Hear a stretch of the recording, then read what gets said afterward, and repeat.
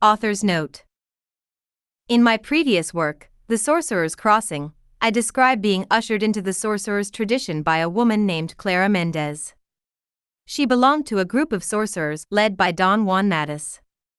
My training under their auspices consisted of two parts. First, I had to perform a thorough recapitulation of my life, using a specific breathing method to recover trapped energy from the past, and second, I was taught a series of sorcery passes, movements and postures designed to reinforce the energy body or the double. After a failed attempt to meet the other members of Don Juan's party by means of a deliberate manipulation of perception, referred to as the Sorcerer's Crossing, I was given further instruction in order to stabilize my energy body. To this effect, I spent many months in a tree house in a grove of trees located somewhere to the front of Clara's house. This phase of my training was guided by the caretaker, Emilito.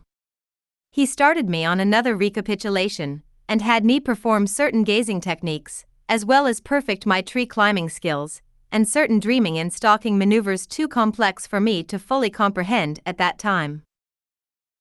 When my energy body had familiarized itself with a new perceptual configuration, a new being in the world, Emilito suggested that I return to Los Angeles to continue my academic training. He assured me that this was necessary in order to balance the right and left sides of my being, and to hone the control required to continue on the sorcerer's path. Chapter 1: The Meaning of Life. The lecture on anthropological research methods had left many questions unanswered for me. After the lecture, later that afternoon, I paid the teaching assistant a visit in order to clarify some points raised by the professor. When I entered the office, I found the teaching assistant at his desk eating pistachio nuts. He was deliberately aiming the shells out the window at unsuspecting students on the lawn below. I had once been sitting on the building's steps, under that very window, when something had landed on the top of my head.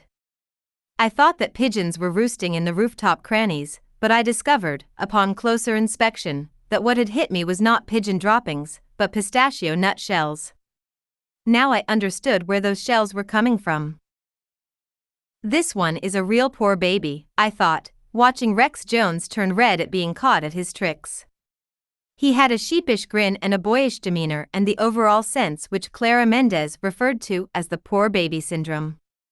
She pointed out that all of us were operating under the social and psychological command that we had to regard ourselves and present ourselves at all times, if possible, in the light of poor baby, me. At the time she told me this, I resented it immensely and argued the point, but after a soulful examination, I had to admit that I myself loved to be regarded as a poor baby. Not only this, but I had not come across anyone who did not fall into that category.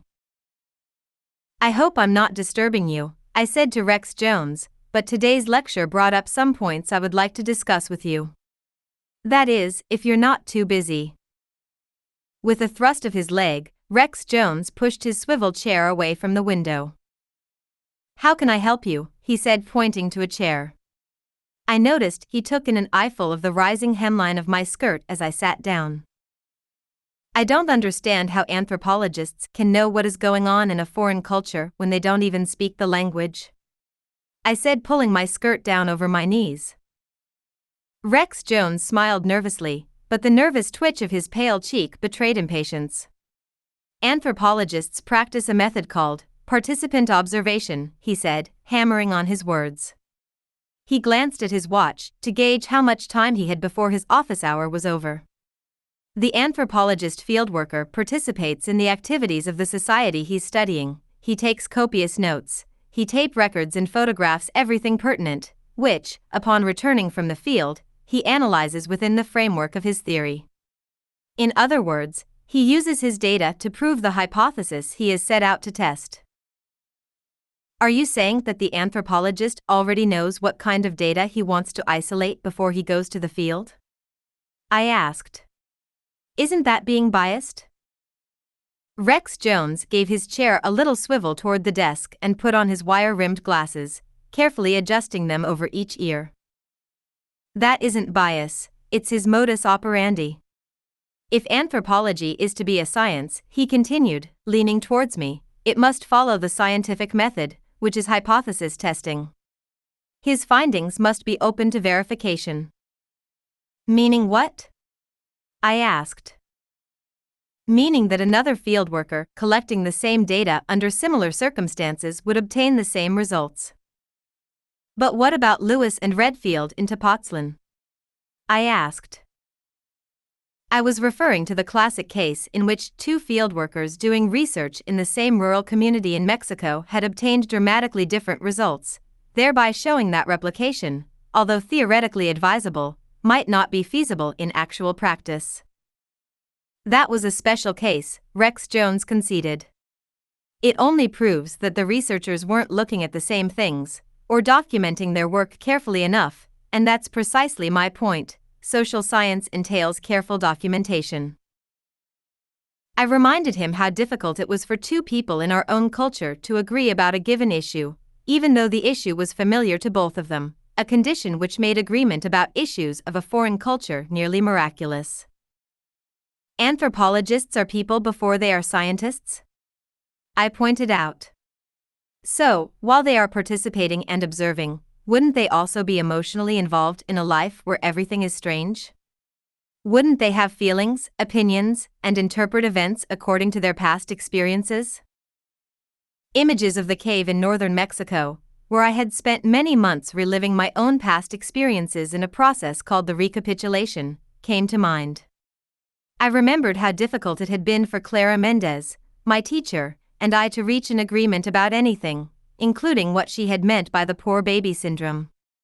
She was departing from the inconceivable viewpoint of what she referred to as the sorcery tradition, and I saw everything from the predictable vantage point of my middle-class upbringing. We had heated arguments in her kitchen, disagreements in which we were talking at cross purposes, not seeing the world in the same terms at all. Rex Jones chuckled condescendingly at my moment of introspection, which he seemed to interpret as confusion. "You're missing the point," he said, shaking his head. "That's precisely why anthropologists need to follow a strict methodology decided upon beforehand. Fieldworkers must refrain from making subjective interpretations and stick to recording objective facts. Look at the sociologists downstairs." He was referring to the Department of Demographers, who had their offices on the second floor.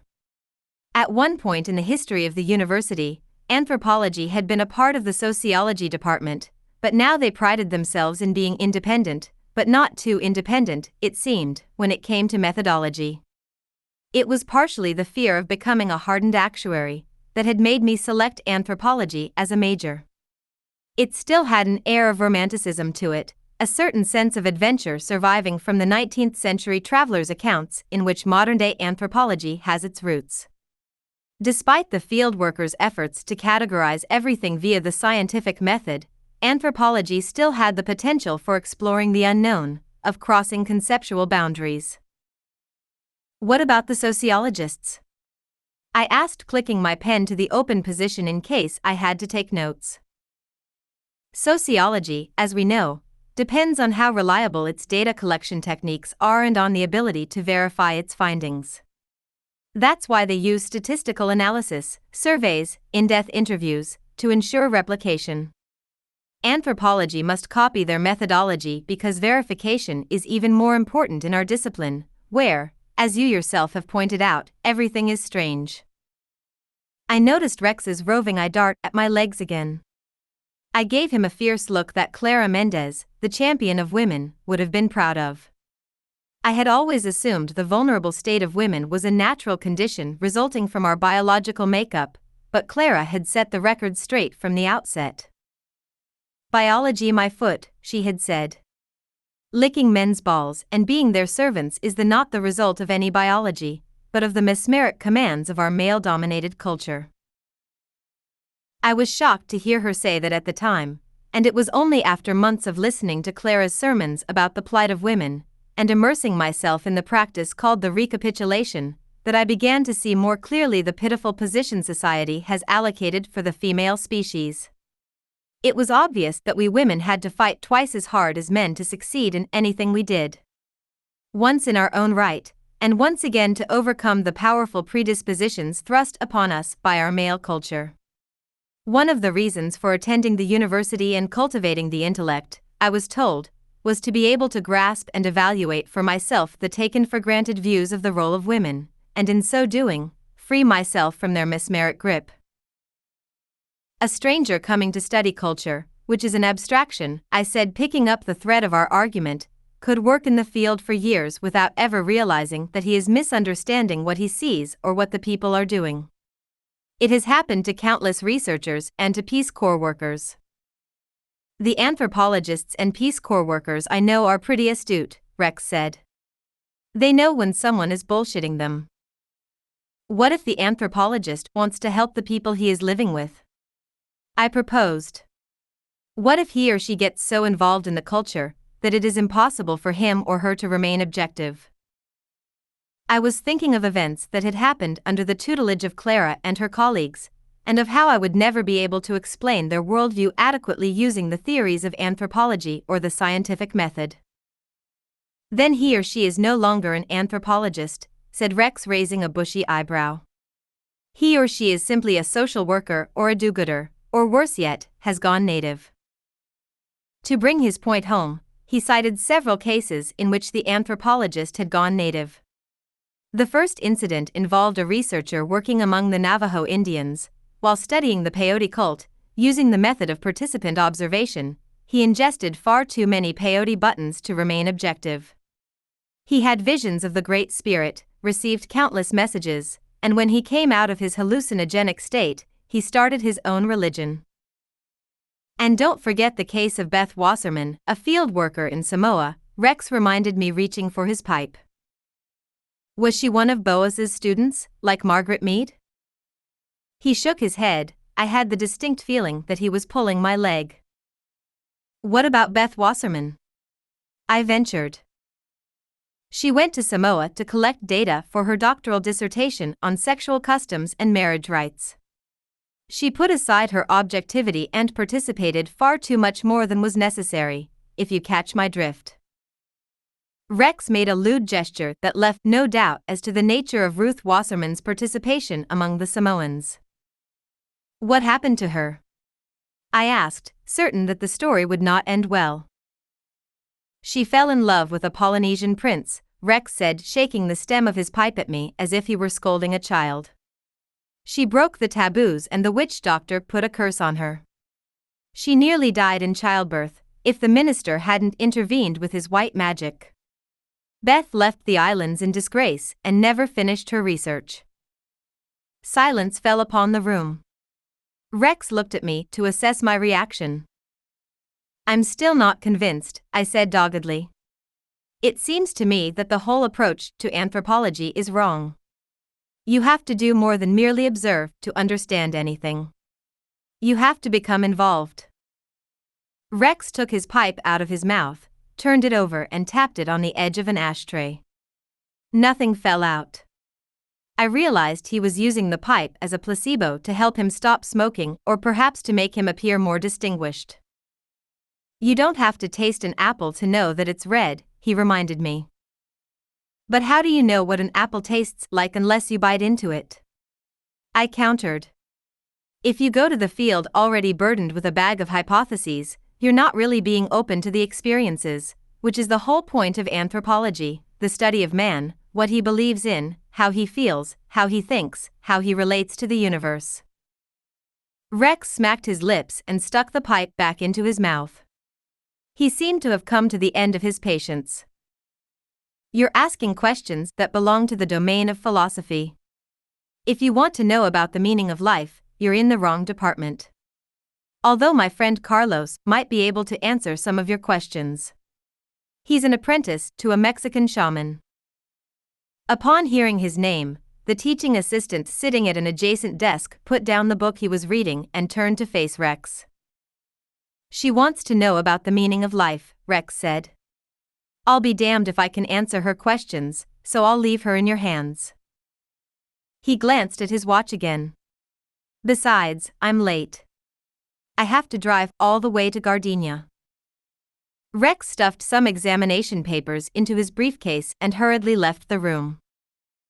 What's so pressing in Gardenia?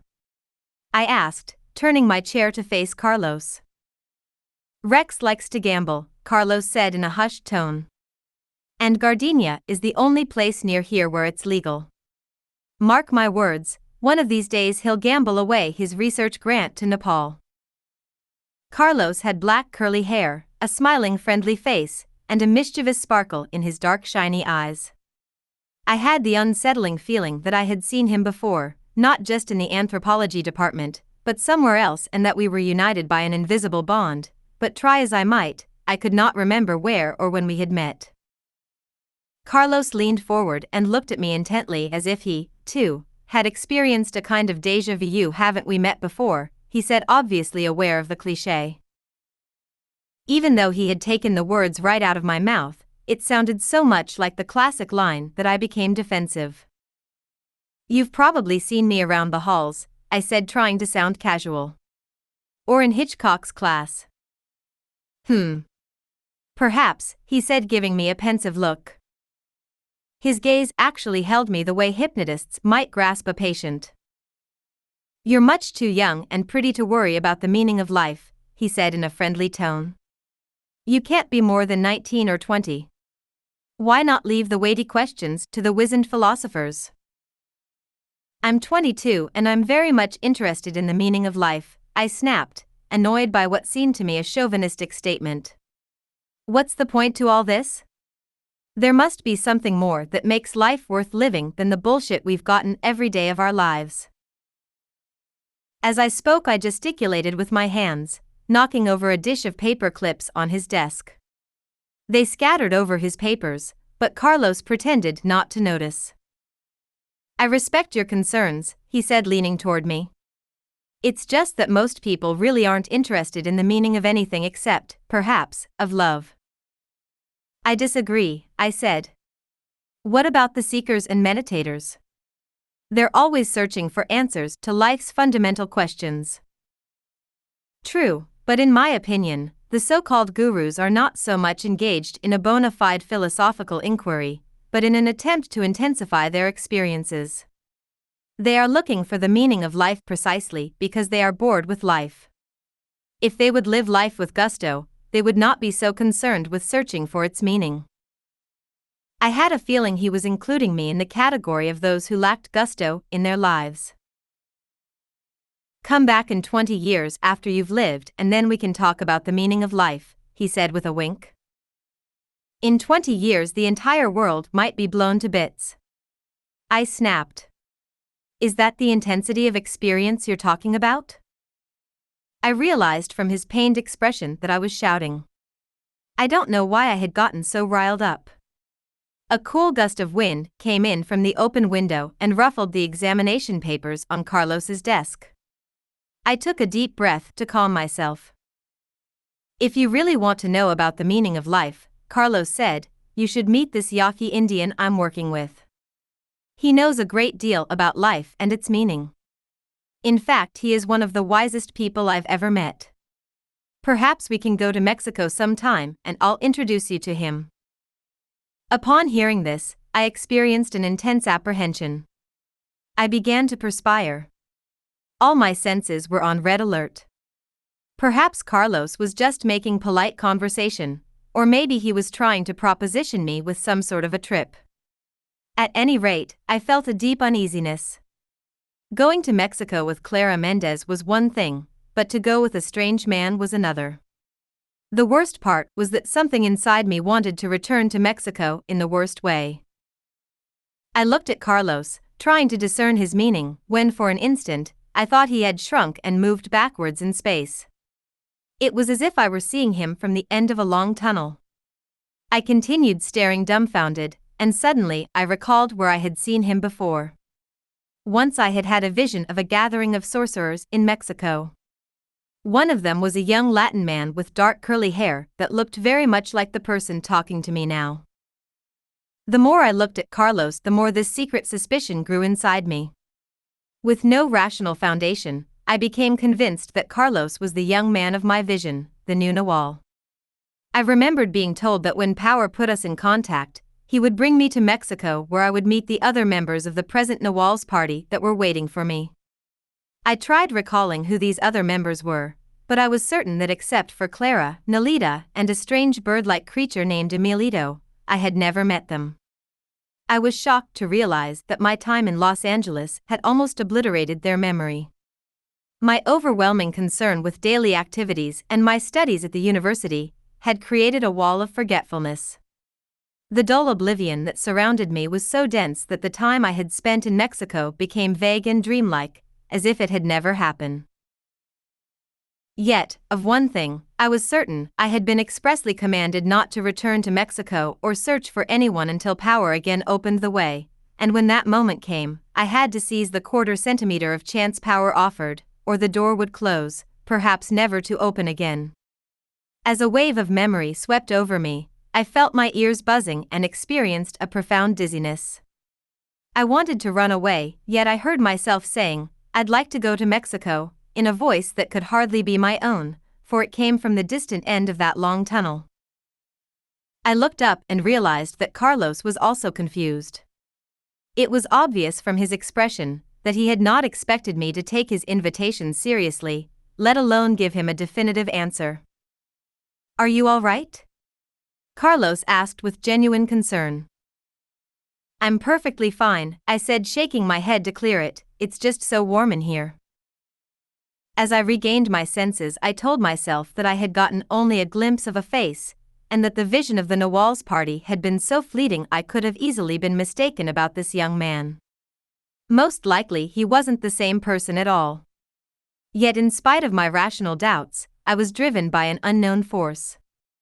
I had the certainty that if Carlos was the man in my vision, I could only find that out in Mexico, and if I didn't act now, I would never get another chance. "I do want to go to Mexico," I repeated. "Well, that would be great," Carlos said uneasily, gathering up the paper clips I had spilled. "We'll do that sometime." "I really want to go. When would be a good time?" "I go to Sonora every other weekend," Carlos said hesitantly. "All right. How about next weekend? I'll be through with my exams by then." "Whoa, not so fast," Carlos said, trying to back off. "Don't you think we should go to a movie or have dinner or something first, instead of rushing off to Mexico? After all, we hardly know each other." "Movies bore me, and I never eat in restaurants," I said. "Besides, I'd like to meet this sorcerer informant that you are working with. I promise I wouldn't be in the way." I could tell Carlos was peeved by my insistence, but that his curiosity was also piqued. He seemed to be considering the possibilities, but then had a sudden change of heart. "Really, I don't think I could just spring someone on the old man," he said. "Especially a young woman. Do you speak Spanish?" "Yes, I do," I lied without flinching. He looked surprised. "It still isn't a good idea. I don't know why I brought it up in the first place. Let's forget the whole thing." "It is a good idea," I said enthusiastically. "Think of it as an appointment with destiny." Again Carlos hesitated. "How about asking your informant if it's all right to bring a friend from the university?" I suggested. "A fellow anthropology student. What harm is there in that? If he says, no, we'll forget about it. It can't hurt to ask. What do you have to lose?" Carlos sighed with relief, as if he had found a way out. He was certain that his Yaqui Indian informant would not wish to meet a young woman from the United States. "All right, I'll ask if I can bring someone," he conceded. "If he agrees, I'll call you and you can join me in Nogales." I wrote my phone number on a scrap of paper and handed it to him. I watched him slip it into his shirt pocket. As I left the room, I was certain he would never mention me to his Indian informant, let alone use the phone number. The following week, late at night, I received an unexpected phone call. Chapter 2, Nogales. I looked at my watch. It was 5:53 a.m. I had driven straight from Los Angeles to Nogales, stopping only twice to refuel and to grab a bite to eat. Carlos had asked me to meet him at 9 o'clock in front of the Greyhound bus depot, but I had given myself plenty of leeway in case the traffic was heavy or I had car trouble. As I parked the car in an all-night parking lot near the bus depot, I wondered if I had made the right decision in coming. Carlos had sounded strange during the brief telephone conversation. It was as if he couldn't talk or was reluctant to do so. I could have easily misunderstood the time and place of our meeting. There had been a great deal of static on the line, with a Spanish-speaking female voice interrupting. I had assumed it was the operator, but now I wasn't certain. Despite the feeling of having met him before, I didn't really know Carlos and I wasn't familiar with Mexico, for I had never ventured beyond the vicinity of Clara's house. Rural Mexico was, to me, a hostile and rugged country where anything could happen to the unsuspecting traveler. Also, I had been exaggerating when I told Carlos that I spoke Spanish. The few classes I had taken at the university hadn't given me a command of the language. Once again, it seemed, I had jumped into a situation I was completely ill-equipped to handle. The long drive had left me exhausted. I set the alarm of my wristwatch for 8:30, then stretched out along the back seat to relax. With my eyes closed, I practiced some recapitulating breathing, a practice I had neglected to keep up. I wondered if, by returning to Mexico, I would be able to better understand some of the inconceivable events that had taken place under the guidance of Clara and her group of sorcerers. Those events now seemed so distant that trying to recall them filled me with a deep melancholy. My constant concern with myself and my daily activities had clouded my vision, and in spite of the months of recapitulating and the countless promises I had made to change, old ways and feelings had slowly crept back like crabgrass, whose growth had been trimmed, but whose roots remained stubbornly intact. Then sun beat down on my head when I awoke from a sound sleep. I had been dreaming I was gazing at leaves of the grove of trees in front of Clara's house. I experienced instant panic. It was 9:30. The alarm had failed to go off, or if it did, I had not heard it.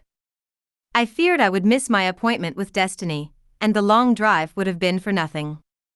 As usual, I had been careless, when I should have remained alert. On top of everything, the sun, shining through the car window, had given me a king-sized headache. In my hasty departure, I neglected to bring a hat. I locked the car door and headed for the bus depot where I joined the crowd of people milling about in a great hurry. Everyone was either going towards the border or had just crossed over and was rushing away from it. I nearly collided with a hunchbacked woman. When I heard crying, I realized that the woman wasn't hunchbacked at all. She was carrying a baby wrapped in a rebozo tied to her back and shoulders. Not even the baby's head was visible, and I wondered how it could breathe. I felt so sorry for the woman that I gave her a $10 bill. She took it and smiled gratefully, flashing a silver front tooth. At the sight of money, I was instantly surrounded by a group of boys selling lottery tickets. They all insisted that I buy one or at least let them carry my bag. I bought a box of chiclets from a girl in pigtails and hurried past stands selling belts, ponchos, and pottery figurines. I wanted to buy some bananas, for the last meal I had eaten was a meatloaf sandwich at Gila Bend, but I didn't dare take the time. I needed to get to the Greyhound bus depot in a hurry. Cars were parked or stopped in every available space and everyone seemed to be honking at the same time. I stood on the street corner waiting for an opening to cross, when I saw Carlos in the distance, waving his hand.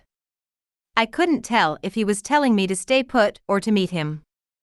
I was so relieved to see him that I hurried across the street, stopping a few cars in the process. At close range, Carlos looked different. His clothes smelled of mesquite-wood smoke. At the university he wore tailored slacks and sports coats.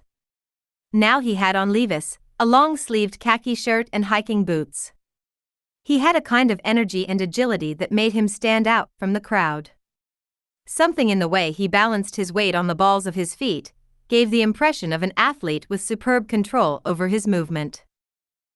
"I suppose you thought I wasn't going to show up," I said to break the awkwardness. "You're right. I was beginning to wonder if you were coming." How was the drive? I was in a daze through most of it. Luckily, there wasn't much traffic. I would have been on time, but I fell asleep. My God. Did you have an accident? No, I woke up in the nick of time, but that's the reason I'm late. He gave me a confused look. I realized that he had thought I had fallen asleep at the wheel while driving rather than in the back seat. To be perfectly frank, I said quickly, I didn't expect to hear from you. Me too, Carlos said, taking my bag. I was surprised when I was told to call you. Who told you to call me?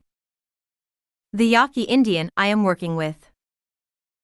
Carlos explained that true to his promise he had mentioned to his informant that he had met a student at the university and that he had invited her to come to Mexico. My informant wanted me to tell him in detail the circumstances of our meeting, Carlos continued. What did you tell him? I described to him how Rex Jones got fed up with your questioning and handed you over to me. Apparently, that was an omen. What do you mean by an omen? Don Juan said that things never come to us directly, that there always has to be an usher who opens the door, and that if we didn't jump at that precise instant, the door would close and we would never know what might have been. Carlos looked at me seriously. You mean Rex Jones is some sort of an usher? I asked, confused. He nodded. According to Don Juan, mysterious forces were at work. Something in me had voiced an invitation to bring you to Mexico, and something in you jumped to accept it. That could only mean one thing. What was that? I wondered if it wasn't the one thing that is on every man's mind where an overnight trip with a woman is concerned. Carlos took my arm to help me around an open manhole in the sidewalk. It means, he explained, that at one level, we were both aware of the importance of the moment. It also means that power had opened the way, and that we have to be impeccable in order to travel under its auspices. In other words, we are in the hands of power moving through an open door. A cold shiver ran up my back. I was afraid I was not prepared for such a journey. From now on, neither you nor I are in charge of what will happen, Carlos continued. Whatever may happen after we cross the border, falls within the designs of power. In other words, something besides you or me will be calling the shots. He gave me a penetrating look. Are you up to it? Before I could reply, we found ourselves at the border checkpoint. Carlos told me that he had left his car on the other side, and that he would cross over and wait for me in Mexico. He showed me which form I needed to fill out and which door I would be passing through to enter Mexico. He handed me my bag, then left through that same doorway and disappeared around the corner of the building. I didn't like being left alone. I envisioned it as a test to see if I could make it across on my own. Or perhaps, Carlos thought I spoke enough Spanish that I didn't need him to translate. While I waited in line, I began assessing my situation. I was about to embark on a journey with someone I had seen in a vision, on a quest for power in a manner that could only be called following the designs of the spirit.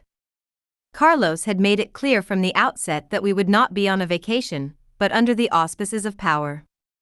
I didn't know what power meant, but I knew that it was too abstract a concept for precise definitions. On such a journey, all one could do was to acquiesce and follow its elusive course. As I mulled things over, I had the distinct feeling I was being watched. Perhaps Nolita or Mr. Abelar were among the Mexicans that had lined up to cross the border.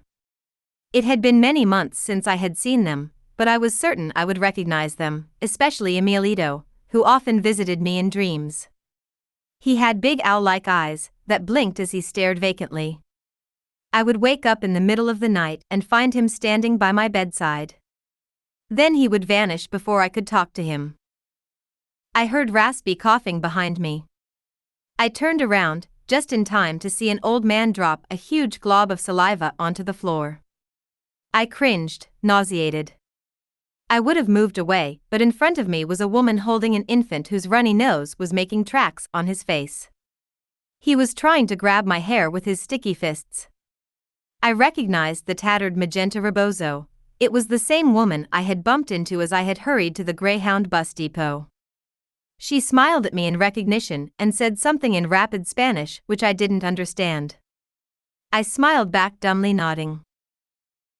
It was hot and stuffy and I felt dizzy, but I didn't dare to go to the door for fear of losing my place in line.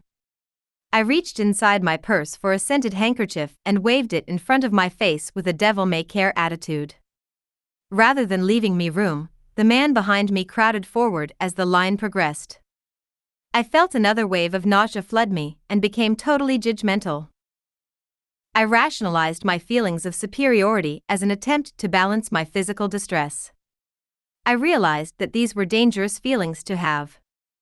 During the long hours of recounting my life, I had discovered that I had been surrounded by people who felt intrinsically superior to everyone else.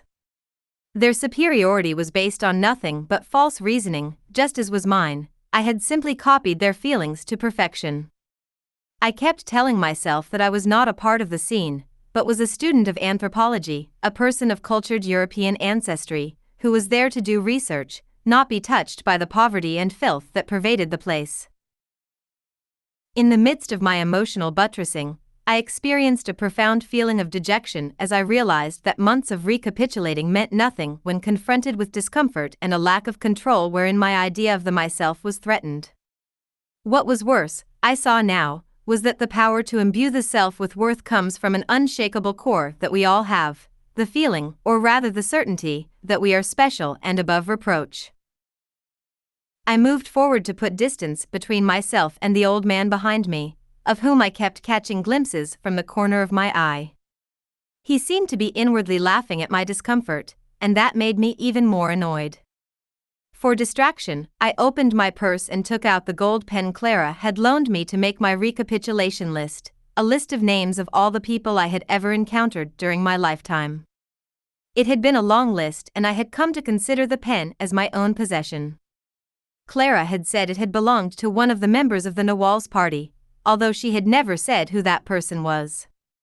When I returned to Los Angeles, I took the pen with me and used it to take my examinations at the university. If I did not have my power pen with me, I always felt I did poorer on the exams. I filled out the tourist card, but before I could return the pen to my purse, the old man behind me butted up against me and asked, "May I borrow your pen?" Startled to hear English spoken, I turned around to face him. He was old, but not decrepit, of medium height, with a wide flat nose and oriental-looking eyes. He had an air of familiarity about him as he smiled in a friendly manner. I looked at his hands, they were dirty. I did not want to lend my power pen to a stranger who might contaminate it with weird energy, or worse yet, pocket it while I wasn't looking. I wanted to say I didn't have a pen, but he had obviously seen me using it. Besides, outright lying was something I had trouble doing. The recapitulation had helped me realize that my reluctance to lie stemmed from several painful childhood incidents. On one occasion, my mother had accused me of tracking mud onto her newly polished linoleum floor. I had had no trouble lying then, and I had accused my younger brother of dirtying up the floor, but when my mother found my muddy shoes under my bed, she made me apologize to my brother and to beg his forgiveness. I also had to go to bed without supper. Later, as I recapitulated this event, I realized that it had not been so much the dirty kitchen floor that had infuriated my mother, but the act of lying, which was something well-brought-up girls simply ought not to do. I looked at the old man. As if sensing my preoccupation, he wiped his hands on the front of his shirt to clean them. "It's a beautiful pen," he whispered, leaning closer. "I will guard it carefully. Too many thieves around." I couldn't tell if he was being facetious, but as if in a daze, I slowly handed him the pen. From the corner of my eye, I kept a close watch to make sure he didn't pocket it. I sneaked a few sideways glances at his face too. It was quite striking, now that I got a better look. He had high cheekbones, strong Indian features, and eyes that burned with a fierce bird of prey intensity that reminded me of Emilito's. It gave the man an awesome, yet strangely appealing quality. Watching his face made me dizzy. I heard a loud buzzing in my ear and felt a pressure at my solar plexus. The room began to sway and I felt as if I was about to keel over. "Lean on me," the man said as he pressed my back to steady me. "When is the baby due?" the woman in front of me asked, turning around. "What are you talking about?" I stammered. I realized, then, that they must have thought I was pregnant and that was why I was feeling faint. "I know how you must feel, dear," said the woman, giving me a sympathetic pat. She looked like Clara, only shorter, stockier, and darker complected. "When I was carrying Haim," she continued, "I used to feel faint all the time." "I'm fine," I said. "I just haven't eaten." "I saw you in the street with that young man," she continued as if she hadn't heard me. "Is he your husband, or did you cross the border to get married?" "I did not come to Mexico to get married," I yelled, "and I'm not pregnant." Everyone in the room turned to look at who was shouting. A young man leaning against the wall smiled and shook his head as if he knew better. "Perhaps you came for an abortion," the old man said with a snicker. "Shame on you." He grinned, making his eyes look wild. I was so embarrassed that I had a hard time taking in enough air. I stared at the old man's face. His eyes were shining as if illuminated by two tiny flames. They were black, glossy, like an animal's except for two tiny dots of amber light that kept getting larger and larger. Yet try as I might, I could not turn my head away. I became mesmerized by his eyes. The room became a white haze except for the man's face, which had a golden ring around it. Then his face started to expand until his features disappeared altogether. All that was left was a ball of light. I was no longer in the room, but seemed to be moving at infinite speed through a long black tunnel. "Make room," I heard someone call. "Give the gringa some air." I opened my eyes to see muddy shoes and khaki trousers. I was gazing up at a handful of strangers who were looking down at me. I realized then, I was lying on the floor of the border checkpoint. The thought of being on that dirty floor full of spit and filth made me immediately raise up. Someone helped me to stand by pulling my arms. Another person handed me water in a paper cup. Gratefully, I drank it, not thinking whether it was drinkable or not. I remembered my pen. I looked for the old man with the burning eyes, but to my dismay, he was nowhere in sight. A younger man solicitously handed me half of a cheese sandwich wrapped in cellophane. I took it numbly. All I wanted was to get out of that room into the fresh air. When the official stamped my form, I hurried out the side door, stepping into air, light and mariachi music coming from a nearby restaurant. Across the street I saw Carlos talking to some men sitting on large cement sacks that had been stacked up against the side of a building. When I approached, he did not introduce me, but hurriedly broke off the conversation. "No problems crossing?" he asked. "It was so stuffy in that room that I keeled over and hit the floor," I said dryly. Then someone swiped my gold pen, and everyone accused me of being pregnant, but other than that, it all went fine. "Are you serious?" he asked. "Do I look like I'm joking?" He looked at me concerned. I imagined my pallor was as gray as the powdered cement scattered over ground. "When was the last time you've eaten?" I had a fleeting image of Clara's well-lit kitchen and the wonderful meals we would have there prepared by the elusive caretaker, Emilito. "A lifetime ago," I said, knowing that I was indulging in melancholy and self-pity. I allowed the waves of dejection to pass until I felt at ease again. Carlos said something in Spanish to the people he had been talking to, and they all looked at me and shook their heads pathetically. "Carlitos certainly has his hands full," one of them said in heavily accented English, and everyone giggled and nodded in agreement. Then I saw a man walk past us at a brisk pace. He seemed to be in a great hurry, but he paused and turned for an instant as if he wanted me to see his face. "That's him," I said, grabbing Carlos's sleeve. "He's the one who took my pen." "Who?" Before I could point the man out, he disappeared in the crowd of Mexicans gathered in the street. Chapter 3, Santa Ana. It was hot in the Sonoran Desert, over 100 degrees in the shade. In a car without air conditioning, it was like being in an oven turned on low. I had learned to make beef jerky that way, leaving the thin strips of meat on an oven rack to dehydrate overnight. The windows of the Chevrolet were rolled down and the hot air fanned my face. I felt like a piece of beef jerky, dry and lifeless. Can you be more specific as to what we are going to do on this journey to power? I asked Carlos, pulling down the visor to shield my eyes from the glare of the road. Carlos glanced at me in spurts as he drove.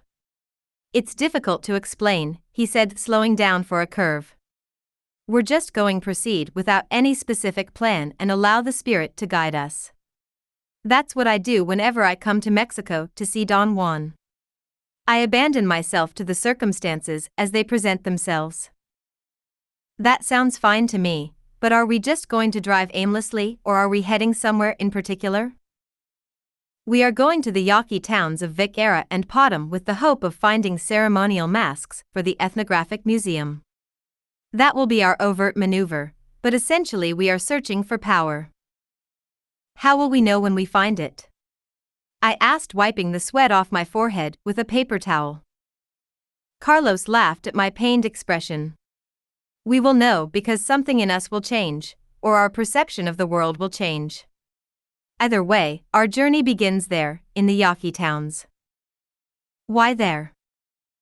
Because that's where Don Juan and his associates gather to renew themselves. That is where the sorcerers of his group come to restore their power. The terrain from Nogales to Hermosillo was desolate. For miles there was nothing to see except giant saguaro cacti and long spiny ocotillo interspersed with toyon trees and small shrubs. Now and then we passed a dense cluster of prickly pear with small birds pecking at its red fruit. For distraction, I tried to identify as many different types of flora as I could. If I did not recognize a plant, I asked Carlos its name. He seemed very knowledgeable regarding the vegetation of the area. At one time I wanted to study the medicinal properties of plants, he said, and Don Juan often took me hiking in the desert. Is it possible to survive in the desert? I asked. The Indians use the barrel cactus as a source of water, and of course the fruit of the tuna is edible, he replied, as well as many of the other shrubs and roots, but you have to know about plants. The Pan-American Highway cut the flat terrain like a black ribbon. I watched the white line stretching ahead of us until it disappeared near the horizon in a shimmering mirage of vaporous water. To ease my distress, I fanned myself with a cologne-scented handkerchief. Carlos glanced at the white cloth waving like a flag of truce and wrinkled his nose. It smells like a rose garden, he said, half smiling, but when he sneezed, I could tell the perfume bothered him.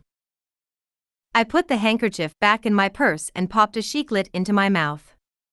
For distraction, I tested myself on how many variety of flora I could actually identify without his help. I could pick out the bisnaga, the tuna, the maguey, which is used to make tequila, the tall yucca that blooms only once every 10 years, and, of course, the manzanilla and toyon trees loaded with scrumptious but inedible red berries. Around noon we came to a stretch of highway that was being repaired. We slowed down to a crawl and I watched the shirtless road workers manually filling in potholes.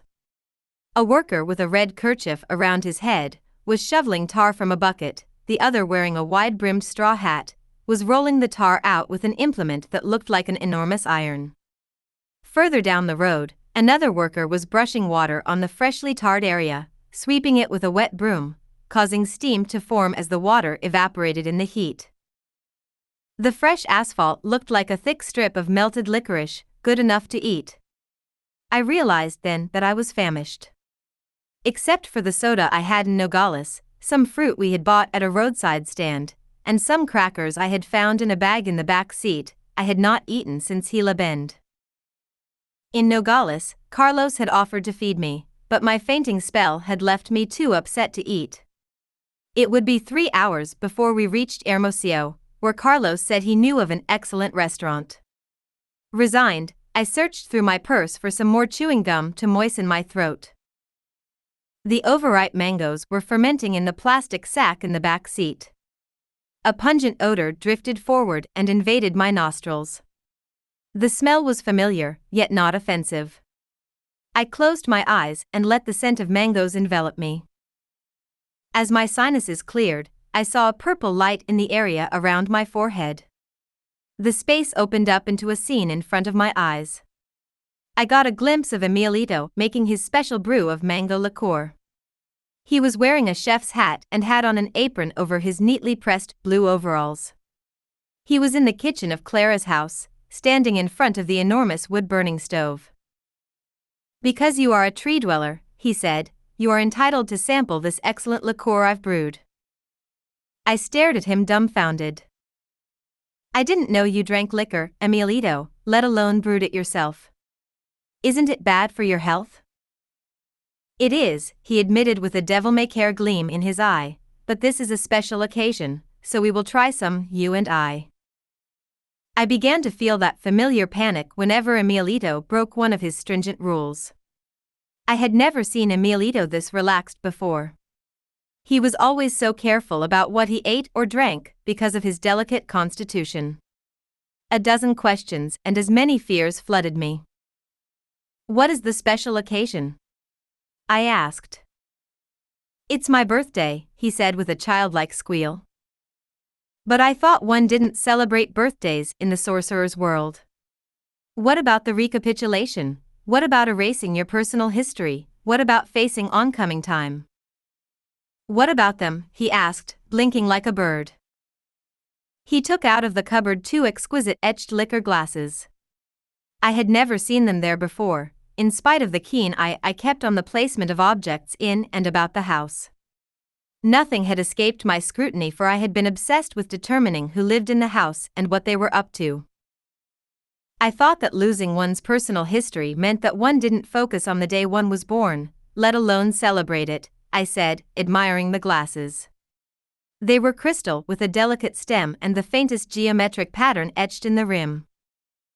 He carefully set the glasses down on the table. "Where did you ever get that idea?" he asked. "The day you were born is most important." "It's a day I want to forget," I said. He smacked his lips. "Well, if it isn't important to you, then it is to me." "I don't understand." "It's important because that was the day I began repaying my debt," he explained. "I still don't get it." "Can you tell me what you mean?" "The day you woke up in the harness and lowered yourself down from the tree, and the first moment you laid eyes on me at this very kitchen door, that was the day I began repaying my debt. As far as I'm concerned, that was your birthday and, in a way, mine too, and in case you didn't know it, which you don't because you have a sluggish, lazy mind, that day was exactly 1 year ago from today. So, Taisha, let's drink up and celebrate our freedom." He handed me the sherry glass filled with a yellow-orange thick liquid he had poured out of a clear distillery flask, the kind with the bulbous bottom one sees in a chemist's laboratory. He held up his glass and waited for me to do the same. I had the foresight to know that as soon as our glasses touched, something monumental would happen. I hesitated. I didn't want to toast, and yet I was compelled to follow Emilito's gesture. Reluctantly, I held up my glass and said "Prost" the way Emilito had, and even tried to smile a bit. Then he insisted we clink glasses. He sipped his liquor delicately, savoring every bit. I cautiously took a sip of mine. I nearly choked. It tasted like sweet turpentine. Thick and sticky and warm. Emilito, happy that I was drinking his concoction, looked at me with such hopeful anticipation that I took another sip. "Isn't this really something?" he said, waiting for my reply. "Yes, it is," I said, trying not to grimace. That was all I could say. The liqueur had burned my throat and I wondered if I would ever talk again. He made me drink every drop and then I passed out. I remembered having the most vivid dream. There was Clara and Manfred and gorgeous Nolita. I thought we were at a picnic ground, until I realized it was the back of someone's house. There was an open fire in an oil drum filled with mesquite wood and a grid on top.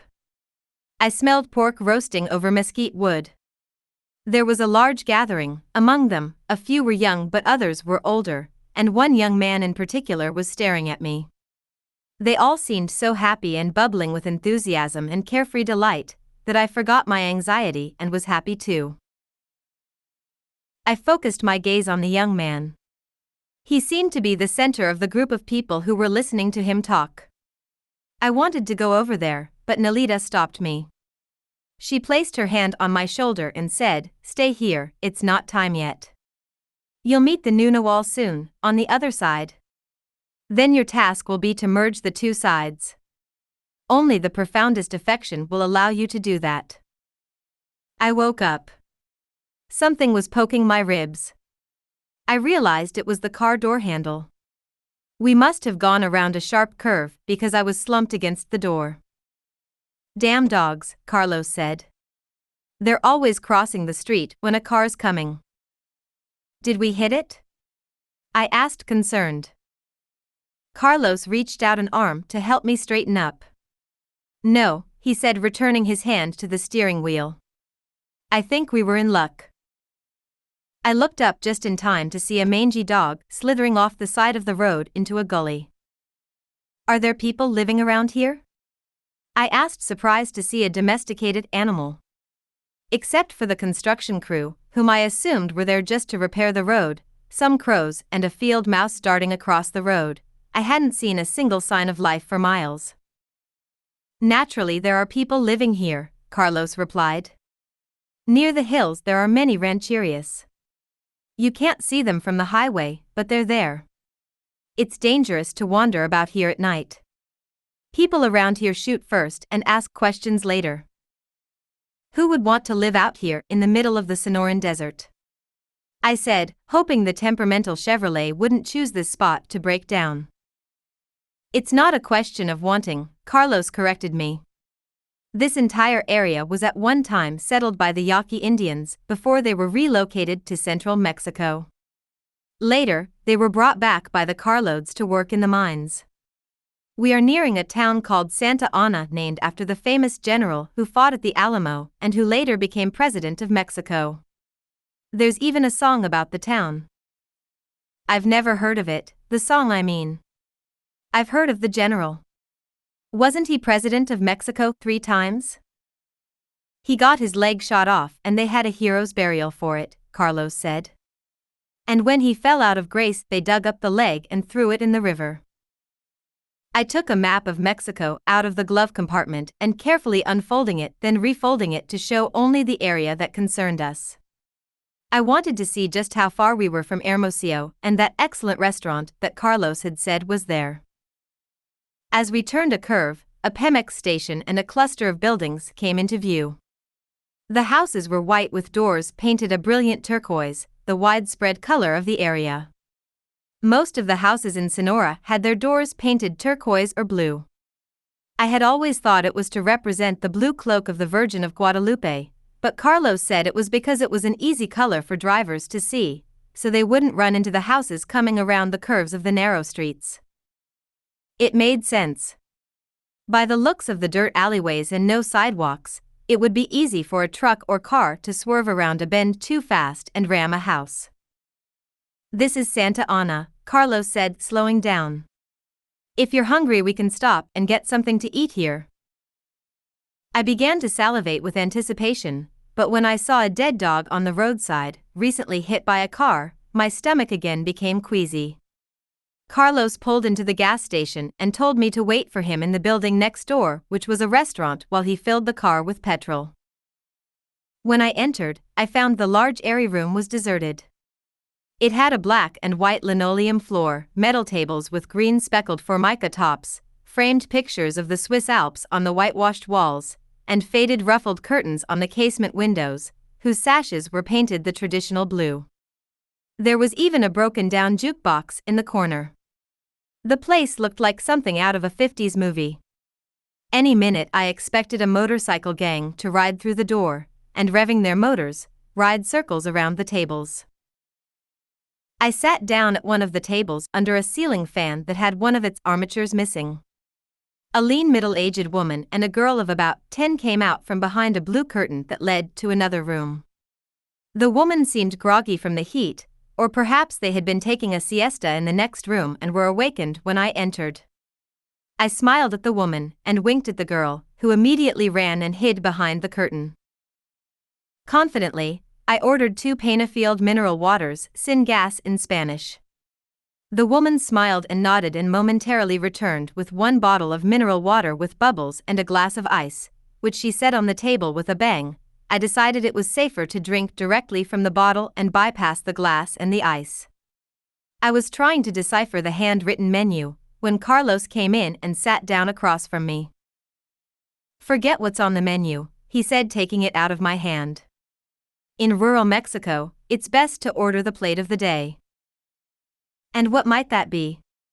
I asked, handing him a napkin I pried out of the stainless steel napkin holder. "I'll find out." He beckoned for the woman to come over. A friendly exchange followed. Carlos attempted to include me in the conversation, but the flow was too fast, so I just nodded dumbly whenever I thought it was appropriate. Then Carlos turned to me and said in English, "She says the stew is fresh. The meat was just killed today." "What kind of meat are we talking about?" I asked, remembering the dead dog on the highway. "It's hard to say," he replied with a shrug. "Let's find out, shall we? I'll order 2 specialties of the house." Since I had agreed we were on a trip of power and that I would offer as little resistance as possible, I accepted his recommendations with a nod. "Stew will be fine," I said, cleaning my spoon with a napkin. Carlos ordered for me, and the woman, in a faded blue skirt and white blouse, gave me an angry look, apparently offended that I had cleaned the silverware. Right away the woman returned with 2 bowls on a tray along with a stack of steaming tortillas and a bowl of green chili peppers. She set them on the table and I was so famished that before she even took the tortillas off the tray, I was already dipped into the stew. I nearly choked. It was the hottest stew I had ever tasted. I literally had to douse the fire in my mouth with mineral water. The waitress chuckled and pretended not to notice my discomfort, but I suspected that she was getting back at me for insinuating that her silverware wasn't clean and had spiked my portion of stew with extra chili powder. "I can't tell what kind of meat this is," I said after downing plenty of water. "The chili powder is too overpowering." The stew, including the meat, looked uniformly brownish-red, although I thought I detected a few beans or perhaps they were bones. I wasn't sure. "Do you suppose it's dog meat?" I asked, peering at the stew. Carlos took a bite. "No, most likely it's beef," he said and confidently took another bite. On second thought, perhaps it's donkey meat." Regardless of what it was, he made short shrift of his stew. Apparently he was no stranger to chili peppers either, for he ate a couple of the green ones right from the bowl. I, on the other hand, only picked at my food and stuffed myself with tortillas. "I sure hope I'm not eating someone's pet," I said by way of commentary. "Dogs aren't pets around here," Carlos informed me. "There isn't enough food to feed people, let alone dogs. A dog's life in Sonora is truly worth nothing. They have to scrounge all day for food where there isn't any." A fly landed on the tortillas and I quickly shooed it away with a flick of my hand. "How come Mexico is so poor?" I asked, tearing off a bit of the tortilla and leaving the part where the fly had landed. "It seems to me that with all the aid from the United States government, they could grow enough food to feed their population." Carlos shook his head. "There's too much graft and corruption in the higher places," he said. "Very little of the money ever trickles down to where it's really needed." "Graft and corruption," I said. 2 of the meanest words in the English language. I looked at Carlos. His sparkling eyes had taken on a somber air, revealing a more serious side of his nature. "The revolution didn't free the Mexican people," he continued. "It only enslaved them more. Now everything is in the hands of the government or the big agricultural conglomerates, and the people are still going hungry. What kind of revolution is that, when 90% of the land is still in the hands of a meager 10%? Just then the little girl turned on the jukebox, and the room was filled with lively music. It was a ranchera, the typical music of Sonora. The instruments included the small accordion, a harmonica, and some sort of percussion sound, all blended together in a lively beat that reminded me of a German polka. I wondered what the words were and asked Carlos to translate. "I thought you said you spoke Spanish," Carlos remarked. "I do, in an elementary sort of way." "How elementary do you mean?" I realized it would be impossible to keep up a pretense. In a country where only Spanish was spoken, one's deficiencies would undoubtedly become clear. It was better that I made a clean breast of things. "First-year college level," I admitted. "I won't expect you to translate everything. Besides, I understand a great deal." Carlos nodded. Apparently he didn't believe my boasting. The song ended as abruptly as it had begun. The woman came over and stood by the table and chatted with Carlos in a flirtatious manner. I looked on, trying to follow the gist of their conversation. I could tell that she was definitely attracted by Carlos and that at one point she was saying terrible things about her drunken husband, but when I was unable to follow their banter of jokes and laughter, I gave up listening and began assessing the woman's appearance. I was surprised to see that the woman wasn't as old as she had first seemed. In fact, under her untidy appearance, she was beautiful, with large almond eyes, high cheekbones, and perfectly flawless bronze skin. Her elaborate pendant earrings and long, jet-black hair that was done in a single braid gave her an exotic look. Incongruously, she wore a large amethyst ring on the index finger of her right hand. There was something about her that looked familiar, yet I couldn't pinpoint what it was. I wondered who she was, and what caused her to spend her life working in a desert town in Sonora. I realized I was beginning to feel superior again. The woman's entire life had been decided for her. She had no alternative but to follow the designs of her fate. Then I began to pity her for being stuck in a small town, having to wait on customers at all hours, and to take care of a husband who drinks excessively, and an obviously undernourished, sickly daughter. The only excitement in her dreary life would be going to Mass on Sunday and gossiping with her neighbors about the latest birth or wedding. I thanked my stars that I wasn't in her shoes. My thoughts were interrupted when the woman suddenly turned to me and gave me a fierce stare as if she caught the drift of my feelings. A strange uneasiness came upon me as I remembered a previous time I visited Mexico. I was with Clara, also sitting in a restaurant, only it had been full of customers. I recalled how an intrusive stranger sat down at our table uninvited and how Clara dispatched him with a similar intensity that allowed him no alternative but to leave not only our table but the restaurant itself. Now, I felt like doing the same thing, for that woman's stare had cut right through me. On top of that, she had pointed her amethyst-clad finger at me and instantly I got a headache. The woman gave Carlos a smile and me another contemptuous look and left our table, leaving no doubt in my mind that I had completely misjudged her strength. "That woman is a famous cure," Carlos said in a whisper. "She has patients that come to her from all over Sonora." "What? You mean she doesn't live here in the back room?" I said, stunned. "What is she doing waiting on tables? I thought this was her place." "Ermelina is filling in for her sister who is visiting relatives in Hermosillo," Carlos explained.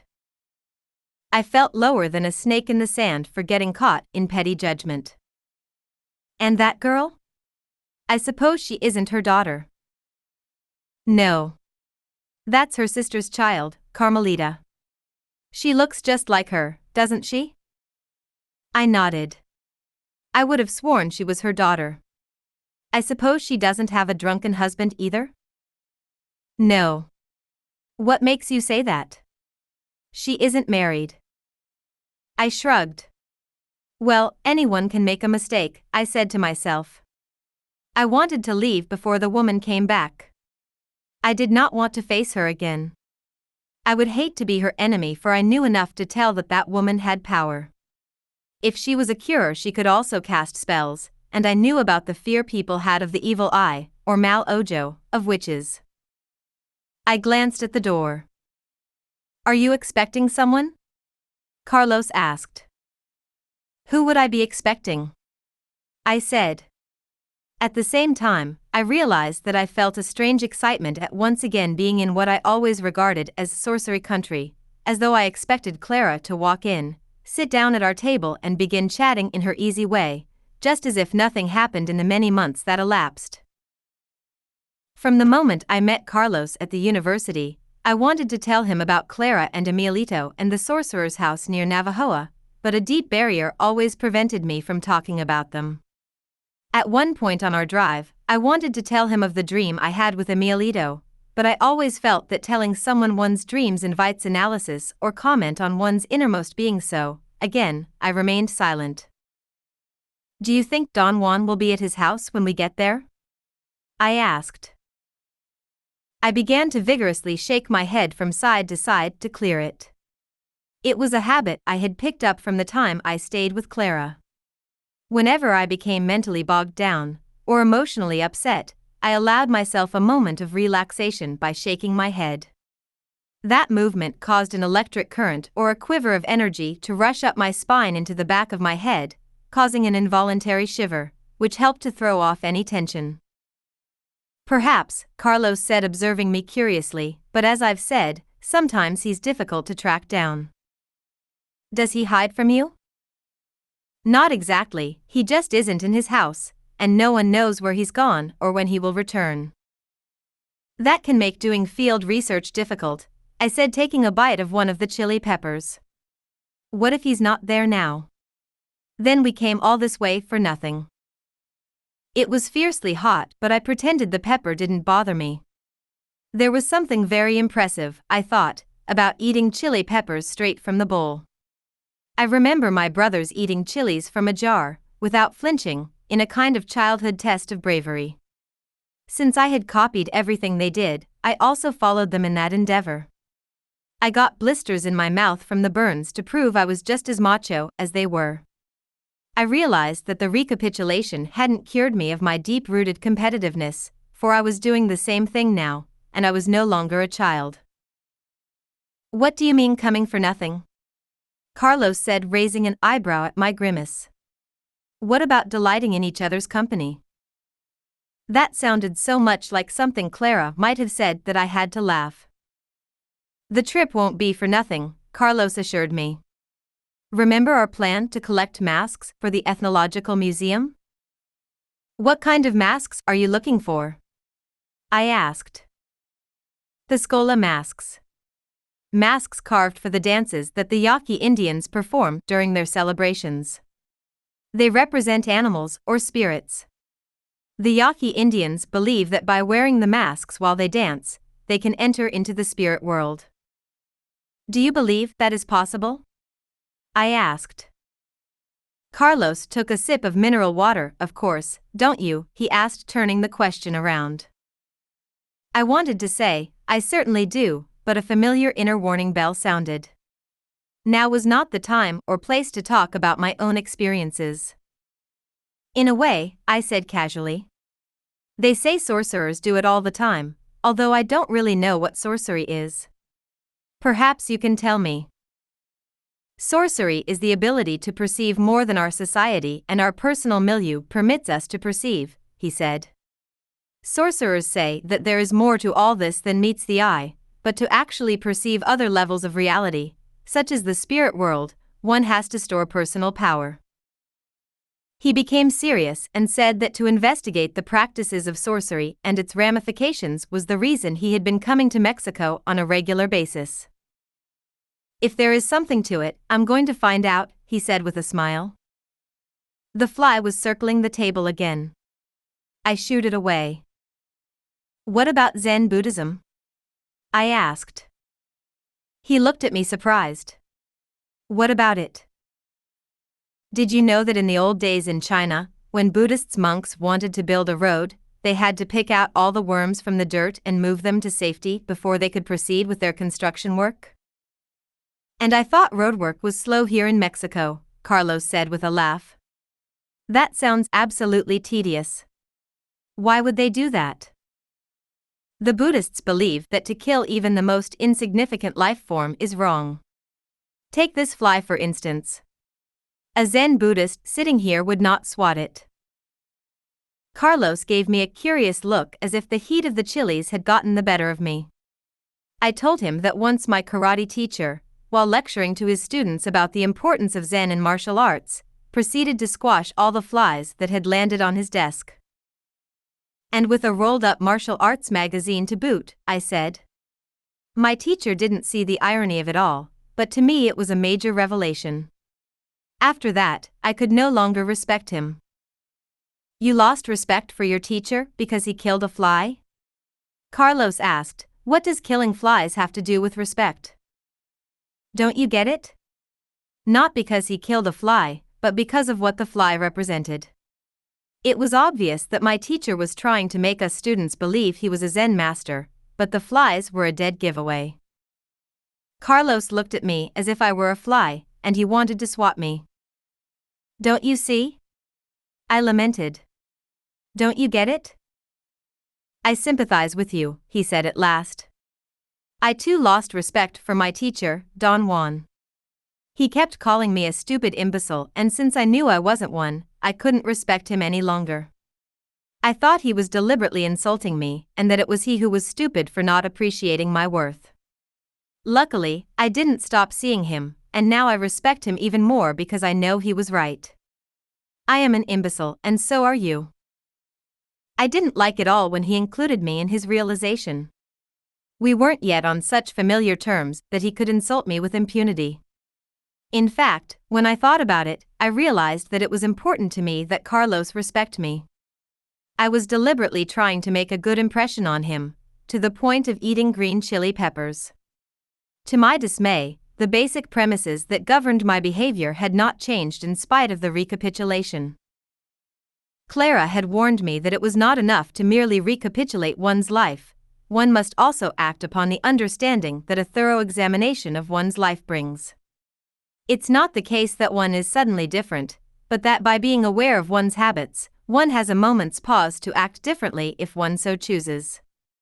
What the recapitulation does is that, by bringing awareness to the foreground, it gives one a chance to be different. Whether or not one takes that choice depends on one's energy at that particular moment. More often than not, I saw that in spite of my understanding of my own behavioral dynamics, my initial reaction was still the same as always. To impress my companion, I said, "Do you know a song called Ich liebe Kaborka?" Without waiting for his reply, I began to sing a few bars of a song Clara had taught me about a town in the Gran Desierto settled by Germans. Carlos was not impressed. In fact, my singing seemed to embarrass him more than my trying to speak Spanish. He told me to pipe down. Instead of complying, I obstinately began to sing louder. I didn't know what had gotten into me, for I never sang in front of anyone. Carlos' presence seemed to be doing strange things to me. When I had finished the whole song, I began to laugh nervously. I knew the heat of the chili peppers had begun to singe my brain, for when I turned my head, I thought I saw Emilito's bird-like face peek out from behind the blue curtain that led to the other room. For a moment he shook his finger at me, warning me not to indulge. It happened so fast that I knew it was an illusion, a product of wishful thinking, like the mirage of water on a desert road. My rational mind explained it away, saying that it must have been that woman cure or the little girl that had poked her head out from behind the curtain. Nevertheless, I took Emilito's phantom warning to heart. I used all my effort to gain control over myself. "What are you looking at?" Carlos asked. "I just thought I saw someone." "But there's no one in the room," he said, concerned. "I mean someone I knew in the past." I looked straight at him. A bubble burst and I knew without a doubt that Carlos was the person Emilito had said the spirit would put me in contact with. Only, there was no way I could tell him that without him thinking I was crazy, and that was the last thing I wanted anyone to think about me, especially Carlos. He seemed too sober, and I felt that only a stable, reasonable person would pass his scrutiny. "Do you know many people in Mexico?" I asked, trying to sound casual. He mentioned the names of several people, but Clara and Emilito were not among them. The woman came back and Carlos gave her some bills to pay for the meal. They chatted while I watched the flies fighting over the crumbs on the table. Then the woman's eyes held mine for a moment, and in that instant I knew we had met before. She was one of the women in the vision I had in Emilito's house. I stared at her terrified, but she did not smile to put me at ease as I would have liked. Rather, to my utter dismay, she regarded me with complete contempt. As we got up to leave, she followed us and whispered harshly in my ear. "Stop indulging, young lady," she said in English, "or you'll be in deep trouble." I reacted with anger and didn't want to believe her, but some part of me knew she was right. Chapter 4, Hermosillo. It was late afternoon by the time we arrived in Hermosillo. We stopped at the main intersection to allow a group of school children wearing blue blazers and knee pants to cross the street. They were accompanied by patrolmen carrying a yellow and white stop sign held up high. When the elderly man lowered the sign, the cars resumed their erratic movement, honking as they made their way through the intersection. With the windows rolled down, I could hear the bells of bicycles, car engines, and barking dogs. We passed houses with potted geranium plants decorating their tile steps, and ornate wrought iron fences and gates protecting the entrances. Carpets of burgundy bougainvillea covered parts of the tile rooftops, wrapping themselves around chimney stacks, or hanging in thick clusters from trellises or balcony railings. Carlos parked the car near the plaza made of a circular park with benches and a gazebo in the center. "Let's stretch our legs for a moment," he said. "I want to stop at a bakery I know and buy some bread and also some fruit before heading on to Guaymas." I was relieved to be able to get out of the car and walk before continuing our journey. The chili peppers I had eaten in Santa Ana had upset my stomach and I needed to go to the restroom badly. "Now don't go following me in with your notebook," I said seriously. Carlos laughed. "It was my friend, Larry, who did the study. I only assisted him on a few occasions." Along our drive, Carlos had entertained me with a story of how a friend of his at the university was interested in studying toilet behavior, cross-culturally. To this effect, Larry kept a notebook on people's activities in restrooms. He had accurate records on who went into the public facilities, how long they spent at the urinals or in the cubicles, whether they wrote graffiti on the walls, how much toilet paper was consumed during each occurrence, whether they flushed, and if so how many times, and when possible, information on whether they wiped themselves from the front to the back, or the back to front, and so on. His friend had complied quite a bit of data, complete with drawings, on the subject of restroom activity, and had submitted his proposal to the National Institute for Mental Health for a research grant. Unfortunately, the cross-cultural study on toilet behavior was not approved due to cutbacks in government funding. "I wouldn't mind living in this town," I said to Carlos after I came out of the restroom and we were walking toward a small park. "Everything is so lush and clean." "Back there in Santa Ana, I got the impression that you didn't like Mexico," Carlos said while stopping to tie his shoe. "That's because I thought I was eating dog meat. This is a beautiful place." "Where do the people work?" "In the fields, or in the mines in the hills, or in construction," Carlos said. While driving into town, I had seen plenty of evidence of construction work. Everywhere people were building or refurbishing buildings. It was obvious that there was no shortage of masons, carpenters, and plasterers here. Near the park, workers were digging a huge pit, perhaps to lay new pipes or to repair an old sewage system. "I used to work in construction," I said with a touch of pride. Carlos looked at me in surprise. "You don't seem like the redneck type," he said, laughing. "I worked for one, though, as an apprentice, although I knew a lot more about carpentry than he apparently did. Lamont was working on a remodeling project and hired me to be his assistant, provided that I didn't complain about his radio that he kept on full blast on the country music station, and his foul language, a habit he had picked up in Vietnam. What type of things did you build? Our first project was a redwood deck, using no nails whatsoever, only nuts and bolts. Quite a challenge. You see, he was a Buddhist from a commune in Oregon, and he was convinced that to use nails would desecrate the wood. I really needed the money, so I tolerated his eccentricities, the loud radio, his beer guzzling, his profanity, and his body odor. Whenever I wanted to quit, he kept telling me that I was working with a master carpenter who had no peers in the construction world, and that I should be paying him for his guidance. Sounds like quite a character, Carlos said. He was. After weeks, he still didn't trust me to use his power tools, which he dusted and oiled every night. I realized it was a situation of observing, hauling lumber, and sweeping up sawdust. That doesn't sound too exciting. It wasn't. Lamont had promised me hands-on experience, but the only actual hands-on experience I ever received throughout the entire project was his prods and pinches to various parts of my anatomy. I was so desperate, I developed a severe allergy to sawdust and began having fits of sneezing. I was going to hang in there for the rest of the summer, but the situation went from bad to worse. What happened? Carlos asked, concerned. He kept insisting I come to his house to see the new kitchen cabinets he had installed, and share a joint of marijuana while listening to some Willie Nelson tapes. Well, I knew what that meant and realized the situation had become hopeless. I quit, and with the money I had saved, I entered the university, where things weren't all that much better where men were concerned, if you know what I mean. Carlos didn't reply one way or the other.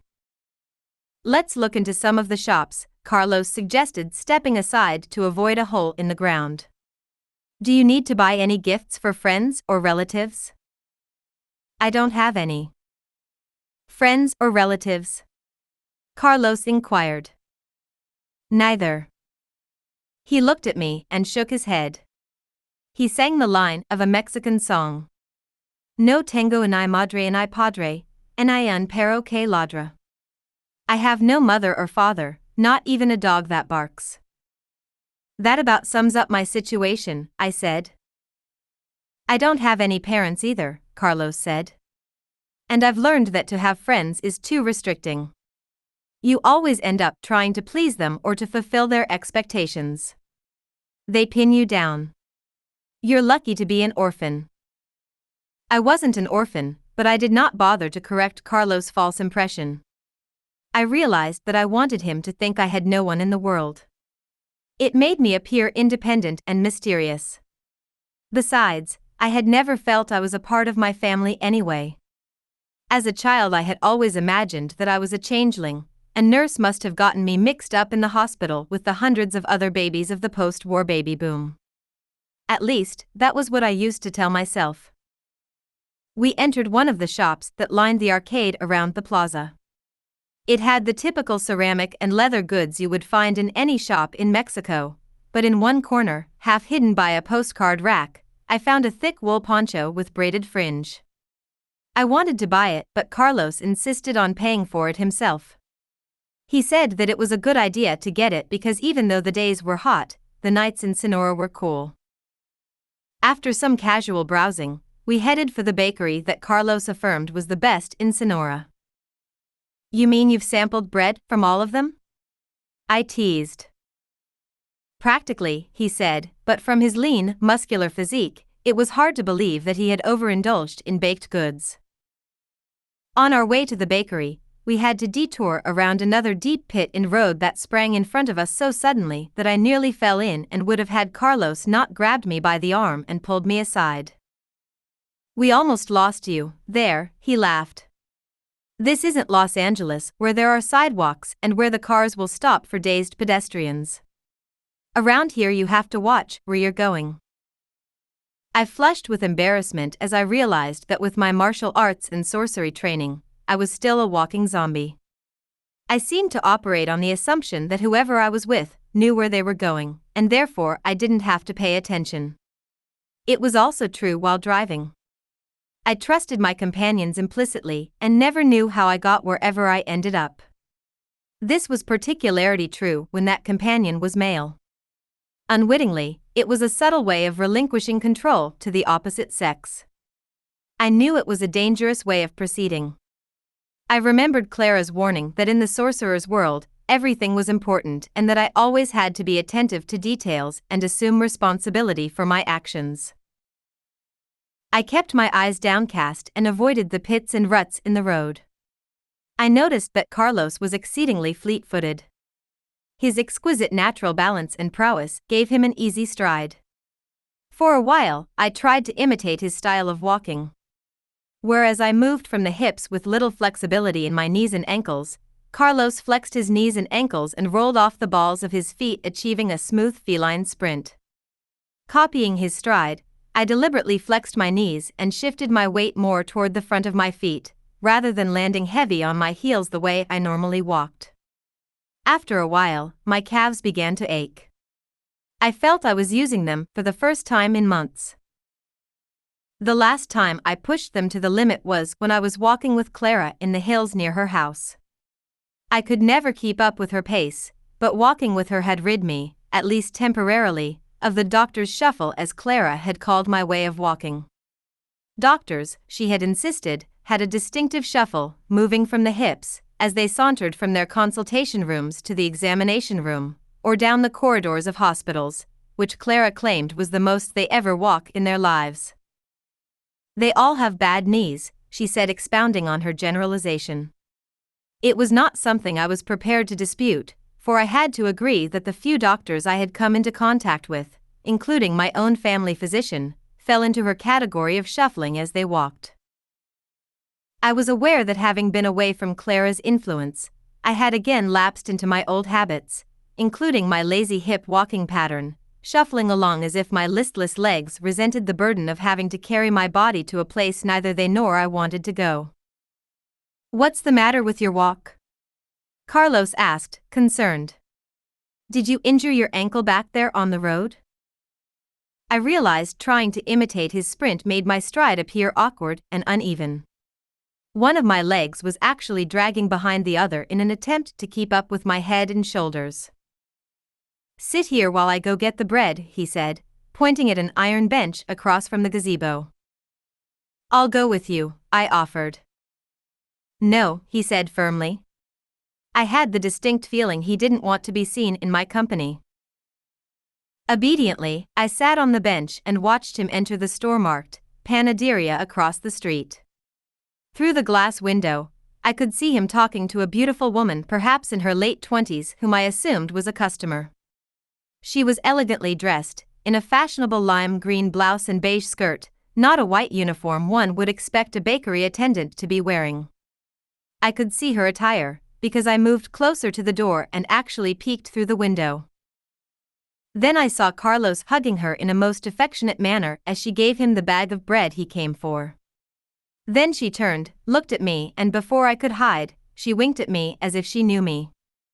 I rushed back to the bench in the nick of time, and pretended to be tying my shoelaces, but as I peeked up I could see the woman had accompanied him to the door and was waving goodbye to Carlos and then to me across the road. A strange anger possessed me. I was fuming. What was going on? How is it that people seem to know me when I don't remember them? It couldn't just be coincidence, that witch women in the restaurant and now this beauty in the bakery. I felt there was a conspiracy going on and I was somehow at the center of it. I remembered how Clara and Mr. Abelar tricked me in the past. They followed my movements from way back, and when I thought I met them for the first time, they already knew me intimately. The same thing was happening now, and it all began in the anthropology department when I suspected that I met Carlos before. I must have met him before because otherwise why would I be having a fit of jealousy now, as if he belonged to me from olden times? I tried telling myself that the woman was no doubt only a casual acquaintance of his and hugged him only because people south of the border are more demonstrative than in the United States. Yet I couldn't help thinking that the woman wasn't Mexican at all, only very deeply tanned. I wondered who that gorgeous woman was and why Carlos didn't want me to go with him into the bakery, and why she waved at me. "Let's move to another bench," Carlos said. "It's shadier over there by those trees." But I knew the real reason for moving was that he was hiding something. I was distraught to realize Carlos was a man with many secrets. Not that I didn't have secrets myself, which I wouldn't dream of revealing. Yet I had the unreasonable expectation that others had to be completely candid with me. We walked to the other side of the plaza and sat down on an identical white wrought iron bench, only this one faced the opposite direction of the bakery, which was completely hidden by the foliage of trees. "Why is that your favorite bakery?" I asked, trying to sound casual. Carlos grinned mischievously. "Because they make such delicious bread," he said, handing me a round flat loaf sprinkled with pink sugar. "It must be the water or the flour they use. Try it and tell me if it isn't so." I attacked the bread with a ferocity that surprised me, but I had to admit it was delicious. The rolls were a world apart from the bread in the United States. The sugar coating sweetened my disposition, and I decided not to ask about the bakery or the lovely woman I wasn't supposed to have seen. She was one of those secrets I hoped would be revealed in time. Carlos took out a bottle of mineral water from the sack and from his pocket, a Swiss Army knife which had a bottle opener attached to it along with 6 or 7 other sharp implements. He pried off the cap and handed it to me. I finished the bread, then looked inside the bag to find 4 more small round loaves, each with a different color sugar coating. I picked out a green one. It tasted like the pink one. The coloring was not a different flavoring but merely food color. "Why did you decide to become an anthropologist?" I asked, taking a sip of mineral water.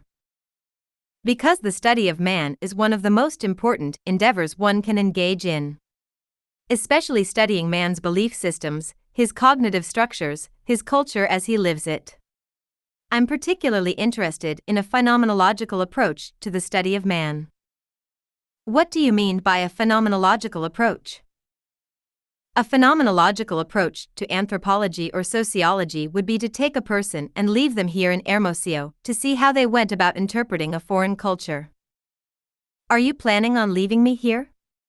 I asked in a moment of panic. "To see how I fare?"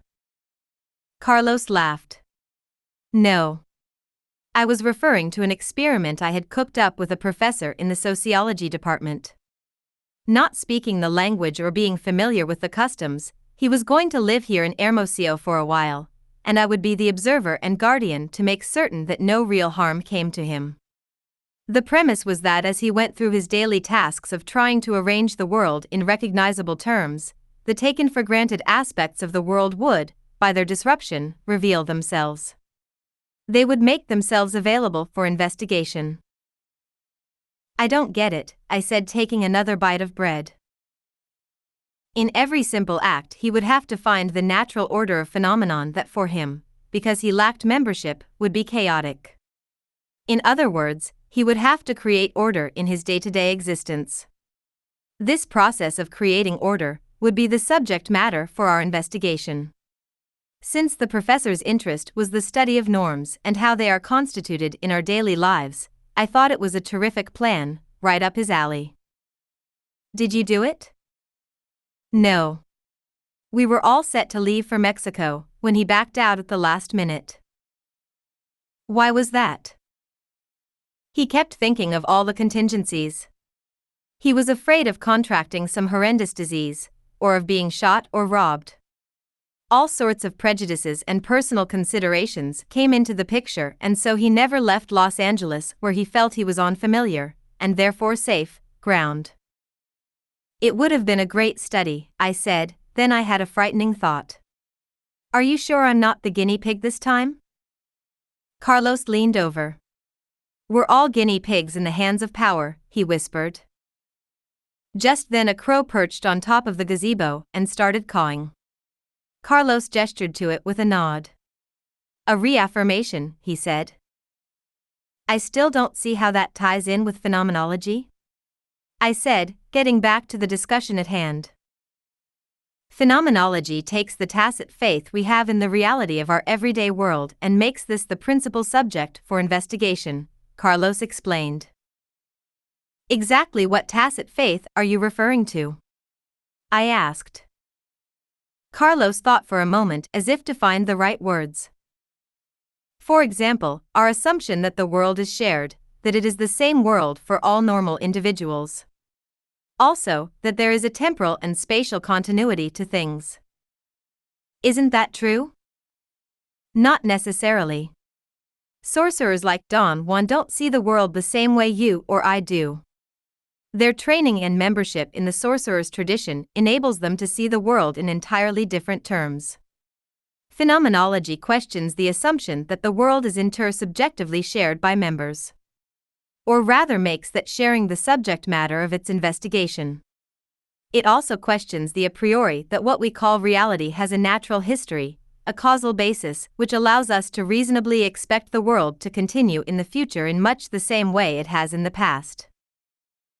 Are you saying the world won't continue in the future as it has in the past? We don't know, but the fact that we assume that it does is prime matter for phenomenological investigation. These are presuppositions that cannot be accepted outright, but need to be the focus of investigation. Carlos talked about his interest in Husserl and Heidegger and the French phenomenologist, Maurice Merleau-Ponty. I told him about a sociology class I had taken taught by a professor in the sociology department, who had devised a method for studying social interaction using a phenomenological approach. He called his deviant approach to study social interaction ethnomethodology. That was the professor I was going to take to Mexico, Carlos said. He taught a course called The Study of Deviant Behavior. That's the one, I agreed. Small world. I was going to be his disciple. He had a flock of students pending on his every word, much as a Zen master has students begging him to enlighten them. Did you become enlightened with his method? Carlos asked, teasing. I shook my head and took another bread from the bag.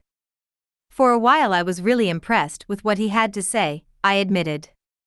I even became his research assistant without pay just so I could study his methods. I went to his office on Saturdays to assist him on a project. He was studying the natural flow of conversation and had a theory that the squeaks of guinea pigs were not random but a part of a complex system of coded communication. He had reels of tape recordings of guinea pig squeaks that he wanted me to decode and analyze according to his theoretical system. What happened? He asked. Did you discover a consistent pattern? I never stuck around long enough to find out, I said. One Saturday the professor came into the office where I was transcribing a tape of squeaks, and stood behind me for a while, making me believe he wanted to read over my shoulder, to see if a pattern was emerging. Then I felt him lean closer and start to blow in my hair. When I moved, he sat down next to me and put a long arm around my shoulder, pulled me to him and tried to kiss me. The old geezer had the gall to say he was certain I was interested in having an affair with him because I had come on Saturday to work when no one in their right mind works on Saturdays, but what cinched it for him was that I had told him I didn't expect to be paid for my work. Well, I only came because I genuinely thought he needed help and because I thought I could learn something from his methods. You see, I was having a romance with knowledge, but it was completely misinterpreted. What happened? Carlos asked expectantly. I shoved the heavy tape recording equipment off the table right into his lap. I was sure I crushed his guinea pig. You should have heard the squeals. Carlos looked at me curiously as if he didn't know what to think. I ran out of the office, and that was my last encounter with the professor of deviant behavior and with his deviant methods of sociology. Well, there is a lot to be said for the phenomenological method, Carlos continued, all deviant professors aside. As he talked, I nervously munched on bread, trying not to drop too many crumbs on the ground. For whenever crumbs fell, a host of greedy little black birds with yellow eyes and long tail feathers rushed to gobble them up. Carlos's elucidation seemed to have an immediate truth to it. As far as I could tell, experiencing things directly, without the intervention of idealizations, was what Clara and Mr. Abelar had meant when they said that the energetic body or double could experience realities directly which our reason could never comprehend. Take continuity of perception, for example, Carlos continued. According to phenomenologists, there is a continuity to perception, but it isn't a given. Perception itself is related only to the present. But this present is always seen in terms of having a past behind it and an open-ended future before it. I think I need a concrete example here, I said, trying to follow his explanation. Carlos pointed to the flowering jacaranda tree across the walkway near the gazebo. Take that tree over there, he said.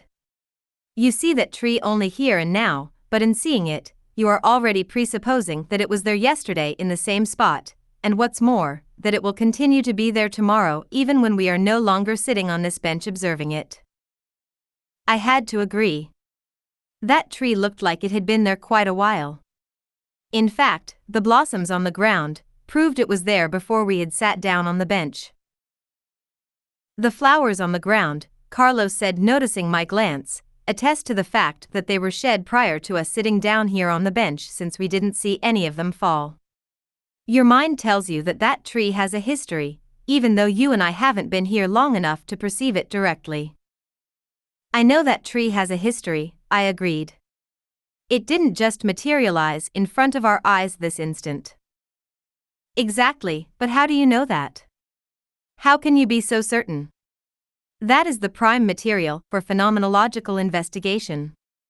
What's more, I know that you know that I am perceiving the same tree you are and that we are having an intersubjective agreement as to what constitutes reality, but can we really be certain that we are seeing the same things?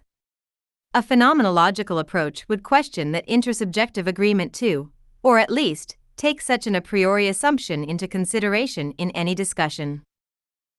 My mind was reeling, trying to imagine what the phenomenologists were up to.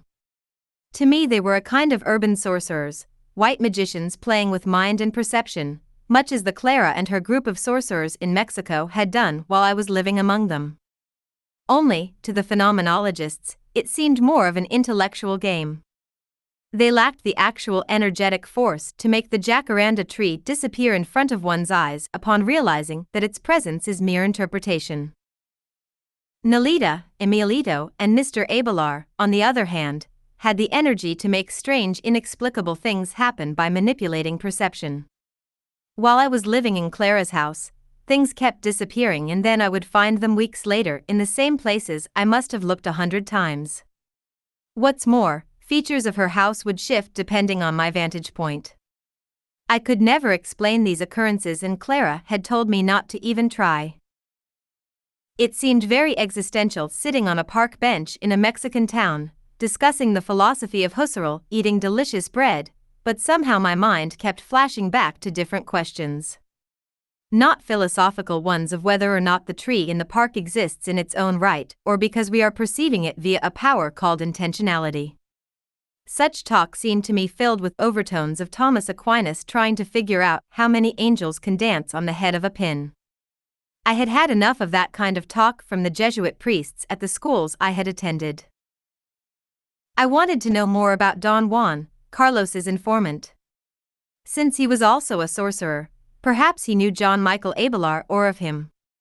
Then the thought struck me that perhaps he was Mr. Abelar, that he and Don Juan might be the same person. I wouldn't put anything past the sorcerers. I knew they existed on a different perceptual plane, one I was barred from by my lack of energy and understanding. Perhaps they were all there in the park with us, and I was incapable of seeing them because I did not have the means for interpreting their perceptual reality. Perhaps the sorcerers, unlike the tree in the park, had no taken for granted history or future. Perhaps they lacked the temporality and spatiality of things, so, therefore, they didn't exist for us the way things in the world existed. Only an intentional analysis of the present, of perception in and of itself as making something present, Carlos continued, will give us an inkling of how we construct the world around us. Husserl called that living space, the life world, meaning life as it is lived in the present. I think I follow you, I said, tentatively wiping the crumbs off my fingers. But I need another example. Take that other tree, Carlos said, this time pointing to a beautiful magnolia dotted with white flowers. The tree gives itself to us as there, as fully present. Although I only see it from the front, I know that it has a back and sides even though I don't see them. So besides knowing that it has been there yesterday, as well as that it will be there tomorrow, I also know that it has sides and a back and an inside and long roots under the ground even though I don't immediately see them. That's what Husserl means by spatiality being built into perception. We assume the tree is there in all its fullness. True, I agreed, it's not just a flat facade. I see a complete tree. But that very completeness is an accomplishment, an activity, rather than a given, Carlos explained. In the tree's presence, in the very fact that we see it as a tree here and now, lies a continuity of what we are still conscious of, what had flowed away and what is no longer intuited at all.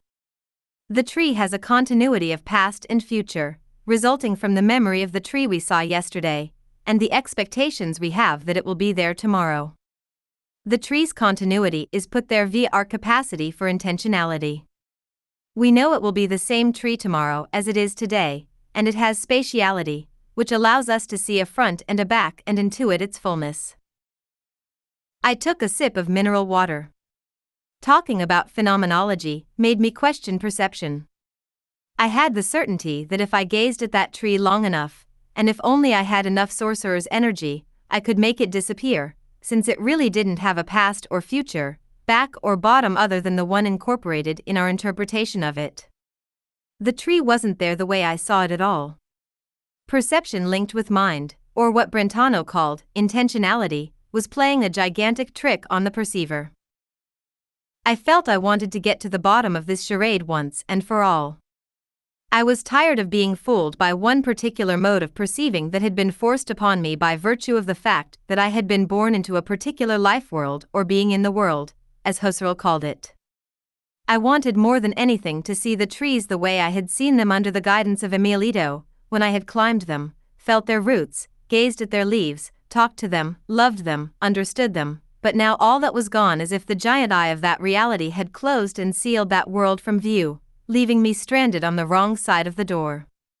If only Carlos could help me cross over to the other side. To understand sorcery is to expand one's capacity of perception, Mr. Abelar had once told me. Sorcerers, through the recapitulation and other practices, store enough energy to break the reflexivity of space and time. Their practices are deliberately geared towards disrupting the world as we live it. Now Carlos was saying the same thing, and I knew there must be an inherent truth to it. A sorcerer would look at that tree and not consider its there-ness as a given, Carlos continued. Sorcerers, according to Don Juan, try to break the mold of perception into which we were born. Do you think it's really possible to do that? I asked, I mean break out of the mold of perceiving the world as we know it. Of course. According to Husserl, all perceptual acts point toward or intend some object, Carlos explained. In other words, all seeing is seeing something, all thinking is thinking something. All perception is perception of something, and perception projects itself toward its intended object, which is not a thing, or a given, but an act of creation, and as an act of creation, it can be recreated, or altered to fit a different mold. I get it. You're saying that as long as we see perception as a given, we are stuck, forever imprisoned, but if we realize that it is only phenomenon to be investigated, then different ways, or alternatives to perception open up. That's right, Carlos said. And who knows what lies in the realm of possibilities available to man as a sentient being. The sorcerer's path is to break the boundaries of social perception, Carlos said. And I say social perception, not human perception, because a sorcerer is able to perceive worlds not open to us as socialized beings, but which are, nevertheless, open as possibilities to sentient beings who have given up their social interpretations of the world as they live it. How did you get interested in studying perception? I asked Carlos. He was silent for a moment. It was a silence steeped in thought rather than one born out of having run out of things to say. After a while he said, "It was my good fortune to meet a man who, in my mind, is the most precise and remarkable person I've ever known. He has taken me as his apprentice and is teaching me to break the boundaries of perception. You see, you were right when you said in the office of the anthropology department that all this that is before us could not possibly be all there is to the world. He swept his hands in a graceful movement in front of us to include the trees, the cars, the boy on his bicycle, and the people strolling around the plaza. There is a way to break through the barriers set up by language and thought, and perceive phenomena directly. That is what phenomenologists talk about, and that is what sorcerers actually do. I looked at Carlos. I knew why Emilito had insisted I attend the university. Not only so our paths would cross, but also so that I would have the capacity to conceptualize and share the new Nawal's predilection for the abstract. Carlos turned to look at me, and our eyes fixed for an indescribable instant in which my entire future was summed up and my past rushed to meet the present. I couldn't put it into words, but in that moment, no one else in the world existed, and just as people had their own shared agreements, we held a moment of agreement, too, a silent intersubjectivity, to which no one else was privy. I let out a sigh of relief that seemed to have been trapped inside me for eons, for I knew beyond a doubt that this was the new Nawal. Fate had joined our paths, and forevermore we would journey together. If you're game, Carlos said, breaking the silence. We can blast through the world of perception. Let's find out if there is anything beyond this that we have always taken for granted. He laughed for a moment to break the seriousness, but I knew he meant what he said, and somewhere in the depth of silence I agreed. On that park bench I silently agreed to do whatever it took to accompany him to the ends of the earth and beyond. I leaned my head against his as if to merge forces. He reached up and tousled my hair the way Nalita had, and I knew our fates were sealed forever. We got up without any spoken words or promises, for none had to be made. We both knew at the deepest level that something had changed in the most subtle way. We were not the same as when we had sat down on the bench. We were joined by an intent that did not stem from the social order. It existed prior to our encounter in the office of the anthropology department, and prior yet, to the vision of another reality. Something else had set up our appointment on this park bench and made possible this journey of power, but what that force was, we could not fathom. For it originated within and emerged from the inconceivable depths of silence. Yet that same force would catapult us to freedom. Chapter 5: The Road to Guaymas. We drove in silence. I searched my mind for something to say, but small talk had never been my strong point. Each topic that arose as a possibility for discussion, I immediately discarded as either too trivial or too technical for casual conversation. The stringent gatekeeper, lodged somewhere in the back of my mind, kept censoring every topic before I could bring it up. Who was that beautiful woman in the bakery? I asked out of the blue. What woman? He replied, keeping his eyes on the road. I don't recall anyone in particular. I didn't know how to broach the subject without sounding jealous and possessive, so I let it drop. Yet, I couldn't get that person out of my mind. I was sure she was not Mexican, for although her skin was dark, it was more a tanned than a natural pigment. I had not been close enough to see her eyes, but if I had, I know they would have been blue. From her dress, I had the certainty that she was from the United States, and from her manner, I suspected that she and Carlos were more than casual acquaintances. I laughed at myself as I realized that I was already in competition with a woman I had not even met. In spite of the recapitulation I had done under Clara's and Emilito's guidance, I was still reacting like a woman rather than in the disciplined and detached manner of a sorcerer. Clara had warned me that my behavior with respect to men would be a most difficult pattern to break. For certain attitudes and expectations were inculcated in girls at an early age in order to fulfill their social and biological imperatives. Femaleness, Clara had warned me soon after I had begun my recapitulation, includes being jealous, possessive, and treating one's man as if he were a helpless dependent child. It involves the mandate that if he strays or digresses, he will have to be forgiven, for that is the lot a woman is expected to bear. She must stand by her man under all conditions. I would never put up with such behavior, I said adamantly. You'll be horrified at what you uncover upon examining your life, she said laughing. You'll put up with whatever your mother put up with, and you yourself told me that she had to put up with a great deal. Remembering Clara's words made me realize that in spite of my professed change, I was still looking into a mirror in which my idea of how a woman ought to behave governed my feelings and actions. How much further to Guaymas? I asked, emerging from my self-reflection. About an hour, Carlos said. He, too, had been lost in thought, although I was certain it was not about himself, and having answered my question he returned to that inner silence from which I had aroused him. I resented his mental retreat, yet I had no qualms in doing the same thing myself. I realized there existed a lack of fairness in my treatment of others. I expected others to carry the burden of the interaction, to entertain or instruct me, while I remained the passive recipient. It was a mode of behavior I had learned as a child from my mother. She had ingrained in me that a girl should speak only when spoken to, meaning that in polite company, I had to sit quietly and not make myself a nuisance by asking silly questions.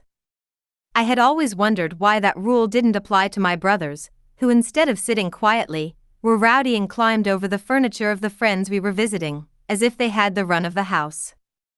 On top of that, everyone had found them to be lively and rambunctious boys. Once learned, I had kept the rule of quiet passivity, not bothering to revise it as an adult. In recompense, I always kept up a lively inner dialogue, to the point of laughing or snickering at my own silent jokes. During my stay with Clara, she had immediately put a stop to this autocentric behavior. I received a sound rap on the head from her whenever she saw my lips moving, or detected even so much as a smile on my face that wasn't warranted by external events, but having been away from the sorcerer's influence for many months, the habit of talking to myself had returned. Why is it so difficult to change? I had once asked Clara after a day of recapitulating in the cave near her house. We sat down in the kitchen where she handed me a plate of stew. As we ate, she explained that the power to change depended on one's energy. She then put forth the sorcery thesis that the sexual excitation of one's parents at the moment of conception determined the energetic configuration of the infant. What exactly does that mean, Clara? I asked. If there was little or no excitation during the sex act, the child born out of that union will be as dull as a plug nickel, she explained. On the other hand, if both parents were excited, then the child will have the energy and optimism to meet life head-on and delight in whatever comes his way.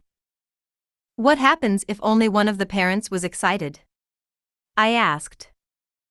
You tell me, she replied, peering at me. You ought to know from personal experience. The person gets enthusiastic for a while and then she peters out, I admitted. One is imbalanced and unstable. Clara nodded. They know that ultimately they don't have the energy to go through with whatever they start. So they give up halfway. They never bring anything to fruition, they are defeated before they even begin. What can one do about it? I asked. They can tighten their belts and intend themselves different, she said. How do they intend themselves different? A person with little energy has to project herself out of herself. She has to link up with a different dream. She has to dream herself anew. To dream oneself anew sounds like a metaphor, I said, sighing. Is it really possible to change? It certainly is, Clara said. But first you have to recapitulate your undisciplined life and puke it out. Then you begin dreaming a new being, one with vigor and lots of energy to spare. Little by little, you wake up the energy body until your acts and feelings match your new being. Every strong and precise act will reinforce the dreaming body, and your dream being will give power to your daily acts.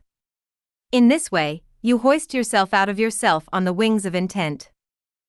Remembering Clara's words filled me with courage and optimism. I pressed a place along my left side just above the spleen, a point Clara had said was useful for becoming alert and for getting a bit of added energy whenever one felt despondent, listless or drowsy. I glanced at Carlos. What is the population of Guaymas? I asked, again attempting conversation. I passed through there several years ago. I suppose it's really grown. Carlos gave me a curious look as if he wasn't sure I was really interested in talking about the population of Guaymas. It has grown in the past few years, but I don't know what the population is. If it hadn't been getting dark, he might have noticed my lips moving as I began to repeat some power words to myself. As it was, my dismal mood was lost in the descending twilight. The darkness was settling like a gray filter, covering the eyes. To the west, the sky became a deep purple with red streaks where the sun had already set. The low hills in the distance were black cutouts pasted against the gray-black sky. From time to time, we passed a few saguaro cacti, silhouetted against the low hills. Their thick arms were turned upward, outstretched to the black heavens as if they had been frozen in a posture of supplication. All the saguaro were the same. Some were taller than others, some had stubbier armatures, but they were all hoping for the same thing, grace to drop from heaven, in the form of gentle rain, droplets of mist to quench their eternal thirst. I had forgotten how noisy the night in the city was compared to the utter stillness of the desert. I rested my head against the seat's headrest and listened to the thumping of the car tires passing over the rough road. From the sounds, I could detect that the left rear tire was low, for the wheels were not evenly balanced and an extra thump arose from that direction. It caught my attention and the rhythmic thud lulled me into a half-sleep. I smiled at the thought that if Carlos had wanted to hold a conversation now, I wouldn't be able to come up with a coherent comment.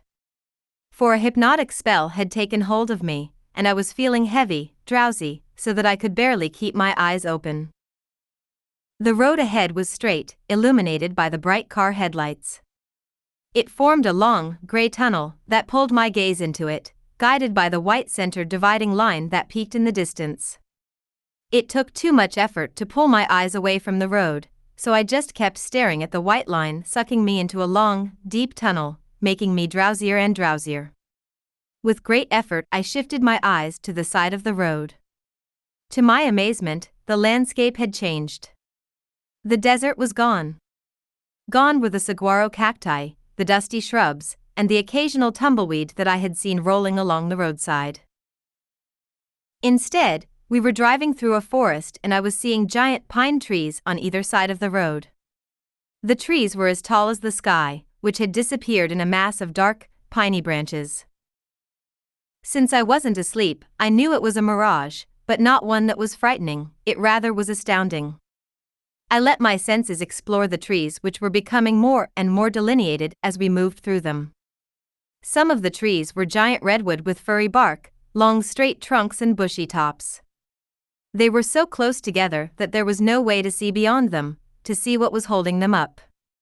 Mirage or not, in the darkness, they seemed to be as real as the grove of trees I had seen while driving in Northern California.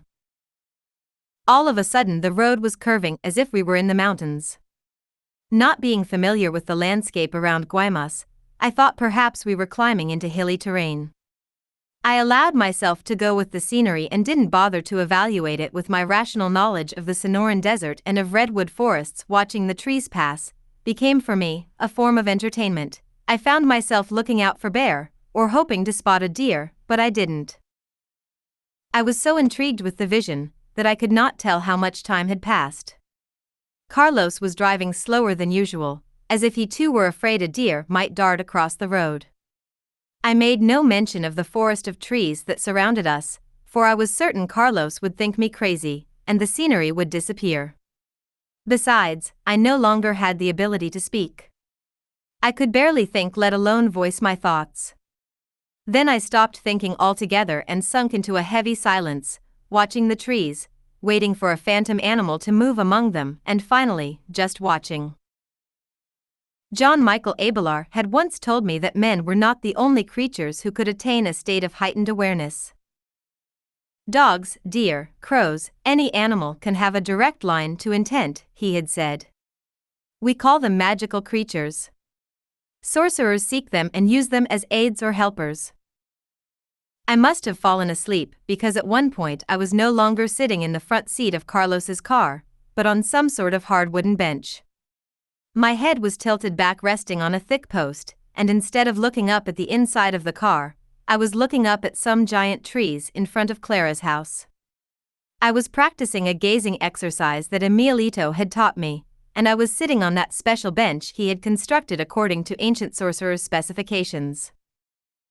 This particular gazing bench was designed specifically for gazing at trees.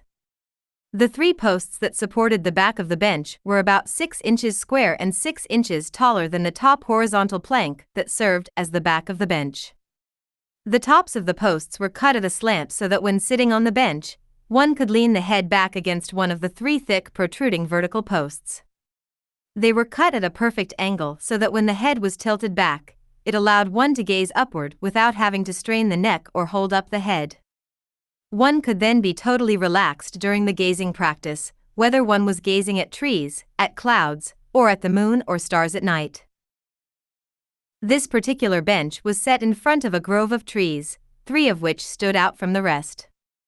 The bench allowed 3 persons to gaze simultaneously, and, if they wished, go into states of dreaming together. Emilito was sitting beside me on the bench with his head resting on the post at the other end.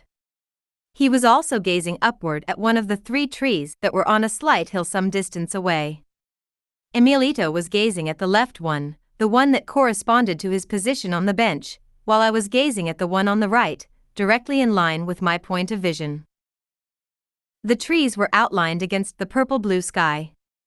I was totally relaxed looking at the tree in front of me. It was voluminous, green with swirls of lighter green foliage that seemed to be alive and moved even when there was no wind. In between the thick swirling foliage, there were dark empty spaces where I could see the articulation of the branches. "Look carefully at every feature of your tree," Emilito said softly. "Without moving your head off the gazing post, listen to my instructions, then do what I say." I relaxed and waited for his whispered directives. He told me to begin at the trunk of the tree and sweep my eyes upward, first incorporating the lower branches, and then moving upward by sweeping the tufts of leaves with my gaze. I did as he said, relaxing completely, letting the energy from my eyes sweep the tree trunk and gradually ascend. "Leave your head where it is, just move your gaze in the direction of the tree's growth," he said. "If your gaze gets lost, stuck, or distracted, begin again at the bottom." I repeated the sweeping procedure perhaps 20 times, always beginning at the bottom, then sweeping my eyes upward along every part of the tree, its trunk, the side where the tree met the sky, moving toward the thick bushy parts in the center, and gently along the visible brown branches and out to the foliage again. I continued this movement until I had covered the entire surface of the tree, then I began again. After giving me my initial instructions, Emilito was silent and I sensed he was gazing at the tree on the far left that corresponded with his position on the bench. I was curious about the other trees, so I turned my head slightly, shifting my gaze. Instantly, I felt a poke in my left side. He had poked me with a stick that was lying on the bench between us, that I hadn't noticed it before. "Stay in your own tree," Emilito snapped. Curiosity killed the squirrel. I wanted to tell him it was the cat, but I didn't dare correct him. "These trees are not the same," Emilito explained. "Each one must be gazed at from its proper place on the bench." "How are they different?" I asked, not daring to move my eyes off the tree in front of me. "They are different in the same way people are different," he replied. "They have their own mood and temperament, their own energy. You know enough about trees from climbing and living in them to realize they are not the same." That was true. Trees were as different in temperament as people. Each tree I climbed was a unique being with a history often longer than the lifespan of man.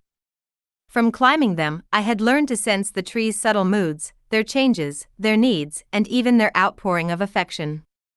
Trees were solitary beings, yet underneath the ground horrendous things were taking place. The roots were intertwined in a mass of growth, competing for every inch of space and moisture. I learned that human beings were nothing in their aggressiveness and competitiveness when compared to trees. Their roots twisted and pushed and strangled each other in an endeavor to survive, going through the most intricate contortions to stake their claim to life. From above the ground, trees seemed more stable. I realized that it was precisely because trees were so aware and stable that a great part of my sorcerer's training had taken place strapped in a harness, suspended from a tree or while living in a tree house. That's right, Taisha, Emilito said, picking up my thoughts. That's why you became a tree dweller. The instability of your double demanded it. You were learning how to stalk with the double. You had to stay in the trees until your assemblage point stabilized in its new position. I remembered I was not allowed to come down from the trees except to go to the bathroom. The rest of the time I stayed up there recapitulating or climbing from branch to branch with my tree climbing gear. Whenever I wanted something to eat, I would have to shout for Emilito to bring me my food. At first, I was reluctant to shout, for I had been taught that ladies never raised their voices, but I knew from past experience that shouting was the only way Emilito would respond. I would squat and let out a shriek so loud that all the birds around me would fly off in fright, but gradually, the birds got used to my shouting and would just peer at me with one black eye as if I were a strange bird making even stranger noises. Then Emilito would appear at the foot of the tree with a basket of food that he would hoist up to the platform where I was sitting. I too was once a tree dweller, Emilito said, again reading my thoughts.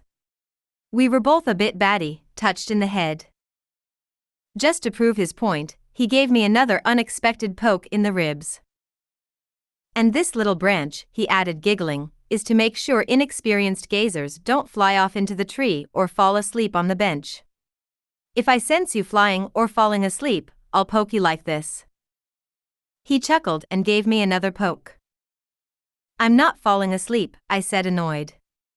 Although, at one point in my gazing, I had the feeling I had been sucked into the tree as if I were sitting on one of its branches. Emilito let out a howl. Are you sure you're not asleep? He said.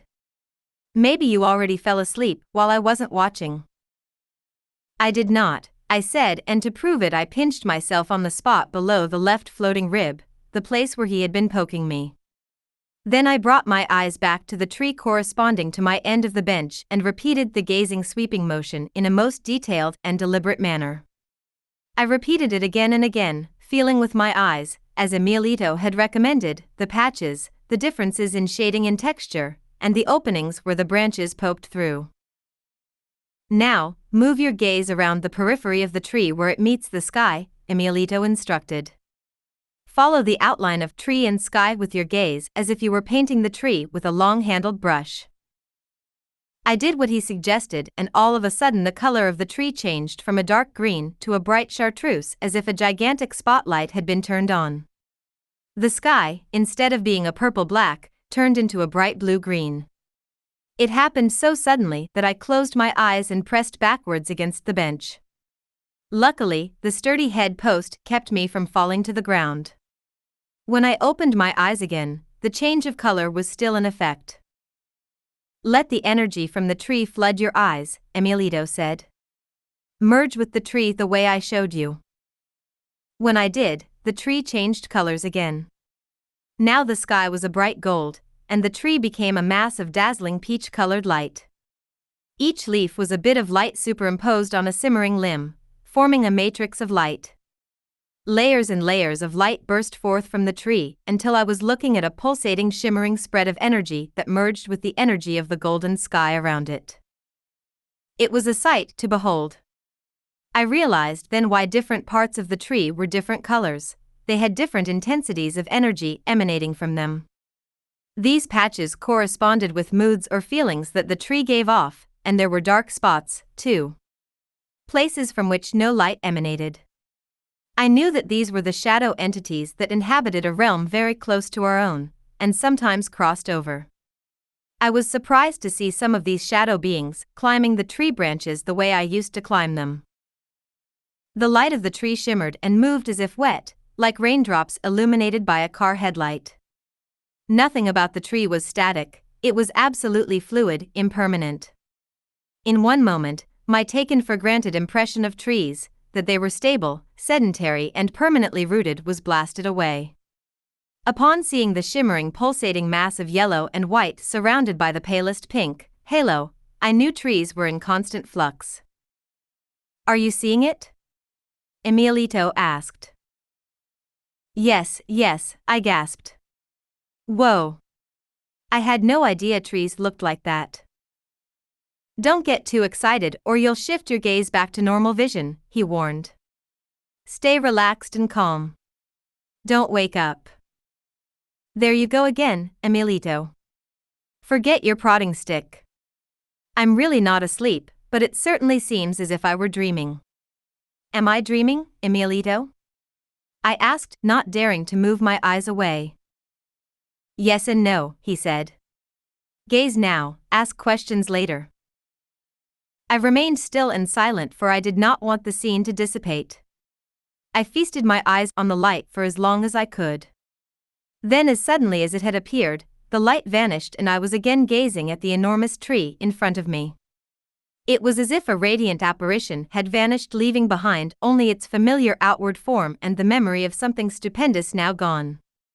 It was a shimmering ghost fading away, and the tree that had been so magnificent at the outset of my gazing was now a disappointment compared to seeing its true essence. "You can open your eyes now," Emilito said, poking me in the ribs with his stick. "The show's over." "What a show?" I said. I had no idea. Emilito raised a hand to silence me. "Of course you had an idea," he said. "We all know how to see the essence of things. We did it as infants, and you did some gazing while living in the trees.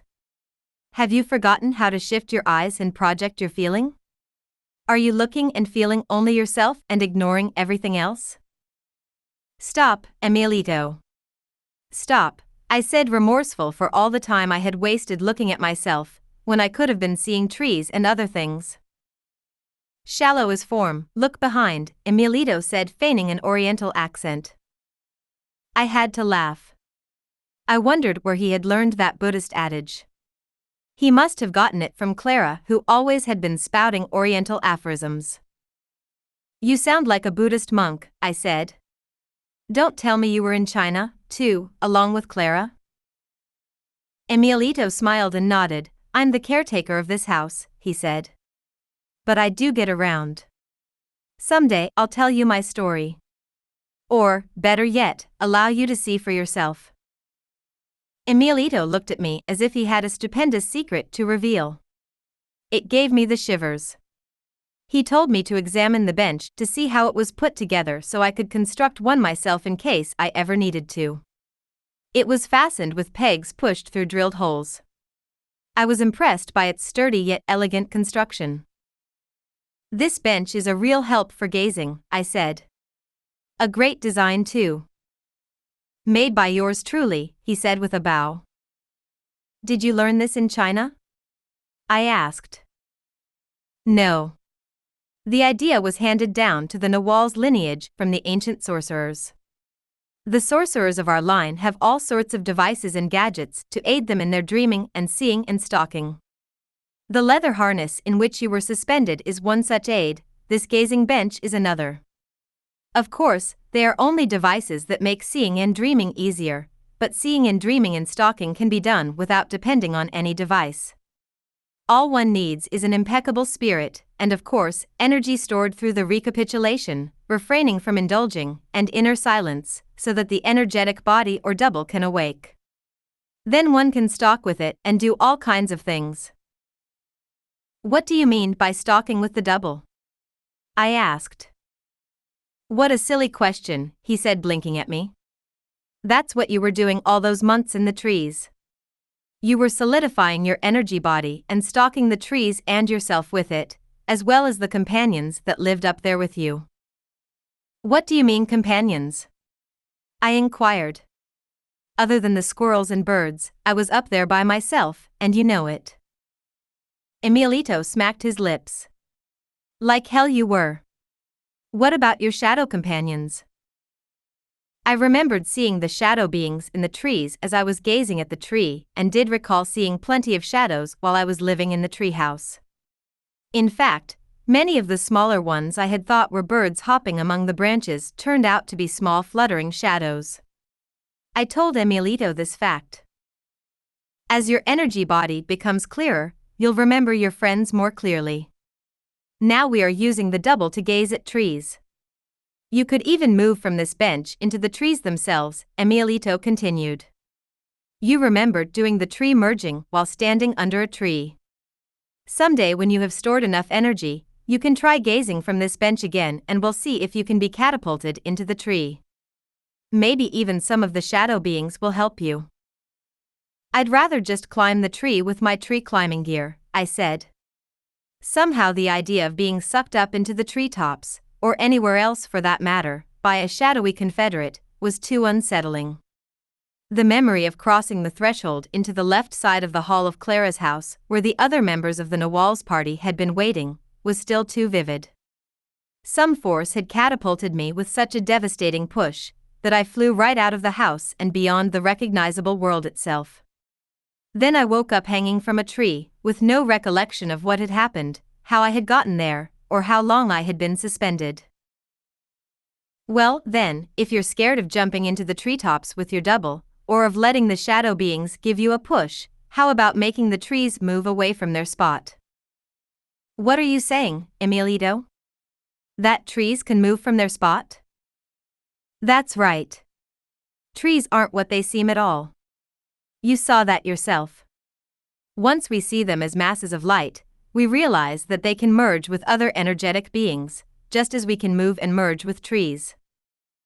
Are you saying that trees can actually change their position? Some trees can, but not all, Emilito clarified. Just as some people or animals can get to their double, but not everyone has the energy to become aware of their other side and begin to stalk with it. You mean a tree can pop up somewhere else? That's hard to believe, Emilito, mighty hard. Not when you see trees as energy that's constantly changing, he insisted. Energy never stays the same. It moves depending on its surroundings. His eyes became fierce as a bird of prey.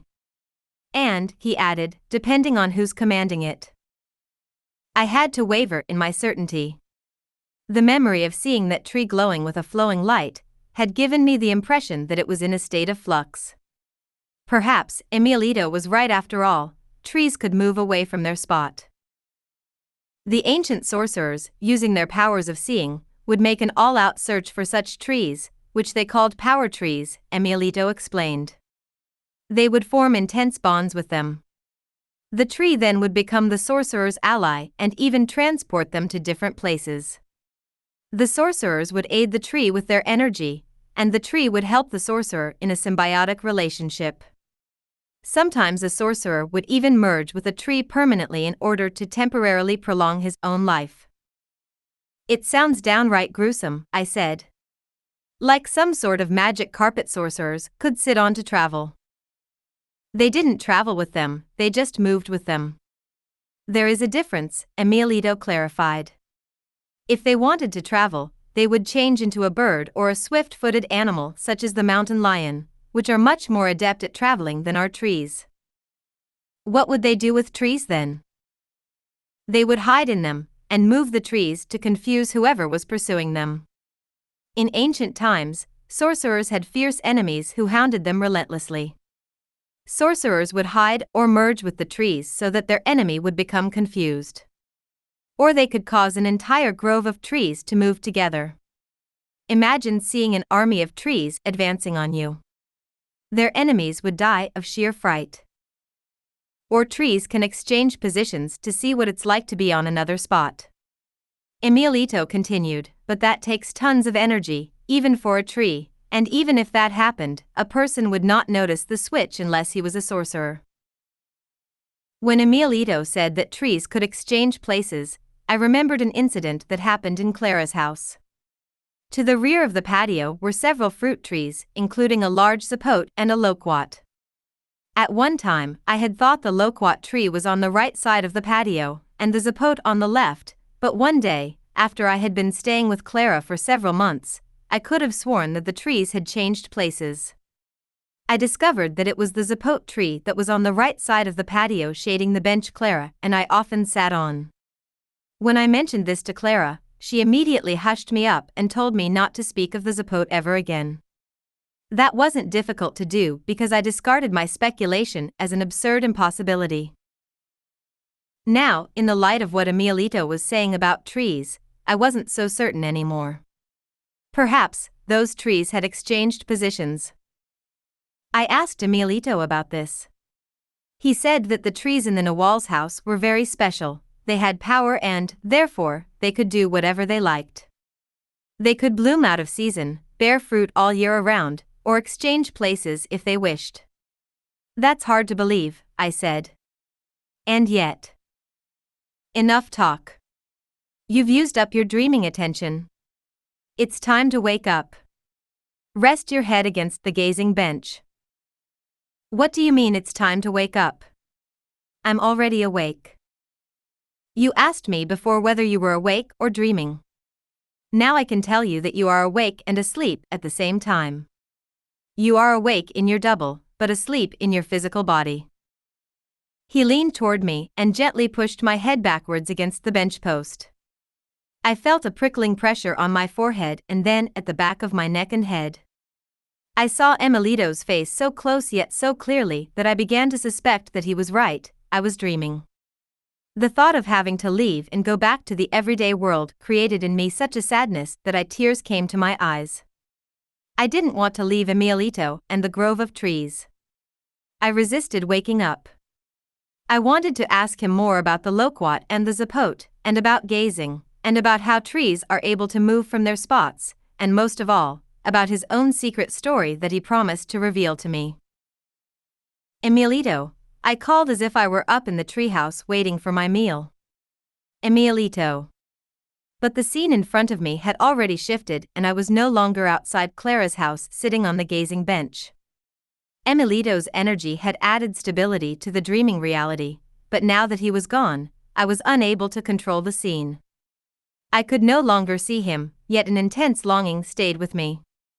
Then I again felt the pressure on the back of my neck as if Emilito's hand was pushing me against the post, and my head was bursting with a prickly energy that forced my eyes to slowly open. I first saw the car ceiling, then the dashboard. Then Carlos sitting behind the driver's wheel. The headrest pushing against my neck had made it numb. The prickly sensation traveled down my shoulders and into my back, arms and hands. I was awake, but I couldn't move. I felt like my head was made of electrified styrofoam, light and sizzling at the same time. I remained silent with my eyes open for a while longer, not moving. How long have I been sleeping? I asked, trying to straighten up. About an hour, Carlos replied. How much further to Guaymas? I asked, then laughed because it was exactly the same question I had asked just before I had fallen asleep. Yet it seemed ages ago. It's just round the bend, Carlos said, as a huge hill came into view. We'll get something to eat and spend the night there. Tomorrow we'll head east to the Yaqui towns and see what our power brings us. I could detect the faint glow of the city in the distance. A shiver went through me as a dark shadow fluttered by the car for a moment, obscuring its headlights.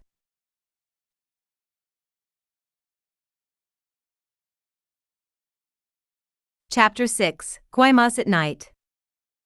Carlos parked the car near the wharf so we could look out onto the choppy sea. Eerie dry docks and warehouses, illuminated with white lights, were silhouetted against the twilight sky. From somewhere on the ocean, came the deep moans of a foghorn. The sounds drifted back to shore carrying a somber mood. The only sound more lonely than a foghorn was the moaning of air brakes in the night as trucks come to a gradual halt. That sound always conjured up in me the image of vast flatland and a solitary driver without shelter or home. The air was cool. I wrapped the poncho around me to hold in the warmth. I remembered a crocheted afghan I had as a child, which had disappeared along with my other keepsakes, when Clara's cousin had put the things from my apartment into storage. Whoever had sorted through my things had done a thorough job of wiping out the identity of the person to whom they belonged. They had deliberately discarded the items that had a personal significance, such as my photo album, the stuffed tiger from childhood, also my favorite suede jacket, and the karate uniform and black belt, which I had always worn for practice. What was packed in the storage boxes were items such as dishes, pots and pans, towels, and clothes I had hardly worn. They could have belonged to anyone, with no sense of personal history or individuality. I was in the midst of nostalgically mourning my loss when I saw a white envelope taped to one of the box tops.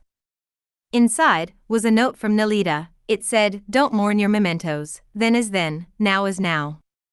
Clipped to the card were 7 crisp $100 bills. The implication being that I should buy whatever I needed.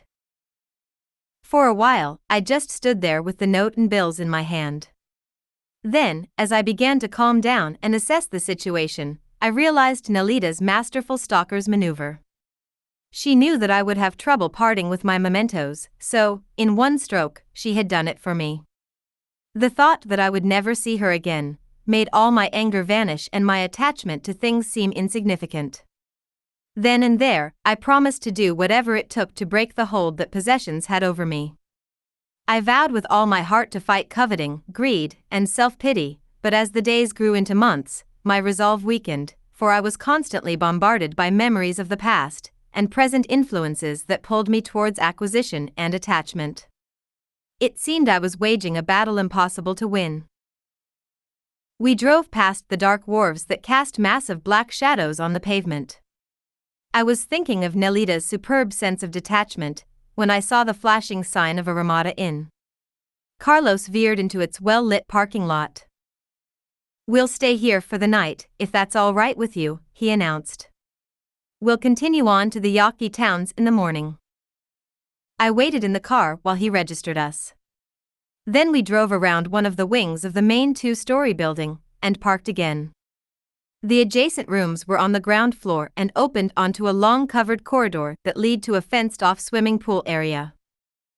"Let's grab a bite to eat," he suggested. "I know of a good restaurant near the center of town which is only a few blocks from here. We can walk if you like." "I'm not at all tired," I said and meant it. I set my bag on the bed and looked in the bathroom mirror.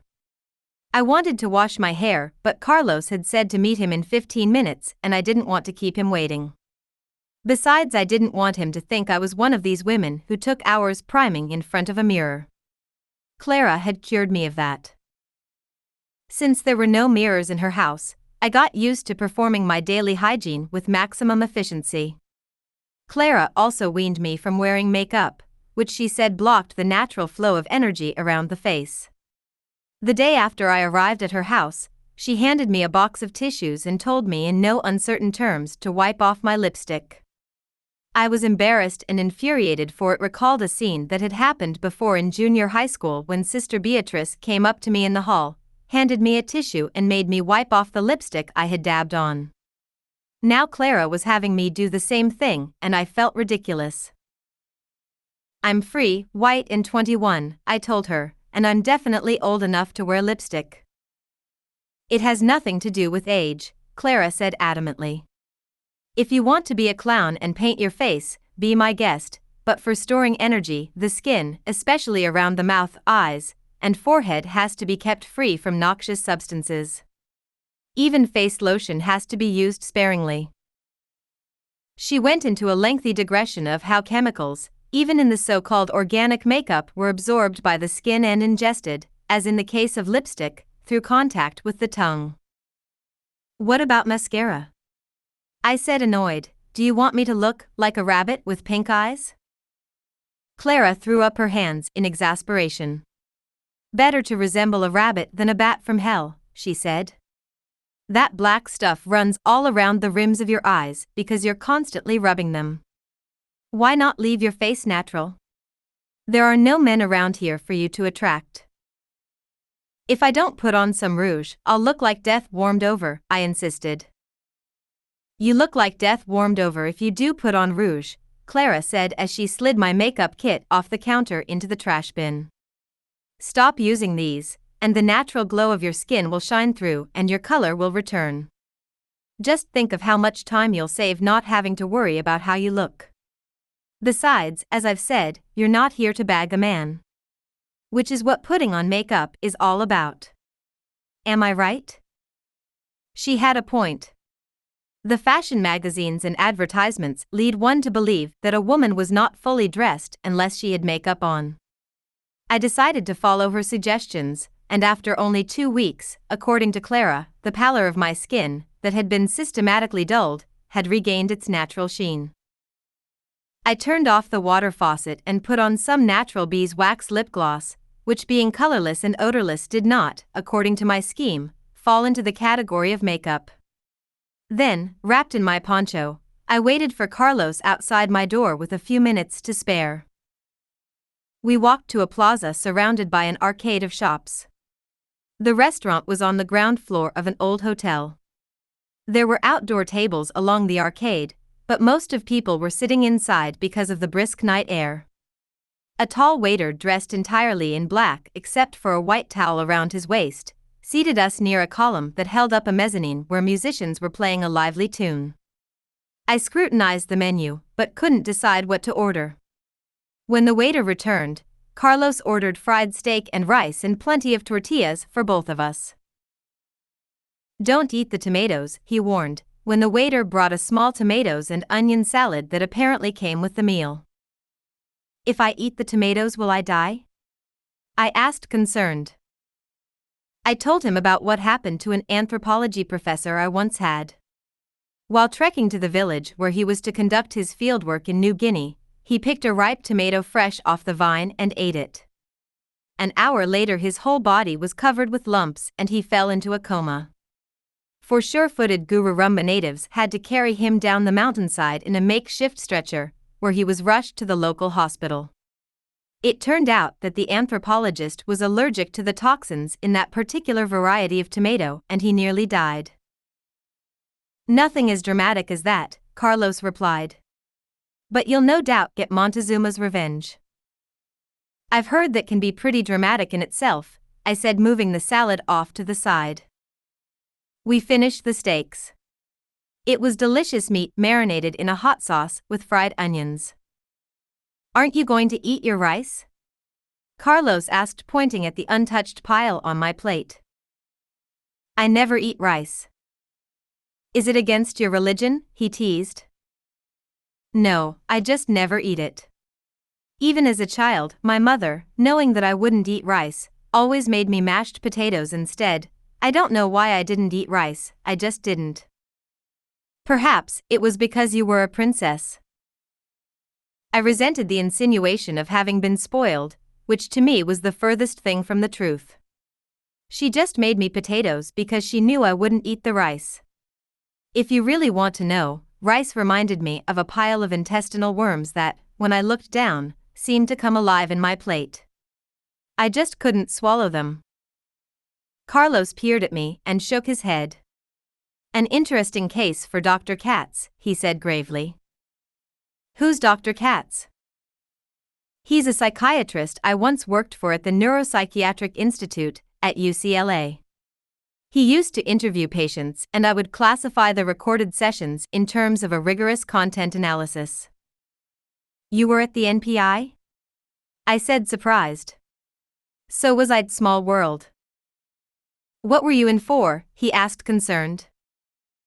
It struck me that he thought I had been at the Neuropsychiatric Institute as an inmate.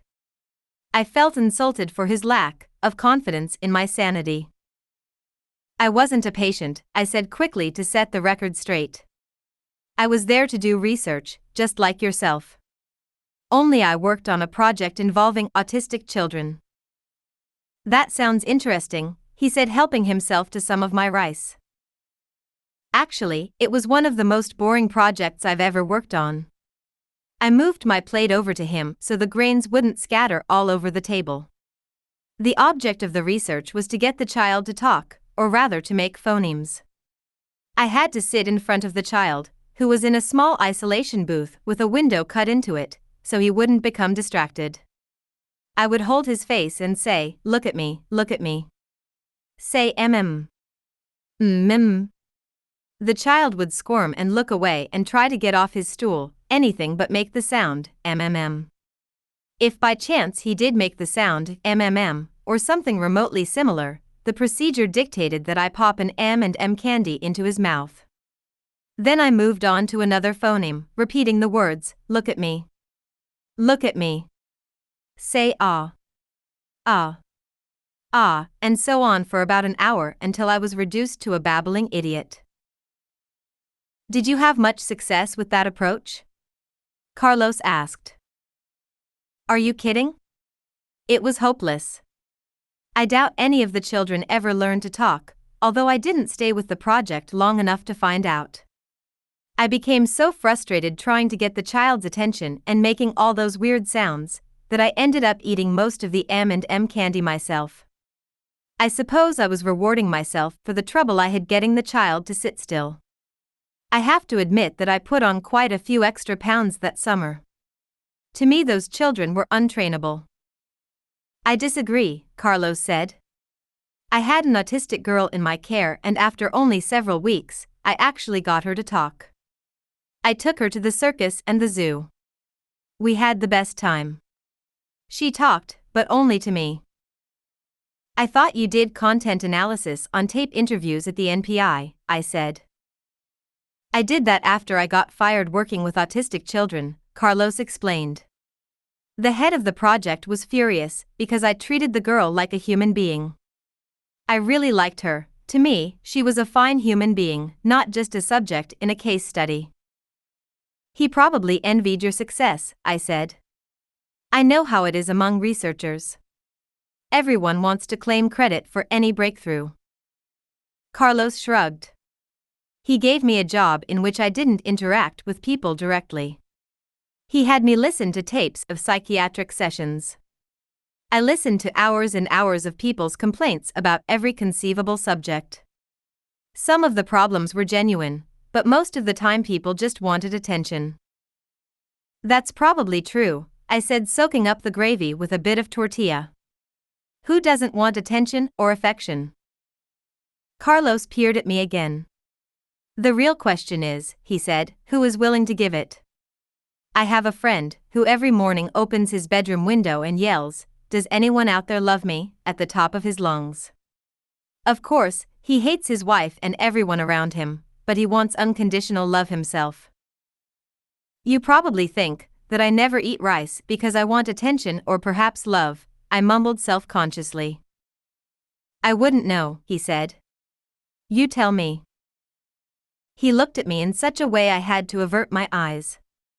Love, to me, was a delicate subject I didn't care to discuss. By the way, do you eat corn? Carlos asked. The way he said it made me think he was trying to assess my psychological profile by means of food products. I have nothing against corn. In fact, it's my favorite vegetable, I said, exaggerating my fervor. Then let's have some pie made out of sweetened corn. When it arrived, I took a bite. Although I had never eaten corn as a dessert, I had to admit, the pie was delicious. After Carlos paid the waiter, he suggested we take in a movie. I was too excited to sleep, so I agreed, even though I assumed the film would be in Spanish, thereby difficult for me to understand.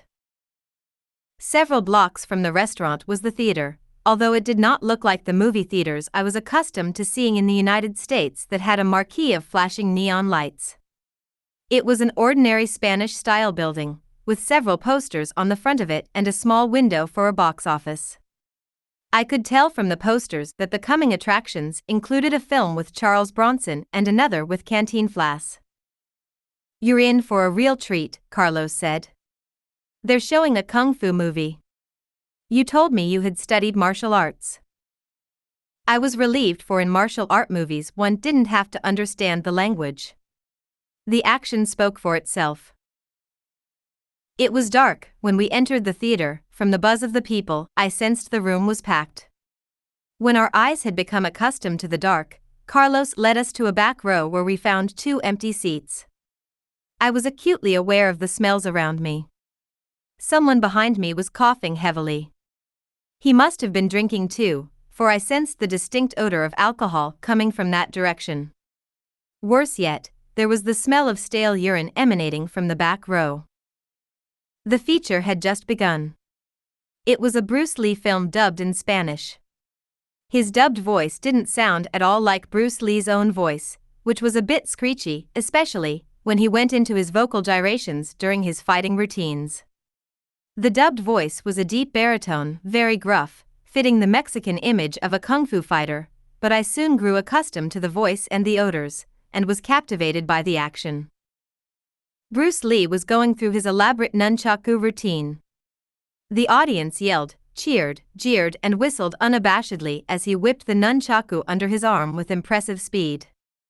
I could tell that the majority of the audience was male, but there were a few women in the group, because their heads were leaning against their companion's shoulder.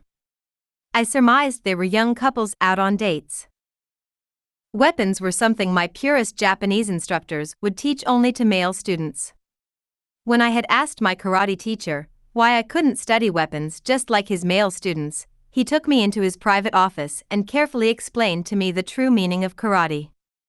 The character kara means empty, he said, whereas te means fist or hand. Thus, the essence of karate is empty hand fighting with no weapons.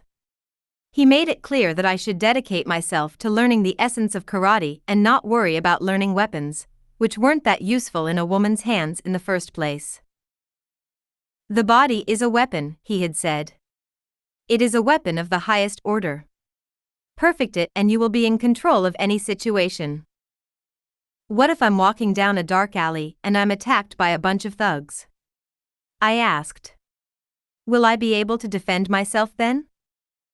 Why would you even think of walking down a dark alley, he said. The first rule of a martial artist is to avoid trouble before it begins. He never told me how that was done because I'm sure he didn't know, but when I had asked Mr. Abelar, how do you avoid trouble before it begins, he had replied, your energetic body will tell you where there is trouble. It's possible to see with your energetic body what goes on around you. Recapitulate, and let the seer within you emerge and come to your rescue. He added that sorcerers who train the energetic body or double are able to go through walls or fly through the air and do all sorts of things the physical body couldn't do. Bruce Lee let out one of his stylized yelps as he incapacitated a pack of thugs with a series of perfectly placed flying kicks. I promised myself that upon returning to Los Angeles, I would begin a regime of daily martial art practice, and I would resume recapitulating, and I wasn't going to slough off on the sorcery passes Clara had taught me either. I would make time to do them. I wanted more than anything for the seer in me to awaken. I felt a draft on my neck. I thought they must have turned on the air conditioning full blast, although I didn't hear any motors running. I glanced up to see if any fans were going, but all I saw was a uniformly black ceiling painted with white streaks and some air conditioning ducts. Someone really messed up the ceiling with spray paint, was my thought. I returned my attention to the movie, but the draft didn't stop. Finally, I leaned over to Carlos. I don't suppose we could change seats, I whispered. The air conditioner is blowing right on my neck. Guaymas gets pretty windy at night, he said, not taking his eyes off the move. Windy? What wind? I looked up again and experienced a moment of total perceptual dissonance. I suddenly saw we were sitting out in the open and what I had thought was a perfectly smooth surface with specks of paint was the sky, the paint were clumps of clouds, and the air ducts were shadows of trees. It was as if some force had come and lifted off the roof while I was watching the movie. I felt my stomach sink as when riding a fast-moving elevator, simultaneously the top of my head expand upward, in an acute physical distortion. I grabbed onto Carlos' arm for support, for I felt some part of me was shooting straight up and I was ascending out of the theater into the air. There's no roof, I whispered. We're out in the open.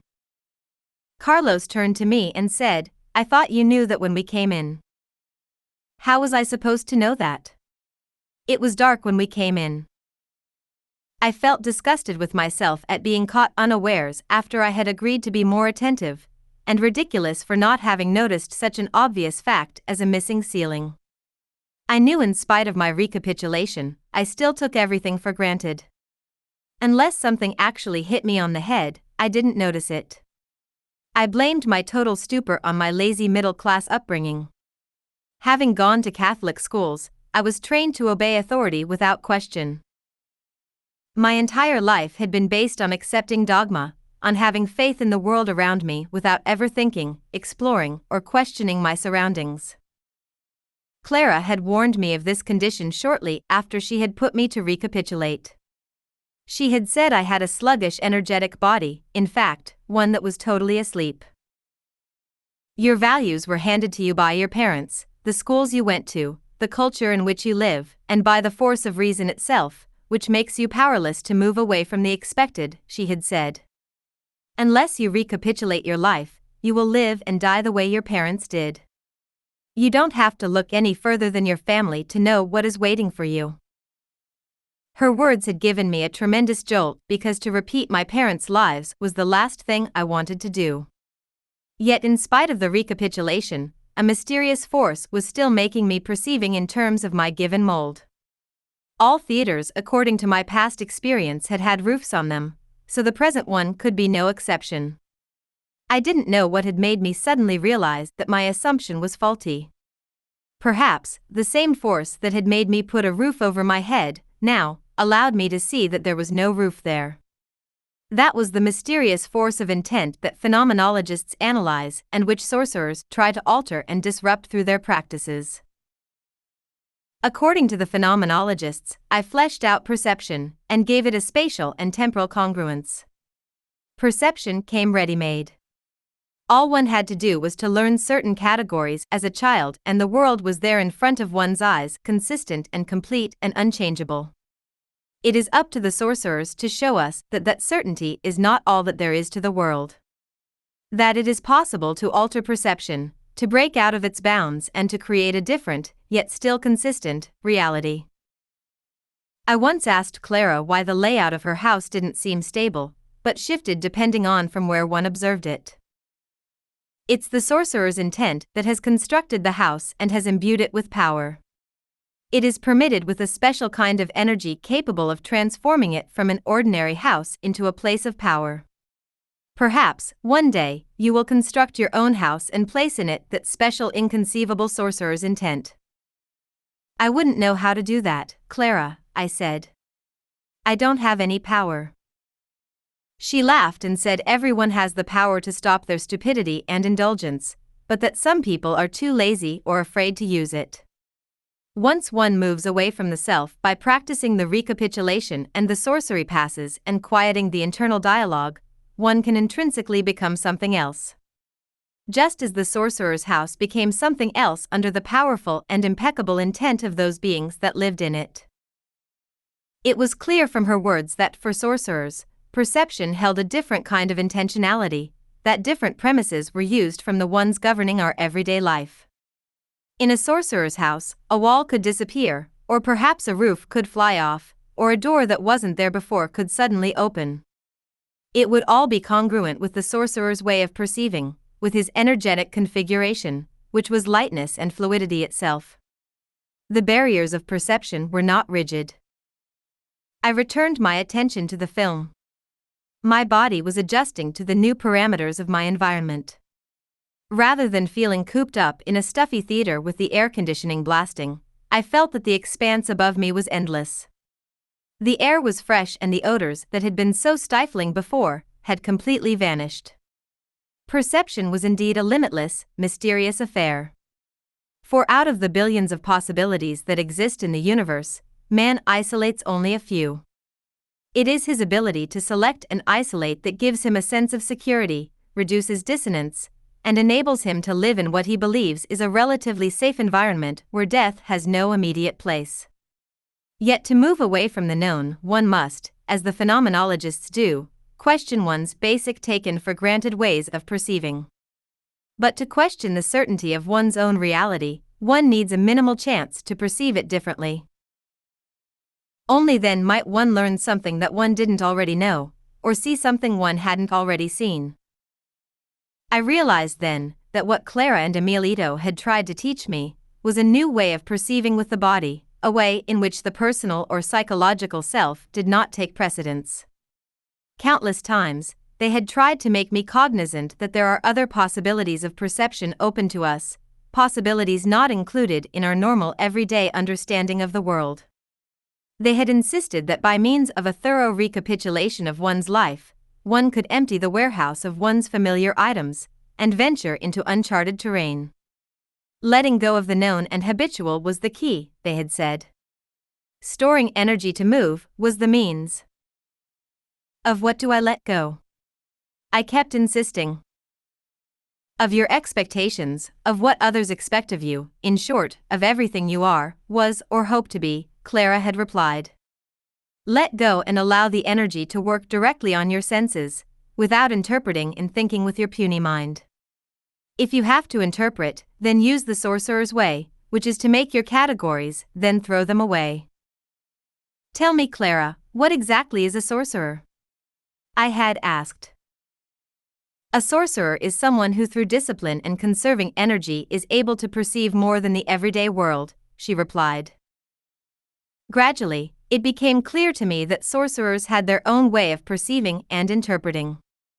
The intent set up by a long line of sorcerers, each adding to it his own power, his own understanding, his own personal explanations, led to an alternate reality, just as real and predictable as the one into which we were born.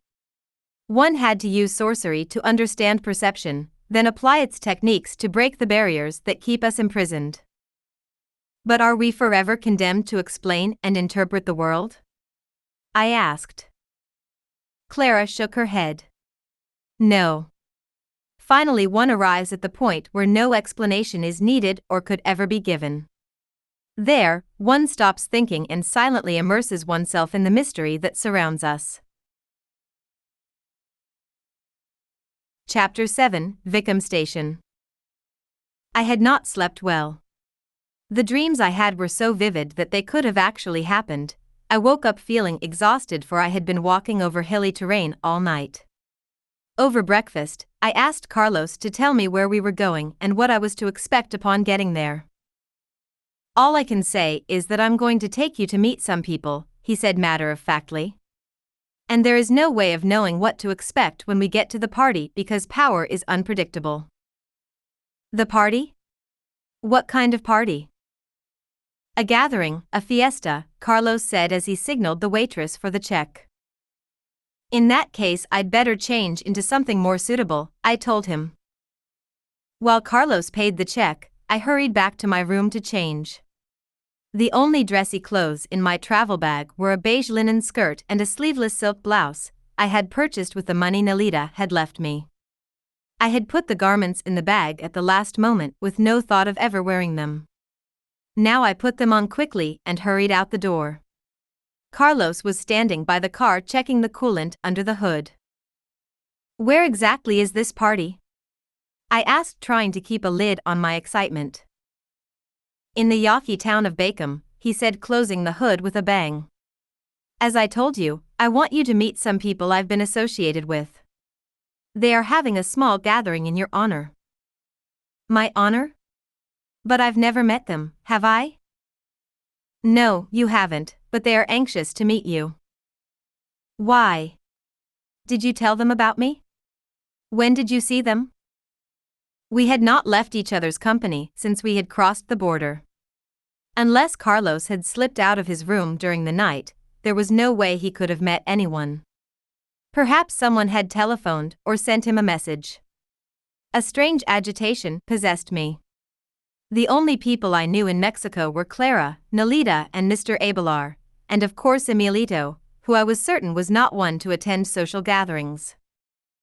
I can't wait to meet them, I said excitedly. Do I look all right? Carlos scanned me from head to toe. Don't you have some proper walking shoes? I can't wear hiking boots with this outfit, I said. It would ruin the look. I realized that I was going to great lengths to impress the people I was going to meet, to the extent of wearing uncomfortable dress sandals, but I wanted to look elegant, not as though I had been trekking in the desert with one outfit to my name. Besides, Carlos had stipulated that the party was in someone's house and that we were going to drive there. I didn't see too much walking on the agenda. All right then, let's go, Carlos said. I got in the car, trying hard not to wrinkle my skirt. We drove out of Guaymas, then headed southeast towards the Yaqui towns. It was obvious that Carlos had driven on Mexican roads many times, for the car hugged the road as he negotiated the curves in an expert manner. Nevertheless, every time the road disappeared around a bend, I held my breath hoping that we would not be surprised by an oncoming truck or bus passing in our lane. Placed along the roadside, as a constant reminder of a tragic mishap, were wooden crosses or shrines with wilted flowers marking the spot where a car had gone off the road, or there had been a collision, or a person had accidentally been run down. To my distress, these morbid memorials were disturbingly numerous. We came to a small town made up of a cluster of adobe houses with doors opening into dark rooms that looked like caves. In an open courtyard delineated with cane fences, I spotted a fat white chicken being taunted by two smaller reddish hens. Next to a house was a rust-covered car with no wheels, the remnants of an accident, and having been abandoned there, never moved again. Is this one of the Yaqui town? I asked. No, this is Empalm. The Yaqui towns are further ahead. Vicam, where we are headed, is one of the 8 pueblos regarded by the Yaqui as being located on sacred ground. The Rayam Chronicles lists them as having been established before the coming of the Spaniards. What is the Rayam Chronicles? It is a list of memorable dates in Yaqui history. According to the chronicle, there were 4 great men who called the people together and led them around the boundaries of Yaqui country. They went to Cabora on the Cocoraqui Arroyo, from there to Tacalame, the peak just north of Guaymas. As they went along the boundary, they preached and sang with the people, thus establishing the boundary line of Yaqui territory. After that, they founded the 8 pueblos. Singing of the boundary and establishing the towns sometime in the remote past is the solemn belief about the origin of their tribal territory. What are the other 7 towns? I asked. Cocorit, Vicam, Tarim, Padam, Rayam, Huarives, and Belem, Carlos said. They were situated along the lower 60 miles of the Yaqui River, but during the late 19th century, the main channel of the Yaqui River below Padam shifted sharply and Belem was left completely without water, and the water supply to Huarives and Rayam was severely curtailed. What happened to the people in these places? They had to relocate elsewhere. Many were given land by the people of Padam, others moved to Empalm or started new settlements, but with the steady encroachment of Mexicans into their lands, most of the Yaquis have left the original sites, such as Vicam, and have set up new villages elsewhere, often with the same name. The same thing happened in Vicam. A new village center, called Vicam Station, was established on the railroad in Vicam territory. However, the majority of the people now living there are Mexicans. We passed another settlement, more clusters of low, flat-roofed adobe houses surrounded by cane fences held in place with crooked posts. A fat woman with a shawl over her head stood in a doorway, watching the cars passing on the highway. Next to the house were a pair of dusty gray donkeys tethered in a small corral with a sloping ramada. An old man, who could barely make it up the hill, was pushing a 4-wheeled cart full of manure. Elsewhere, a group of men were standing near the roadside as if waiting for a bus or truck to come along and pick them up and take them to Guaymas. They waved at us as we passed. A mangy dog barked and ran after the car as we slowed down for a curve, then we sped up and left the dog biting a cloud of dust. Around noon, Carlos turned off the main highway onto a well-packed dirt road. We drove through the heat and dust to a small cluster of adobe houses placed in a haphazard fashion with no regular block or street plan. Some of the houses had corrugated tin roofs with adobe walls. They were lined up one against the other in a group of 4 or 5 room additions that would allow an extended family to live together. Sometimes a cane fence shut them off completely from their neighbors. Is this where the Yaqui Indians live? I asked, rolling up my window so the dust wouldn't get in the car. Carlos pointed in the opposite direction. No. The Yaqui Indians live on the other side of the highway behind those cane fences we saw earlier as we drove up. The Mexicans, or Yorums as the Yaqui call them, live in these houses. Carlos said that Mexican houses in Vicam Station were better built than those on the other side of the main highway. These had cement floors, some electricity, and families owned television sets, radios, bicycles, and sometimes even a car or truck. What about the Yaqui Indians? How do they live? I asked. Their houses have dirt floors, no electricity, and they have to bring in water from the wells or irrigation ditches in 5-gallon gasoline cans, Carlos replied. Even here it seems that it's important to be born on the right side of the highway, I said. The entire world is divided into the haves and the have-nots. Carlos said that demarcations and comparisons were universal, that there were always people who had and those that didn't, no matter how poor they were. Dichotomies are a part of the human condition, he explained. They are built into language, which is based on contrast and opposition. Like day and night, male and female. Hot dogs and hamburgers, I added. He gave me a quizzical look. I told Carlos that as children on hot summer days, my brothers and I used to run through the sprinklers naked. They would tease me saying that I didn't have a hot dog appendage the way they had. They said mine looked like a hamburger. When I insisted that hamburgers were better than hot dogs, they immediately demonstrated the contrary by peeing in perfect arcs. When I tried futility to do the same, they laughed because I could only tinkle straight down. They had convinced me that I was born without something essential. I told Carlos that I was deficient, and that feeling dogged me for the rest of my life. I felt cheated for not having been born a male. Carlos said hot dogs aren't any better than hamburgers, laughing. You have been fooled by the authority and certainty that males have as children, that they are superior by virtue of the fact that they are desired by their parents, whereas females usually are not. Males depart from a more privileged position, but we are not intrinsically superior. I remembered Clara assuring me of the same fact. The womb is the giver of life, she had said. It can create, be a source of strength, move things, and make things happen. You're a fool to blindly accept a position of inferiority without question. Why not accept a position of strength and confidence instead?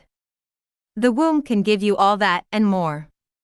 It is the organ of life itself.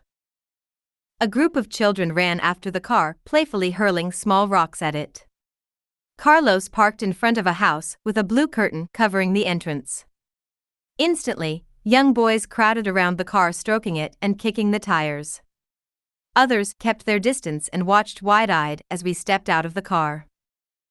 Is this where the party is? I asked, avoiding the eyes of the children. Carlos shook his head. No, but I have to pay my respects to some friends first. They've always been very kind to me. A woman wearing a white embroidered blouse and a long faded blue skirt and maroon apron came out to greet us. Her skin was brown and smooth, and her eyes were shiny, black, and friendly. Carlos introduced her as Dona Mercedes, who smiled warmly as she grasped my hand in a firm handshake. She pulled the curtain aside and invited us inside her home. The room was semi-dark, the walls were of stucco and the cement floor had been recently swept with water. I was surprised how cool it was. A reddish curtain, tacked to the window, gave the room a mellow glow. The curtain fluttered in the breeze and let light through as it billowed away from the window. Through an open doorway, I could see an iron cot, like the ones lined up in army barracks. A chest of drawers with an altar on top stood next to the bed. I saw a crucifix draped with a rosary and a picture of Our Lady of Guadalupe. Leaning against it was a photograph of a young man. The shrine was flanked with flowers and 2 lighted white votive candles. All I could think was that somebody had recently died. For it looked like a shrine to the memory of a departed family member. We sat down on a maroon sofa that had lost most of its stuffing. I kept sinking in deeper until I hit a hard board. The springs were poking my bottom uncomfortably, but I thought it would be impolite to stand up and sit elsewhere. 2 girls around 8 and 10, from time to time poked their heads into the room from behind the blue curtain, and let out exuberant giggles. Carlos stopped his conversation with Dona Mercedes long enough to play peekaboo with the girls. Then the hostess said something to Carlos in rapid Spanish I could not follow. Dona Mercedes says Benny should be back any moment, Carlos said. He just went to the store to buy sodas. Did he know we were coming? I asked. Someone had seen the car on the road, he replied, so he knew we would be stopping by his house the way I always do. I was eager to meet Benny, Dona Mercedes' youngest son. Carlos had said he was in his mid-20s and that sometimes when he did fieldwork in Vicam, he stayed in the back room which Benny occupied when he was not away constructing irrigation ditches for the huge cooperative farms owned by the Mexican government. His older brother, Raul, had recently died in a landslide while dynamiting to build a tunnel through a hill. Is this the Benny who wants the shower? I whispered to Carlos. Carlos nodded. On our drive from Guaymas, he had told me a story about a friend of his whose dream was to live in the United States. He said that every time he visited his house, Benny begged Carlos to hide him in the trunk of his car and smuggle him across the border. Carlos had always refused, but this did nothing to impede their friendship. Benny had felt fate had dealt him a harsh blow for allowing him to be born on the wrong side of the Rio Bravo. Especially when his mother, who while pregnant with him, had been visiting relatives in Tucson, could have had her child there, thereby making him a citizen of the United States. He was constantly talking about going north, boasting that he had made it to Arizona twice, but had been caught and deported. Benny knew what kind of cars Americans drove, the large houses they lived in, and he had even been in the well-stocked department stores in Phoenix. One day, coming home from working in the fields, Benny was washing up in the back of his house over a water trough. He again asked Carlos to hide him in the trunk of his car when he left for the United States the following day. I'd give an arm and a leg to have a decent shower, Benny had told him. Carlos assured his friend that although he couldn't take him to the United States, his second dream would be fulfilled, he would have the shower of his dreams. Benny looked surprised. That's impossible, he said. No, really, Carlos had insisted. When I was a boy, I helped my grandfather build a shower on his farm. I'll build one just like it for you. Carlos had described how he could connect a pipe to the water storage tank in the back of the house. With a series of pulleys and with the help of gravity, the water would run into a smaller tank outside the cooking area. A chain hooked up to a plug, when released, would allow the water to rush through a shower head with enough pressure to douse whoever stood underneath. He would even build a cane barrier for privacy and allow the water to be collected in a trough below for recycling. You're crazy, Benny said after listening to Carlos' plans. What kind of shower is that? I may as well bathe in the irrigation ditch. Carlos admitted that he was stunned. I want a real shower with tile walls, a glass door with swans engraved on it like I saw in the Home and Garden magazine, and real plumbing with hot and cold water all year around. Carlos confessed that it had not occurred to him that that was what his friend had in mind. He had to admit that Benny was right, such a shower was impossible to construct where he lived. Were you still friends after that? I had asked. Yes, but the gifts I always brought with me, the clothes for his 2 sisters, the radios, the portable TV, always seemed inadequate. Dona Mercedes' curtain opened and a tall slim young man with a winning smile entered, wearing American Levi's, a black leather jacket and a baseball cap. He embraced Carlos by repeatedly slapping both palms on his back. He glanced at me sitting on the sofa then smiled shyly as we were introduced. After exchanging a few English phrases, he seemed to have exhausted his repertoire and the conversation reverted back to Spanish. Through an opening in the curtain, I watched the girls playing outside. At one point Dona Mercedes took me to the back porch area covered by a ramada. It was also the kitchen area where food was cooking in huge aluminum pots over a pit lined with stones. To the side, I could see a water-holding tank. I scrutinized the area with my contractor's eye, wondering if it would be possible to construct a shower. There was adequate space, but, of course, no plumbing. I thought of the beautiful bathroom in Clara's house, with water mysteriously running under the floor. The water had been piped in from a natural underground spring, but there was no running water around Benny's house, except the water from the well, whose use was restricted and had to be brought to the house in a bucket. I realized that to build a shower in Benny's house was an impossible undertaking. The entire community would have to be renovated. After a polite interval, we got up and said goodbye. Benny came with us to accompany us part of the way. He said we needed him to give us directions, for the roads were not marked and we could easily get lost if we left the highway. Besides, he too wanted to visit Vicam where his favorite uncle lived. As we drove, Carlos talked with Benny in the front seat. I could tell Carlos was getting nervous. His hands gripped the steering wheel tightly as if he were clenching his fists. At first I thought it was because Benny had hitched a ride, but then I concluded it was our destination that made him nervous. I, too, was ill at ease. After a thorough recapitulation, I came to the conclusion that I was never fond of social gatherings because I was too stiff, too afraid of making a fool of myself. Later, I had a bona fide reason for not to get entangled with people and their enterprises. Both Clara and Emilito had warned me not to fall prey to the mesmeric commands governing social interaction. The only thing a man is after, Clara had said with her customary frankness, is to maneuver a woman into a position where he can leave his luminous worms inside her body. What are you talking about? I demanded. Clara explained that during the sex act, a man leaves his energy inside a woman's body. These luminous worms, as she had called them, by feeding off the energy of the woman, force her to support her man energetically against her will or her knowledge. Sorcerers don't waste their sexual energy, but store it to be used for dreaming or stalking. Both of these activities take enormous amounts of energy, Clara said. Our basic energy is our sexual energy.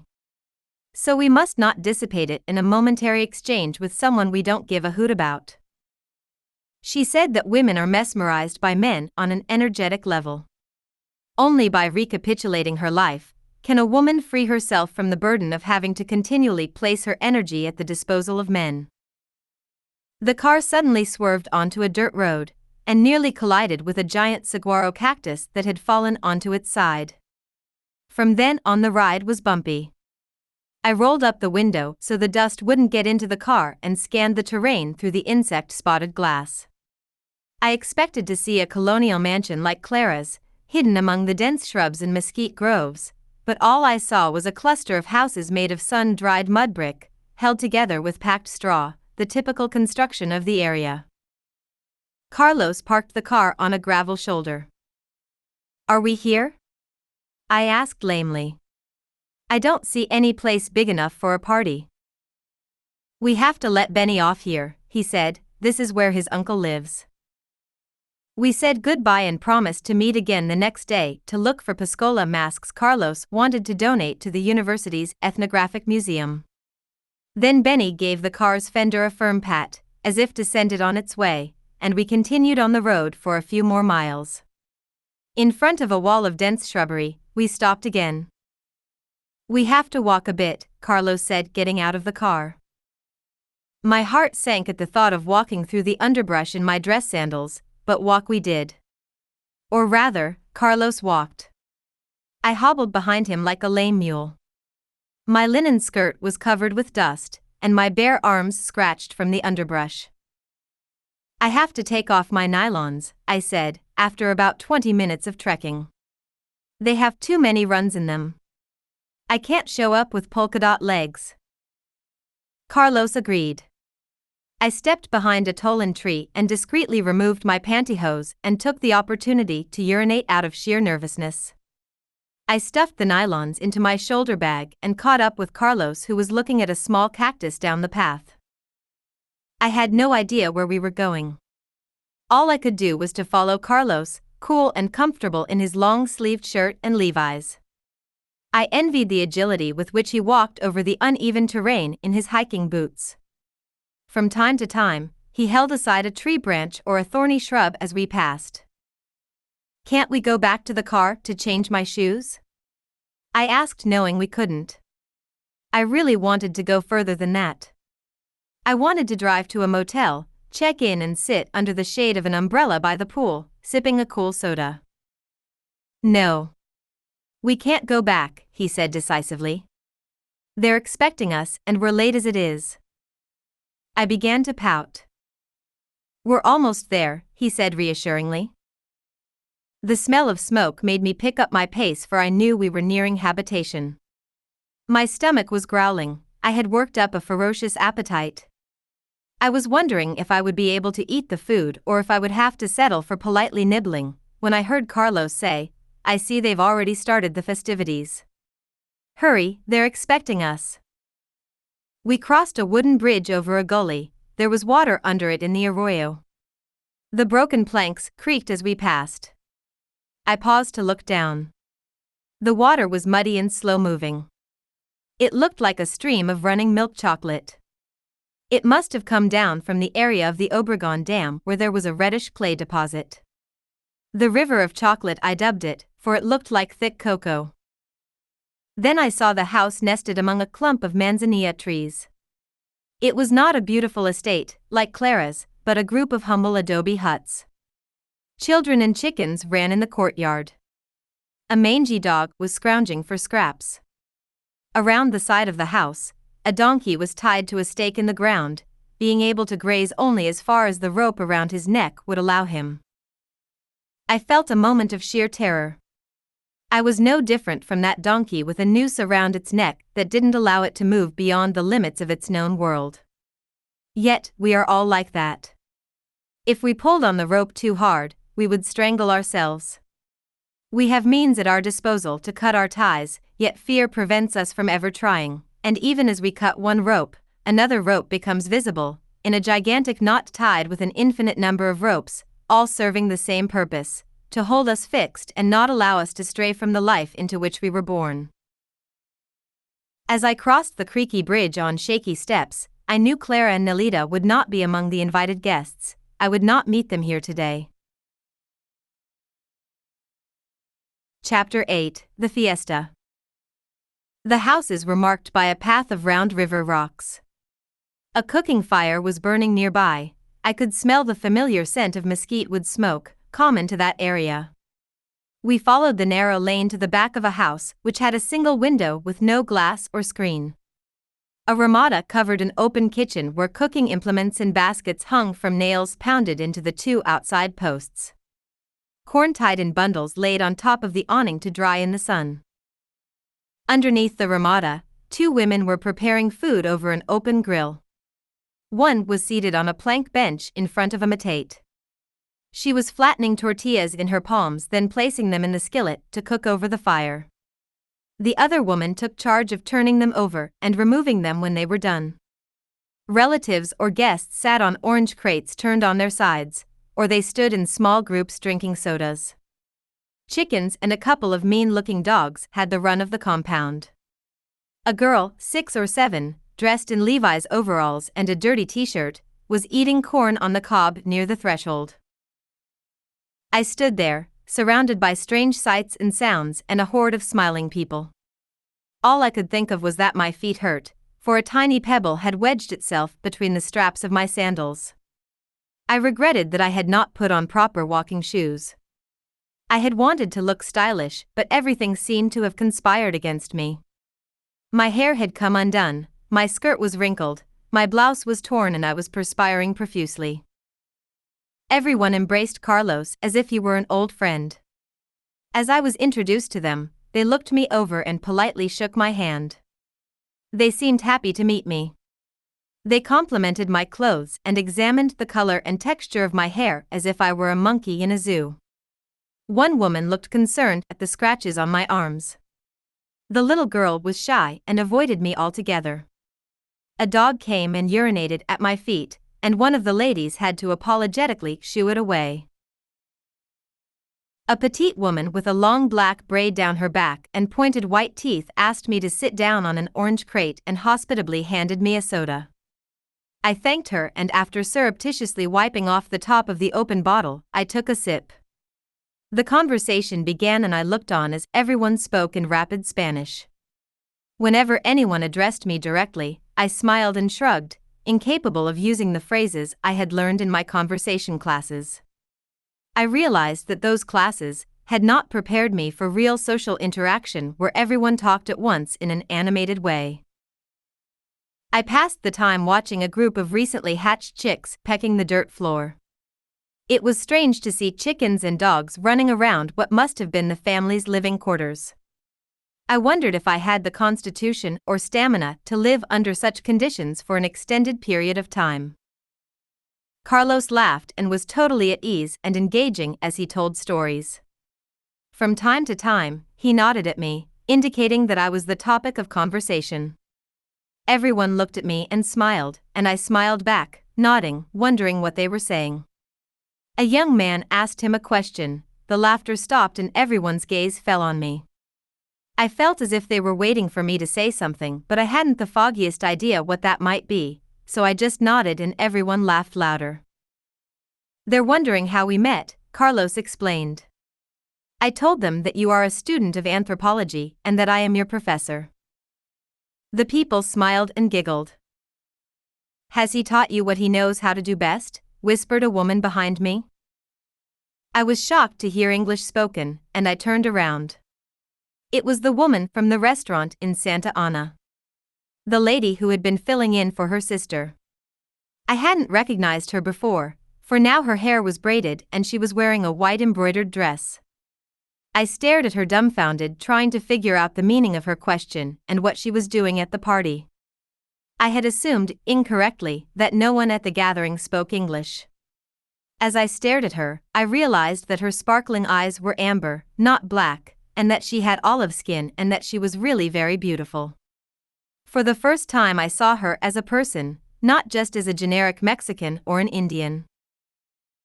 Her mean stare made me realize that I never looked at people directly, but only at their outlines, their general shapes, and that I only gave the impression that I was looking at them.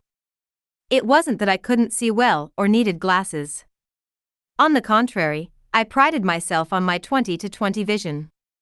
It was more a case of being afraid or too self-absorbed to look at anyone in the eye, for I didn't want anyone to look at me.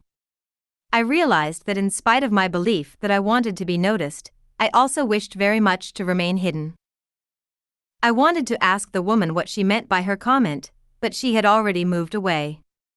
I returned my attention to the main group. The conversation seemed endless, the wooden crate beneath me was numbing my tailbone. After a while I was no longer paying attention, nor bothering to pretend that I was listening.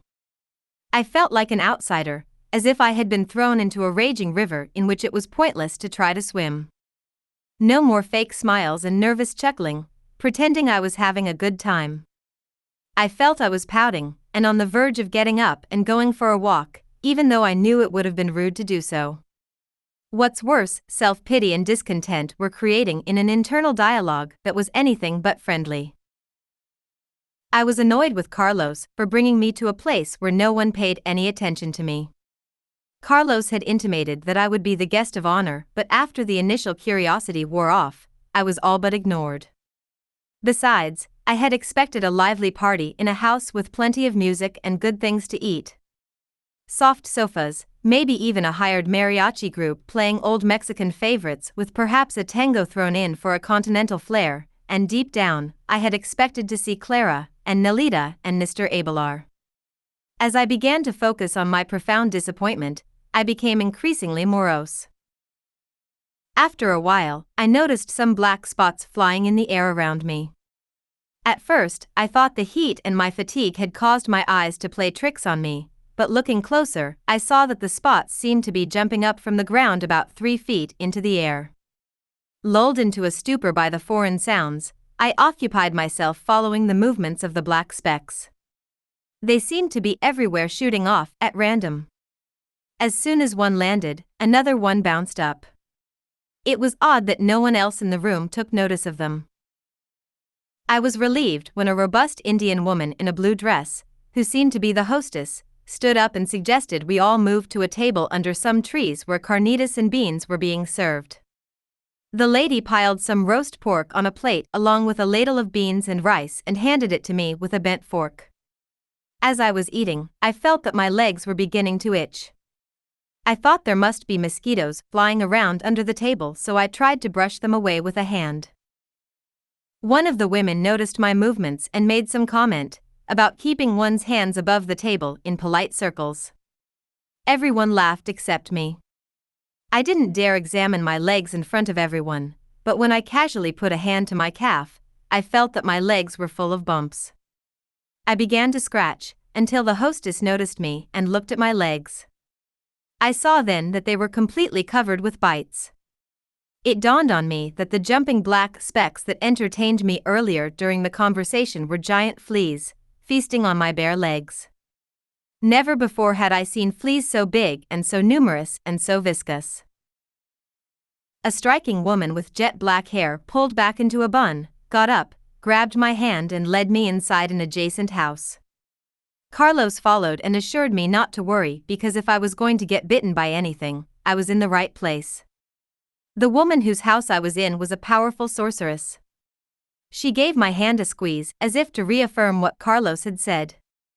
She had high cheekbones, a strong wide mouth, and smooth, coffee-colored skin drawn tightly over her face, giving her an eerie mask-like appearance. She looked a bit groggy too, as if she had just awakened from a long sleep. "Her name is Zuleika," Carlos said. With an imperceptible movement of her chin, Dona Zuleika signaled for Carlos to sit on a bench near the door as if to stand guard, and led me to sit on a chair and prop my legs on a stool. She examined my legs and shook her head and clicked her tongue as if she didn't like what she saw. Then she said something to Carlos in rapid Spanish. "Zuleika says the flea bites are a bad omen," Carlos said. "What do you mean a bad omen?" I asked. "It means your life will be difficult, filled with many obstacles along the way," Carlos said. "Unless you stop your overwhelming concern with the self, troubles will feast on you the way the fleas have attacked your legs." I cringed. It was just what I needed, more obstacles. As if there weren't enough hurdles to overcome. Dona Zuleika looked at me sympathetically and said something about staying with her so she could heal me. "She wants me to tell you that there is a way to avoid trouble," Carlos continued. "But for that you will have to change. She says you will have to be reborn." I did not understand in what way I could change. I had done a thorough recapitulation of my life, beginning from the present and moving backwards to my very first memories. Then I had done another one, moving forward from my very first memories to the present, and what was so bad with the way I was living anyway, I wondered. I was going to school, grooming a romance with knowledge the way Emilito had recommended. I felt I was doing everything I needed to be, and yet Zuleika's grim prognosis frightened me. Dona Zuleika looked directly into my eyes and said something more. I turned to Carlos bewildered. "She wants to help you," he said. "She says that unless you stop pampering yourself, the bit of power that you have stored will turn against you and you will be worse off than before." "What can I do?" I asked. "Tell me the steps so I can follow them." "She says there are no steps," Carlos said. "There is only an overall feeling that comes when one has decided wholeheartedly to follow the path of knowledge impeccably. Zuleika says that you still lack that feeling." I let out a sigh of sheer defeat. I didn't even have the energy to argue. "She could help you get stronger, but you would have to stay with her," Carlos said. "Personally," he added, "I would advise against that." "Why shouldn't I?" I asked, and just to be contrary added, "It sounds like a good idea." I had no intention of staying in a flea-ridden place with a woman who looked like she was either groggy or drunk. On top of that, from the way she peered at me, I could tell there was a streak of madness in her that she could not disguise. I had seen that look before, in Emilito, and at times, in myself.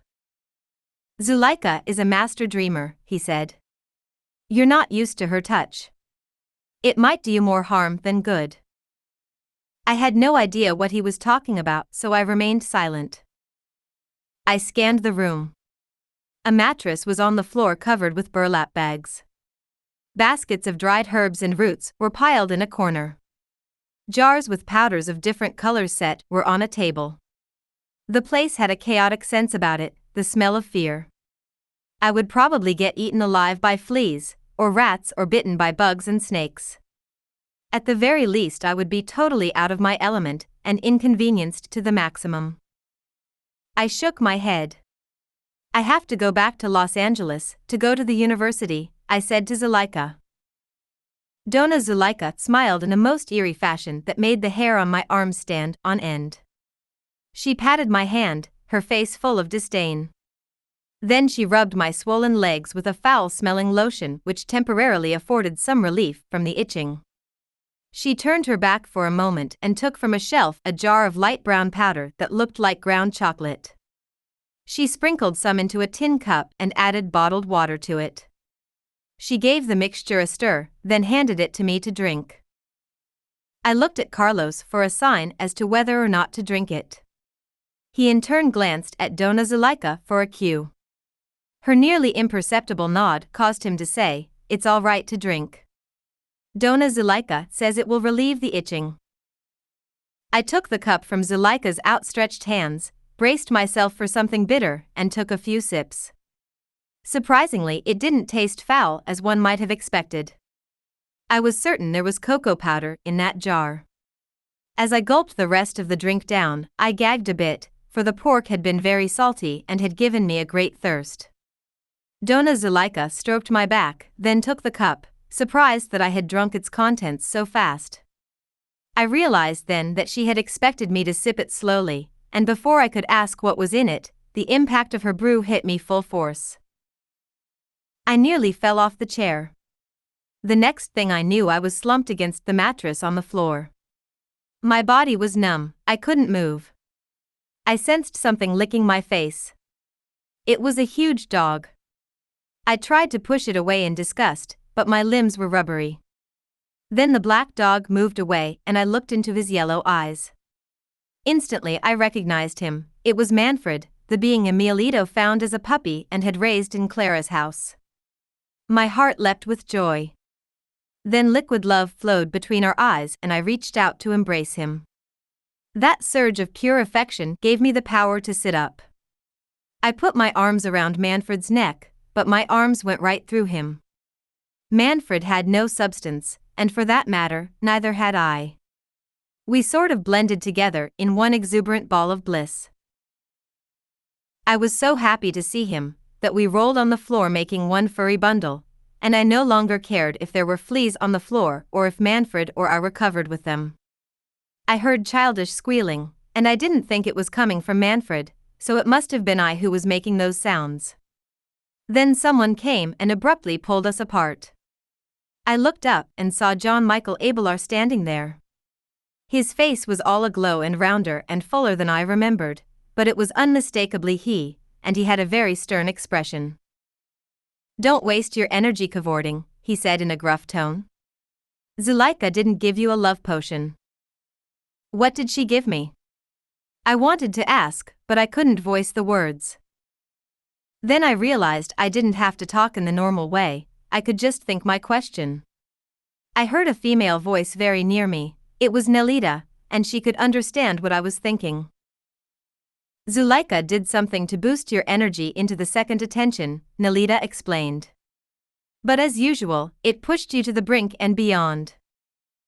"But how did Manfred get here and Mr. Abelar and you?"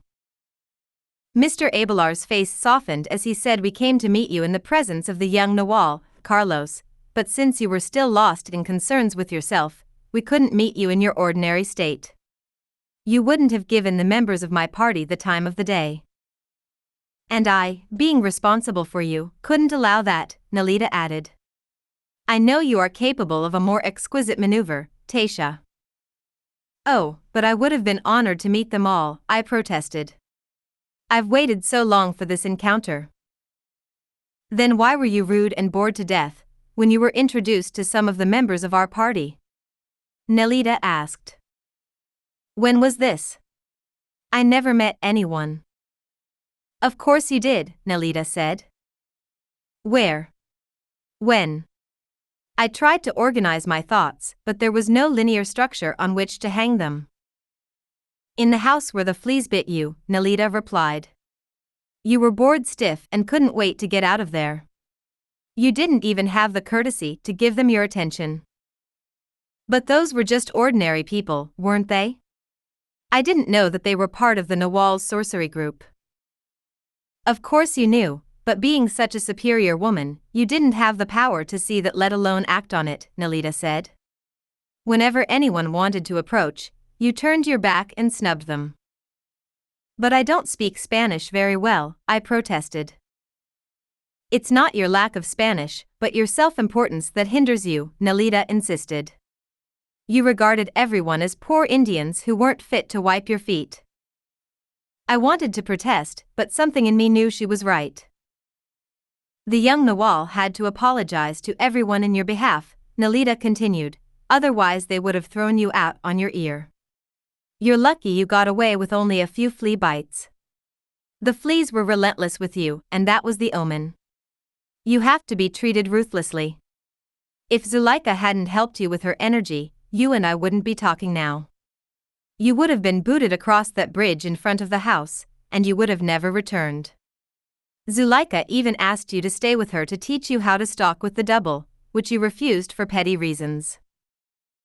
I looked around. In the corner stood a tall lady, with her hair in a bun.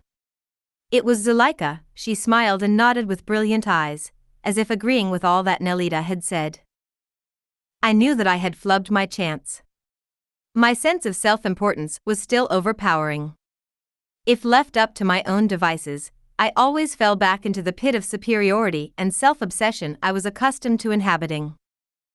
Couldn't I meet everyone now? I asked hopefully. No, they've already left, Nelita said. Have they given up on me? Practically. Yet, you will meet them one by one, depending on your power, Nelita replied. The young Nawal, who is your guide, will take you to meet them. The only one who stuck around was Manfred. Apparently it doesn't matter to him that you are an imbecile, his affection for you is peerless. I heard a sharp bark as if in affirmation, and a feeling of love well up inside me. Likewise, I said, and was about to burst out weeping. In fact, tears had already begun to fall. I moved my arm to wipe them, when I felt a warm body next to me tugging at my arm. I turned my head to see a young pretty girl, about my age, winking at me. She had short dark brown, curly hair, delicate features, brown eyes, and an eerie smile like Zuleika's. I stuck around too because I'm crazy, just like you, she said and giggled. Instantly her eyes became wild, glowing like a doll that had suddenly come to life. I thought that she would devour me with her tiny piranha-like teeth. I wanted to move away, but she held me down with superhuman strength. As she began to climb on top of me, I screamed for Nelita to get her off me. I thought you came to Mexico to find love, she said in a throaty voice. Well, I'm your man. She gyrated her hips in a lewd motion, then kissed me on mouth. As I struggled to free myself, I heard a chorus of laughter in the background. You two behave yourselves, Nelita said and pulled the girl off me. That's Josefina. Don't mind her. She's always direct and to the point. I didn't mean to frighten you, the young girl said in Spanish. She touched my hair affectionately. She was the picture of sweetness and decorum again, but you were such a shit-ass with everyone, I thought you needed a good fuck. My mouth fell open. Such crude language didn't jibe with her delicate appearance. She smiled and nodded as if I had better believe her. Josefina always speaks the truth, Nelita said, or she doesn't speak at all. Isn't that right, Josefina? The girl nodded mutely. It was then I realized that I had no trouble understanding Spanish. In fact, I had the certainty that I had learned the language somewhere before. Although where, I didn't know. Nelita came to my rescue. One can easily understand a different language in the second attention, she said. Once you bypass the rational mind, you have no difficulty with languages. You used to speak German and Hungarian, and some Spanish, remember? That was true. I used to know those languages as a child, but I had forgotten them out of lack of use. One never forgets, Nelita said. The assemblage point simply moves to a different position where that language is no longer in the foreground, but you can always move back. Now you'd better sleep. You've used up just about all the dreaming energy Zuleika gave you. I wanted to ask her how Zuleika gave me dreaming energy, but then I remembered that there was something missing. It was as if I had misplaced something that had been with me, but I didn't know what it was. Then I heard a voice and the missing piece fell into place. I saw Carlos sitting down next to me, and I knew we had known each other for a long, long time. In fact, we had spent a lifetime together. How could I have forgotten the feeling I had for him? I touched his hand and lay down on my left side. Then our hands melted together and I could no longer sustain his image. My eyelids were so heavy that they closed in spite of my effort to keep them open. Will I see you again? I managed to ask Nelita. Nelita tousled my hair the way she always did. That depends entirely upon you, on how impeccable you are with yourself and others, but it is the new Nawal's duty to bring you to freedom. You have been entrusted into each other's care by the Spirit itself. Trust him and support him, because his path and yours are forever entwined. I made her a solemn promise. Then she said something else, maybe even many other things, but I could not remember any of them, because I fell asleep to Nelita's soft commands that sounded like a lullaby. I dreamed I was suspended from a harness attached to a tree branch. Someone was pushing me as if I were on a swing. I looked down, I saw Carlos reaching up to catch my ankles to give me a push. He was laughing with abandon. Next to him, Emilito was jumping up and down like a big child wanting to play too. I awoke from a deep sleep. The darkness in the room was intense. It was pitch black, there was no light anywhere. As my eyes became accustomed to the shapes and shadows in the room, I could tell I was lying on the hard mattress. Someone had thrown a blanket over me, and the heat of it made the bites on my legs itch terribly. It was all I could do to keep from scratching them. The rough blanket around my face was suffocating me. I smelled its staleness, it made me sneeze. Carlos was lying near me. From the sound of his rhythmic breathing, I could tell he was asleep. I was glad that my stifled sneeze had not awakened him. I lay there for a long time, afraid to move or get up. I needed to go to the bushes to relieve myself, but fear of encountering a snake or one of the dogs kept me from venturing into the darkness. To pass the time, I tried to remember what had happened the previous afternoon. We had come to a fiesta, I had been introduced to a group of people, then Zuleika had given me a potion to drink, it had knocked me out. What followed was too vague to put into thoughts. I remembered seeing Nelita and Mr. Abelar and a young pretty girl I hadn't met before, and Manfred was there too, barking in the background. I remembered seeing the new Nawal, and Nelita rubbing my head and telling me things, but then in a flash they were gone and I fell asleep to dream haunting dreams. Carlos turned onto his side. I tried to fall asleep again but I couldn't. Some part of me was wide awake, fully alert, ready to fight danger. A dog was barking incessantly in the distance. Then, I must have fallen asleep, for the next thing I knew Carlos was shaking me saying it was time to go. He wanted to return to Vicam Station to meet Benny to look for Pascola Masks to donate to the Ethnological Museum. I put on the long-sleeved shirt and cotton drawstring pants someone left by my shoulder bag, and gratefully slipped into a pair of huaraches. As we crossed the wooden bridge on our way back to where we had parked the car, I turned and glanced at the house one last time. In the distance I saw Zuleika waving at me, smiling as if we shared a secret. I waved back, and as our eyes met, I had the certainty that I would meet her again. I would accept her invitation to stay with her, and Emilita would be there too, and my life would change. Chapter 9, Pascola Masks. My legs were red and swollen. The lotion Zuleika had given me for the flea bites had not helped one bit. On the contrary, something in it seemed to make the bites even more virulent. It reminded me of the time I had had chickenpox as a child, only now, I was far more uncomfortable. What did Zuleika give me that knocked me out? I asked Carlos as we were driving to Vicam Station. Cocoa. You mean there was only cocoa powder in that drink? I don't believe it. Carlos nodded. She thought you liked hot chocolate.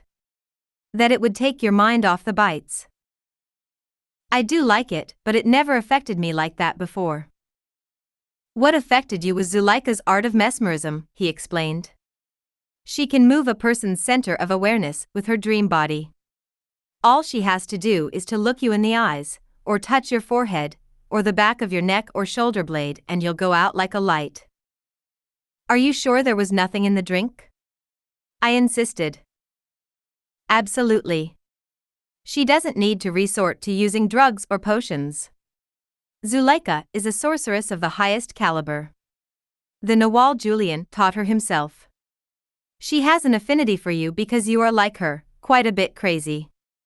Someday, she'll show you her art. What might that be? I asked, knocking people out with a pat on the back. Carlos pulled down the visor of the car to shield himself from the sun's glare. Zuleika is a consummate dreamer. She stalks with her dream body. When you meet her again, she'll teach you how to stalk with the double. What is stalking with the double? I asked. You'll have to wait until Zuleika shows you, Carlos said. She's the master of it. As I've said, she learned from the Nawal Julian, and from someone else in our lineage. Who was this other person? A sorcerer of unending accomplishments. All I can tell you is that Don Juan's lineage is indebted to this person, just as he is indebted to our lineage. I wanted to ask more about this mysterious personage and about Zuleika's art, but we had already arrived at Vicam Station. Benny was waiting in front of his house. When he saw our car, he hopped in and said he knew of several people who might have masks for sale. He offered to accompany us so that we would not get lost.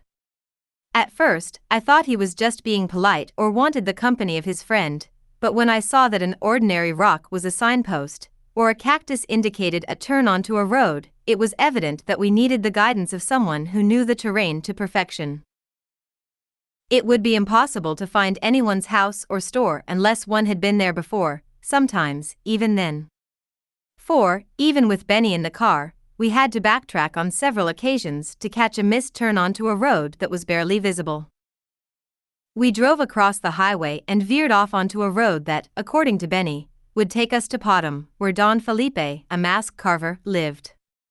It was a feat just to find a particular house, for they all looked alike. The typical house had plated cane walls, sometimes coated heavily with mud, and a roof composed of layers of cane resting on a few mesquite rafters with earth piled on top of the cane. Construction materials included adobe brick, cane with mesquite support posts and rafters. Sometimes, I could see mats of split cane serving as part of the roof. All the houses had 2 or 3 rooms and had a ramada which consisted of a roof supported on crooked mesquite posts. Besides offering protection from the sun, the ramada served as a storage area for herbs and corn that were placed on top of it to dry.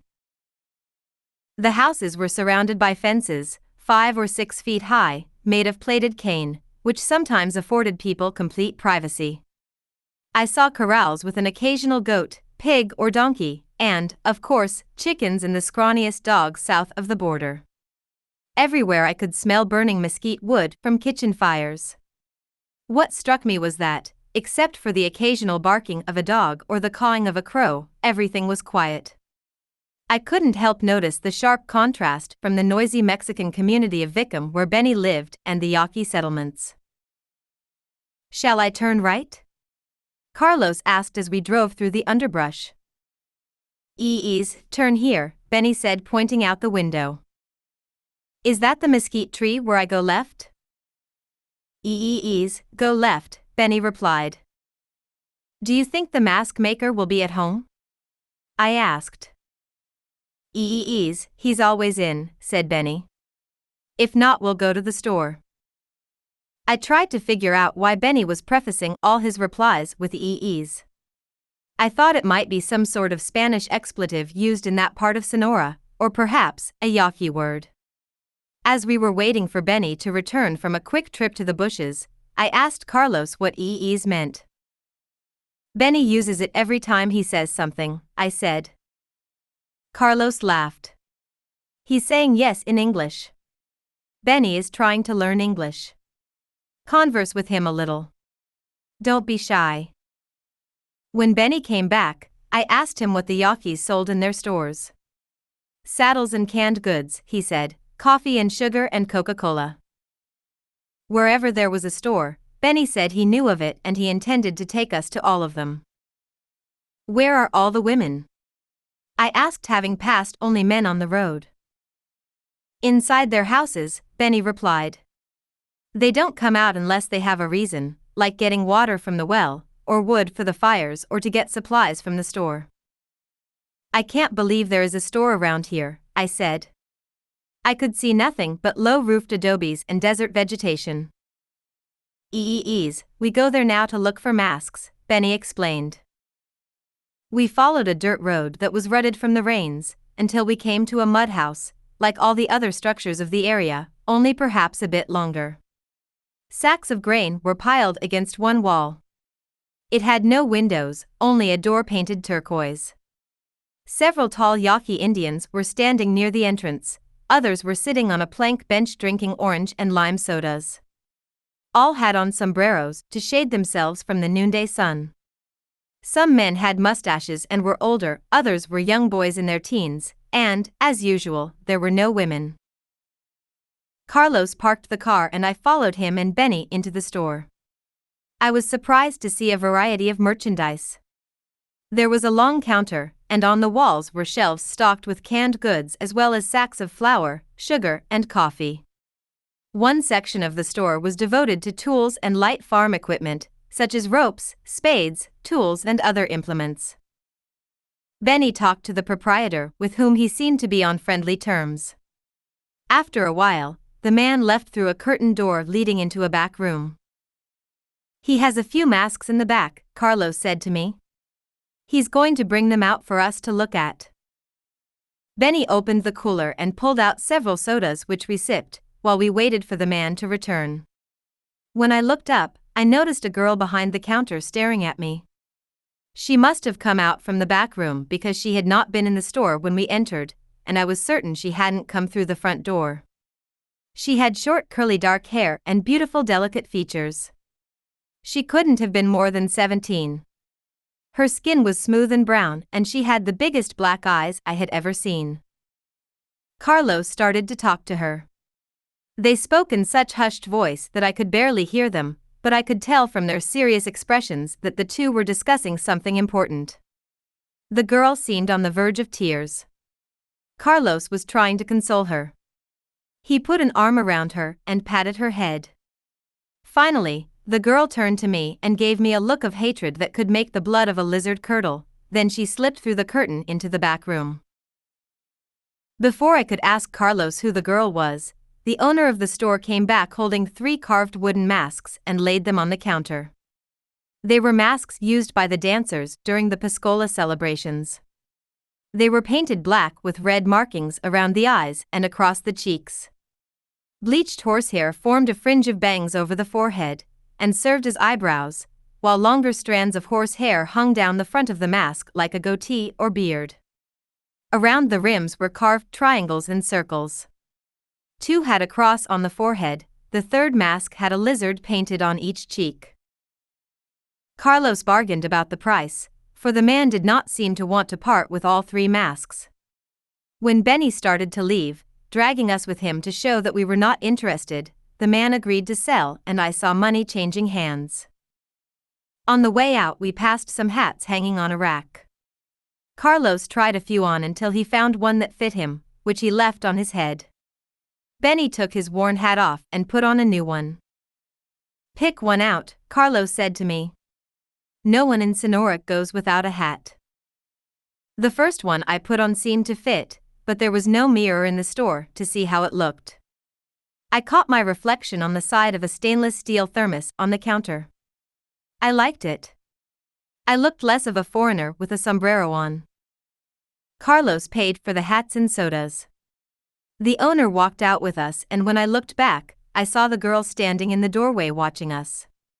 For a moment, I felt sorry for her. Her options seemed dismally limited. She could marry one of the young men who were standing outside the store admiring her, and then spend her life looking after him and their children. Most likely she would never go more than 10 miles out of the area. Perhaps she would visit a relative in one of the neighboring towns for a wedding or a birthday, and their exchange gossip about the latest birth or mourn over someone who had recently died. Or, if she were lucky, she might get a job as a maid in one of the motels in Ciudad Obregón or Guaymas. In short, the girl's future was sealed in the grimmest way. A crow's loud cawing from a nearby cottonwood tree caught me by surprise. I remember another time when I was having a similar mental dialogue concerning a woman who had served us in the restaurant in Santa Ana, but who had turned out to be a cure. I had been wrong then, and from the way the girl had glared at me, I felt I was wrong again. I watched the girl through the side mirror as Carlos and Benny talked to the owner and some of the young men standing by the door. One of them seemed to be giving Carlos directions, for he was pointing off into the distance to the east. I sensed that the girl was looking at Carlos with what I could only call admiration or fondness. It struck me then that the girl was in love with him. I felt a pang of jealousy, which I immediately tried to hide by smiling at Carlos as he got in the car.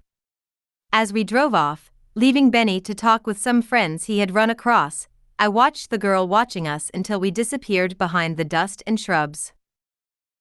"Who is that girl?" I asked as we continued down the dirt road. Dust was getting in my eyes and made me sneeze. For a moment Carlos was silent. "That's Josefina," he finally said. "Don't you remember?" The name was so familiar. Suddenly, my ears popped and I remembered where I had seen her. She was the girl that had accosted me in Zuleika's house. "She's a sorceress," I gasped. "What's she doing here? And don't tell me she's helping out the owner of the store, like that woman in the restaurant in Santa Ana." "No, she just came for some supplies." "You mean she lives around here?" Again a long silence. "She seems to like you a lot," I said. "Have you known her long? What were you two whispering about in there?" Carlos shrugged. "She wants me to take her to the United States," he said. "I'm teaching her English." For an instant I lapsed into a familiar moroseness. I was certain Carlos was teaching her English so he could bring her to the United States. Missing page numbered 150 from original scan. The self. These feelings of love and hate, jealousy, or envy did not simply go away by changing one's venue. They were deeply rooted, buried in every cell of our being. To rid ourselves of these feelings, we would have to do more than to recapitulate our lives. We would, in Zuleika's words, have to become transformed. The car reached the highway with a thud. I was relieved to see Carlos smiling. Perhaps he wasn't attached to the girl in the store after all. I breathed easier and lost myself watching the shadows and colors the sun cast on the desert landscape as we drove to Don Felipe's, the mask maker's house. His house had a wooden cross in the courtyard and was situated on the edge of a cultivated field. It was more spacious than the other houses I had seen, and it was built of good adobe bricks and the dirt around it was clean and well packed.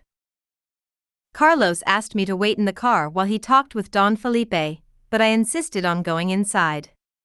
Don Felipe introduced us to his wife, who immediately left the room, as if she were too shy to speak to strangers.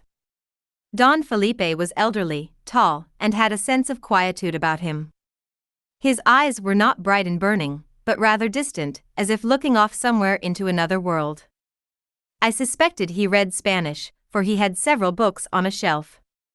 In his conversational manner, he projected a simplicity and intelligence. He seemed knowledgeable on many subjects.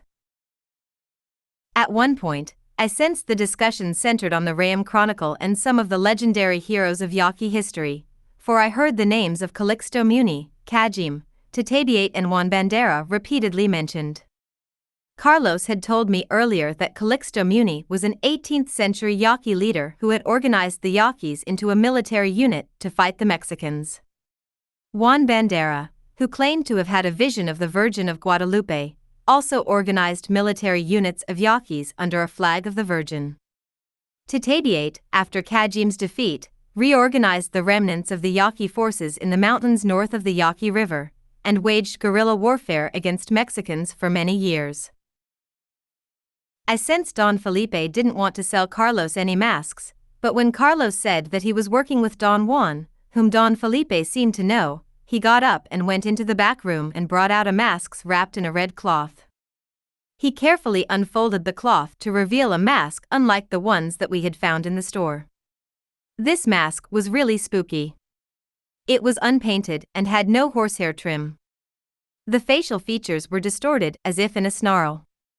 The mouth was open, the eyes were slightly slanted, one higher than the other. The wood was white with layers of natural swirls in its grain. It was beautiful, yet at the same time, awesome. Carlos thanked Don Felipe and we left. "Why is that mask so different?" I asked, walking to the car. "That's a mask of an ally," Carlos said. "The other masks are for the Pascola dancers."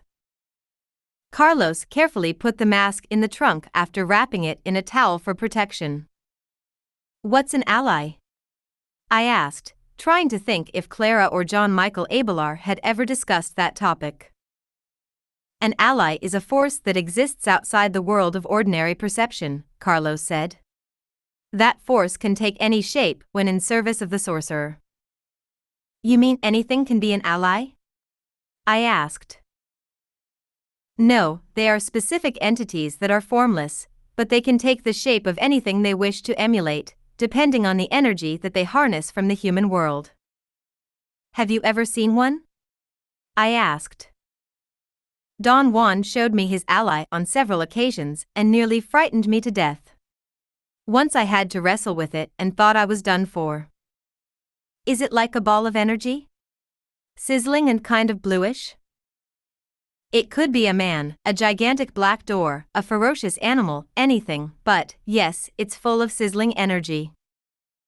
I told Carlos about a series of recurring dreams I had had, of at least I thought they were dreams. I was staying in Clara's house in the beautiful room she had assigned to me. I would just be drifting off to sleep, when I heard noises outside my door in the hallway. At first, I thought it was footsteps, someone big walking down the corridor. Terrified, I put my head under the covers and hoped the noises would go away. But they didn't. Sometimes there was some scratching at the door, as if a huge animal was prowling outside trying to get in. In my semi-sleep state, I would get up and push a heavy dresser in front of the door so that nothing could get in, but to no avail. The force, or whatever was behind the door, would be so fearsome strong that the dresser would move aside, pushed by a sizzling energy. I'd just stand there petrified watching the antique dresser moving away from the door, and seeing the door itself bulging inward toward me with a tremendous force, about to bust off his hinges. I would either run back to my bed and hide, preferably under it, or I would stand there so petrified that I was unable to move. I remembered trying to scream, but nothing came out of my mouth. Sometimes I would wake up panting, soaked in perspiration, or I would wake up on the floor in front of the door, partly covered by the dresser. My heart would be pounding so strongly that it would take hours to quiet down. These encounters became so recurring that I told Clara about them. "That force is nothing to sneeze at," she said seriously. "You say the door is about to burst off its hinges. Watch out. Whatever is prowling out there is about to come in." "What will happen if it does?" I asked. Will I die? Who can tell, she said. That force is determined to get you. Why is it after me? I asked. What did I do wrong? In my mind, I ran the gamut of all the sins of commission and omission, and there were plenty of them. It's not what you didn't do, she said, shaking her head pathetically. It's what you did do. You've been doing your sorcery passes, especially the one where you grab the imaginary sliding door and pull it open. That's the one that started this whole thing, and that's the one that may save you in a pinch. What kind of pinch are you talking about, Clara? Will the force really come after me? You bet your boots. I'd say it's about to burst through the door any moment now, and when it does, you're going to have to put up a fight. I felt my stomach sink right there. I'd rather flee than fight, I said. I'm a coward. I only pretend to be tough, and sometimes I don't even pretend well. Clara looked me up and down groggily and shook her head. You only say you're a coward out of habit, she remarked. You're tougher than you let on. Let me be the judge of that, Clara, I insisted. And I say when it comes to nightmarish forces, I'm a coward. She laughed and sighed resigned. Have it your way, Taisha, it really doesn't matter what you are. The thing that counts is what you do when the force comes through that door. What should I do? I asked. You grab it like this, and shake it like a huge Turkish towel. She demonstrated by holding up her two fists as if she were grabbing something in mid-air and began flinging her arms up and down wildly, thrashing about as if she were holding something invisible that was unstoppable in its fury. Keep hold of it, she warned. Don't you dare let go, no matter how hard it thrashes you about. Right there I knew I was lost, but my rational mind needed to know the very worst that could happen, so I asked, what will happen if I let go? She stopped her bizarre gyrations and looked me in the eye. Her expression was cold and ominous. The ally will gobble you up, she said. It likes tender little cowards, and then she made the most ominous biting noises with her teeth, as she said, yum, yum, yummy, yum, yum, over and over. As Clara went on with her yummy, yum, yums, she rubbed her stomach and patted her head at the same time in opposite circles. Then I knew that one of us had lost their mind, and I wondered if it wasn't me. I had decided then and there to disregard her advice as bordering on the absurd, and, to my relief, I didn't have the encounter again the rest of that week, but the following week, right before my menstrual period, I felt the force again. This time, it was prowling outside my door with an increased ferocity. As I stood in front of the door, I could tell it meant business by the fierce white light that was bursting under the door and through the cracks on the sides, cracks that were getting larger as the sturdy door was being pushed away from its hinges. I didn't even have time to run to my bed. The door burst aside, or rather was snapped off, and flung to the side, and I was face to face with a most blinding white light that was the size of the door frame. I was petrified, frozen to the core. I couldn't scream or breathe. As it began advancing toward me, I was about to faint. Then, I realized that this sizzling glob of light was absolutely conscious and aware. Before I passed out, I heard in my ear Clara's voice saying yummy yum yum, over and over. I had a moment of decision, of either getting rolled over by the boulder of light, or of grabbing it and shaking it like Clara had shown me. Some force inside me rallied, and in spite of myself, I instinctively lurched forward, diving into the ball of light head on like one would dive into a huge wave in the sea. I knew I would be electrocuted, fried to a crisp as when throwing a hairdryer into the bathtub, but to my amazement, the electricity was not hot at all. The sizzling was cool, yet tremendously forceful. I grabbed onto it and hung on with all my might as it thrashed me about, first from side to side as it tried to shake me off, then in circles, as we rolled on the floor. I felt as if I were tumbled by a wave on the ocean bottom. Its force was so strong that I lost consciousness, but something in me kept on grabbing. Then, gradually, the force seemed to diminish. It became stiffer, rigid, then more flaccid, having lost much of its sizzling quality. It became flat and spongy, then, almost vaporous, until it evaporated altogether and I was left on the floor holding on to nothing. I took a deep breath and, perspiring, walked to my bed. All I could think of was, what the hell was that? When I woke up the next morning, I told Clara what had happened. She no longer seemed interested. "Now, they won't bother you again," was all she said. You'd be surprised how word gets around on the energetic plane. Forces know that they have another thing coming if they mess with Taisha. "What forces are those?" I asked Clara. She said it was just a force that permeated the universe, bundles of energy, aware and predatory, like everything else in existence. Remembering the encounter gave me the shivers. I moved closer to Carlos in the front seat, so my arm touched his. We drove back to Vicam Station in complete silence.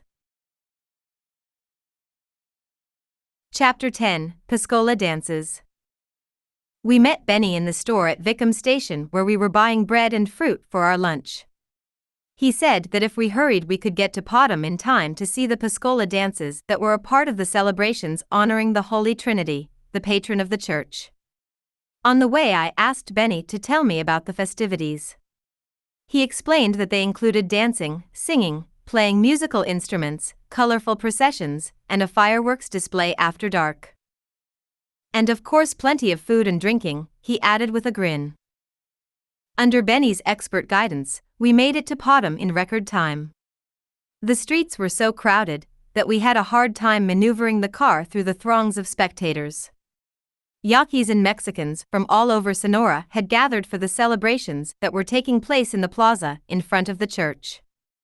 2 ramadas had been set up on the east and west sides of the plaza, manned by 2 groups of 4 festival managers, or fiesteros.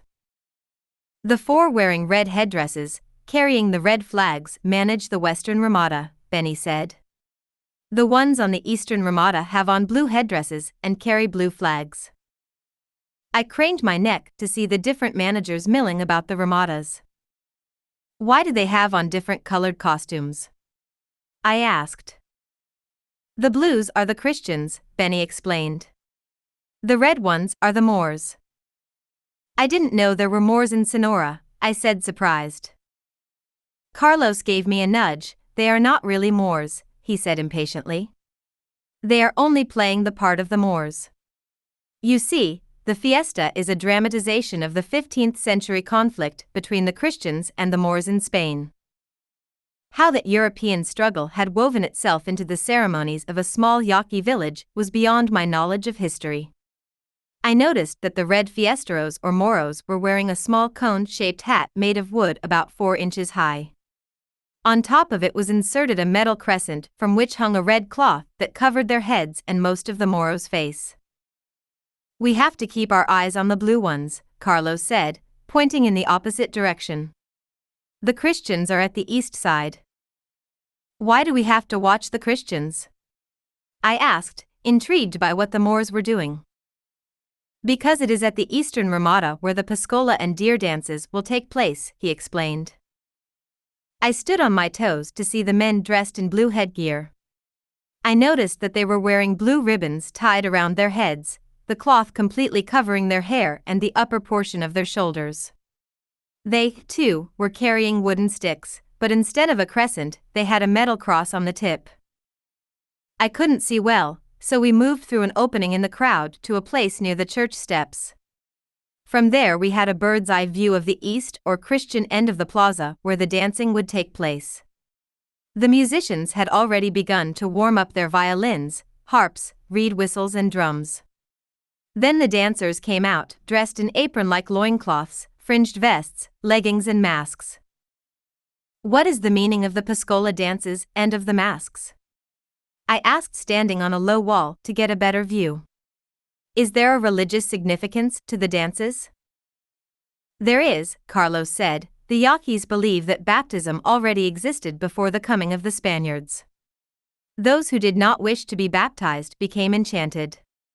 They had the power to transcend death, and existed on an invisible plane superimposed on the Yaqui tribal territory.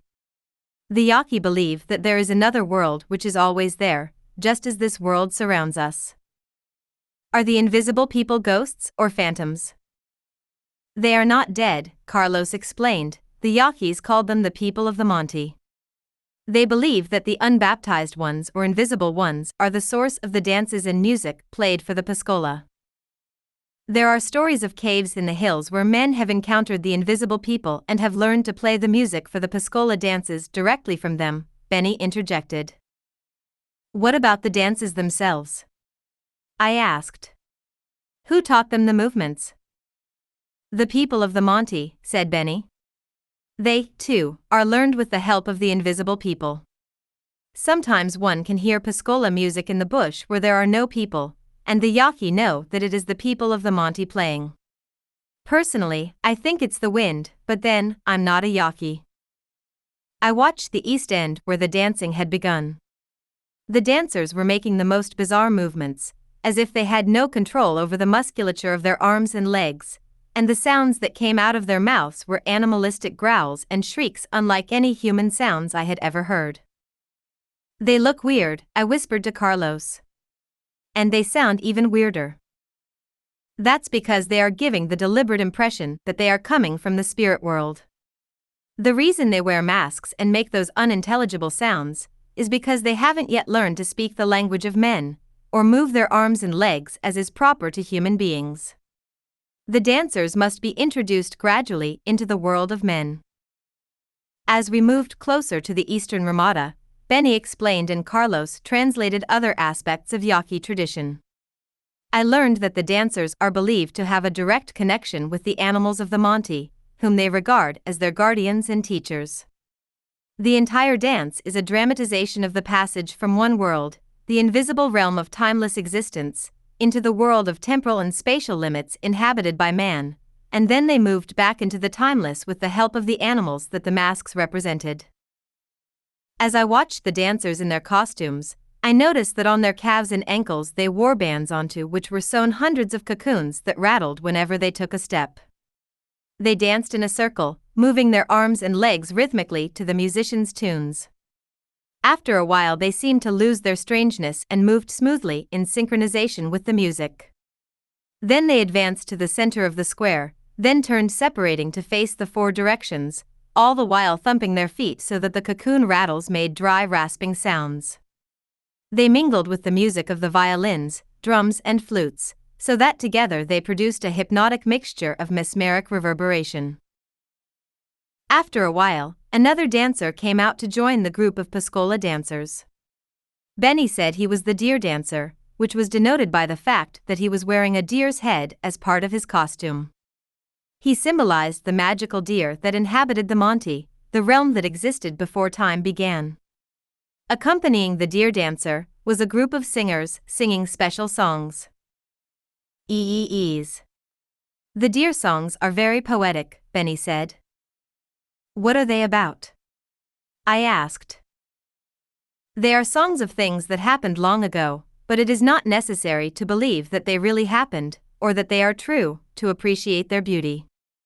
The Yaqui take pride in the telling of these stories. I watched as the deer dancer moved his taut body. He seemed to have great endurance.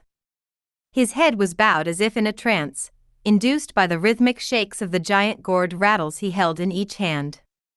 He no longer seemed aware of the world around him, as if his own repetitive movements had carried him into another realm. I noticed that the monotonous sounds were also having a deleterious effect on me. I seemed to have entered a mild stupor brought on by the repetitive sound of the instruments and by the rhythmic thumping of the dancer's feet that made the cluster of cocoons on his ankles rattle. At one point, it seemed as if I were viewing the dancer's world superimposed on the reality that was in front of me. The more I focused my attention on the dancer wearing the deer mask, the more my own head began to sway. I heard a voice inside me telling me to keep my eyes on the dancer. His movements seemed particularly smooth, as if he were propelled by an outside force, as if his body was no longer made of flesh and bone. He was fluid, empty, merging with the world of the invisible people and the spirit animals. Perhaps what the Yaqui believed was true, and that dancing and wearing masks allows one to transcend one's humanness, slip outside the grip of time, and momentarily perceive from a different perspective. Like the sorcerers who had trained me, a consummate dancer can grasp knowledge and see things beyond the limitations of his human form. Perhaps, for a moment, through the union with the dance and the sound of the reed whistle, drums, and rattling of 1,000 dry cocoons, he is able to become what he was before the analytic mind began to dominate man. It is a way of regaining his heritage and once again, becoming one with the invisible people of the timeless plane. As I watched the dancers thumping the ground with their legs, and moving in a semicircle, I realized how incomprehensible the world of the Yaqui Indian was to an outsider. Unless a person became a Pascola dancer, steeped in Yaqui ways, one could not really appreciate the events that were taking place, and to be a dancer one had to be a member of the Yaqui culture, and even then, it would take years of training with a master teacher to perfect the art. Unless one learned directly from one of the invisible people or animals of the Monte. It was clear to me that an external description, such as those presented by anthropologists, would not adequately depict what went on inside the Yaqui deer dancer's head. An anthropologist, as an observer, could only describe what he saw from his external vantage point, for example, the costumes, the dance's steps, or the stories that were told by the singers about Yaqui history. The anthropologist would analyze the Yaqui myths, record their music and eventually file them away in the ethnomusicological archives as part of a dying tradition. Or he might examine the Yaqui social structure to see how people were organized in terms of the status and roles or their kinship relationships. Or he might dwell on the prescribed behaviors that the members need to fulfill.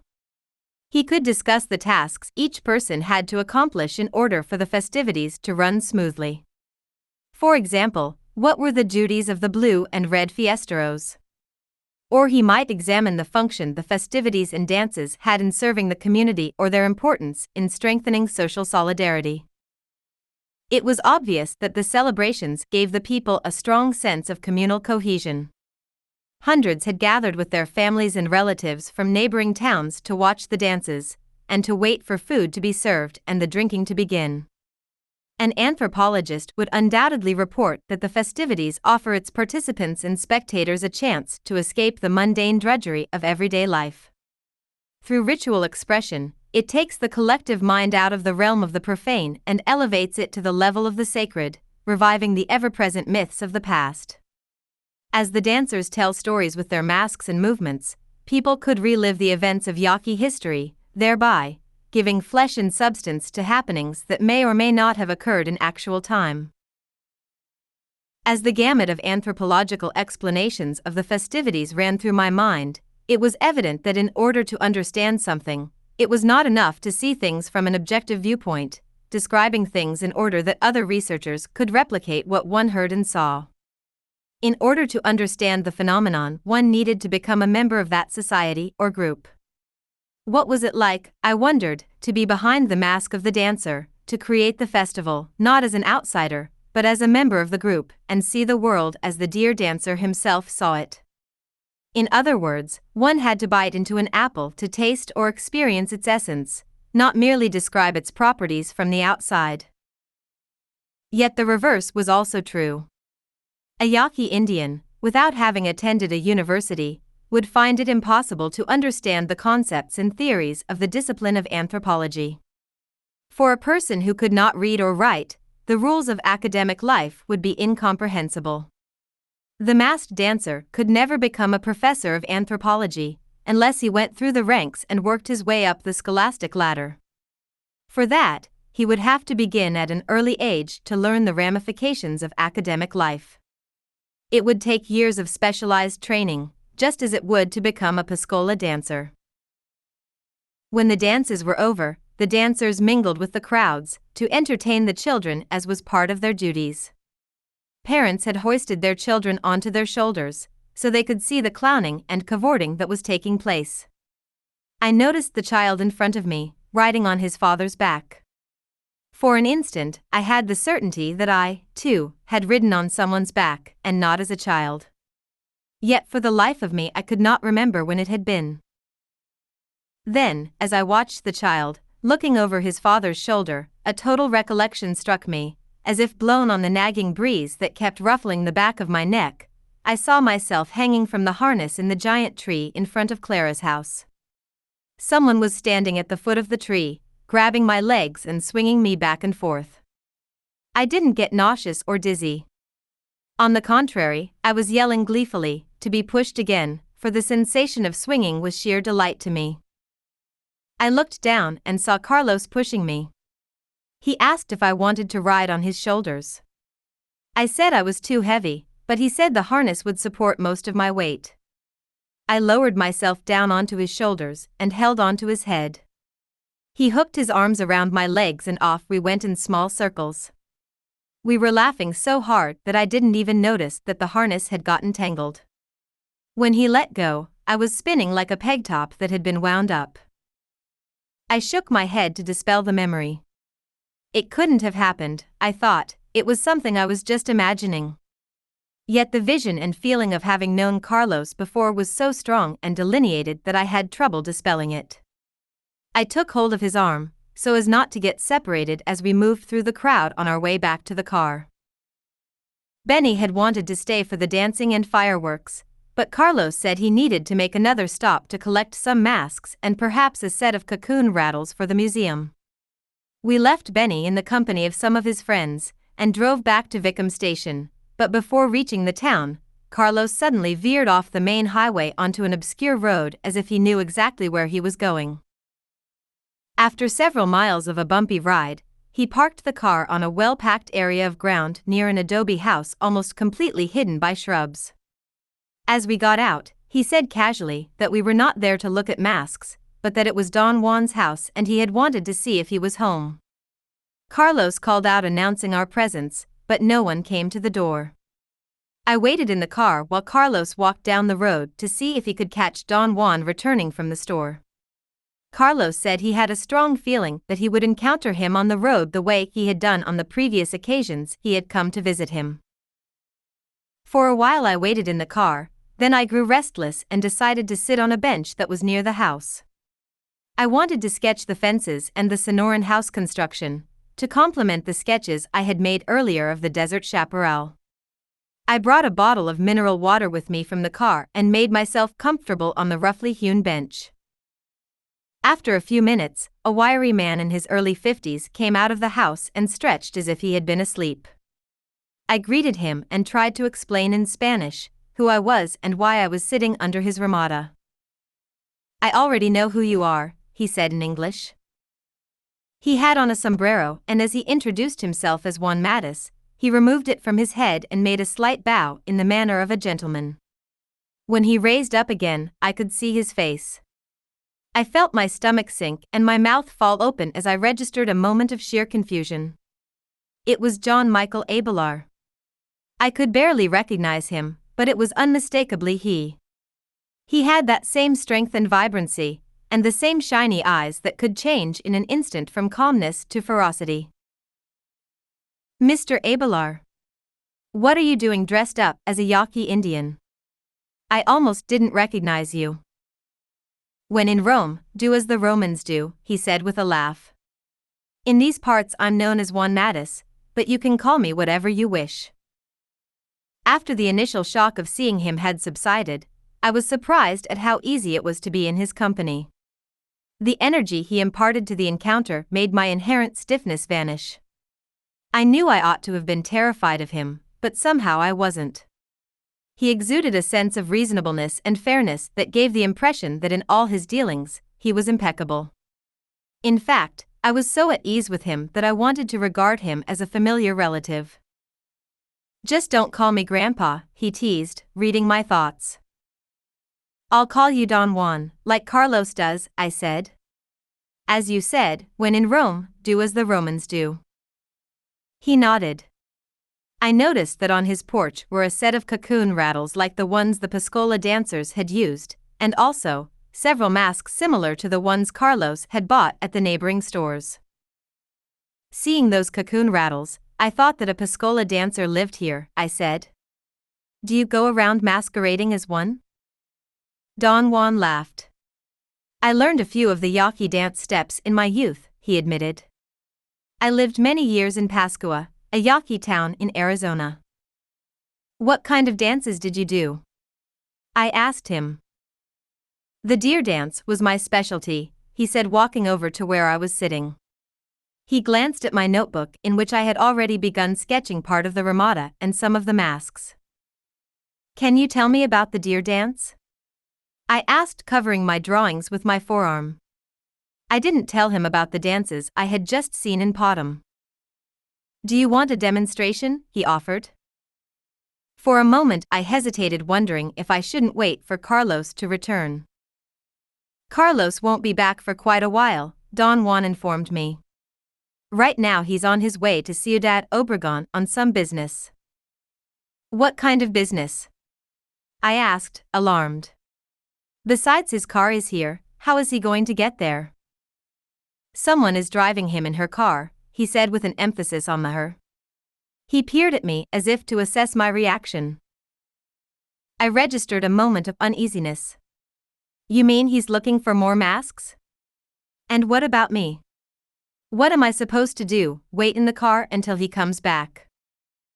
You're not the only business he has, young lady, Don Juan said sternly. Right now he's occupied elsewhere. He left you here in my care. But when is he coming back? Not tonight, he said tersely. He gave me a look that left no room for any more questions or commentary. You've always been interested in movements and in martial arts, he reminded me. Yaqui dances are quite different from Oriental movements. Don Juan stooped over and began to put on the cocoon rattles that he had removed from a peg. Up close, I could see they were made from hundreds of dried moth larvae sewn onto a wide leather strap which he tied around his calves. Then he reached for a mask of a deer's head, like the one the deer dancer in Potom had worn. Part of it was made out of a real deer's head with ears and a pointed snout and antlers. Don Juan was ready to demonstrate the deer dance.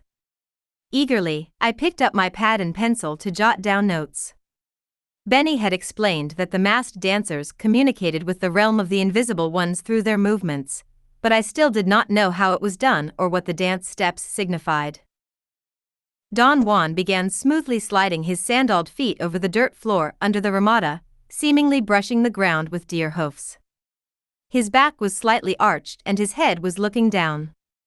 With ankles and knees bent, his movements took on a sleek, graceful appearance as if he were identifying with the animal the mask represented. His body became more limber, his movements light yet forceful.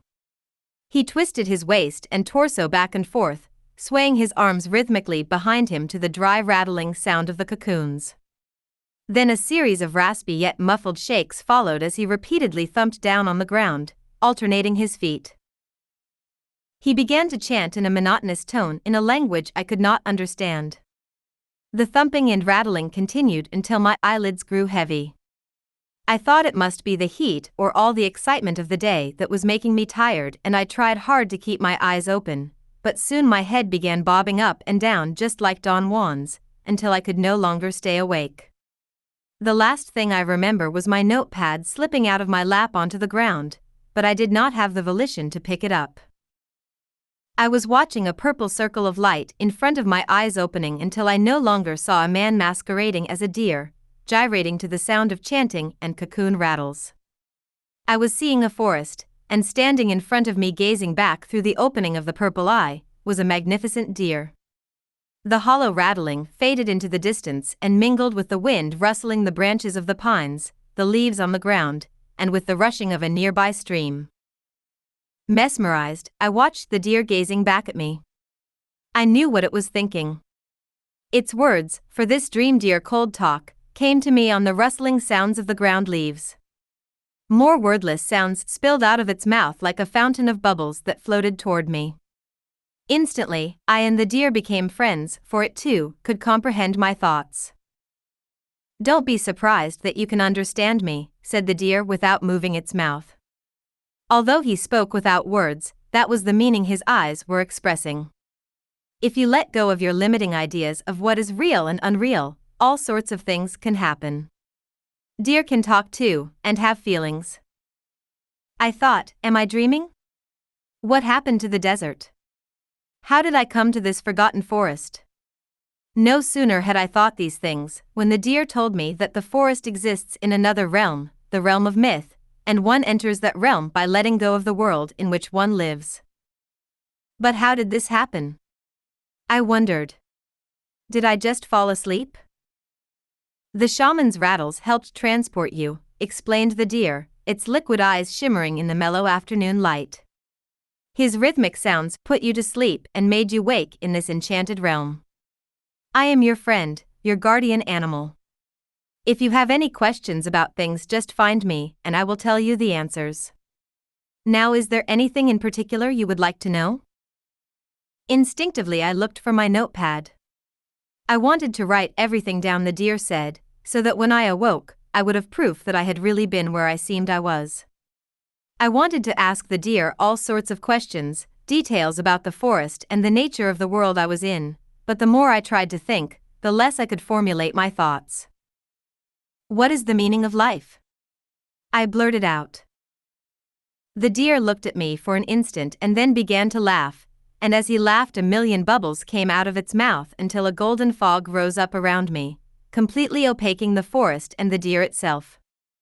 All I heard was the rushing stream, and it was that sound that brought me back to the desert hut, and to the masked deer dancer who was standing over my slumped body staring at me. Slowly, I remembered who and where I was and marveled at the sorcery by which Don Juan had transported me into the dream realm. I wanted to ask if he had also seen the deer, or if he had actually become the deer himself, but it took too much effort to speak. Don Juan took off his mask and scrutinized me from head to foot. He knew that I had seen a vision. I wanted to ask him how it was done, how the purple eye had opened right in front of me, but he motioned for me to remain silent. He gave his cocoon rattles a few more shakes as he stepped away from me, then he stooped over and untied the rattles from his ankles. The cocoons are made of dried moth larvae, he explained, holding them up for me to see. When so many are gathered together, they have the power to break barriers and to transport. The mask of the deer calls the guardian spirit to come to the window of this world. Then it's easy to slip though. You had a short journey, but now you know it can be done, and you can go into the world of dreaming again whenever you want. I stared at Don Juan, only half believing him. The thought occurred to me that he had put some powdered herbs into the water I had been drinking when he stooped over to look at my drawing, and that was what had affected me. I glanced at the bottle on the mud brick ledge. It was the deer mask and the cocoon rattles, he assured me. Nothing in your drink. If the dance and dancer have power, together they can transport one to the other side. Don Juan hung the rattles on a nail on the ramada post. He carefully wrapped the deer mask in a piece of cloth, then excused himself and went inside the house to put it away. The twilight spilled over the ground, casting liquid shadows everywhere. For a long time I sat staring at the notebook on the ground, waiting for Don Juan to come back so I could ask him more questions, but when he didn't come out, I finally got up enough energy to go inside the house to look for him, but Don Juan wasn't there. He seemed to have vanished, perhaps through that elusive crack into the world of dreaming. Chapter 11, Cleansing Angelica. It was too windy to sit under the ramada in the dusk, and too spooky to wait inside Don Juan's house, so I decided to sit in the car until Carlos or Don Juan returned. I was absorbed in writing up my notes when I heard a knocking on the windshield. I nearly jumped through the car roof. Don Juan was staring through the glass, motioning me to roll down the window. "Let's go for a walk," he said when I got out of the car. He was carrying a bundle tied to his back like a knapsack. "But won't it be dark soon?" I said. "So much the better," he replied. Obediently, I put on my poncho and sombrero and followed him into the chaparral. According to my compass, which I always carried with me, we were heading in a westerly direction. As I trudged behind him, I noticed his hands. The tips of his middle and ring fingers were curled and pressed against the palms, while the thumbs, index, and pinky fingers were extended in a natural position. "Keep your fingers like this and you won't tire yourself," he said, holding up his hand for me to see, "and positioning your gaze just above the horizon helps to quiet your thoughts. If you succeed, you will have more energy while walking." "Where are we going?" I asked, trying to copy his hand position. "To a place of power," he said, picking up his pace. Even though I kept my gaze just above the horizon as Don Juan had recommended, I could not quiet my thoughts. I was lining up in my mind all the questions I had been unable to ask him earlier. Now they were bursting to get out. Was it really the power of the mask and dance movements that caused me to have that vision of the deer? I blurted out. "The rattling of the cocoons was the line that took you into the dream world and the link that brought you back," Don Juan said. "But the dancer himself can move someone with his intent." "What do you mean by intent?" I asked. "I mean that the energy coming out of the dancer can impinge on the energy of the observer, and can change the world around him. You, being liquid, were easily moved. But is there really another world one can enter? Do you believe the Yaqui myth of the realm of the Monte populated by invisible people? And what about the spirit animals, do they exist?" He stopped to peer at me for an instant. "After what you've seen, how can you ask those questions?" "I just want your opinion," I said defensively. "The Yaqui Indians call it the realm of the Monte, but I call it the world of dreaming," he said. "Women are better at slipping into this realm than men because they are less rigid in their expectations and beliefs. Now, no more questions. Let's walk in silence." The distant hills were already bathed in shades of dark purple, and the sky was what my art teachers had always called a perfect watercolor sky, with billowing clouds in different shades of gray, red, and pink. We came towards a clump of green shrubbery and a long row of cottonwood trees. When we were closer, I could see that the upper branches of the trees had been cut off, as if they had been harvested or someone had done a poor job of pruning. Still, it was one of the few areas in the terrain where there was lush vegetation. "That's the Yaqui River," Don Juan said, pointing to the clump of trees. "It cuts across the territory, bringing the only source of water to the land. That's why places along it are power spots. Plants and animals flock to them, as well as spirits that seek moisture." We crossed over a low plank bridge that seemed about to fall apart under our feet. "It's not very big," I remarked, looking down. "And it's practically dry. Somehow I expected a real river full of water." "After the rains, it fills up," he assured me. "But it is never very wide." We climbed down the barranca to a creek on the other side. It was one of the areas where the earth was moist. Don Juan told me to be careful because the rocks were slippery. After walking down the creek for a stretch, we sat on a rock. Don Juan took off his knapsack, reached in and handed me a round Mexican bread and an orange, and some thin strips of dried meat. I was famished, for I hadn't eaten since lunch. We missed the food at the Holy Trinity Festival, because as visitors, it would not be safe for us to eat from the street vendors. I began to peel the orange and wiped my fingers on some dry leaves. From where we sat I could hear the trucks rumbling by on the highway, stirring up clouds of dust and exhaust. Trucks in Mexico have names given to them by their owners which they paint above the bumper, Don Juan explained. The one that just passed was called Wounded Heart. I wondered how he knew that, for there was no way he could have seen the truck from where we were sitting. "I see," he said casually. "What does it mean to see, Don Juan?" "It means different things to different people. Sometimes, it's having the certainty that a thing is so. Other times it's a voice that tells you something specific, or it can be a visual sensation of seeing energy fibers or colors moving around a person, plant, animal, or object. It can even be a longing that grips you and doesn't let you go." "I have a longing that doesn't let me go," I said. "But I don't know what it is. I can never voice it. It comes from so far away." Don Juan looked at me for a moment, then shook his head. That's not seeing, that's called indulging. He let out a spurt of genuine laughter. I wanted to argue with him, but he shook his head. I bet it has something to do with finding love, he said, giving me a nudge. I suppose you're right, I conceded, but don't sorcerers love or want to be loved? They do, but not in the way ordinary people fall in and out of love. A sorcerer's affection is peerless. He has no vested interest or personal attachment to his feeling. It is given without any strings attached, and once given, it is never ever retracted. The finality of his statements gave me a chill. It made any notion of love that I had ever come across seem paltry, inferior, and soaked in emotional indulging.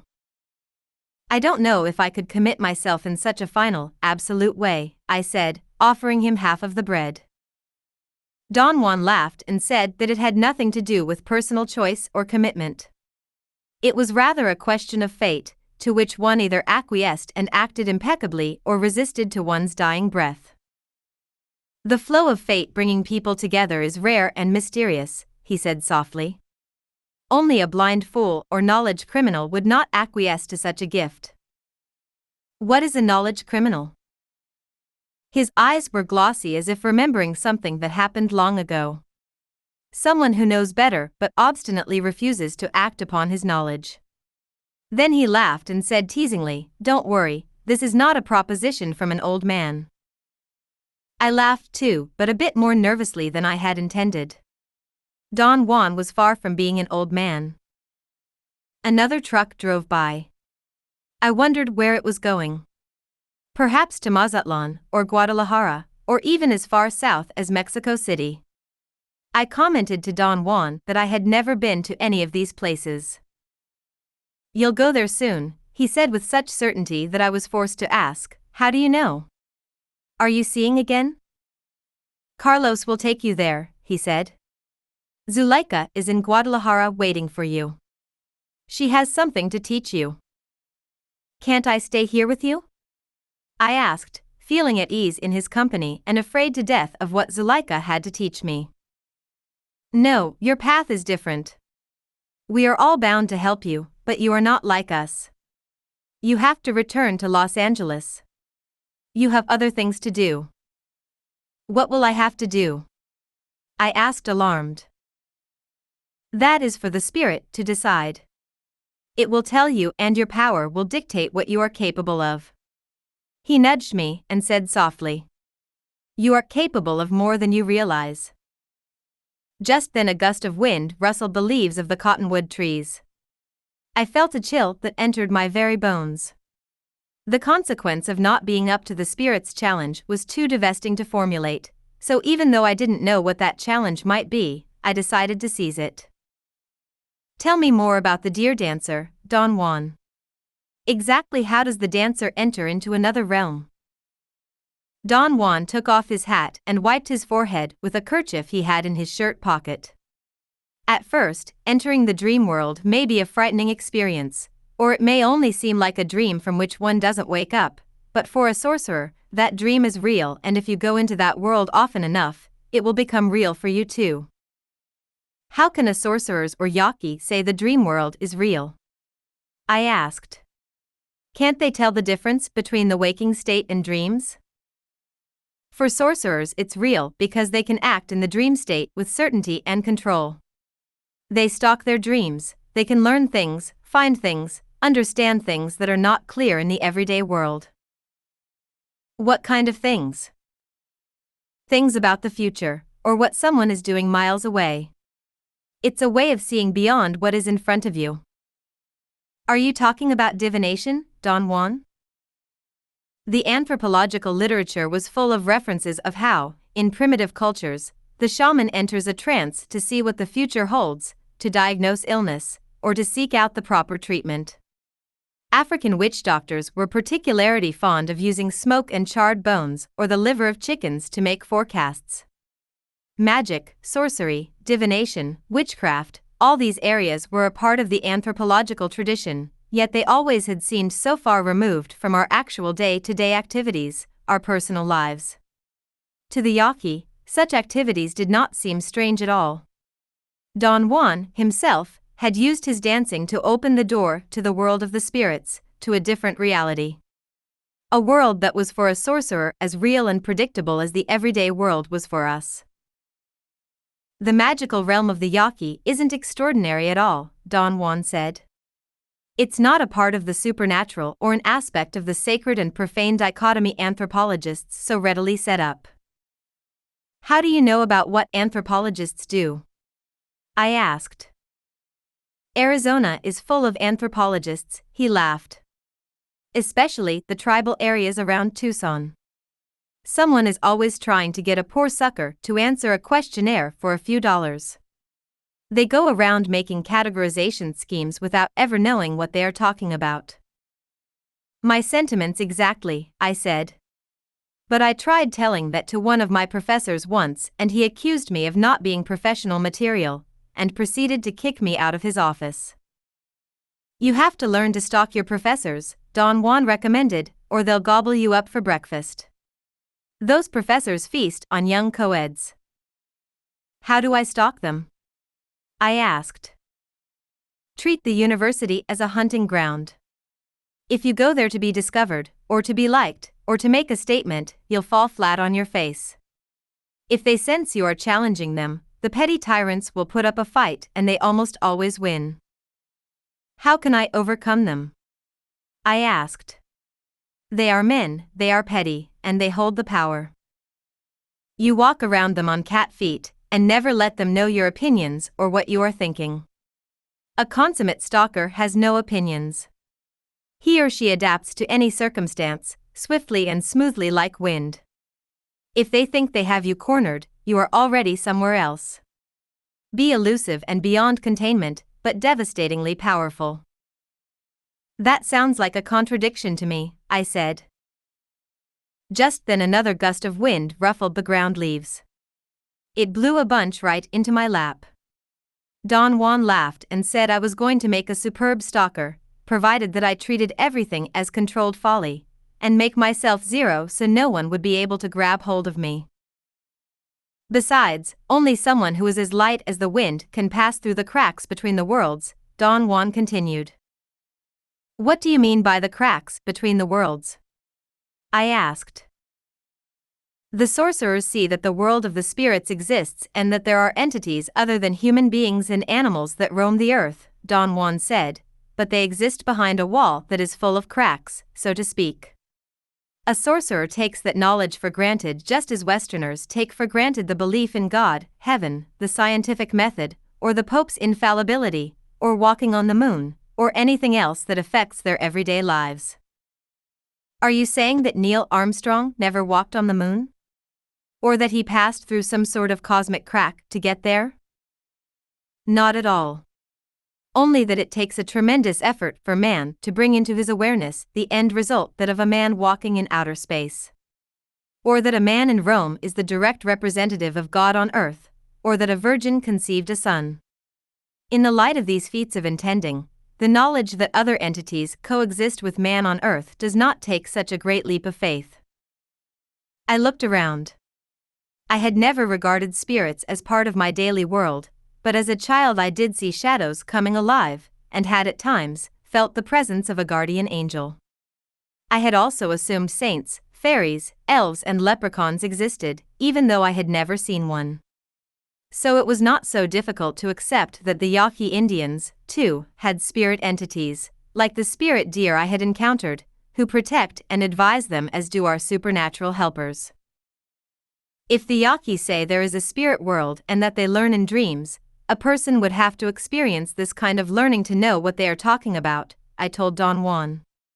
If the Yaqui address themselves to a mythological realm and treat it as reality, in order to understand it, the anthropologist must do the same.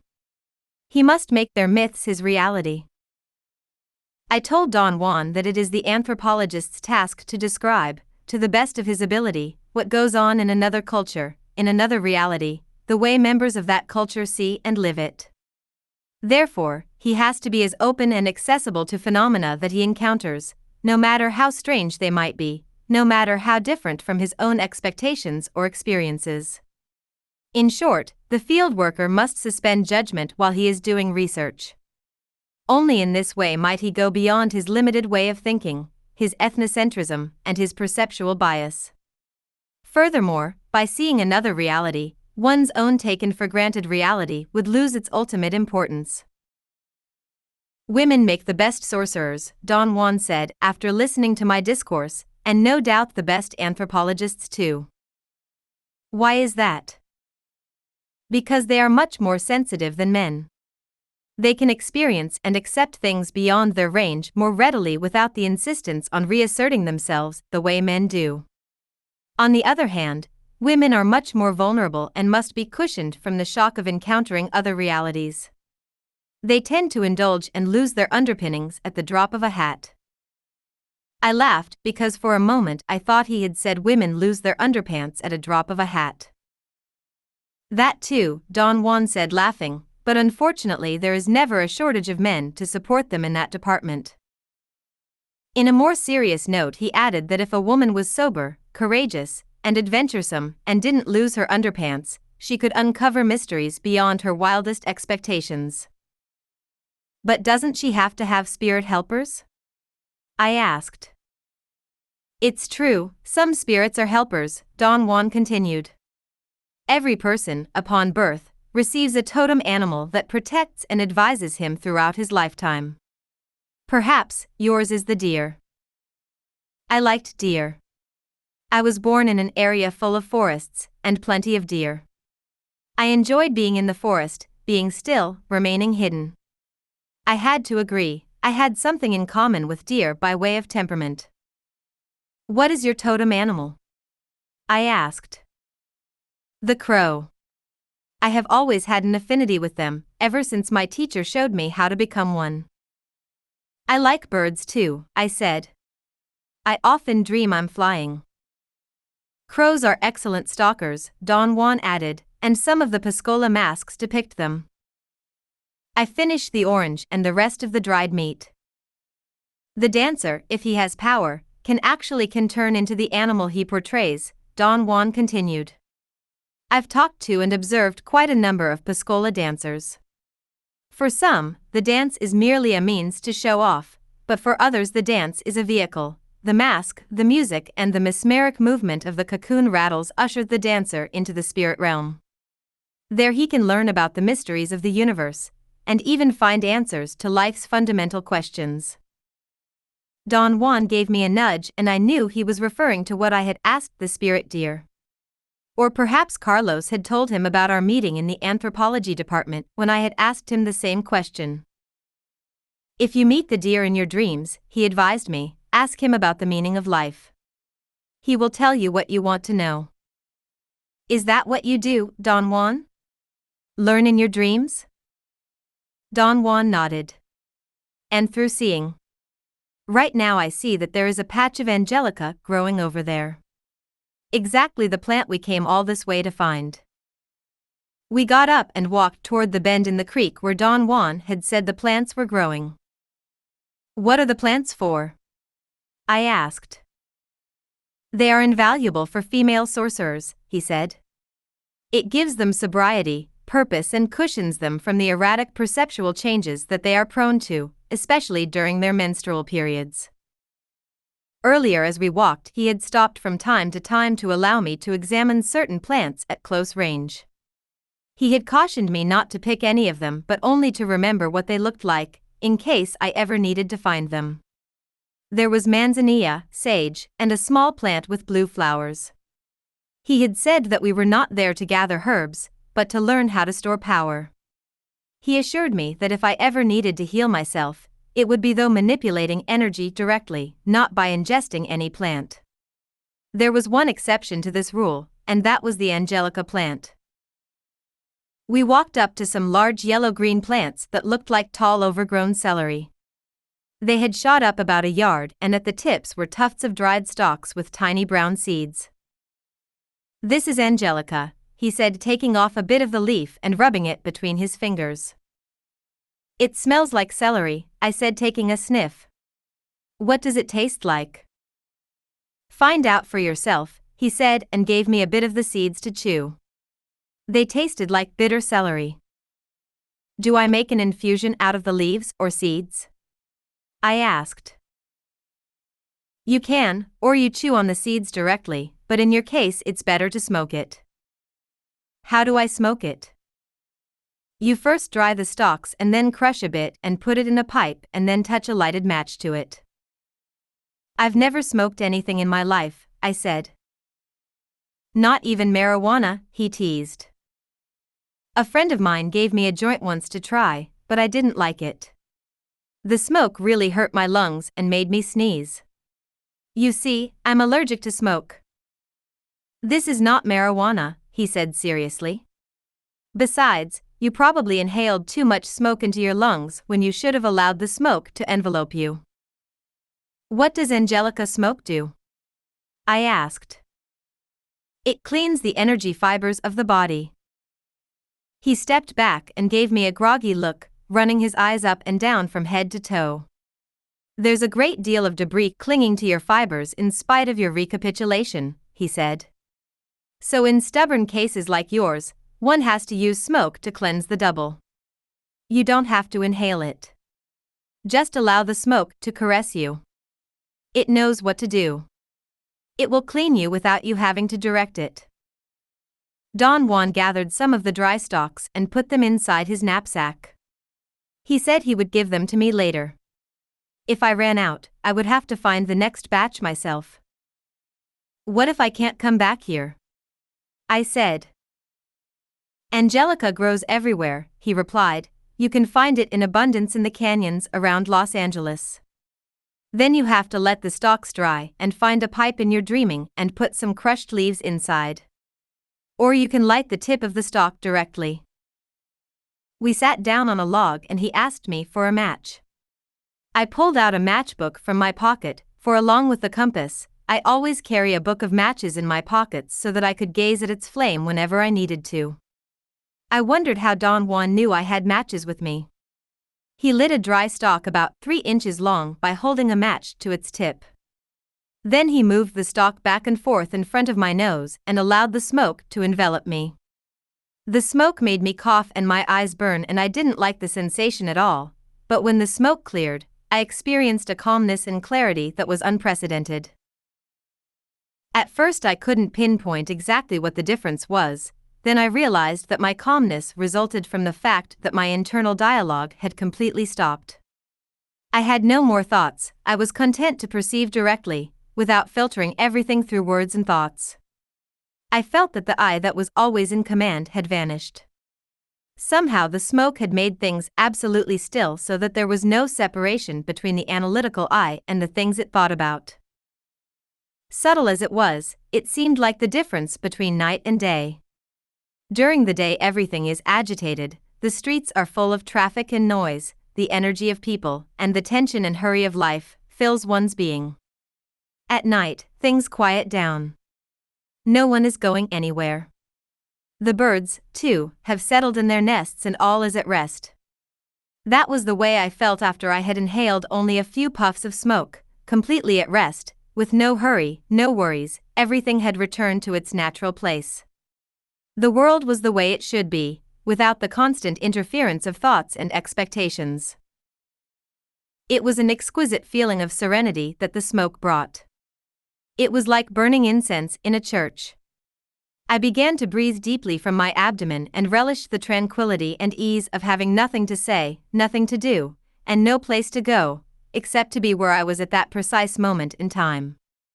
It was as if my being had blended with eternity extending in front of my eyes. The angelic smoke is like that, Don Juan said, sensing my mood. It expects nothing from you. It humbly does its job of cleansing away the debris of the past. If you are emotionally upset or agitated, surround yourself with Angelica smoke. No need to inhale it, and only use it when you feel agitated and need to calm yourself. Never abuse it. Together with the recapitulation, it will serve as a means to cleanse and soothe the erratic bent of your nature.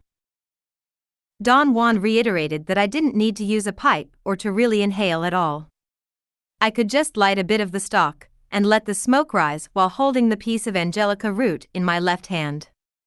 the effect would be the same. The smell of the smoke around me would be enough to clear my head and cause my internal dialogue to cease. He made a small fire out of wood, then placed some branches of Angelica that he had collected from the ground on top of the tire. We sat in front of it for a while, and from time to time he used his jacket to fan the smoke in my direction. When the fire had extinguished itself, he took a stick and pointed to the charred remains. "Earlier you wanted to know about seeing," he said. "The ancient sorcerers of our lineage used many different methods to understand the state of things. They used corn kernels, the patterns in the clouds, the formation of leaves in the trees and on the ground, or after a fire had gone out, the placement of the charred wood." Chapter 12, Crow's Dream. It was past midnight by the time we returned to Don Juan's house. Carlos's car was still parked where he had left it, so I knew he had not returned. I wanted to sleep in the car with the windows rolled up and the doors locked, but Don Juan would not hear of it. "My house is at your disposal," he said with an air of gallantry. "Please, make yourself at home." He assured me that I would be perfectly safe, and he personally guaranteed that his house had no fleas because he kept no animals. He lit a kerosene lantern and set it on the table that was next to a cot. He handed me a folded wool blanket and said he needed to go to Tarim to see some people. He stressed that he would not be back until the following day. "What if someone comes snooping around here?" I said, ill at ease. "No one will disturb you," he assured me. "How can you be so certain?" "This house is well protected." "By what? An invisible alarm system?" I said with a laugh. "You could call it that. I have a guardian that frightens off any unwanted visitors." At first I thought he was referring a guard dog, but before I could ask him who this guardian was, he said, "Shall I show it to you?" No. "I'll take your word for it," I said, suddenly afraid. If I was to sleep there, I didn't want any frightening details to play on my imagination. "If you do see or hear something unusual, it's best just to ignore it," he said. I nodded and took the blanket. When he left the room, I lay down on the cot that had a lumpy horsehair mattress. I tried to fall asleep, but sleep would not come. A part of me was wide awake, on the alert, the other part was desperately trying to fall asleep. Instead of feeling the hardness of the mattress beneath me, I felt as if I were suspended in a soft cotton batting that was warm and numbing. I attributed this odd sensation to the strange vibrations in the room that made all hardness dissolve. It was a liquid room, moving, changing shapes in the darkness. Or, perhaps, it was my blood or adrenaline surging through my body, or being in the Nawal's lair, but the buzzing became louder until my body seemed to disappear and all that was left of me was a dull, overall tingling. The feeling was reminiscent of the first night I had spent in Clara's treehouse. On that occasion, being off the ground had made my body expand, balloon outward, and I had been enveloped with the same sensation of floating with no self-reference in terms of my physical size or shape.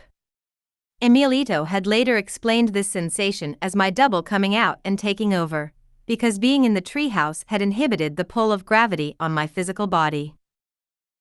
I was remembering Emilito and the mysterious treehouse, when I heard a snapping that sounded like a twig breaking, coming from a pile of baskets in the corner of the room. All my senses were on alert. The front of my body seemed totally open as if there were a huge gaping hole where my stomach and chest should have been. I strained to see in the darkness, but could see only the outlines of the paraphernalia in the room, a few gourds hanging from ropes, 2 yaki masks, one of a deer, another of a crow hooked to the post, the silhouette the kerosene lantern on the table. I heard the noise again. The snapping might have been a giant cricket, except that the sound was too clipped, too brittle. It was more like the click of a metal dime store toy in the shape of a frog or a mouse that snaps when the metal lever is depressed and released. Now the click was on the other side of the room, it seemed to have moved closer to the cot. I rose up a bit, leaning against the folded burlap bag that served as a pillow. I jumped when I heard the sound next to my head. The click came again, this time by the door.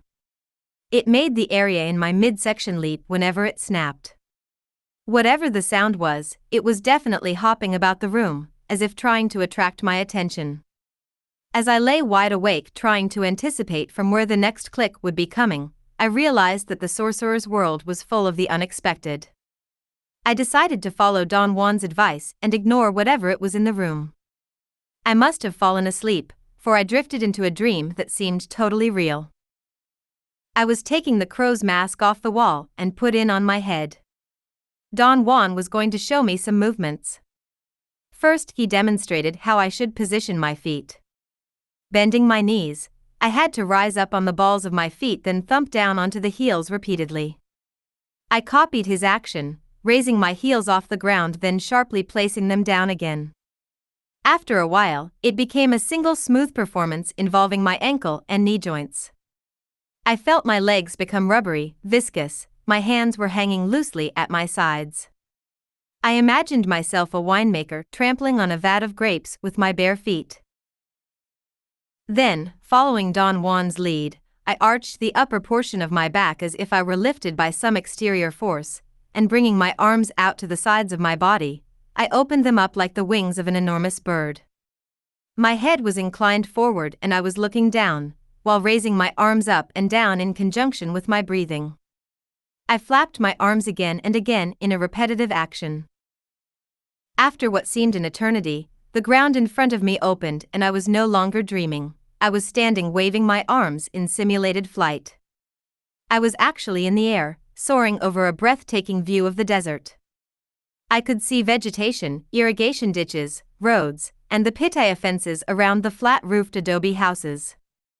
As I soared in the air, I moved my arms so vigorously that I was growing tired. I heard Don Juan say that I did not have to flap so hard, but that I could, if I wished, simply glide. At his suggestion, I let go and experienced the most exquisite sensation of gliding through the air. I could feel the wind ruffle my sleek black feathers, and in the distance I could see the most beautiful snow-capped mountains. I suspected they were the sacred mountains of the mythical Yaqui world, but they were as real as any formation in the waking world. They were breathtaking in their splendor, more beautiful than any landscape I had ever seen on this earth. I flew over the valley, soaring, then flapping my wings, only to glide again. Then I heard music drifting toward me from the distance. As the music filled my very being, I experienced a state of exquisite happiness. I heard Don Juan say that I could land if I was tired. I looked down and saw a grove of tall trees and headed for the top branches. "You can stop moving your arms now," Don Juan said. "The crow has safely landed." I perched on the branch and rested. I could feel my crow's body, my beak and head, and my feathery wings. I was preening myself the way birds do, happy to be in the tree with the breeze rustling the leaves. When I had rested, I swooped down to a field and began hopping on the ground. After a while, another crow came and hopped alongside me. Then the strangest thing happened. The crow mounted me, and we mated the way crows do. Not that I had the faintest notion of how crows mated. Yet I was certain I was experiencing the act the way crows did it. In fact, the other crow, in no time at all, had me in the position he wanted, and a pleasurable interchange followed. The realization that the other crow was Don Juan made it all the more exhilarating. In that dream, I saw and felt things that for the rational mind are incomprehensible, and although my rational mind was circumvented, my senses were keen and I experienced an outpouring of the most profound affection. It was that surge of emotion that created such a stirring in the depth of me that I would always remember the feeling of my crow's body and what it is like to soar through the air lighter than wind. After a while the field vanished and I found myself again standing in Don Juan's house, flapping my arms in the stylized crow's flight. I felt something rough brushing my face, and I heard breathing that wasn't my own. I realized then that the blanket was rubbing my cheek and that it was I who was breathing heavily in my sleep. As the moment of dual awareness merged, I awoke and found myself lying on the cot. I remembered every detail of the dream, and I closed my eyes to recapture the feeling of the wind rushing against me and to bring back the glorious mountain range surrounding that rapturous valley. For a long time, I lay awake in the darkness, half listening for the clicking sounds to come again, but they had stopped. So had the loud buzzing that had permeated the room. Light was shining through the window as dawn was breaking. I leaned over for my notepad and pen and wrote down everything I could remember about the crow's dream. The image of the terrain was crystal clear, and I could still hear the music of the mountains and feel its melodic strains softly vibrate inside my body. When I had finished writing down my recollections, I put my notebook aside and dozed off again. I awoke several hours later with the sun shining in my eyes. I could tell by the light it was going to be an extremely hot day. I sat up when I heard Don Juan coming in the door. "How were your accommodations?" he asked, opening a sack of groceries he had placed on the table. "Not too uncomfortable, I trust?" "I had the most vivid dream of flying over the desert," I said. He asked me to describe the dream in detail, which I did, for it was still fresh in my mind. He looked at me and smiled as if he knew I had deliberately left out the part about the two crows cavorting in the field. "To turn into a crow in your dreams is not so far-fetched," he said. "To do it while you are awake is another matter."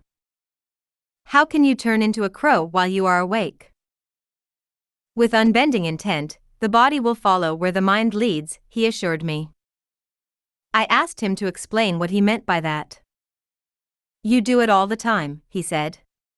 "For example, when you activate a memory called unhappiness, your whole being immerses itself in that feeling and you become unhappy.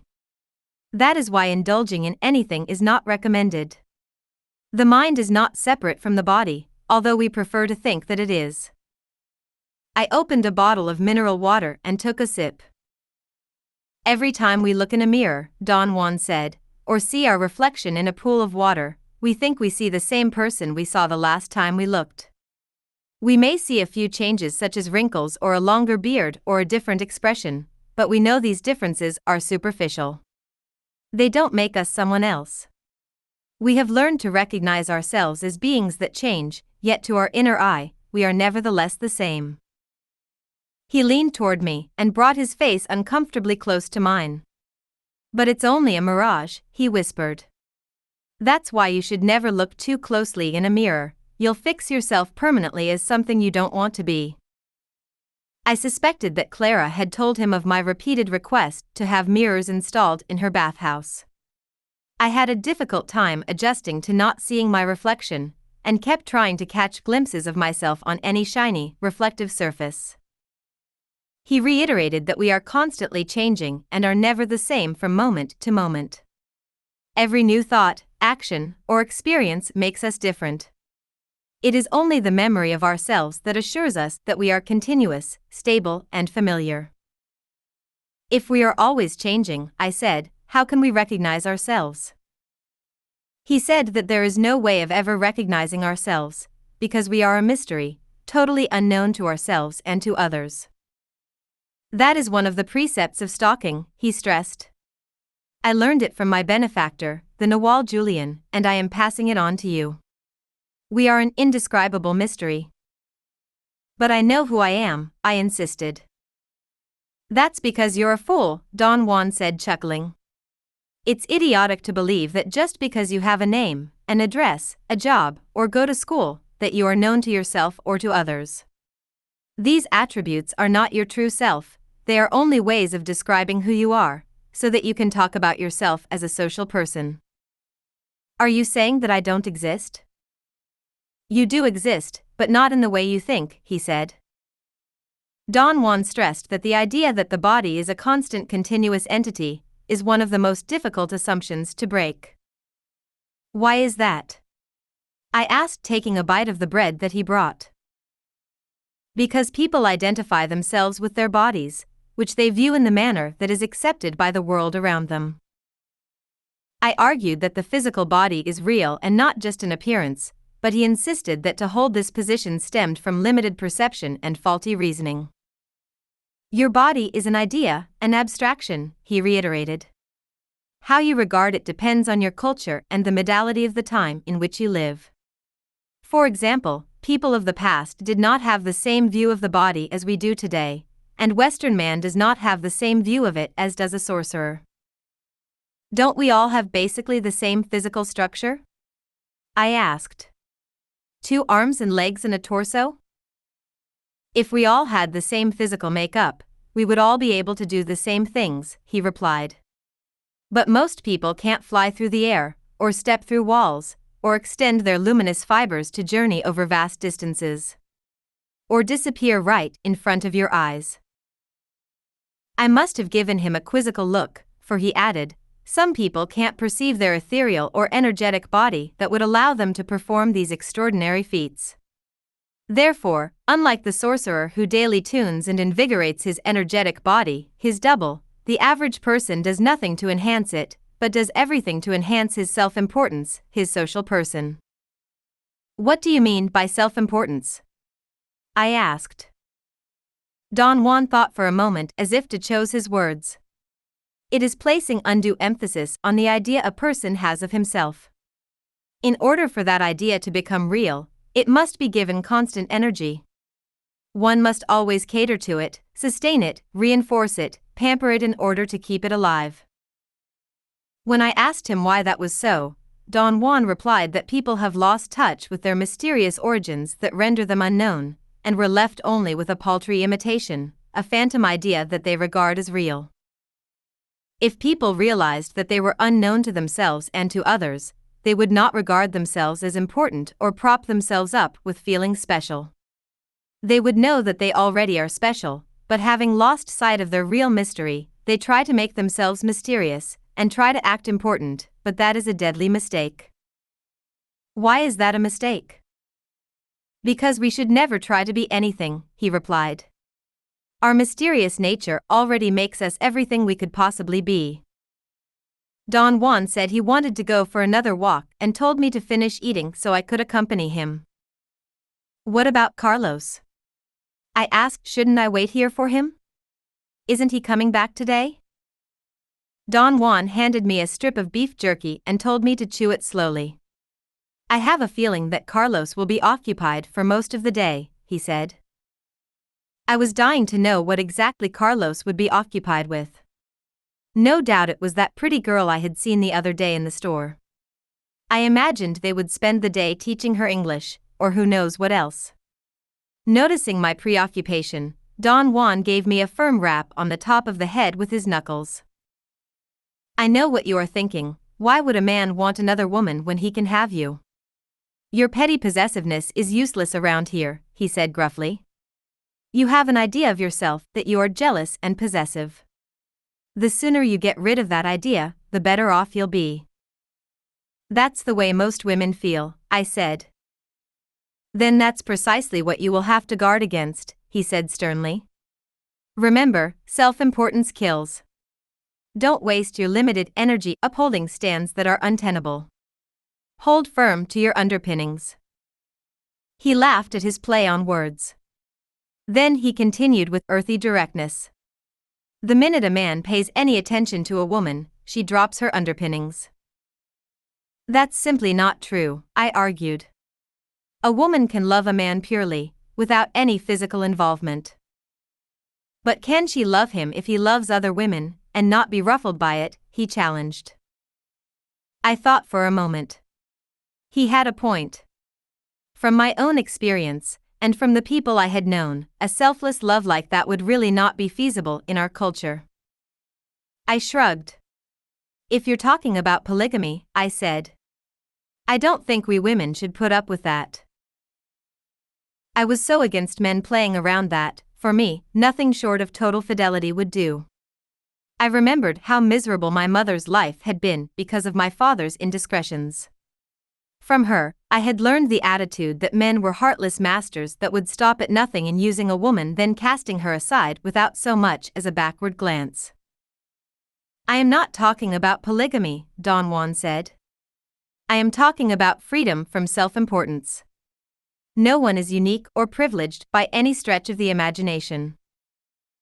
But if we don't see ourselves as unique or special, how can we distinguish ourselves from other people and things? I asked. Why do you want to distinguish yourself from people or things? He retorted. Individuality is needed to interact in the world of people, but you already know how to do that. What I'm suggesting is an alternative mode of being in which your energetic body interacts with the spirit. And what is the spirit? I asked. Don Juan looked at me steadily for a moment. His cold eyes became fierce like an eagle's.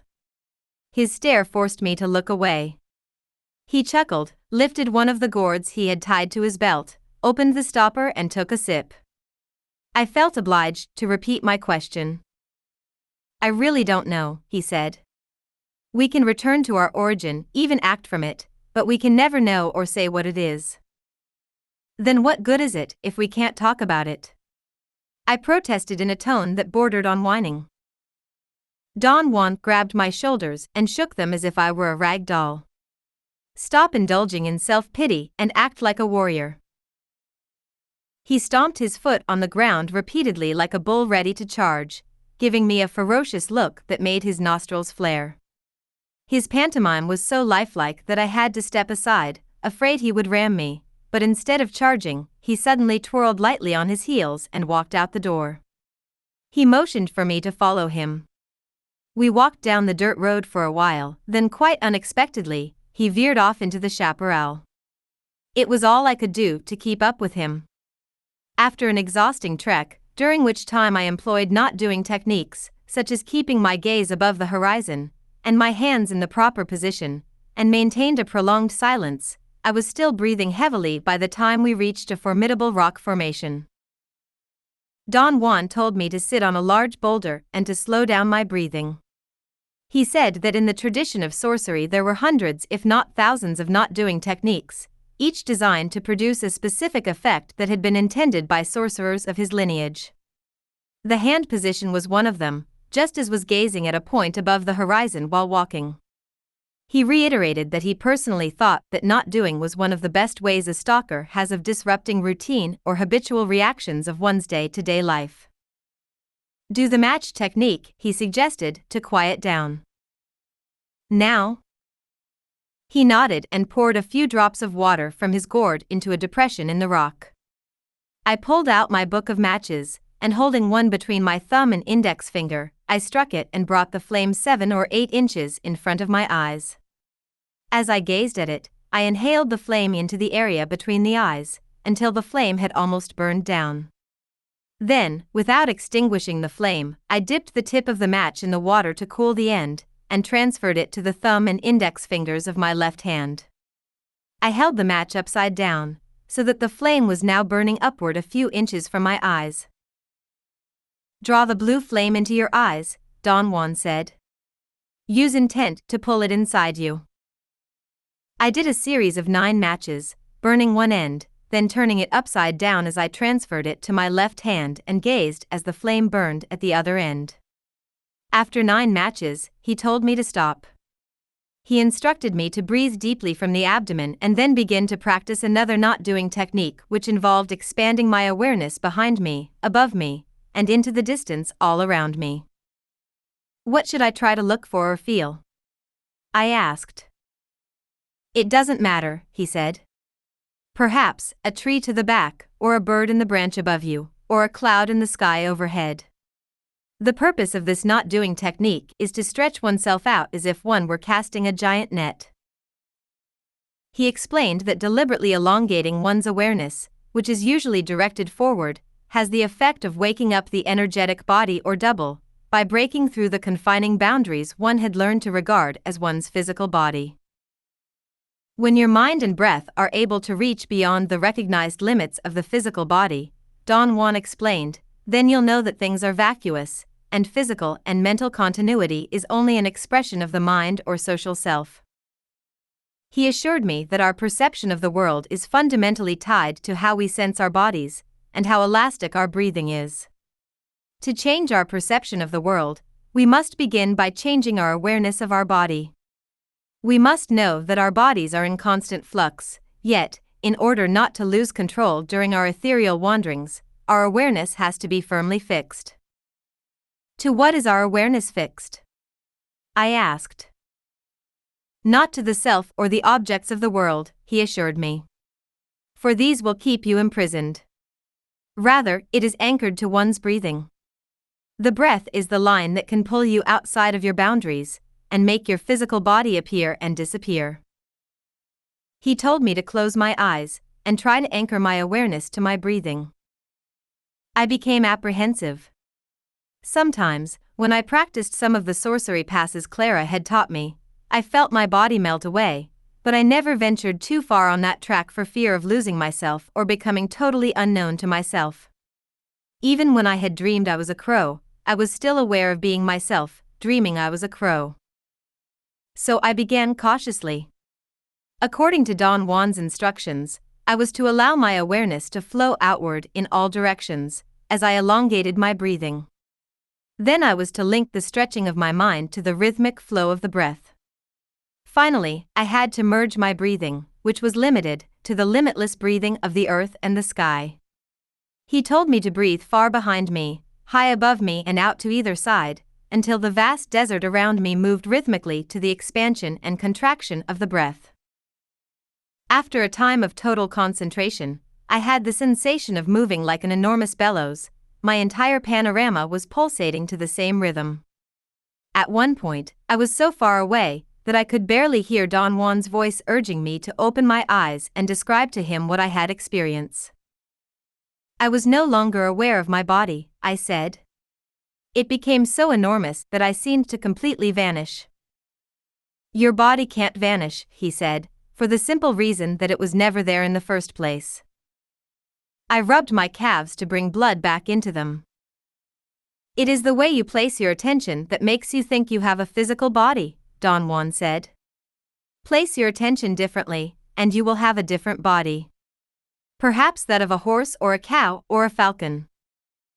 I told him I didn't want the body of a horse or a cow, but I wouldn't mind being a falcon, temporarily. You don't need to worry about changing your shape permanently, he assured me. Fate has given you the form of a human being, and no matter where you are, that memory will always pull you back to that particular configuration, at least for the time being. He suggested that since I dreamed I was a crow flying over landscapes, I could try, if I had enough energy, to sustain that configuration for a short while using the breathing and my attention to bring about the change. Stalking with the double is what enables you to keep the assemblage point fixed in the new dream position, he said. It means fleshing out all the ramifications of being a crow. What it means to fly, how crows feel and move, what it means to interact with other birds, and even to mate as a bird. You did that in your dream earlier. Let's see if you can move your assemblage point to that position now, starting from your waking state. He swept clean an area of ground and spread out my poncho. Then he told me to lie on my stomach and repeat the breathing I had just done. Again, I was to place all my awareness outside of myself, then use my mind to imagine I had formed wings, and my breathing to create the sensation of flying. After a period of intense concentration and controlled breathing, I felt a heaviness on either side of me. It was as if I had gigantic wings, moving in a rhythmic fashion to the pattern of my breath. The area around my face had grown long and pointed, while my legs and arms had become numb and heavy, until they disappeared completely. I was looking down, the earth had grown transparent and I could see fields below me. All the while, the rhythmic expansion of my breath kept the giant wings in motion. At one point, I heard Don Juan whisper that I should slow down my breathing and try to soar for a while. At that suggestion, my breath came slower. I could feel the wind as scenes below me shifted and treetops, scores of shrubs, and distant hills came into view. Then I took another breath and I was soaring again. After a while Don Juan told me to stop. He said I should open my eyes and concentrate on remembering my physical body again. As I did, I noticed that the area that was my chin was completely numb, it had been pressed against the hard ground. My arms and legs also were asleep, and it was some time before I could move them. Don Juan briskly rubbed my calves and arms until I felt an acute painful tingling sensation. When that sensation subsided, I felt solid again. Was I dreaming? I asked after I had described to Don Juan my experience. You were not asleep, Don Juan assured me. You used your intent and concentrated on your breath to change your shape. Whenever the breath gives life to an idea, that new configuration becomes real. He said the key to any transformation or sorcery shape-changing was combining the breath with an idea to give it life. Most of the time, a person has an idea without the power of the breath to actualize it, he said. Or he may have the proper breath energy, without the intent to give it form and direction, but when breath and intent become united as movement and direction, energy and form, then a new reality is created and sustained for as long as the two are joined. That is what sorcerers call stalking with the double. It means to use the energy body to perceive a reality with form and substance and energetic validity. It certainly felt as if I had had wings and were flying, and I don't recall falling asleep, I said. It had been just as real as the world in front of me now. Of course, you couldn't sustain that intent for very long, Don Juan continued, because to concentrate the breath and flesh out an idea takes an extraordinary energy. I loaned you some of mine so you had no problem in concentrating your breath and giving life to a different reality. A reality you had found on your own earlier while doing dreaming. Now you reactivated that same perceptual place. So you now have another position to go to, that's just as real as that of being a human being. He reiterated that by combining intent and breath, one can for a time change one's perception of reality and will oneself to move beyond the confining limits of one's own bodily configuration. This is what sorcerers call stalking with the double, he repeated. And this is what sorcerers do, they expand the possibilities of perceiving beyond the limit that is permitted to us as social person. In other words, this maximizes their experience as sentient beings. Don Juan went on to say that to change into a bird or an animal was one of the power positions handed down by the ancient sorcerers of his lineage. It is one of the not-doing techniques that is still in use today. To be a human being involves more than just being born, living then dying, he said. It means to expand one's potential by going beyond known boundaries of one's existence and leaping into the unknown. For to have a body is not to merely be so much flesh and bone that has to be fed and kept alive at any cost. To be alive, he stressed, is to be aware, to be a point of view that never knows its own limits. Nevertheless, one must try to comprehend one's nature, to intuit from a finite perspective one's infinite possibilities. Don Juan said that another precept of the stalker was never to know what he was, but to always act as if he did know. To flesh out reality and then discard it. That's what it means to be alive, he said. To intuitively grasp the wonder of the world, and to boldly leap into the infinite in spite of our rational limitations. To link our breath with anything we can imagine, until we become so fluid and unknown to ourselves, that we become the unimaginable. To stalk with the double is to attempt to touch the bottomless springs of our mysterious origins. Don Juan suggested that I sit quietly for a moment and contemplate what he had said, for changing shapes in the tradition of the sorcerers was a deliberate act of not doing of the body, a complex maneuver of stalking. Only by departing from inner silence can one reach the deep level of awareness that will allow us to grasp and move intuitively, he said. Only by rest and renunciation can one circumvent the relentless control of reason. He uncorked his gourd and gave me a drink. Right away I felt better and noticed that the nervous tremor that had taken hold of my midsection had all but disappeared. It is not our body that makes us the same day after day, he disclosed after a long silence. One's body is constantly changing, degenerating, and soon it will die. Regard your body as yourself, and you too will degenerate and die. What, then, should I regard as myself? I asked. Don Juan smiled. His eyes became two slits as he peered at me. See yourself as a spirit that roams the realm of the unchanging, he replied. Consider yourself one with the mysterious darkness that is never increased or diminished. Regard yourself as these, and your potential will be limitless. Don Juan explained that whereas our bodies and our actions are in constant flux, only the realm of the dark mysterious remains constant because nothing can be added to it or taken from it. Therefore, in order to have genuine continuity, which is in essence no continuity at all, we must link ourselves to the strata beyond the world of appearance. Our bodies must become so abstract that we become aware of not being. We are what we are not, Don Juan said cryptically. And whatever we think we are, is temporary, illusory and only the smallest fragment of our true nature. Then, if we can never know ourselves, I said, it seemed to me too lonely, too solitary a path to be beneficial. I had always thought that even if people were indifferent to one another, they were still there to fall back on. To be without a self would be to be without others, and that seemed to me the coldest, most desolate mode of existence. There is no way you can ever be with yourself or others, Don Juan reiterated. Except as controlled folly. We are the empty manifestations of an unknowable force sorcerers call the eagle. He said the light that reaches our eyes are the eagle's emanations. He stressed that it is a mistake for us to regard our acts as our own, or to think of ourselves in charge or in command. For to do so only perpetuates the false dichotomy of a self that is the motivating force of an action, and another self that is the doer or executor behind that action. It is that mind-body misconception that is at the root of our confusion. It leads to a false view of the world. Give your breath and energy to perpetuate the social person, and your real nature remains forever obscured, Don Juan warned. For the self, or the social, cultural image that one enhances with one's life force is a mistake.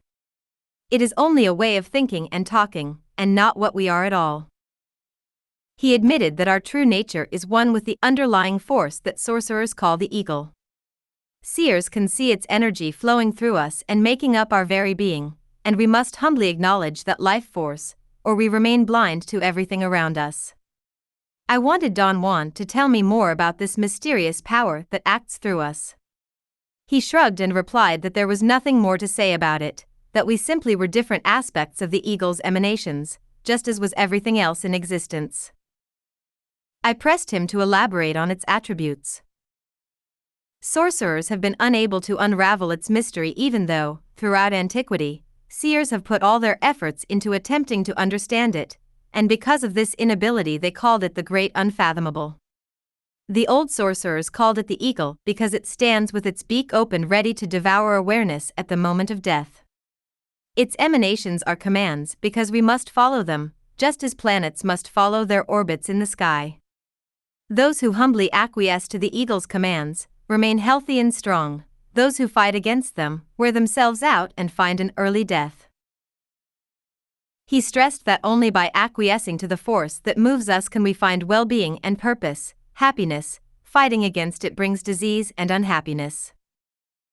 In order to create anything, he explained, we must draw from the emanations of the eagle, from its dark side and bring it into being, that is, into the field of awareness of man. This is how sorcerers make things happen. This is the true essence of magic. Since everything has a dark side and a light side, the dual elements of movement and rest, of activity and inaction, things can be flipped around, and that is how sorcerers cross the boundaries of the visible world into the realm of the invisible. Are you talking about the mythical realm of the Yaqui Indians? I asked.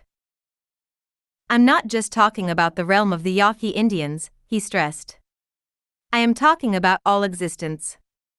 If your awareness is linked to the origin of all things, you can accomplish seemingly impossible feats. How does one do that? Follow the natural rhythm of things, and moving with the energy around you, he said. If you want to act, you must be tranquil. By the same token, if you want to rest, you must fill yourself with activity.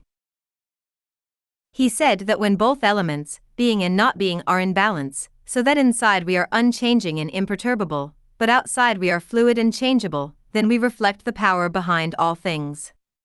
He added that in order to reflect the realm of the unchanging, we have to suspend our everyday view of the world.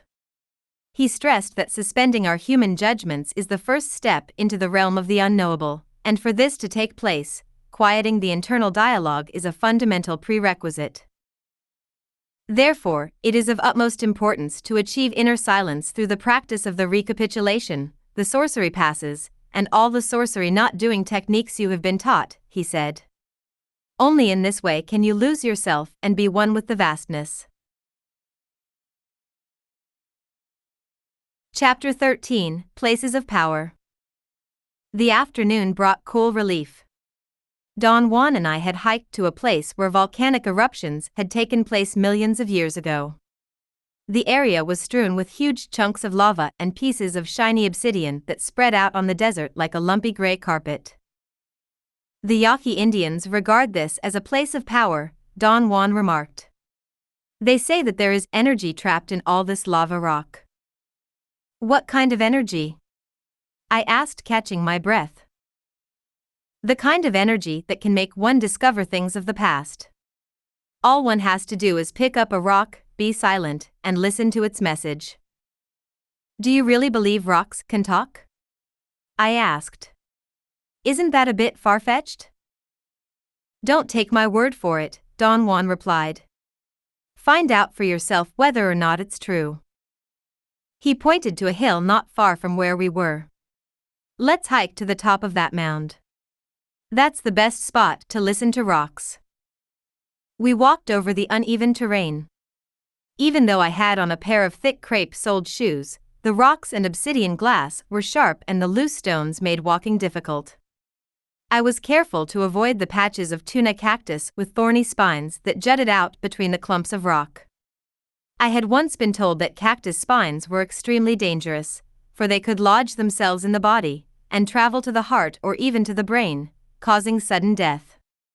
I didn't know whether or not that was true, but I wasn't about to put the theory to a test. When we reached the top of the promontory, I was winded. I sat down to rest, taking in the magnificent view. I could see the entire desert valley with its winding highway weaving in a southeasterly direction. The purple hills in the distance lay like a jagged cutout against the sky. Seemingly from nowhere, a solitary crow flew toward us, cawing as it passed overhead. Don Juan looked up to note its direction of flight. It was flying into the afternoon sun. Does the flight of crows mean anything in particular?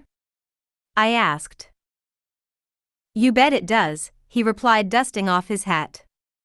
Especially if one has an affinity with them. Crows can be bearers of messages, but it's easy to misinterpret the omens.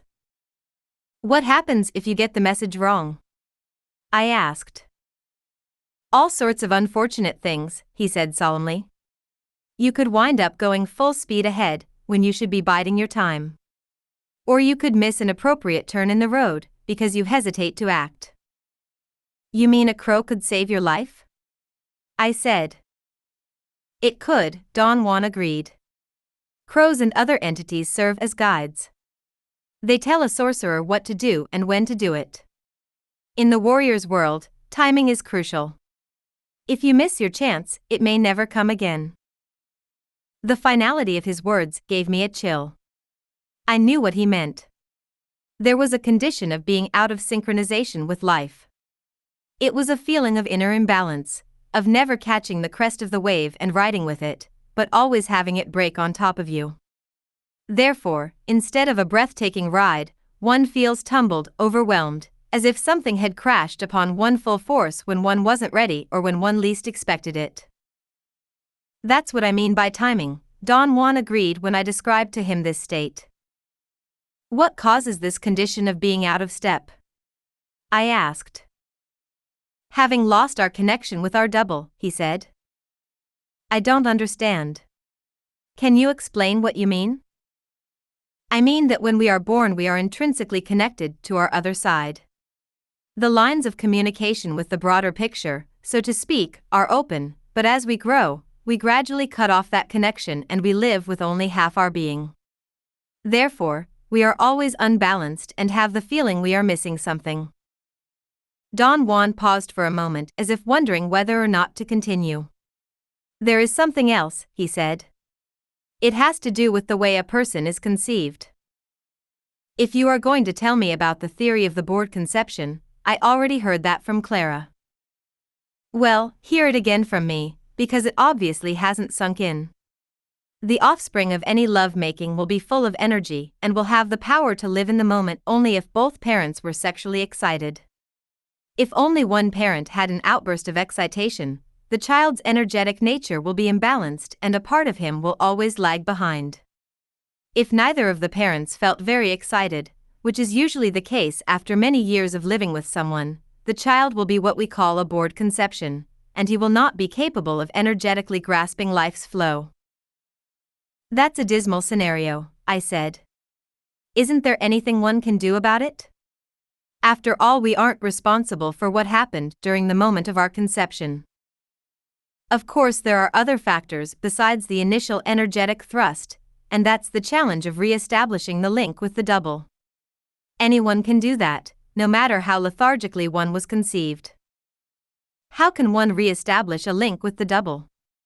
I asked. By curtailing self-importance. By not being concerned with the concreteness of things. By becoming abstract in one's thinking and behavior. By treating everything as manifestations of energy, and not as objective reality. Focusing on the self takes the energy that one needs to act efficiently. For example, to regret past actions or to be too involved or concerned with the outcome of anything weighs a person down so that he cannot act efficiently, spontaneously, and with the proper timing. What if you just don't know what to do or when to do it? I said in a complaining tone. You must stop and wait until you catch the motion of things, Don Juan replied. And listen for the omens, watch the indications emitted from the world around you. They act directly on your energetic body. Of course, for that, you have to be absolutely fluid and have to reduce your desires to nothing. You must feel no hurry and have no need to control or manipulate things. Then you can listen to the world's whispers. Sometimes omens tell you how to do something.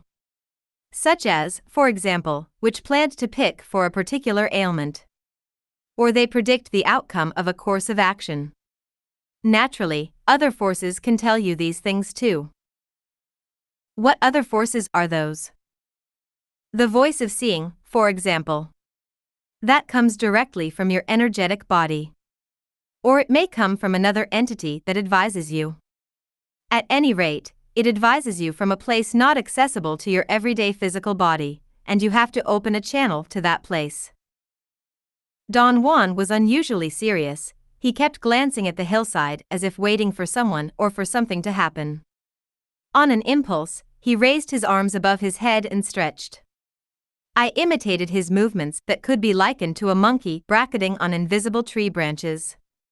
I couldn't help noticing that the sky was a cerulean blue, not gray and hazy as in Los Angeles, where sometimes you can't see the high rises a few blocks away. The sky was a clear, impenetrable canopy, pure and crystalline. I imagined I could hear sounds from miles away, for there was nothing in the air to impede the waves coming toward us. Sit here for a while, quiet your thoughts and listen to the lava rocks, Don Juan said. I'll go to the other side of the hill, so I won't disturb your concentration. You won't disturb my concentration, I said, but he was already walking around a bend. I was about to follow him when it occurred to me that he might have gone to relieve himself behind a boulder. I decided to stay put and try listening to the rocks as he had suggested, although I hadn't the vaguest notion of what he meant by listening to the rocks, or what I was supposed to hear if it did listen to them. It took me a long time to quiet my thoughts. I was angry with my mother for not having been sexually excited when she made me. Although Nelita had told me from her seeing that my father had been beside himself with passion, my mother had not liked him and had barely felt a thing.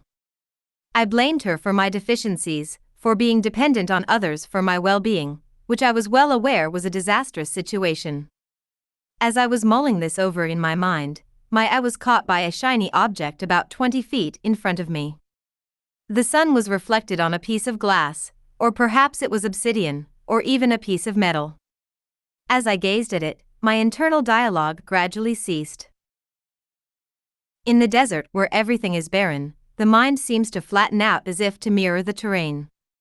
The jagged internal peaks of worry and discontent dissolve so that inside and out there are no barriers, no expectations, no preconceptions to interfere with the natural flow of energy.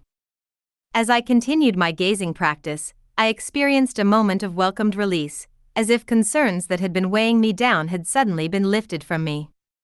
Until that moment, I had not realized the horrendous burden concerns about the self placed upon one.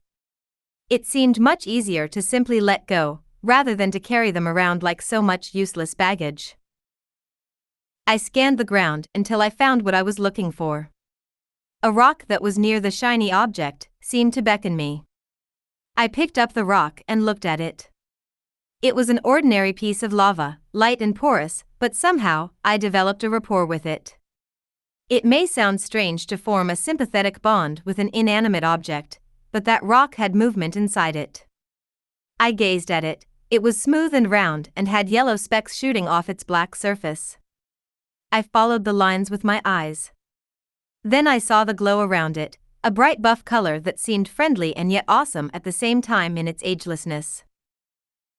Following an inner directive, I held the rock to my abdomen. I didn't expect to hear anything, for I was not listening with my ears, and Don Juan hadn't specified what I had to do, but surprisingly, the amorphous chunk of lava began to tell me things. I assured myself that I was merely imagining it, but it didn't matter, I listened anyway. It was a kind of game I was playing to humor Don Juan so I would have something to report to him later. Mentally, I asked the rock from where it came from, and I immediately received a strong tingling sensation in my womb, and I instantly knew things about the rock that to the rational mind would have been absurd. For example, the rock told me about the depth of the earth from where it had come, saying it was like a womb.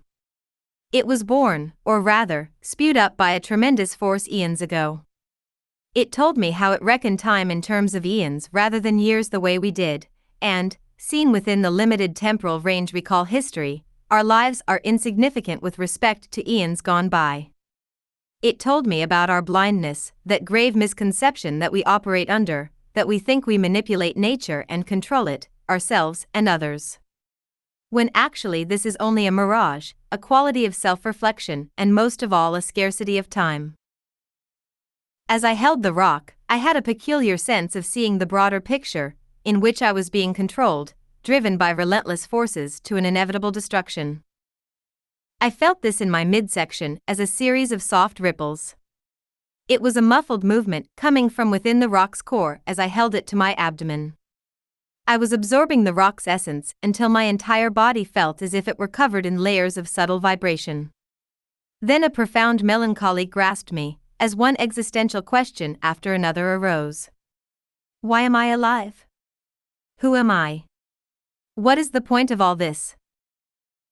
For a while I sat on the hilltop in the middle of nowhere, contemplating the futility of life, when a tremor went through me like the roll of thunder that shook me to the core. I felt a release of feelings that I could not name or isolate. I remembered Clara's words, that there is no end to the wellsprings of man's indulgence. Instead of fighting or containing it, I let the shiver pass until all was still again. I felt exhausted, as if a volcano had erupted, spilling forth mountains of clinging and concern. Experiences that I had not thoroughly recapitulation gushed forth so suddenly that I could not stop to examine them. I didn't even have time to do the sweeping breath to breathe those feelings away. I understood how the baggage of memory and experience made me heavy, ponderous, encrusted with concerns about what I thought, felt, wanted to be, or didn't want to be. These mental fabrications served only weigh me down so that I was forever out of synchronization with time and life. I wanted to let go of everything inside me, leave it all behind, start with nothing, so I could be free, but something in me did not want to let go. It clung to life and feared oblivion. Yet, the message of the lava rock was to leave things as they are, not to worry about trivialities, not to strive or interfere. Things will take care of themselves. Live for today, for the weight of all our yesterdays will drag us down, and thoughts of tomorrow will distract us from our present purpose. The rock told me there is a way of perceiving without possessing, and that was by simply allowing life to unfold, to be what it is, outside yet inextricable, merged with the self at any particular moment. I looked at the rock and thanked it for its messages. I was about to put it in my pocket to take it with me as a reminder of how important it is to let go when, I felt a tap on my right shoulder. Haven't you learned anything from your gushing realizations? I heard a voice say. Instantly I dropped the rock and looked up petrified, panting instead of breathing. There in front of me was Nelita. I received such a jolt to my midsection that I feared I had to go to the bathroom on the spot. Nelita told me to immediately assume a half-sitting, half-kneeling posture that sorcerers use in moments of great upheaval. She helped me tuck my right leg under my crotch with my right foot pressing the perineum. My left knee was bent and my thigh and calf were pressed to my body. Use this posture of protection whenever you received a fright or jolt, she advised. I sat there for a few moments to compose myself. I had the certainty that Nelita had manifested herself out of nowhere on the hillside like the apparition of the Virgin. Then I realized the absurdity of this and told myself that probably Nelita had been waiting on the other side of the hill and Don Juan had told her where to find me. I liked the explanation of the Virgin appearing out of nowhere better. Nelita said with a laugh. I could be the Virgin of the lava. Let's build a grotto here on this spot. People would come from all over to venerate. As the saying goes, where there is veneration, even rocks emit light. I laughed at her light-hearted humor and began to feel more at ease. Nelita sat down on a nearby boulder. I couldn't help noticing how stylishly she was dressed. She had on khaki culottes and a matching jacket and high black boots that were made of soft Napa leather. She looked as if she was an advertisement for a travel magazine. Do you envy my outfit? She asked, noticing my furtive glances. I felt myself flush. The last thing I wanted to do was to envy Nelita's clothes, but something in me couldn't help it. I was so disheveled, so rumpled that I felt like a sod of earth next to her cool, fresh appearance. How could anyone look so spiffy in the desert? It would never occur to me to dress up to go romping through the boulders and cactus. I wish I didn't envy all the time, I whined. But I can't help it. Every time I see someone with something expensive or good-looking, I want it too. She laughed and reminded me that I had just spent an hour purging myself of desires and attachments. What happened to all your cathartic realizations, little miss? Me too, she said, smiling. Well, at least your glances don't include men's crotches. I beg your pardon? Why would I look at men's crotches? Nelita smiled. You'd be surprised at how many women are fixated on men's rear ends. Whenever some women pass a man in the street, their eyes automatically wander down in that direction. Well, to me men's crotches are the least interesting part of their anatomy, I said, peeved. Perhaps, she said with a sparkle, but my point is that our eyes are trained to seek out things. For some of us it's a good-looking face or derriere, for others it's articles of clothing. We were all trained like monkeys to grasp and covet things. I suppose you're right, I said. But I can't help wanting the exciting things others have. Don't you know that to have possessions is unimportant, she said. There is no need to strive or struggle. Everything takes care of itself. I told her how my mother had spent her entire life struggling to acquire things, china, furniture, knickknacks for the house, and if she didn't have the money to buy certain items, which was usually the case, she would feel deprived and unhappy. There was always that look of disappointment and envy in her eyes whenever we went to visit friends and she saw something for their house like a matching set of cookware, or matching luggage, or when one of her friends showed up with a new dress or coat. I refused to take anything that she had saved for me. When I left, I said defiantly. You may not have taken her embroidered tablecloths that she was saving for you in her hope chest, Nelita said, but you certainly took her envy. You would have been better off taking the napkins and silverware and leaving the coveting behind. That sense of coveting was the legacy that she handed down to you. It's easy to leave something concrete like napkins, I said. Those are real, but envy isn't real.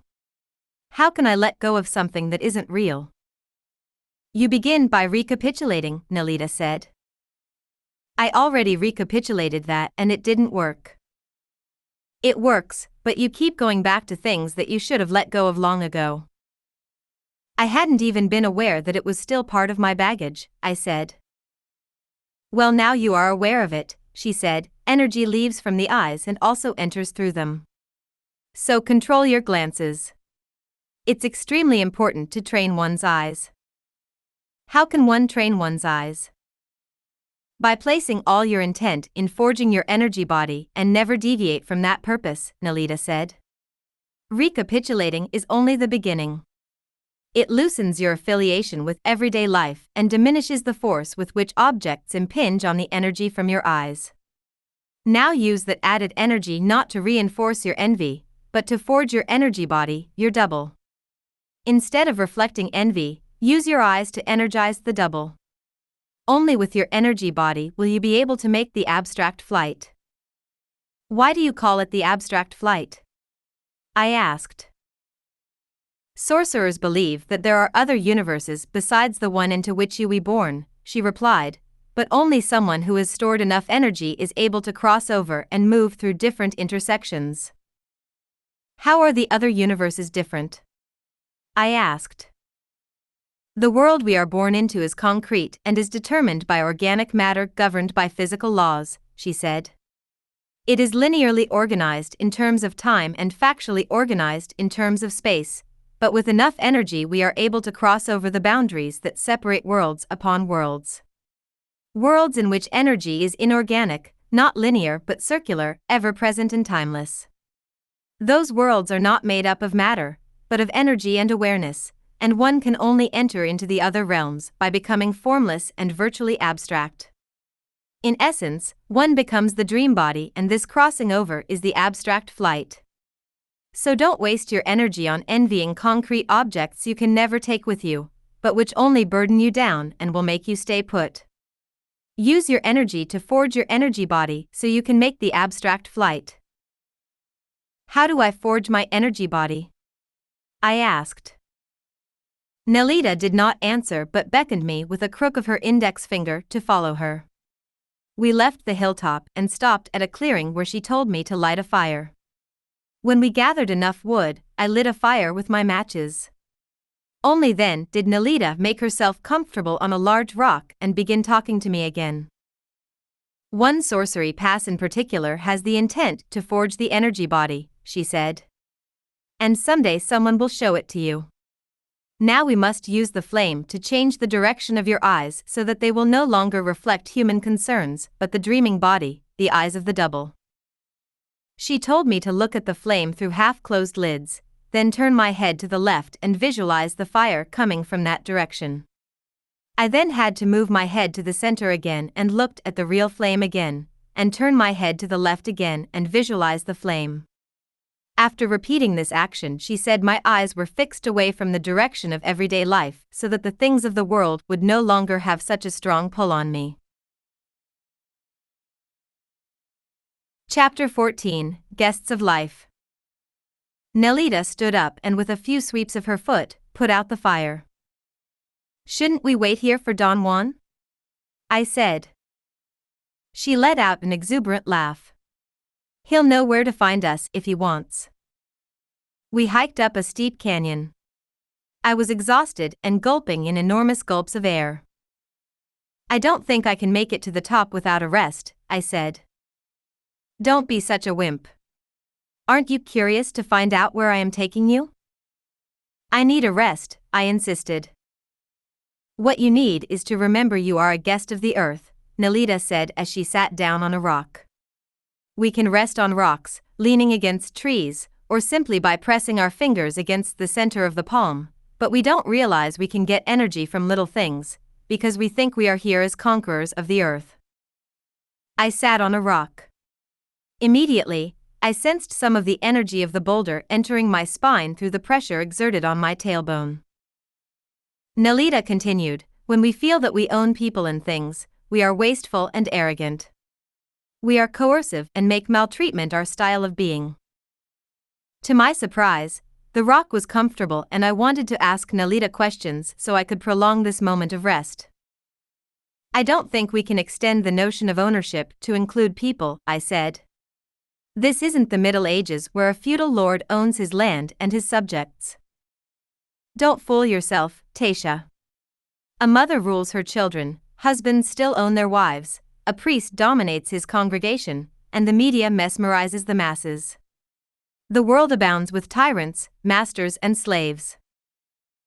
Nelita said it was better to abandon such arrogant or submissive behavior and adopt the role of a humble guest. Why a guest? I asked, shifting on the sofa rock. A guest is free, Nelita said. Not much is expected of him and the place he is visiting, and the people there are not under his thumb. He expects nothing, yet is given everything. Sorcerers say this makes for a joyous journey. I was silent, trying to apply Nelita's counsel to my own state of being.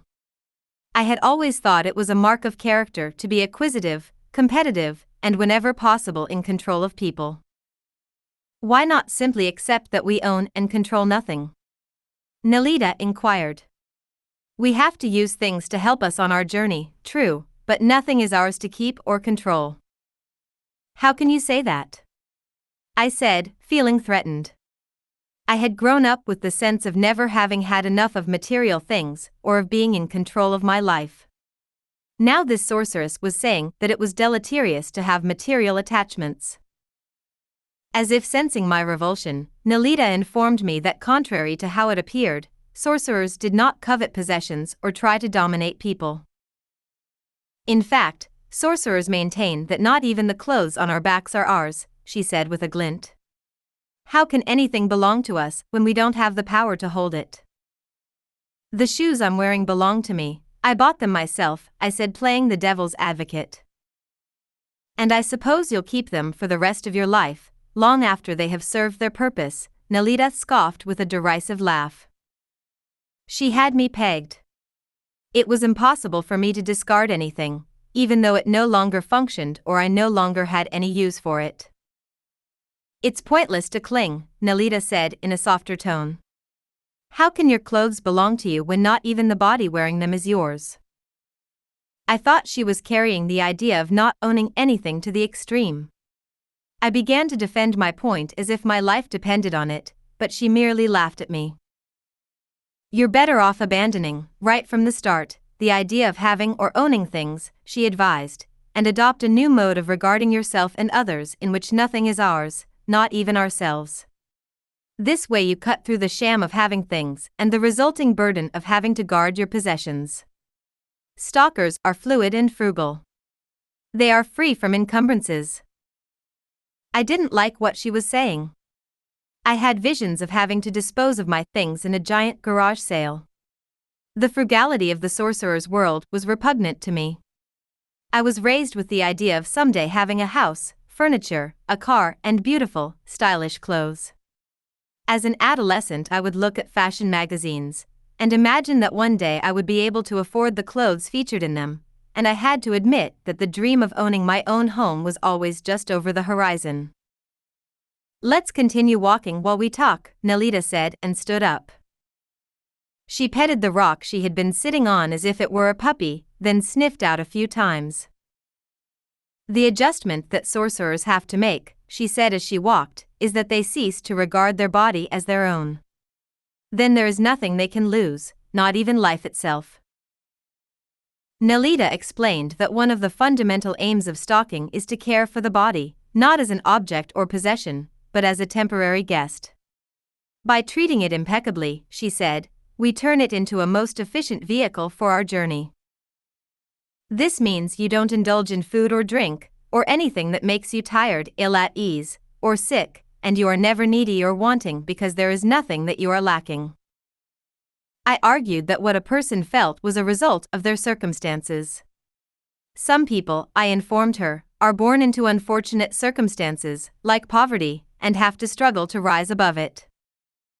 That may be true, she admitted, but once a person recapitulates their life, poverty can no longer touch them. I don't see how that can be true, I said. Simply because they are no longer there to be touched, she said. How can a person live like that? I argued. I was 13 years old before I had a new dress, and I wasn't happy. Nelita laughed at my self-pitying tone. You mean you wore the same old dress for 13 years?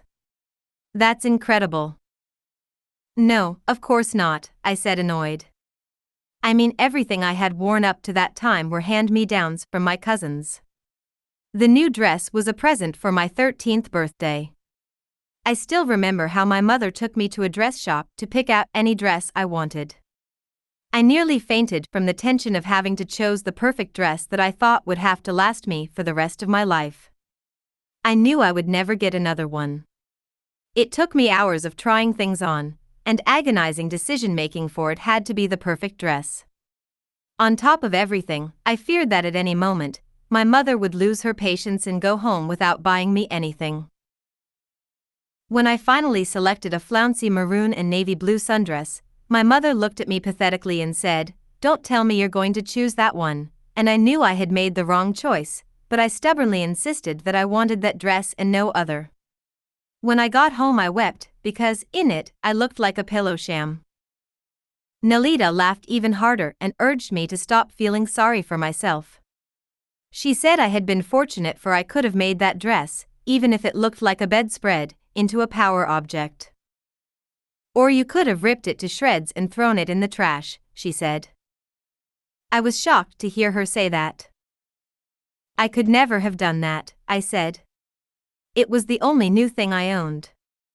Besides, I had to wear it to my birthday party. Look at it this way, she said. When you want nothing, that is the only time you can really be free to enjoy life.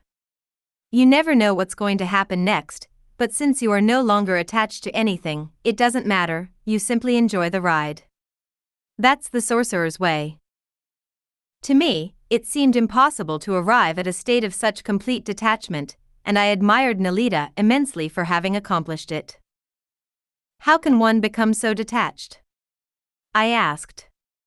Isn't it only natural to want to have things? Nelita shook her head. Sorcerers say that our attachments and desires are mesmeric commands, and so they can be broken by being aware of them and using other new mesmeric commands. Take your eyes, for example. I beg your pardon? Your eyes. Are you aware that you constantly rub them?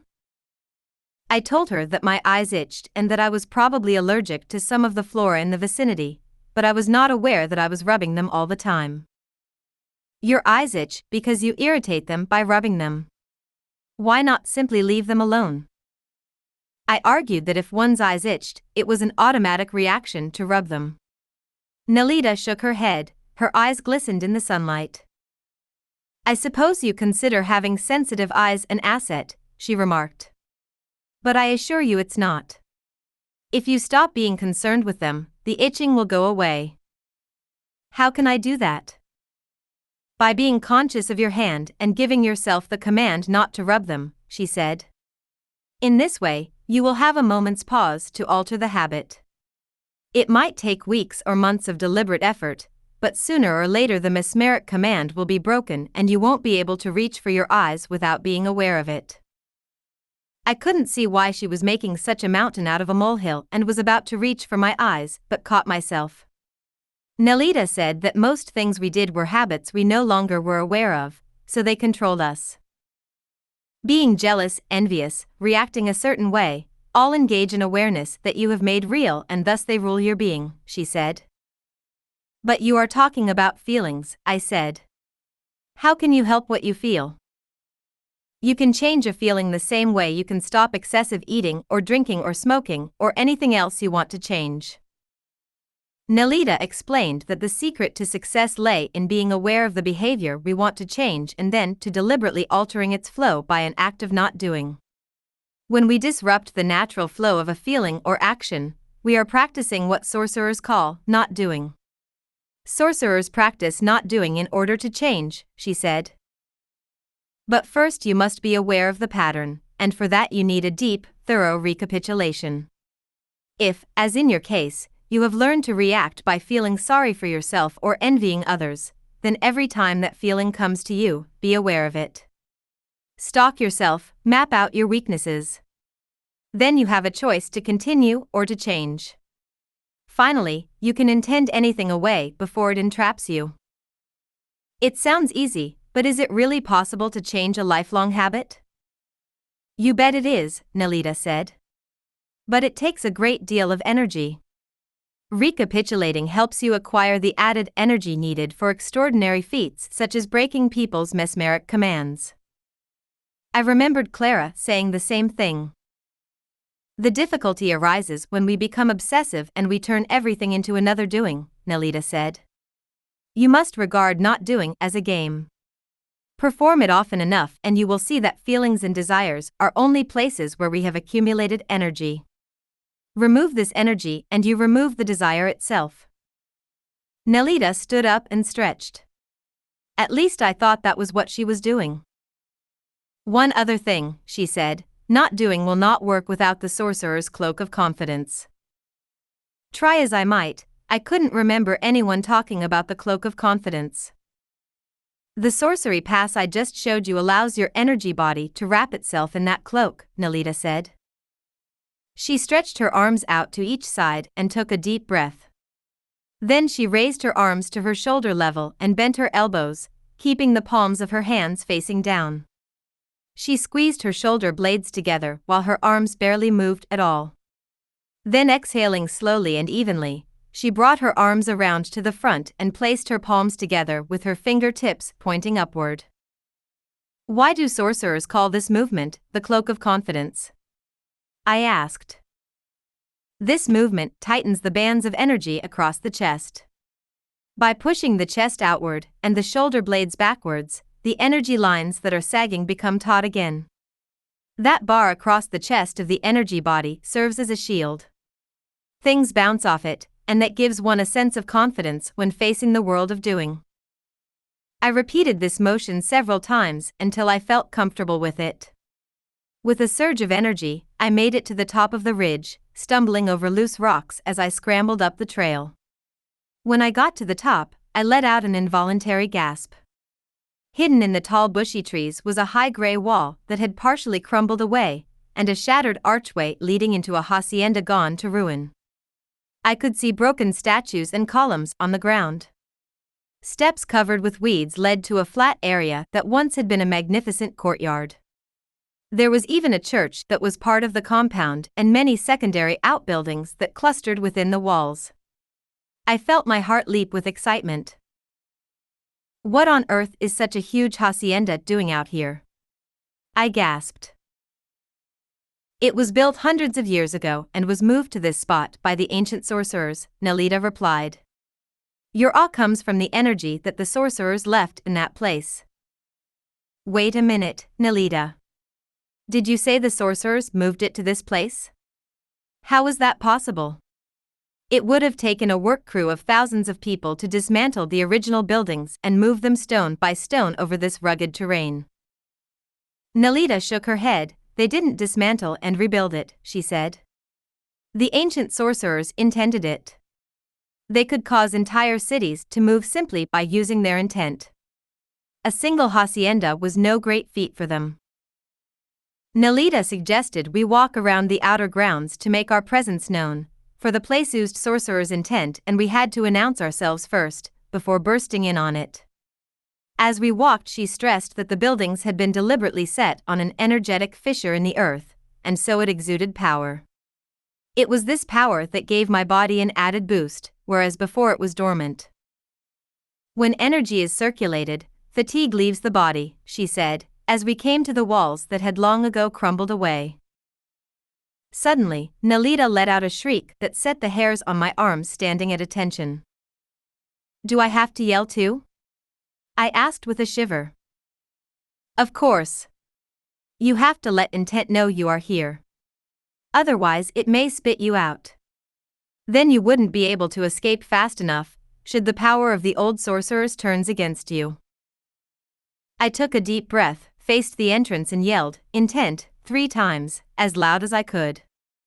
An echo, as if the ancient sorcerers were yelling back, made it even more eerie. When I had finished yelling, Nelita peered into my eyes and asked me how I felt. I told her that I was frightened out of my pants, but in spite of that, I felt totally refreshed. Good, she said.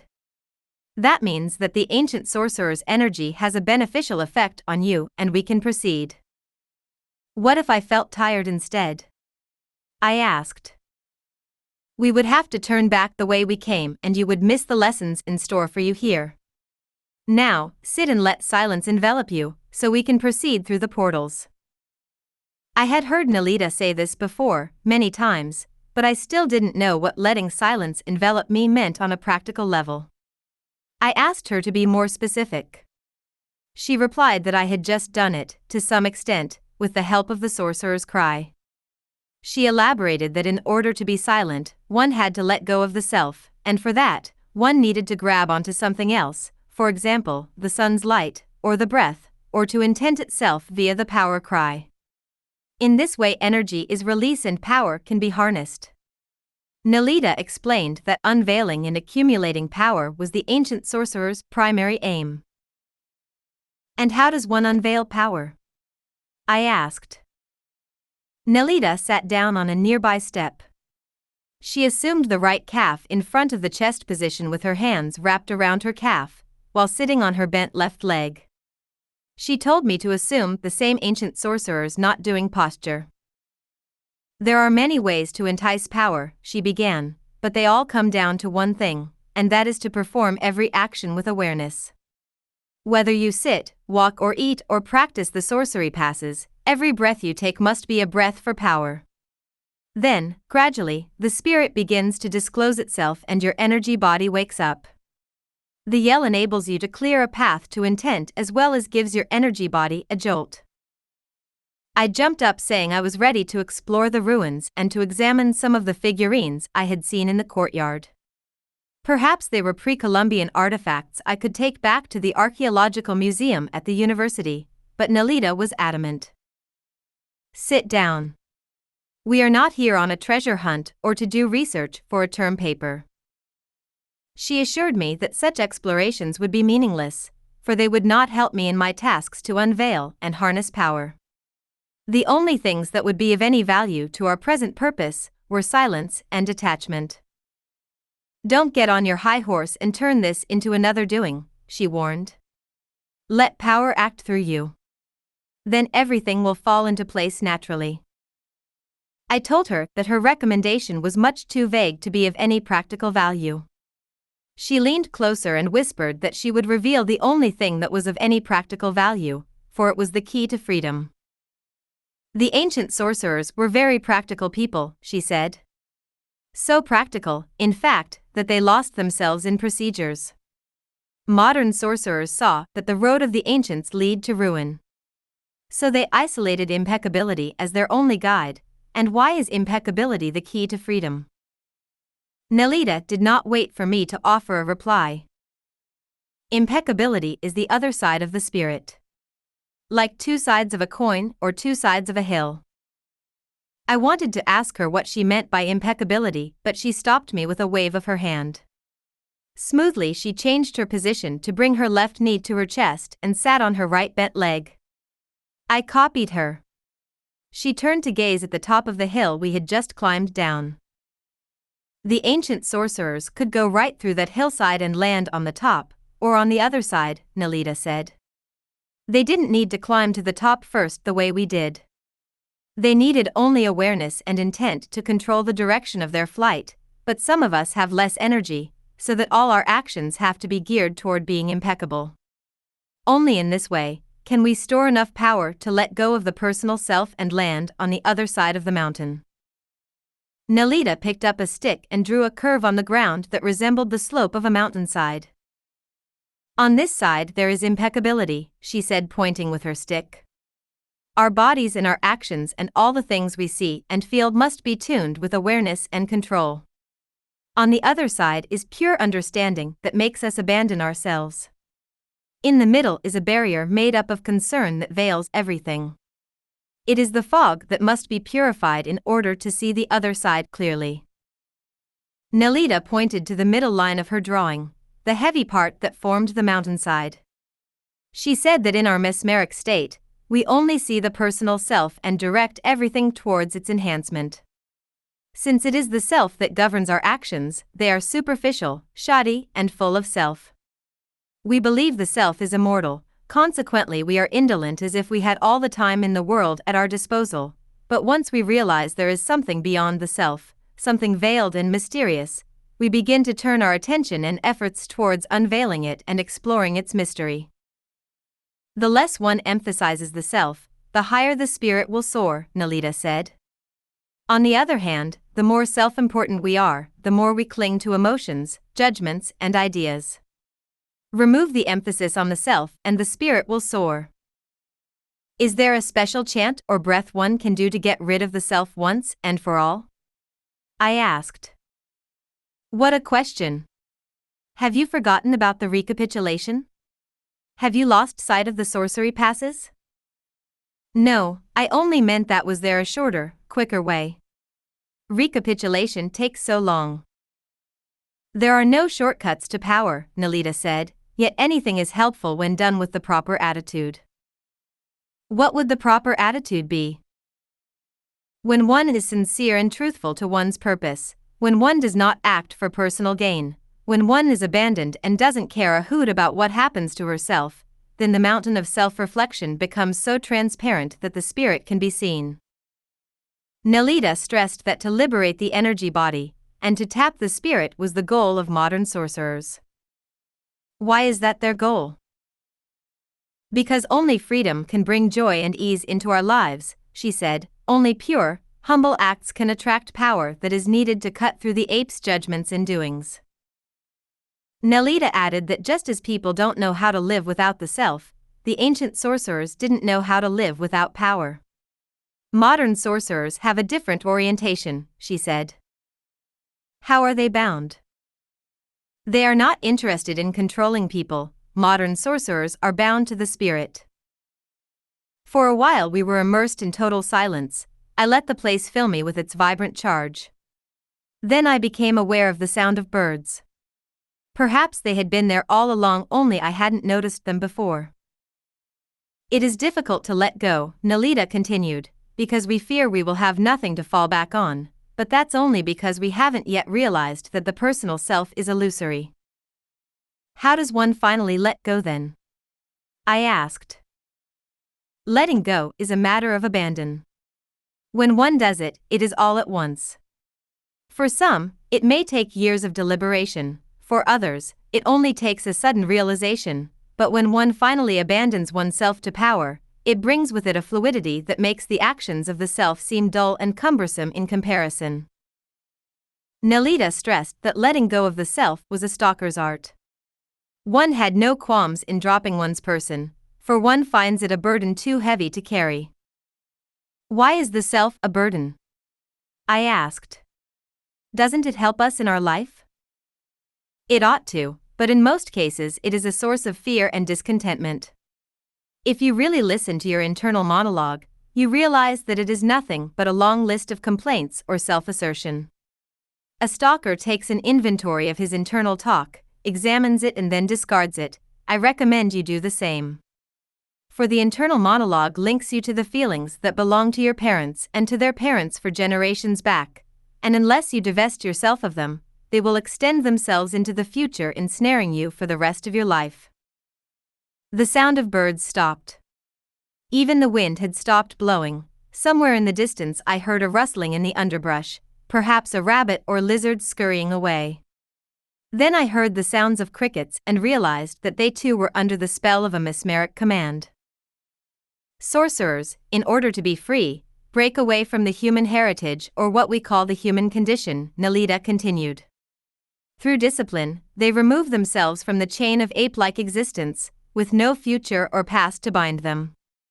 Buddhists call this liberating oneself from the wheel of life. Sorcerers call it puking out one's ape-like existence. A feeling of misery swept over me. I knew I was lost. The process of recapitulating was never ending. Everything I did or felt or hoped for was fuel for the recapitulation.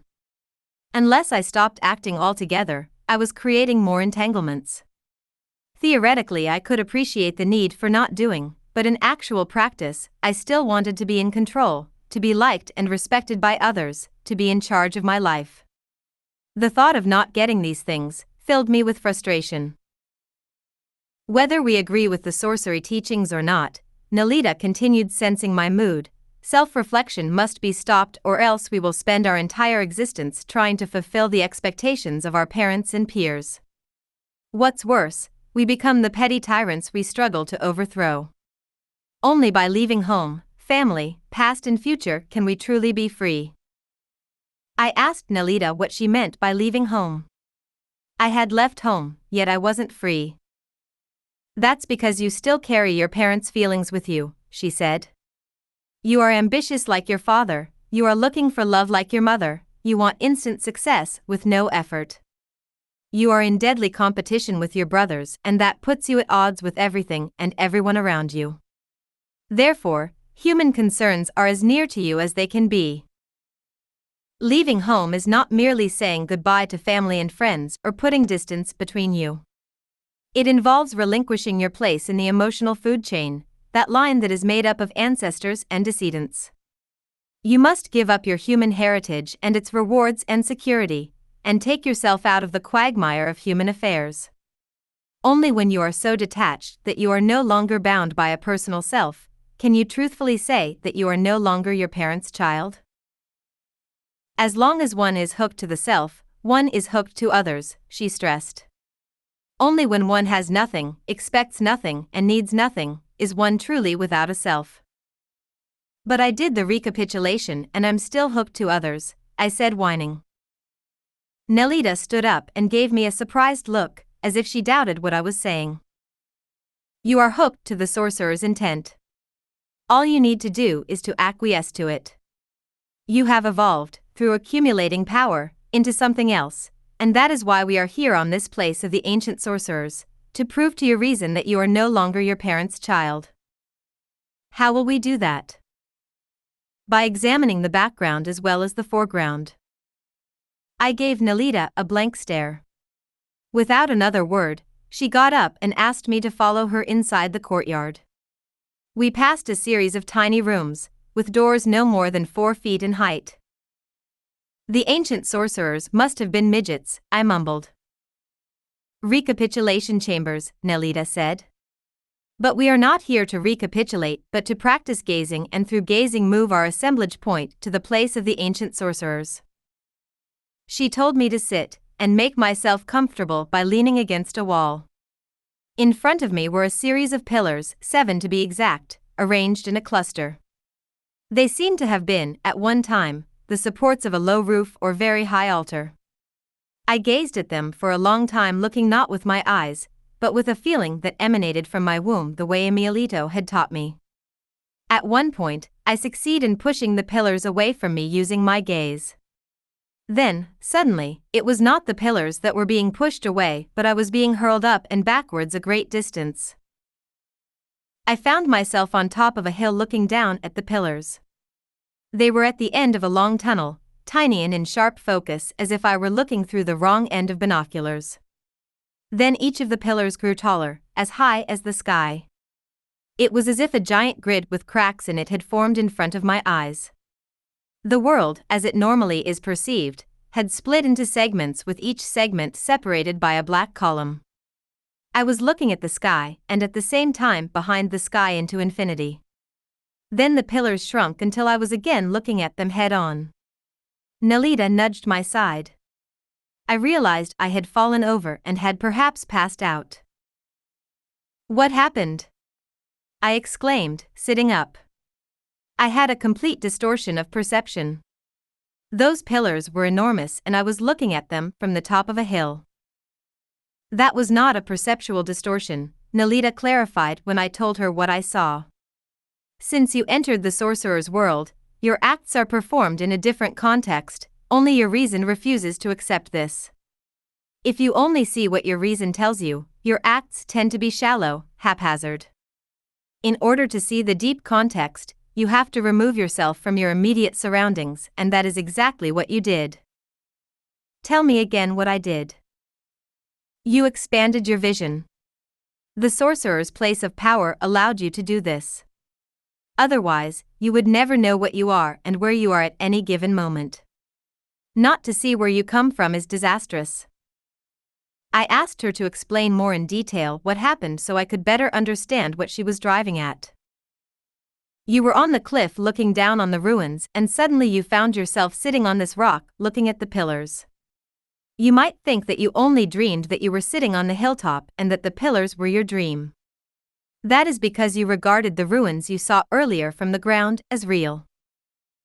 On the other hand, you might remember having hiked down the mountainside, but if you don't recall sitting down on this rock, you might think you are dreaming this now.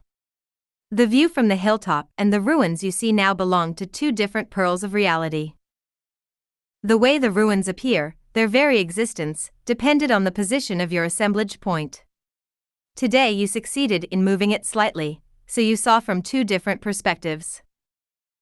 What Nelita was saying was that what we perceive hinges on our capacity and intensity for awareness. As our assemblage point shifts, so does our perception of the world around us. Nelita went on to say that it was because we can hold our assemblage point steady that we can agree and talk about the things we see. But the world is not just what we can agree upon, she stressed. Sorcerers say there are many levels of reality, and waking up our energy body allows us to perceive with a keener awareness so that nothing is the same. You experienced this for yourself. Nelita had often told me that the world is alive and in constant flux, but I always seemed to lapse into my habitual view of it. She said this was because patterns become fixed and stored in a vast storehouse of memory to be called upon again and again. This results in the sensation that the world we perceive is concrete and predictable. We human beings are extremely limited in our repertoire of feelings and actions. You should know this from the recapitulation. We are like drunkards that head straight for the bottle without ever questioning why we drink or even the desirability of drinking. She stated that a set of patterns is presented to us from infancy and reinforced by mesmeric commands that make us repeat them over and over. We become limited because we no longer look at the larger picture. We simply allow our bodies to follow the lines of least resistance, and that is, whatever is familiar and known to us. To be aware would mean to allow our energy body to act for us regardless of what we may have learned to consider as easy or reasonable. To allow awareness to guide us would be comparable to the alcoholic refusing the bottle even though his whole being has learned to crave liquor. Will his craving ever stop? Yes, by emptying our storehouse through the recapitulation, we break the hold that concreteness has on us, she said. There is a quicker path. The energy body can wake up suddenly and see that the self is not important. A person who liberates himself from the confines of self-reflection will perceive in totally different way. I had to agree. By waking up my energy body, my entire perspective had been altered. Yet the prospect of permanent change seemed staggering, but ultimately worthwhile. To clear my head, I gazed at the rocks. Do I really have to leave the familiar world behind and enter some strange reality? I asked at last. You only need to relinquish your idea of the world. But that is everything. For it is our ideas that fix us and make us concrete. And why, you might ask, do we have to forsake our ideas to be free? Because ideas are limiting whereas energy is limitless. In order to be one with sheer energy, we must first remove the obstacle of the self, for it is the fog that covers the real and immediate with the false and interpreted. I began to squeeze my shoulder blades together to acquire confidence. As I scanned the pillars, I experienced another perceptual distortion. They appeared to be swaying in the wind. When I remarked on it, Nelita said that there were always distortions. Life was energy moving unfettered, yet we imprison and contain it by eliminating possibilities that do not fit our reasonable expectations. One who sees that reality is simply a point of view, acts for no reason and expects no rewards, Nelita said. Wouldn't such a person be terribly lonely? I asked.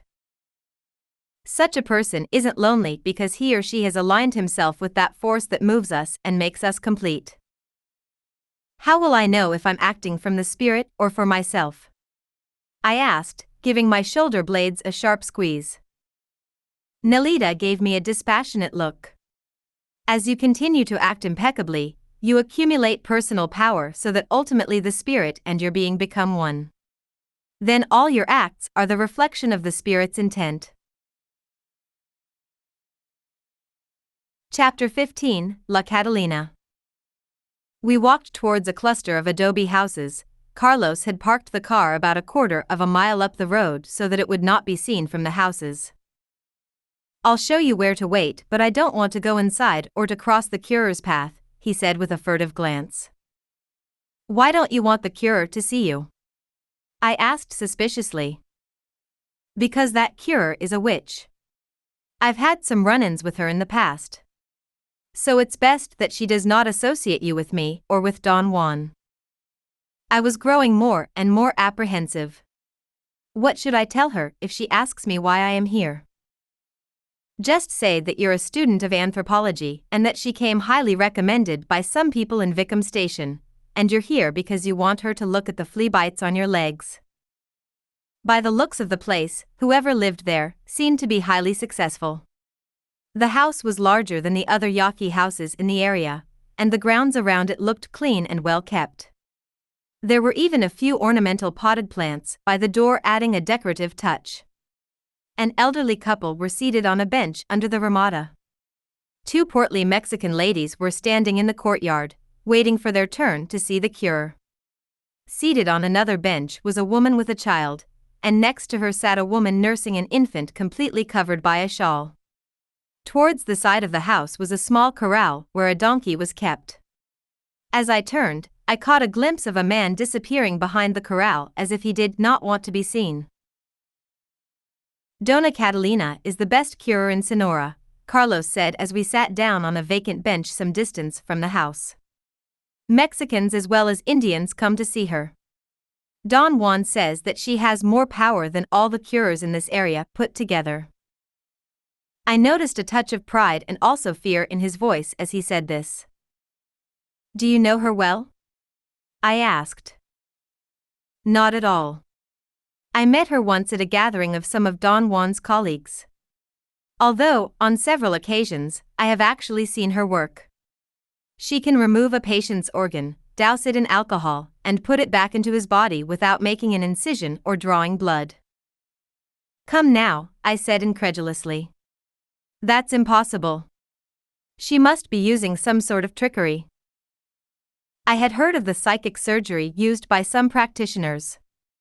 Its purpose is similar to Western surgery, except that no blood is drawn and the patient is conscious during the procedure, but, unlike Western surgery, immediately afterwards the patient is able to get up and leave the premises with no scar or ill effects. "I bet it's a question of faith healing, where the patient is highly suggestible," I offered. The anthropological literature is abound with studies of faith healers who, through the laying on of hands, cause the patient to experience a catharsis of sorts, during which time the healing takes place. I had seen a demonstration of such healing on television. People just dropped their crutches and began to walk again, or, miraculously, they could hear or see. I had never given much credence to this sort of curing and had always considered it to fall into the category of what anthropologists called healing by hysterical conversion. The effects in such cases were usually temporary and treated the symptoms rather than the illness itself, which often returned when the person came to his senses and the force of public support was removed. "She's not a faith healer," Carlos said decisively. "Then how does Dona Catalina practice her art? Does she use sleight of hand?" According to anthropological accounts, the only way such a surgery could possibly be produced, since it defies reason and the laws of science, is through the use of some sort of chicanery. The usual explanation offered is that the onlookers are put into a hypnotic trance through the use of repetitive sounds, such as chanting or drumming. Then the curer goes to work producing spectacular effects, much as a magician performs tricks that amaze an audience who only see what the magician allows them to see. "No. She doesn't use sleight of hand," Carlos said. "Some charlatans probably do rely on tricks such as having a spare organ up their sleeve, but Catalina does something else, much more spectacular." "What is that?" I asked, laughing at the image of someone having a dripping goat's heart or liver hidden under their poncho and producing it at just the right moment to amaze the onlookers. Catalina cures by changing the reality around her, and anyone who is witnessing the operation, including the patient himself, participates in this altered reality. I don't understand, I said, moving away from a coughing patient who had come to stand by the bench where we were sitting. If we depart from the premise, as the sorcerers do, that the real world is also a dream world and that it can be perceptually altered if one has enough power, then the curer, who is also a sorceress, can change the reality immersing them by altering the consensus of the people involved. Then all those who are present actually witness a world with new perceptual parameters. They are forced to acknowledge what they see with a new intersubjective agreement to replace the old one. Isn't this a form of mass hypnosis? I queried. Not really, Carlos replied, unless you call being alive or what we are experiencing now a form of hypnosis. What Catalina does is to alter the awareness of her patients and the awareness of whoever is witnessing her curing, and of course her own awareness, which is subject to the dreaming and stalking abilities of sorcerers. Then whatever happens for them is as real as the world we are experiencing now sitting here on this bench. You mean she uses her dream body during her curing sessions? I asked. That is what happens. She has learned to utilize parts of her dreaming reality and is able to project it onto people's everyday reality so powerfully and completely that profound disruptions take place.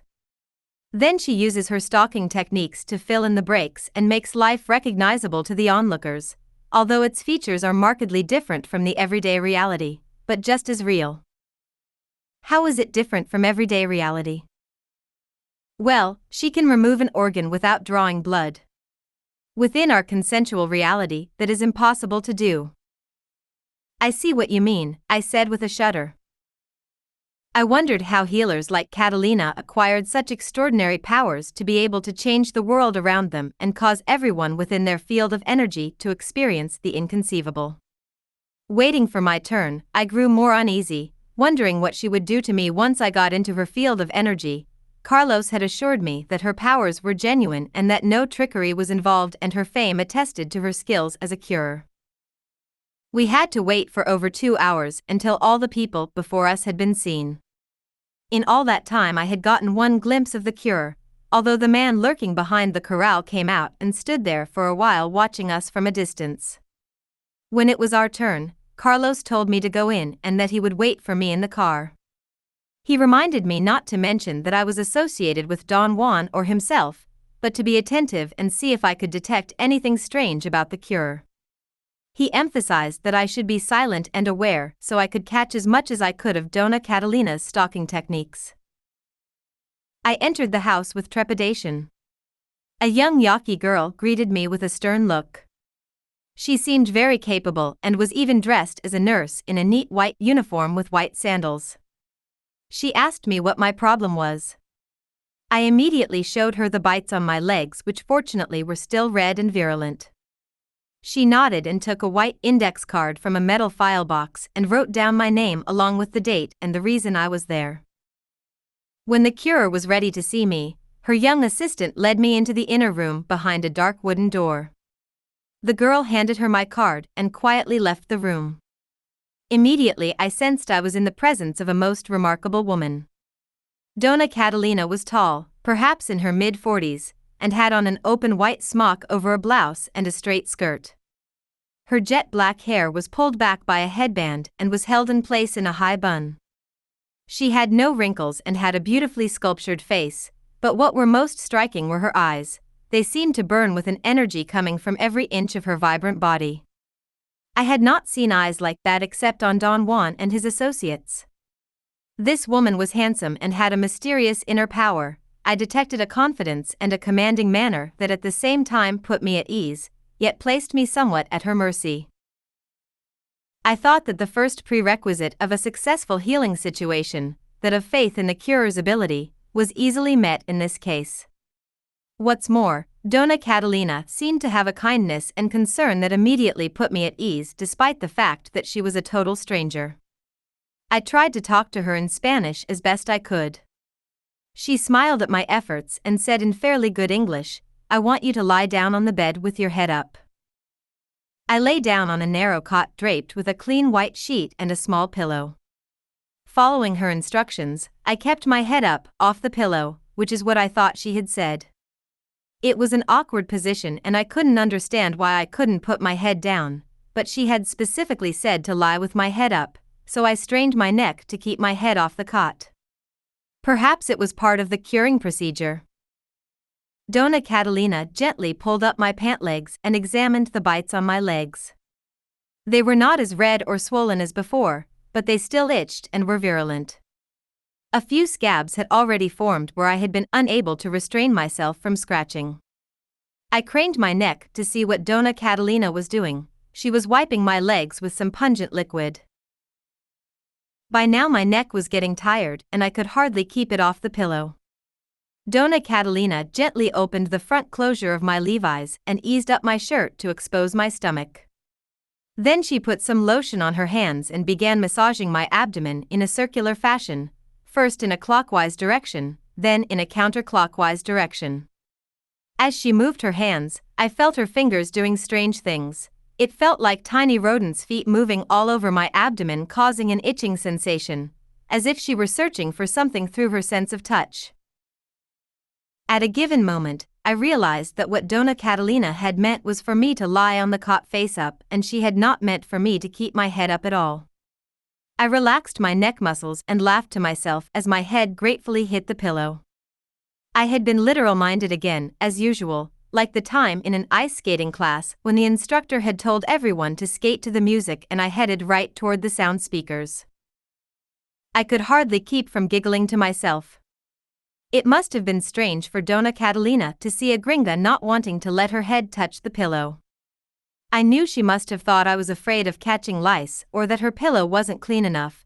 I had an uncontrollable urge to giggle at my own stupidity and tried my best to suppress my mirth as Donna Catalina kept exploring my stomach. "Am I tickling you?" she asked, noticing my suppressed smiles.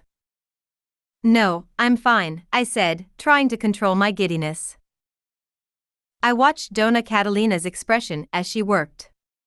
It was calm and serious.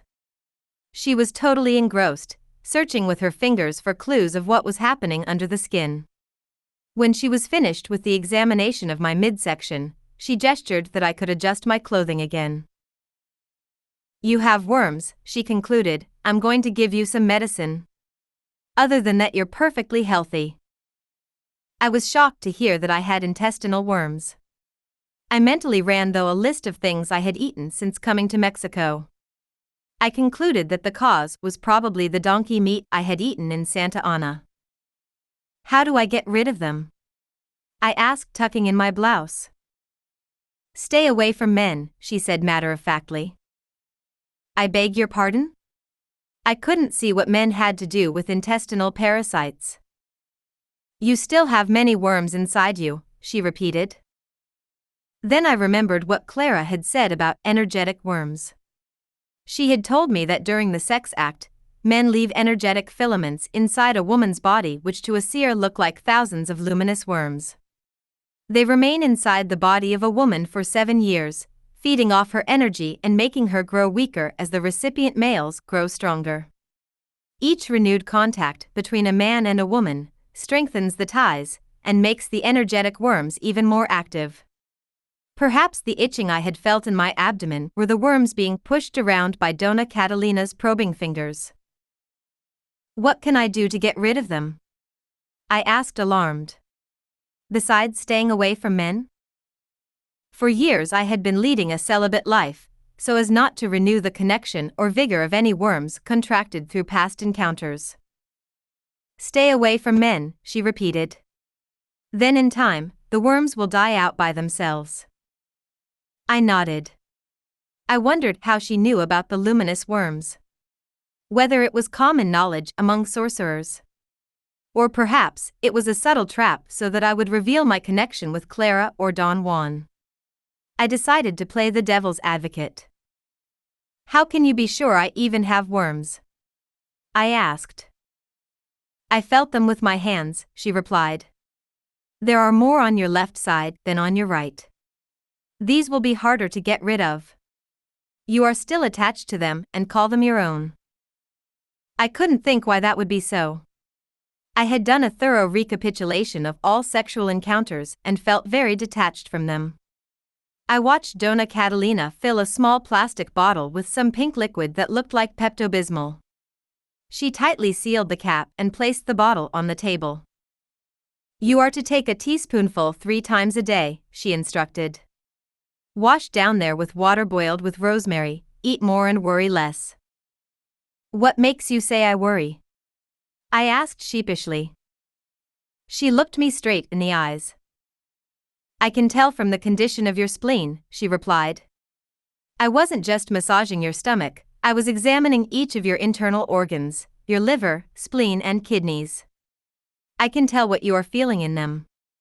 If they are happy or sad, calm or agitated. You mean to say that internal organs have emotions? I asked. She gave me the eeriest smile and nodded. If you don't treat them well, they won't give you a moment's peace, she said and handed me the pink medicine. I asked her how much her fee was. She shrugged and said that the plastic bottle and medicine cost 20 pesos, but that I could pay whatever I wanted to her assistant on my way out. I thanked her and was about to leave when she stopped me. You know Juan Mattis, don't you? She said with a certainty that left no room for doubt. Did he send you here? Remembering Carlos's command not to mention that I was associated with them, I didn't know what to say, so I just stared at her dumbly. Did he bring you? She demanded again with an icy stare. I was totally on the defensive. No, he didn't, I said. She looked at me surprised, as if she didn't believe me. Really, I didn't come with anyone by that name, I insisted. She lost her pleasant manner. I came with a friend. He's waiting for me in the car. She gave me a penetrating glare that would freeze a lizard, then looked me up and down. You're not like the rest, she said. You certainly didn't come here to be cured. You have ulterior motives. Did you come here to spy on me, or to steal my power? Of course not, I said shocked. I assure you, I had the best intentions. I don't believe you. You came to steal my curing secrets, didn't you? All of a sudden, I became terrified. I broke out in a cold sweat. I wanted to leave, but she jumped in front of the door blocking the exit. I couldn't understand what had gotten into Donna Catalina. A moment ago she was a ministering angel. Her gentleness and confidence, I knew now, were stalkers' techniques designed to put me off guard. Now it was an instant reversal. She was an enemy, a dangerous adversary, a black sorceress of the most malignant kind. I don't know what you mean, I said. I have to leave now. Please step aside. And to match her confidence, I added, although not quite as energetically as I would have liked, I'm warning you, I know martial arts. At that she looked at me and laughed. I took a few backward steps to place more distance between us. I did know martial arts, but what good would that do in the face of this formidable opponent who was not only bigger than I was, but much more powerful? Every inch of Catalina was bursting with an aggressive yet focused energy. While I, on the other hand, was cowering until I hit the cot and could move back no further. Catalina just laughed at me, flashing her strong white teeth. Her laughter seemed to be a challenge, an animal grin of aggression, about which there was nothing friendly or humorous. If you don't move away from that door, I'll yell for help, I warned. My friend is by the car. He'll come running. Actually, that was only partially true. What I had neglected to add was that Carlos had parked the car a quarter of a mile away, and we had walked to her house. If he was by the car, he wouldn't have heard me even if I had yelled at the top of my lungs. And my friend is waiting by the corral across the courtyard, she said with a smirk. He'll come running even if I don't yell. If you don't believe me, just look out the window. I looked out the window and saw the same man who had been lurking by the corral, standing in the courtyard. At this distance, I could tell there was something familiar about him. Then I remembered where I had seen him. It was while crossing the border at Nogales. It was the Indian who had caused me to faint and had taken that opportunity to pocket my gold pen. I felt fear grip my core as he gave me a most imperceptible nod of recognition, as if he, too, remembered the incident. I knew there was no escaping from this duo of sorcerers. Who is that man? I demanded to know. He's my protector, Catalina said with a smile, so don't try any funny business. With a single movement of her hand, she pulled at her headband, and her hair came tumbling down around her shoulders. She was absolutely wild, her eyes burning with fury. I was so frightened that my knees were shaking and I nearly sat down on the cot. On an impulse, I decided to escape through the window. I jumped onto the cot and pushed the casement window open, but I had only gotten my head and torso out when I felt something like hot iron shackles clamp down on my ankles. I screamed and saw the witch tugging at my feet. I kicked so hard that she had to let go and jump backwards, but she had me in a disadvantageous position.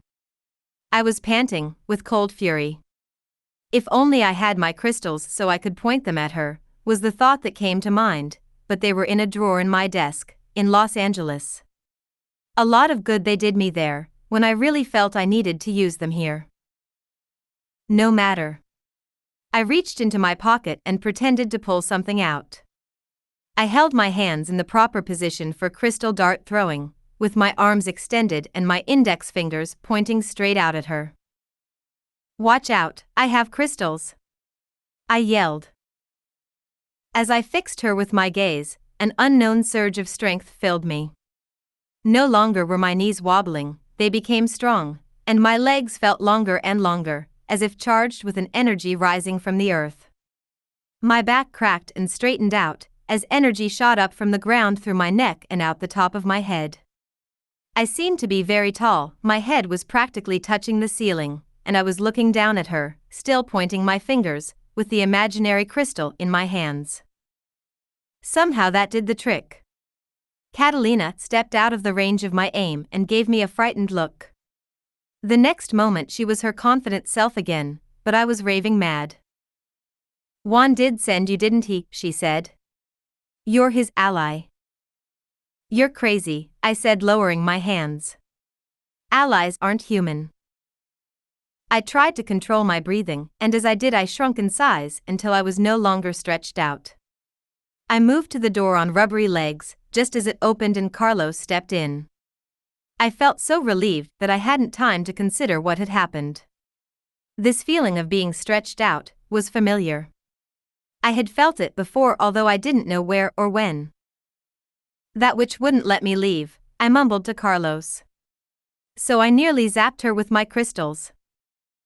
I didn't know what I was saying. My hands were like ice. My teeth were chattering, I was freezing cold. Carlos took one look at Catalina, grabbed me by the arm and pulled me out of the house. I could hear the woman's eerie laughter following us all the way to the car. That woman is insane, I gasped. She wouldn't let me leave.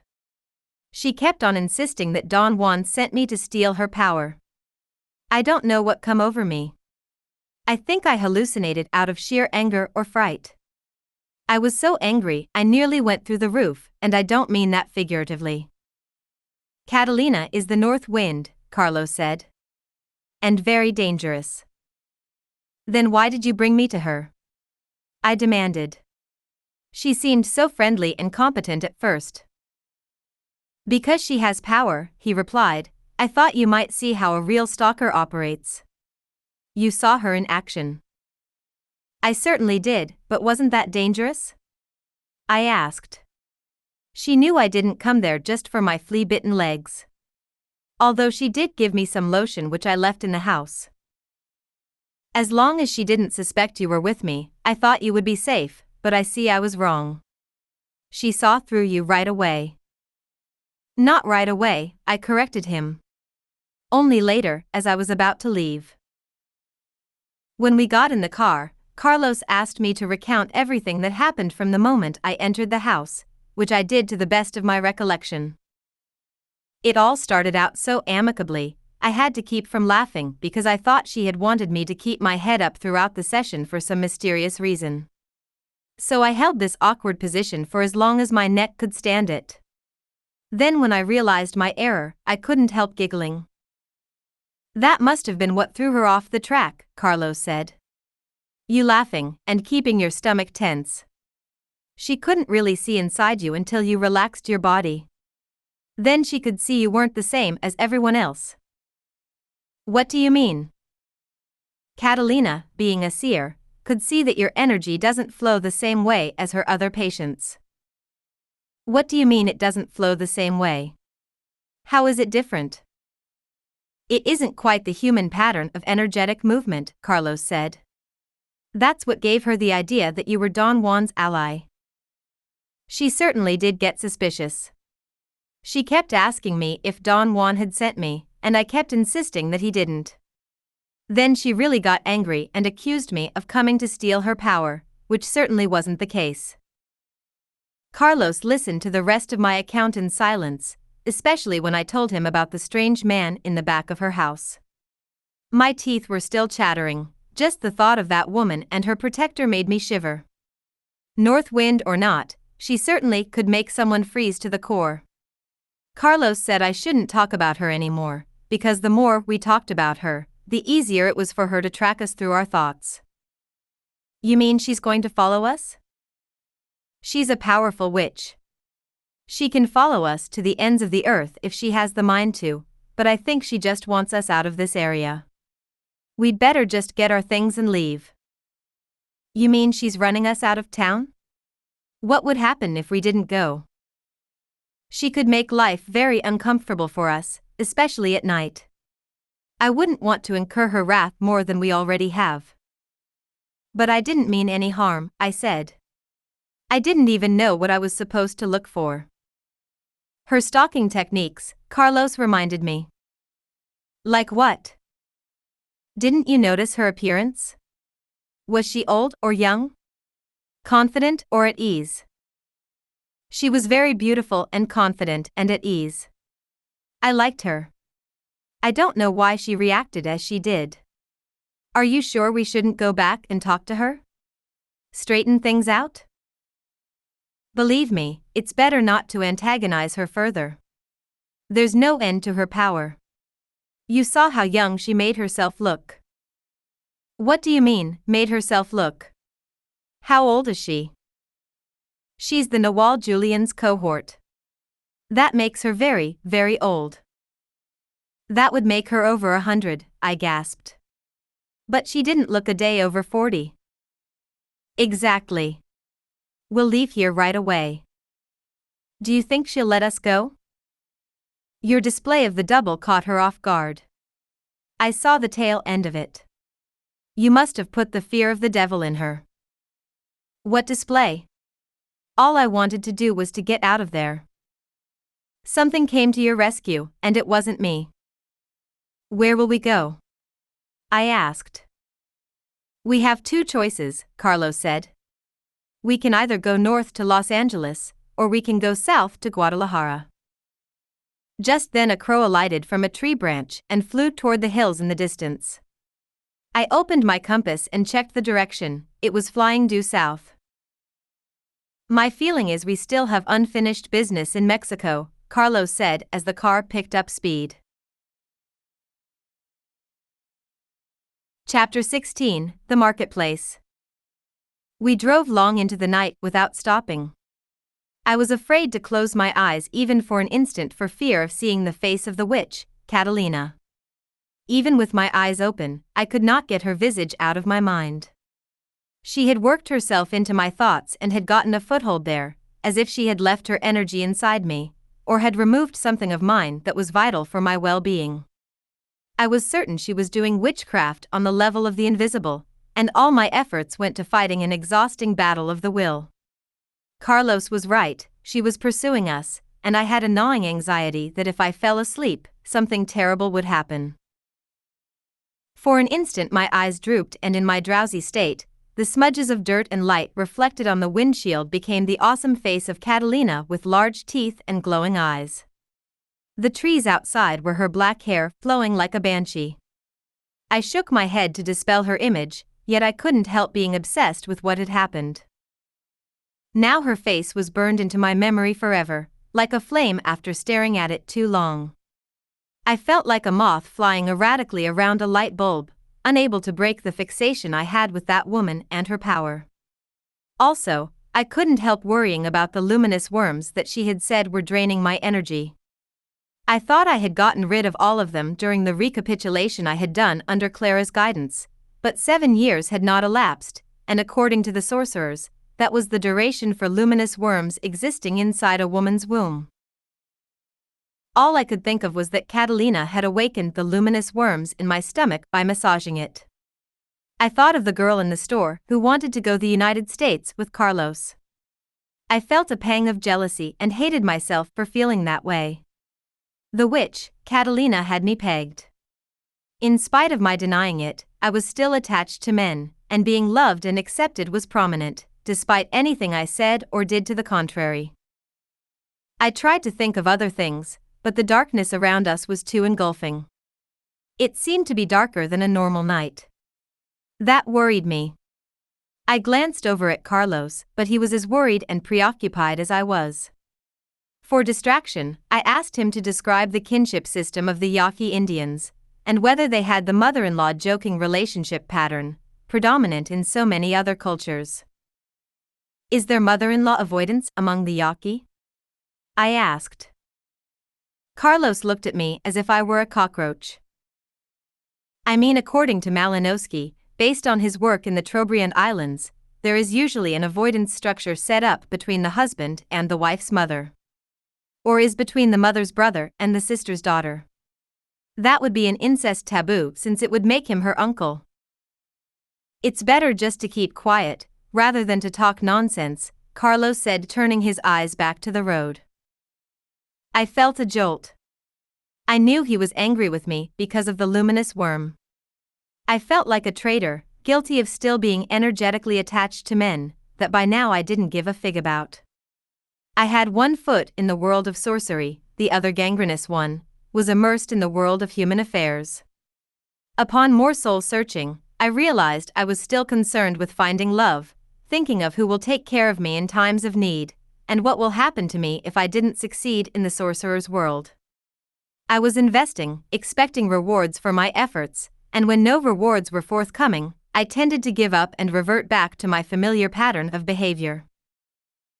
As we drove in the dark, memories came back to haunt me. I couldn't believe they still had such a powerful emotional valence.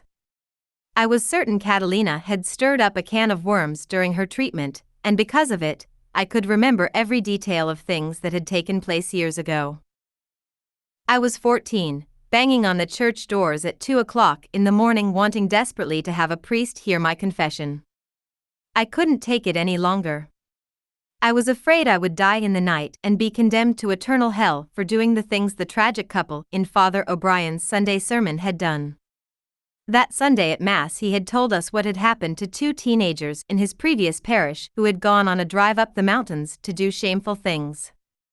While they were engrossed in petting and kissing, and other things which he left deliberately vague, the handbrake had worked itself loose and the car rolled down the mountainside, killing the young people instantly. When their bodies were found, to the shock of their parents, they were in various states of undress. Father O'Brien had said that their death had come so suddenly that they didn't even have time to make an act of contrition, and now their souls are in perpetual agony. The doors of the church had been locked and no one came to hear my confession. I got tired of pounding and became so enraged that I swore that I would never expect anything from the church again. God had closed his heart to me in my hour of need, and I would do the same to him forever. I gave the thick wooden door a sound kick, spat on the ground, and because I was so agitated and needed to relieve myself, I squatted down and urinated right there on the church steps. I never went to confession again, and to my mother's profound distress, I decided to sleep late every Sunday and skip Mass altogether. When I recounted this event to Clara, she said that I was lucky that no priest had been there to open the church door. For to confess and throw oneself on the mercy of a priest or God himself, in a moment of weakness, was the worst thing anyone could do. She said that contrary to what I might have thought at the time, power had not deserted me after all, because by urinating on the church steps I broke my ties with the church forever. She had assured me that urinating is one of the best ways sorcerers have of severing their connections with things. I too had an awful time disassociating myself from the church, she had revealed. I used to look forward to Sunday Mass so I could meet with friends. Then I would go to their houses and eat and gossip all afternoon. That was the only enjoyment I had in my life, so I clung to it like there's no tomorrow. How did you break that habit? I asked. My teacher, the Nawal Julian, had me collect all my piss in jars for days.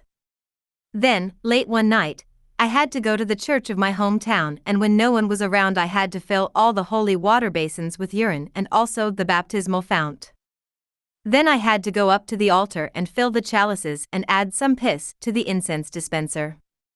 Imagine the next morning, for he had me go on a Saturday, the surprise of the priest and parishioners when they blessed themselves with my piss. I didn't see the humor of it at the time, because I was frightened to death and felt guilty for years afterward over committing holy sacrilege, but the Nawal Julian said that that is exactly what we do. We try to bless ourselves and become holy using someone else's piss as if it were sacred. Years later I saw the irony of it and the touch of genius in the Nawal stalker's plan. You, on the other hand, had followed no plan, you simply went there to relieve yourself and the spirit took care of the rest, without you even knowing it. As we drove in an uneasy silence, I breathed in the memories and softly exhaled them. Several hours later we arrived at the city of Los Mochis. We stopped at a modern all-night diner to eat. I was ravenous. My legs were itching terribly out of guilt, tension, and lack of sleep. I almost wished I had not left Catalina's potion in her house. Yet I had been told never to accept food or drink from anyone, and certainly not medicine. Who could say what that lotion contained or might have done to me after La Catalina's wrathful outburst? We ordered bacon and eggs in the well-lit coffee shop. Carlos seemed tired, but I was relieved to see that he too was ravenous. Somehow, we still had our appetites, so things could not have been totally out of control. During the meal I kept reaching down to scratch my legs because my Levi's rubbed against the bites, making them itch all the more. I know a pharmacy in this town, Carlos said, noticing my discomfort. When they open in the morning, we'll go there. There is also a curer who works in the herb market.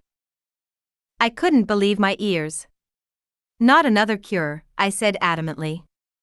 I simply refused to go.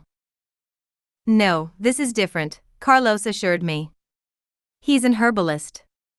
He has studied pharmacology and medicinal plants. He's very knowledgeable. Besides, it's a good idea to cancel out the powerful effect Catalina had on you. This was the first time since leaving Sonora that Carlos had mentioned the sorceress's name. I thought that perhaps we had put enough distance between us to neutralize the pull of her power. All right, if you think it's a good idea, I said, rubbing my calf against the table leg. How did La Catalina get to be so powerful? I asked. Every morning before dawn she walks 5 miles to a hilltop and stands there naked to absorb the energy of the earth and wind, he replied. How do you know that? I asked. Have you seen her naked? Carlos laughed uneasily. No. Don Juan told me. She is like a cousin to his line. Although, as I said, she really belongs with the Nawal Julian's party. Why didn't she go with them when they left the world? She wasn't ready. She still wanted to do things in the world, I suppose.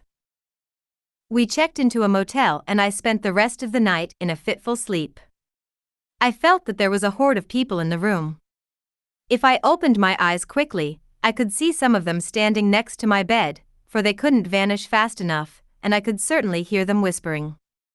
Don Juan was there, and 2 other men, all 3 of them were wearing suits.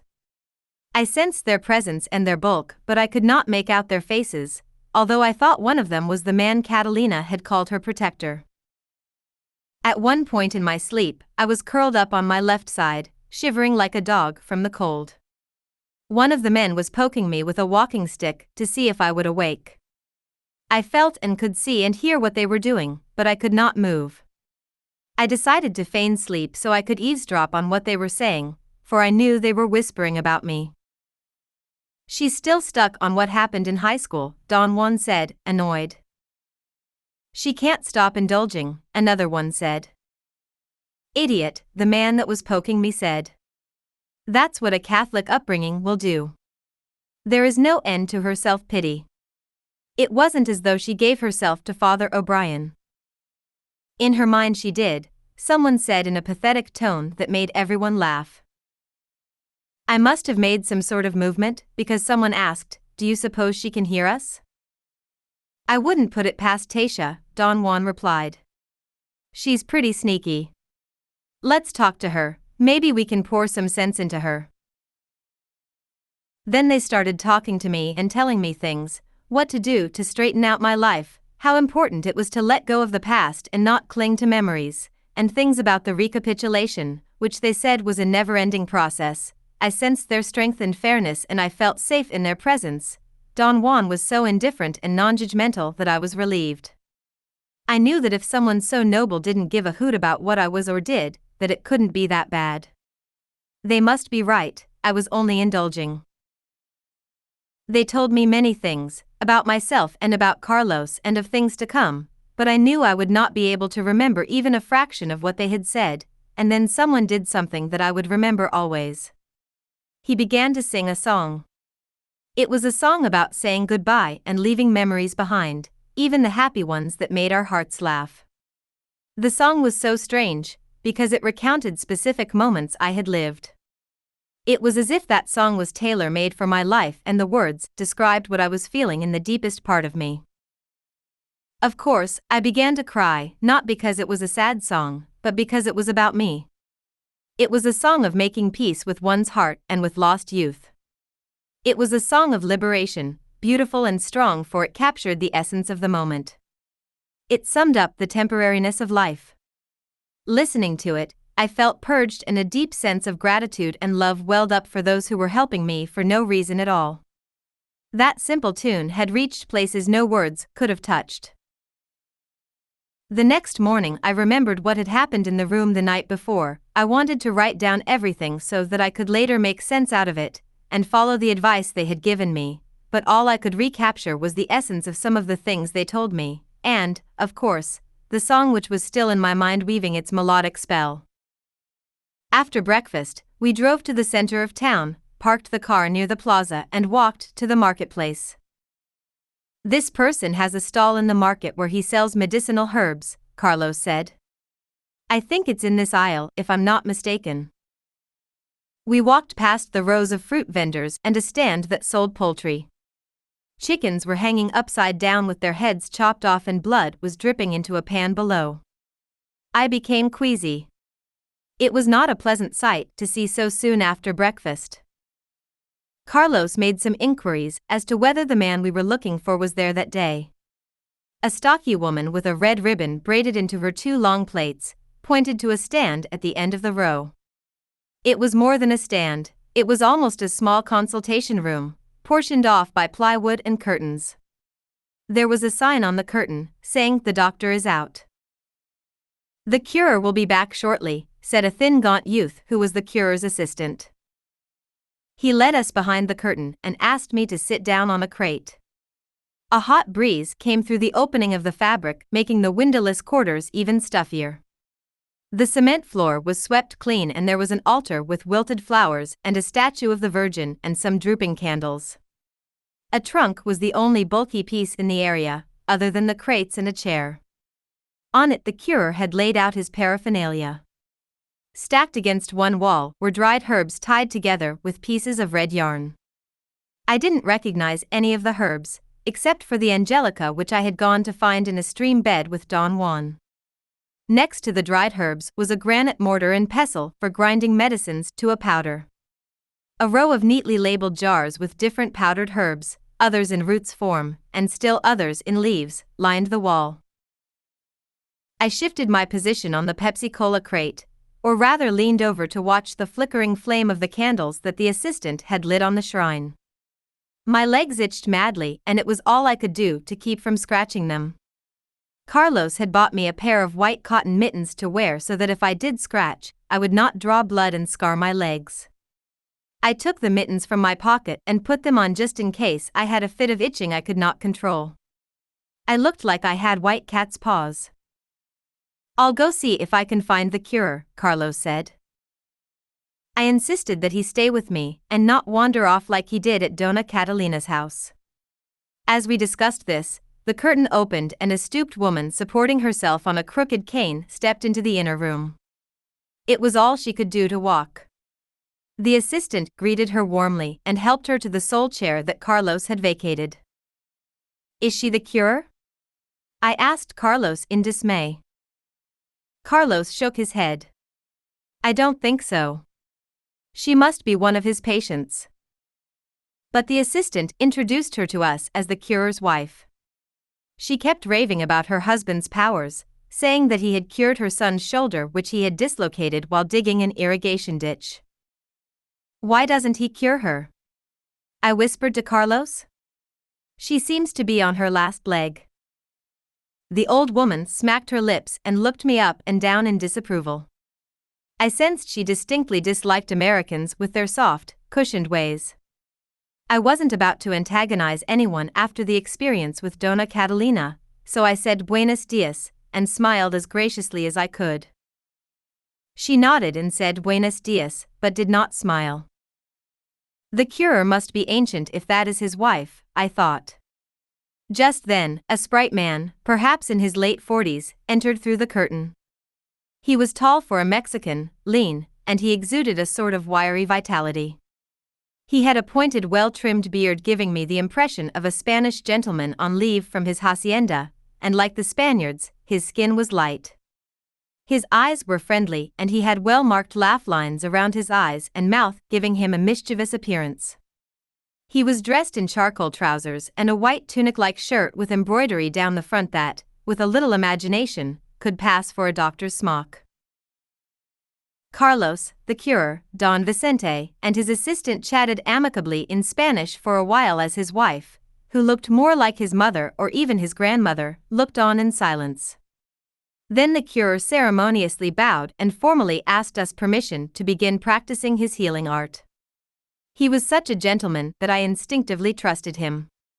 His assistant had told us earlier, while his wife was informing us of his prowess, that he could diagnose illness by evaluating the color and shape of a person's energy that surrounds his body. The cure started by staring at me as if assessing the state of my energy. I was worried about what he might see, especially after the clash with La Catalina. I would have hidden all the bad things if I could, including the foreign luminous worms, but how could one hide what was already invisible? The cure became foggy-eyed and a bit groggy, and he seemed to be looking right through me, so there was no place to hide. I didn't like the way he was shaking his head in dismay. After an uneasy interval, he opened his eyes wider and with a frown whispered something to Carlos in Spanish. "He believes it is a case of bewitchment," said Carlos. "Witchcraft." I knew it. But he hasn't even looked at the flea bites yet. I began to roll up my pant legs. The cure glanced at the red swollen bites and nodded as he repeated what he had said before, embrujamiento. "Now he's certain it's witchcraft," Carlos said. The old woman in the corner nodded in agreement. "But doesn't witchcraft have to be done by an enemy?" I asked. "I don't have any enemies in Mexico, except maybe for Catalina, but I had the bites before I had the run-in with her. So I know she didn't cause them." "He thinks a jealous woman put the hex on you," said Carlos. "I don't know any jealous women," I said, "except for myself," I couldn't help thinking. Don Vicente examined the bites carefully, then took 2 white candles and ran them sideways up and down along my calves. He periodically shook the candles in the air as if to cast off the poison that the candles had attracted to them. Then he got a flask of yellowish liquid from the shrine, which he said was holy water, and sprinkled it on my legs. I cringed as if I were Satan himself, for I remembered Clara's story about urinating in the holy water founts in the church. I was certain that the liquid was the curer's own urine. Then the assistant took from the top of the chest a rattle with a long handle and gave it to the curer, who shook it vigorously all around my body. With eyes closed, Don Vicente hummed a monotonous chant as he kept shaking the rattle as if to ward off evil spirits. The sound of the rattle made me remember the girl whom I had seen in the Yaki store, the day we had bought our hats and the Pascola masks. I saw again the look of contempt the girl had given me while I was sitting in the front seat of the car, but I had already gotten bit. How could she have caused it? I was thinking of the possibilities of illnesses caused by the evil eye, when Don Vicente interrupted my thoughts. "Someone wants you to be as miserable as can be," he said. "They may not have caused the bites, but they are certainly keeping them from healing." I wondered if Don Vicente's sinister diagnosis was correct. I had heard witchcraft discussed in my anthropology courses, but I had always thought that curses and the evil eye were concepts primitive people used to explain the world of cause and effect because they were somehow lacking in rationality or logical thought. Could someone's ill feelings really affect another person physically?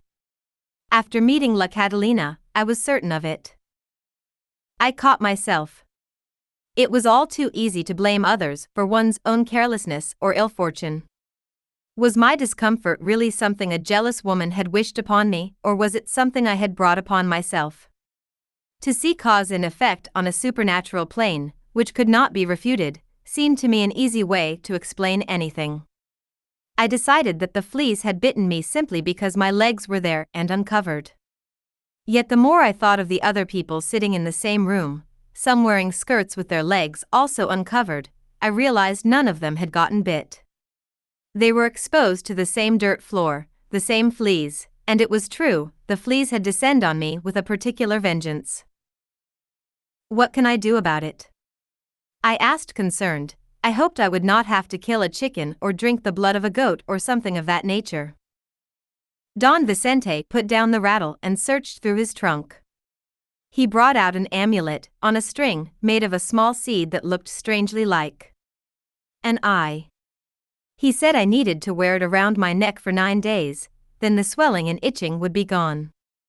The amulet called Eye of the Deer would counteract the force of the venom sent by the evil wisher, whom he said I had had contact with. The curer also gave me a holy card of St. George, slaying a dragon, which I was to place under my pillow while I slept.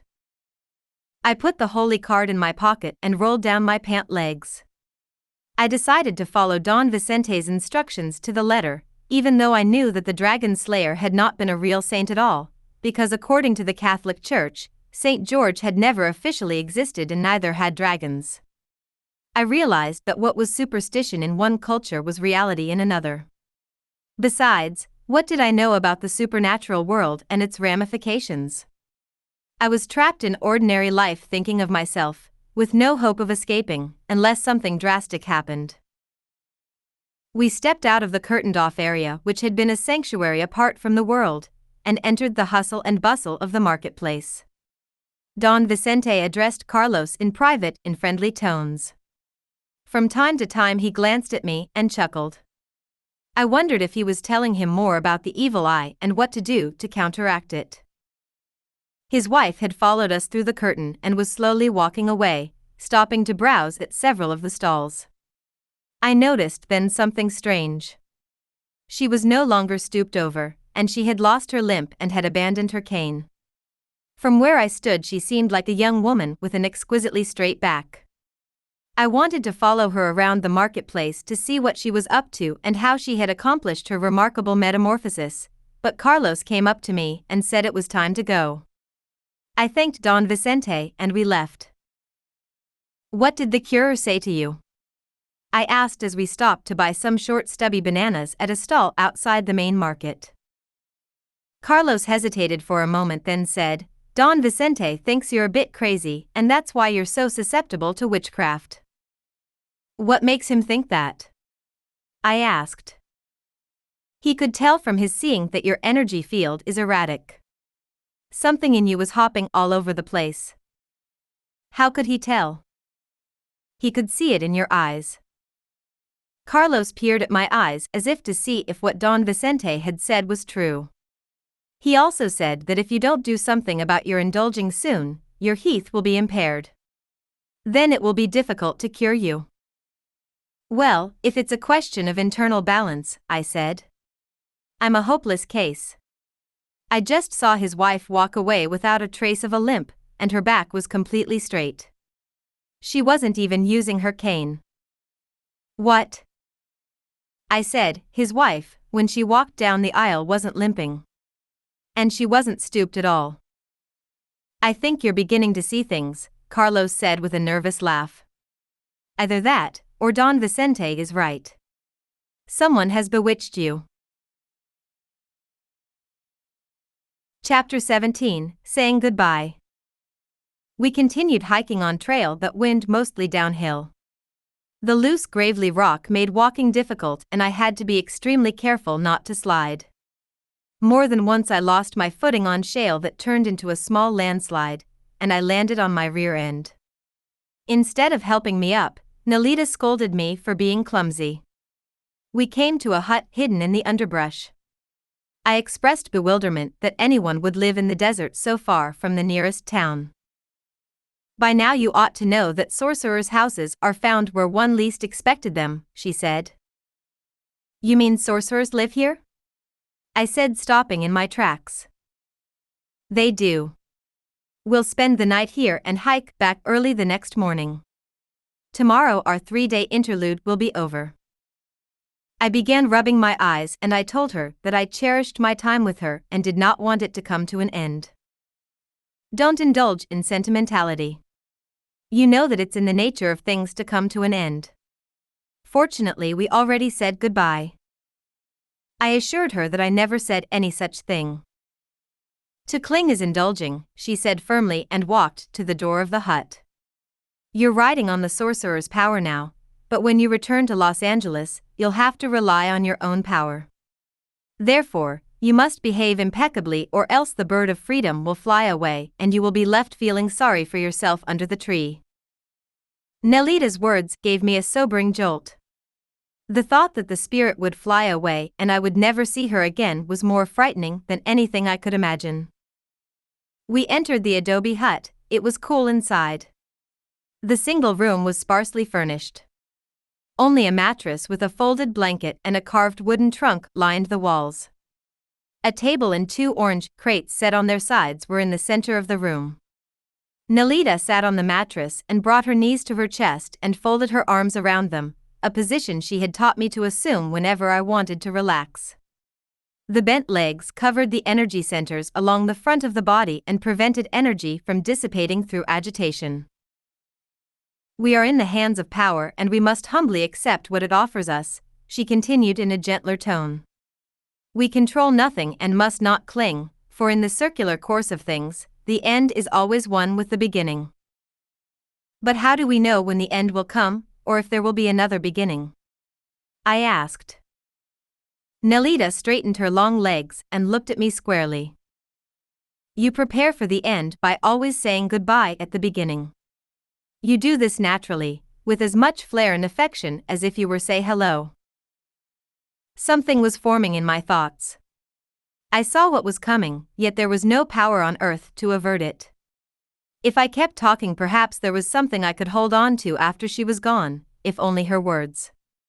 I told her that I didn't understand how one could always be saying goodbye, when one didn't know when one was leaving. But don't you see, Taisha? You are leaving all the time. Every moment you are leaving one thing to embrace something else. The very act of going to something new means that you are saying farewell to that which you have left behind. If you never say your piece and voice your thanks, if you continually cling to what has passed, how can you ever have the energy to accept the marvelous present? What exactly do you mean by clinging? I asked doggedly, following her to the table. Nelita explained that clinging was both a mental attitude and a physical sensation. Mentally, one is drawn back, again and again to something that is no longer in one's immediate surroundings. Physically, one becomes constricted, as one holds on to ideas or memories that are illusory. both mental and physical constrictions reinforce each other, so that one is unable to open willingly and accept fully the new challenges that continually present themselves.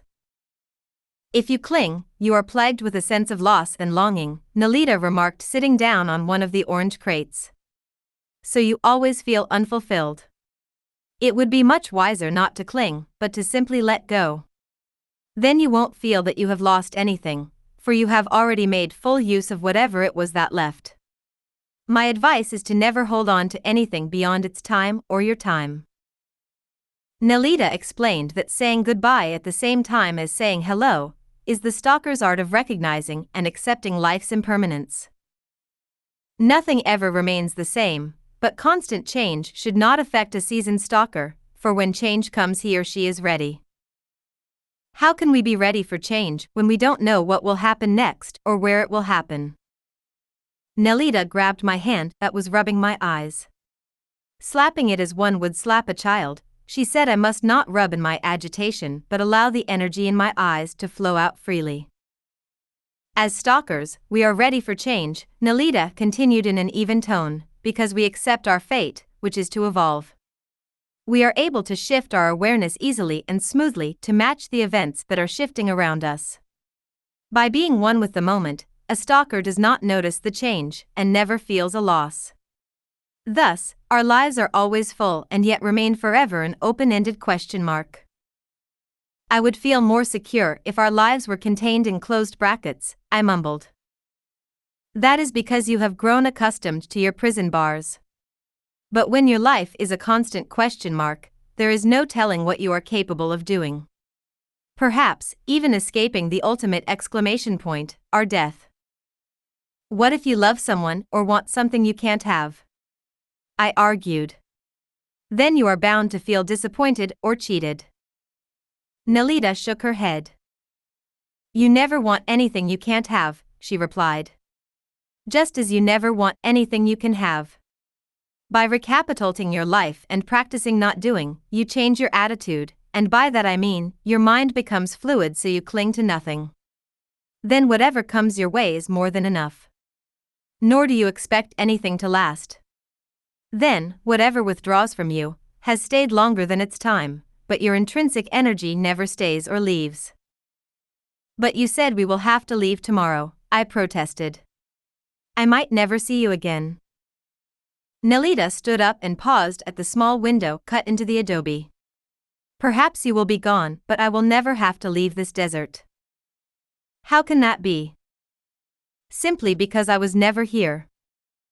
I shivered. Nolita said this with such certainty that even if I wanted to doubt her, I couldn't. Impulsively I embraced her. She was solid and yet indescribably empty to the touch. When I closed my eyes, I could no longer feel her. I realized then that her presence in the room depended on visual and auditory clues that were, to a large extent, based on my memory of her, rather than on her actual existence. That thought gave me a jolt of genuine fright. Instinctively, I moved backwards a few steps. To be here and not here at the same time is what sorcerers mean by stalking with the double, Nolita said. It means that being is no more real than not being.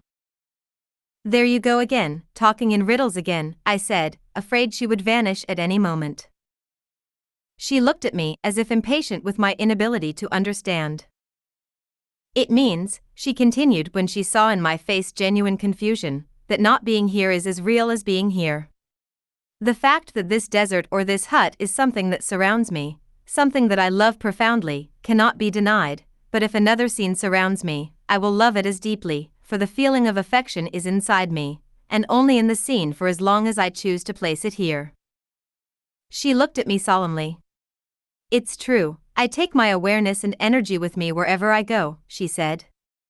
I leave nothing behind. You, on the other hand, leave everything behind like a comet.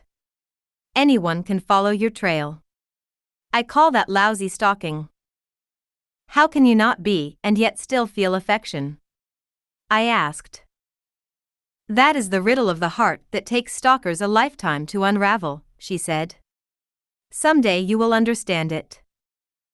She took 2 china cups from a shelf and set them on the table along with a teapot. I was surprised to see that they were made of exquisitely fine porcelain, so out of place in an adobe shack. Their unexpected presence gave me a true jolt, and I imagined for a moment that Nelita had plucked them out of the air, for I had not noticed them on the shelf upon entering the room. On a portable kerosene stove she set water to boil. As she prepared tea, I lifted up one of the cups to examine it. The blue and white porcelain was delicately shaped with a willow pattern design. I wondered if the tea set was an antique from the Ming Dynasty, in which case it was priceless. So much for sorcerers not being interested in personal possessions, I thought. Nelita answered my unvoiced question, saying she had acquired the tea set during her travels in the Orient. She added that it really didn't matter how valuable it was or how old it was, because for her it was always here and always now. Nelita filled my cup with tea with aromatic blossoms in it. This cup that was empty moments before is now filled with tea, she said as she put down the pot, or you can fill it with whatever substance you chose, but the cup is the same no matter what it contains, don't you agree? I nodded and waited for her to clarify her point. Nelita explained that once a person has recapitulated and has acquired detachment, their energy body no longer shivers every time the world moves around them. Because they are empty and allow intent to move them, they have a center that is constant and seemingly does not move at all. Didn't anyone teach you about maintaining the center? She asked, surprised. I told her that Clara and Emilito had taught me many things, including how to maintain one's equilibrium while climbing trees in order not to get dizzy or nauseous when hanging upside down. By focusing the gaze on a specific point, it appears as if the world is moving while the body remains stationary. Nelita nodded when I had finished describing to her some of Emilito's tree climbing precepts. She picked up her cup and took a sip. Because the cup has no cracks, it can hold anything at all. You can empty it, or fill it, and it is still the same cup. But if it had a crack in it, then you would have noticed the tea dripping out little by little until it was gone. Then, the cup, if it could feel, would sense that it had lost something. I agreed that if it were in the nature of a cup to feel, that because of the crack and the tea tricking out, the cup would experience a sense of loss and might even feel unhappy, unfulfilled, or nostalgic about the past. That is because the cup is cracked, she said, peering at me, but if you seal the crack, then when the cup is filled and emptied, it would not sense a loss because it is the nature of a cup to be empty or full. While it is not in the nature of a functional cup to be cracked or broken. A cup that has a hole or no bottom can no longer function for what it was intended, that is, to be a container. I still don't understand what that has to do with anything. Nelita explained that if the energy body has holes in it or is injured, the person feels the drainage of the life force and tries to hold back the inevitable loss by hoarding and clinging. What a person doesn't realize is that it is not the fear of losing that makes him cling, but the weakness of his energetic being that is the cause of his turmoil. Nelita explained that all of us were like cups, some with cracks, others with no bottoms, while still others were strong and intact. The strong ones never cling or feel a loss when things leave them, Nelita said, because regardless of whether they are empty or full, their essential nature remains intact. Such people can come and go without the burdensome attitudes of the weak, who cling to every crumb that comes their way, always fearing that someone might take it away. They are like beggars who scramble for crumbs because they feel they will never eat again. What can you do if you are a cup with a crack? I asked. Is there any hope for needy beggars? Recapitulate. Do the sorcery passes. Empty and restore your energy. Forget about the tea and the water, the fruit juice that you can't hold. Don't try to become filled again and again, it will only seep out and exacerbate your sense of loss. Dedicate all your energy to revitalization. Then, when you are strong again, it won't matter whether you are holding grapefruit juice or water. You can be empty or full, but you are never possessive about anything or afraid to let go. Why are you no longer possessive? I asked, feeling intoxicated from the aromatic tea. Because you know that it is not what fills you that is important, but your link with intent. Practice not doing, empty your cup to seal it. Once it is energetically sealed, then you'll know nothing is lacking. Nalita explained that to be needy or greedy really means that one is energetically dependent on others for sustenance. Therefore, one is always at the mercy of someone else or begging for energetic handouts. But if you dip your cup into the vastness, then nothing can disturb or disappoint you. For then you are soaked in the source of all things. Then a person is never afraid of saying goodbye, for he or she knows that ultimately there is nothing to leave and no place to go. What about the saucers? I asked. Nalita laughed heartily as if I had said something hilariously funny. Toss them out, she smiled. We have no use for saucers. It is better to rest upon the vastness itself. Nalita set her cup on the table and explained that to rest on the vastness means to forget oneself so completely that there is no difference between oneself and one's surroundings. Then the world conforms to our intent. When we take no notice of ourselves, then our timing is perfect, then we no longer know whether we are moving or being moved. Then the unfathomable guides and guards our being. But first we must rely on our impeccability, Nalita said. Empty your cup through the recapitulation so you won't have the sensation of draining and losing. Then while you are empty you repair the damages to your energy body through the sorcery passes. Finally, after you are energetically sound, and you are clear and at ease with yourself and others, then you can begin to spread that ease and clarity to all your enterprises and encounters. No matter what arises, a stalker will be able to handle it with the ease and delight that springs from the depth of not being. What if the people I'm with are nervous and unhappy? I asked, carefully setting my cup down on the table. Nalita filled it with more of the delicious tea. Wouldn't I be contaminated by their negative moods? I was thinking of an incident that happened not long ago in the anthropology department. I was riding up the elevator when Tim Howard, a graduate student, corralled me and in an aggressive manner asked, "How come you're always smiling? Did you discover the source of happiness?" I became flustered. Immediately I began explaining that I didn't realize I was always smiling, and demanded to know how feeling happy could be offensive, but by the time we got to the third floor, I was thoroughly depressed and depleted of energy. If you exude ease and delight from the depth of your being, you will contaminate others, Nalita assured me. What if they are so strong that they sway me? I insisted. There is no way anyone can affect a stalker because his warrior's purpose cannot be swayed.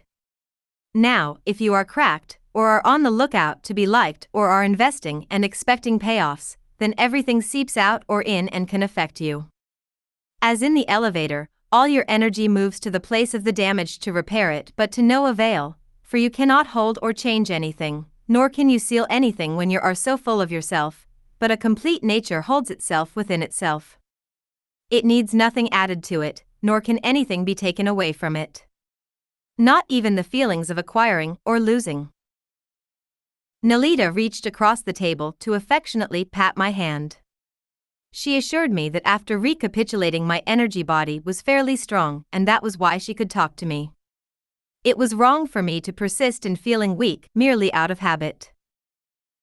A person who is united with intent itself enjoys the company of others but never clings or is needy, simply because her emptiness and fullness prevents her from knowing need or tenacity.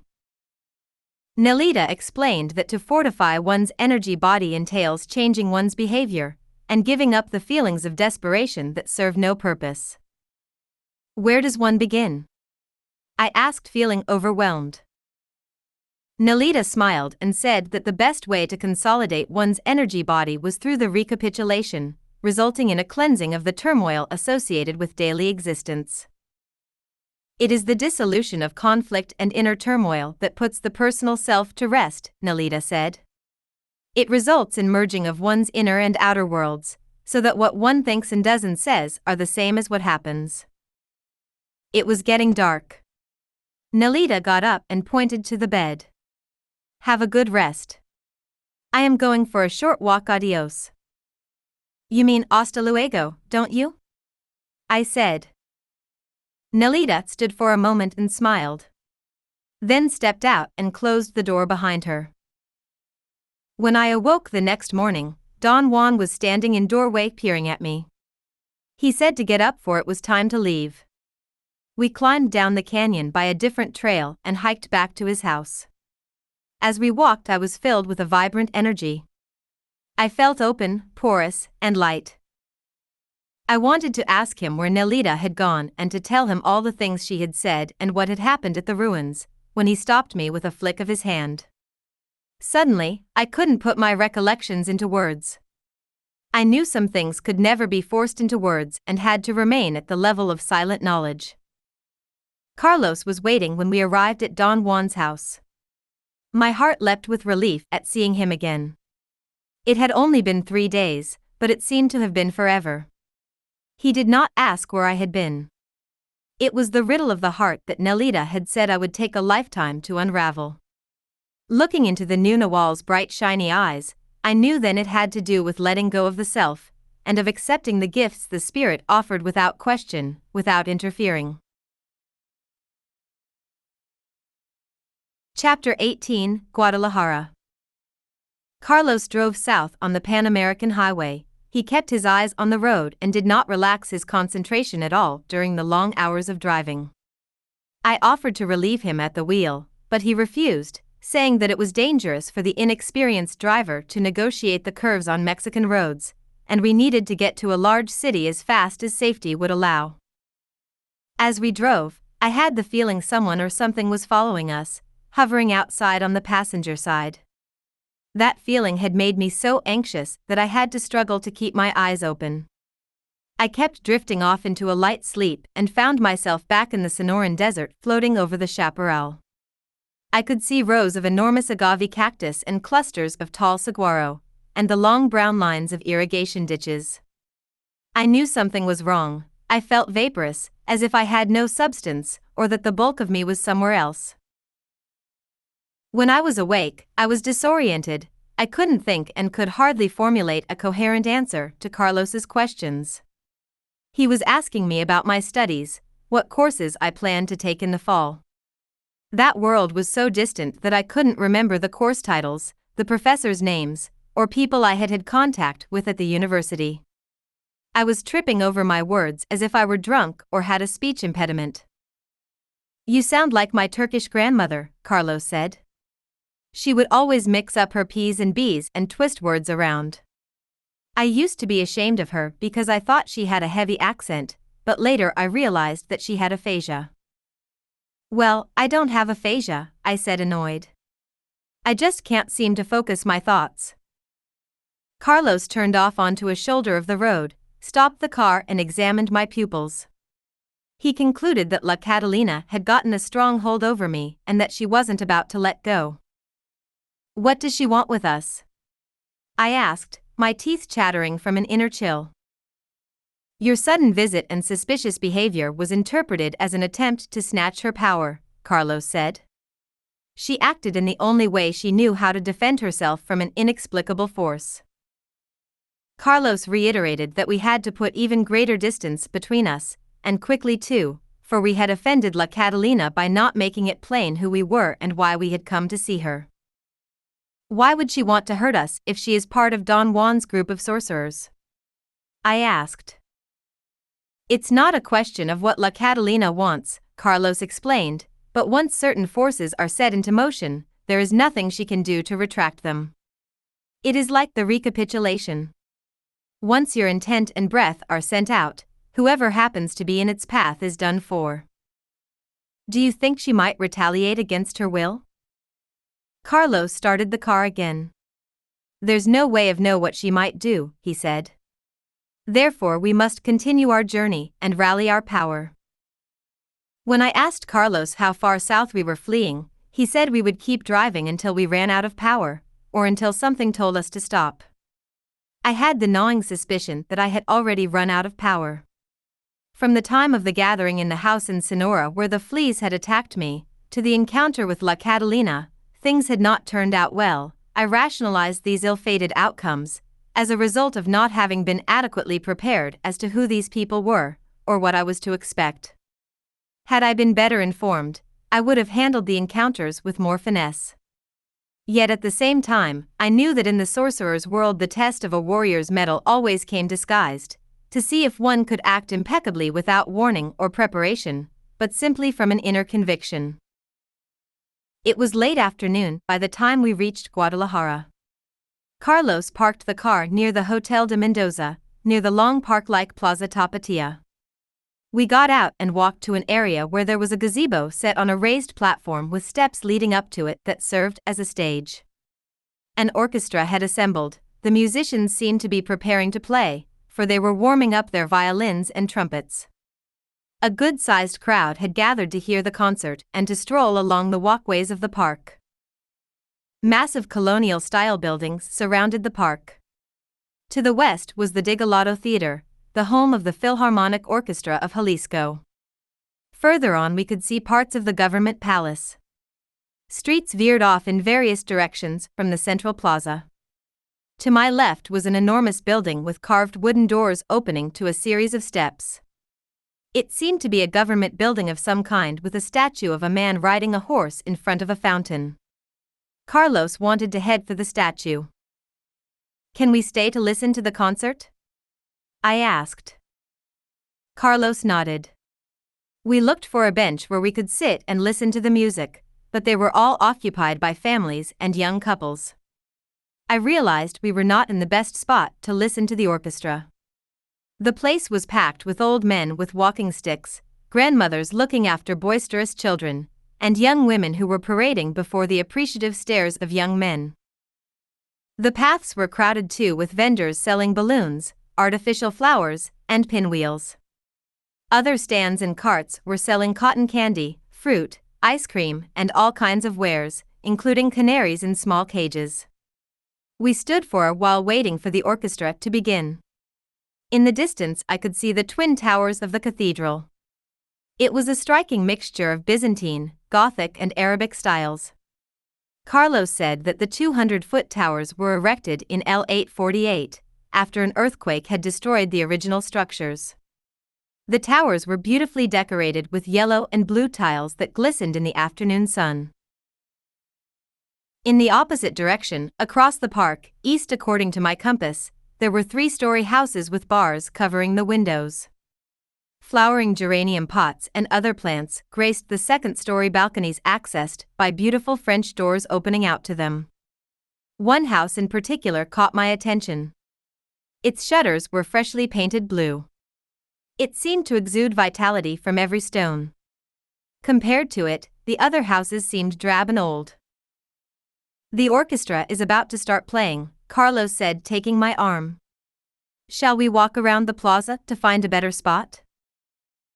We began to stroll, but I grew more and more uneasy. I had the unsettling sensation that I was being followed or that someone I couldn't see was watching me. I grew self-conscious, irritable, for I knew whoever it was scrutinizing me at a deep level. I had all but forgotten La Catalina in the excitement of the park, but this was something else having nothing to do with La Catalina's reprisals. I looked at the people seated or the ones standing on the benches so they could see the musicians, but I didn't recognize anyone. I saw children with their mothers, teenagers out on dates, an elderly woman and a gentleman. Then there was a strong and attractive middle-aged woman, carrying a mesh shopping bag full of parcels. I saw nothing out of the ordinary. The band had begun playing. They sounded out of tune.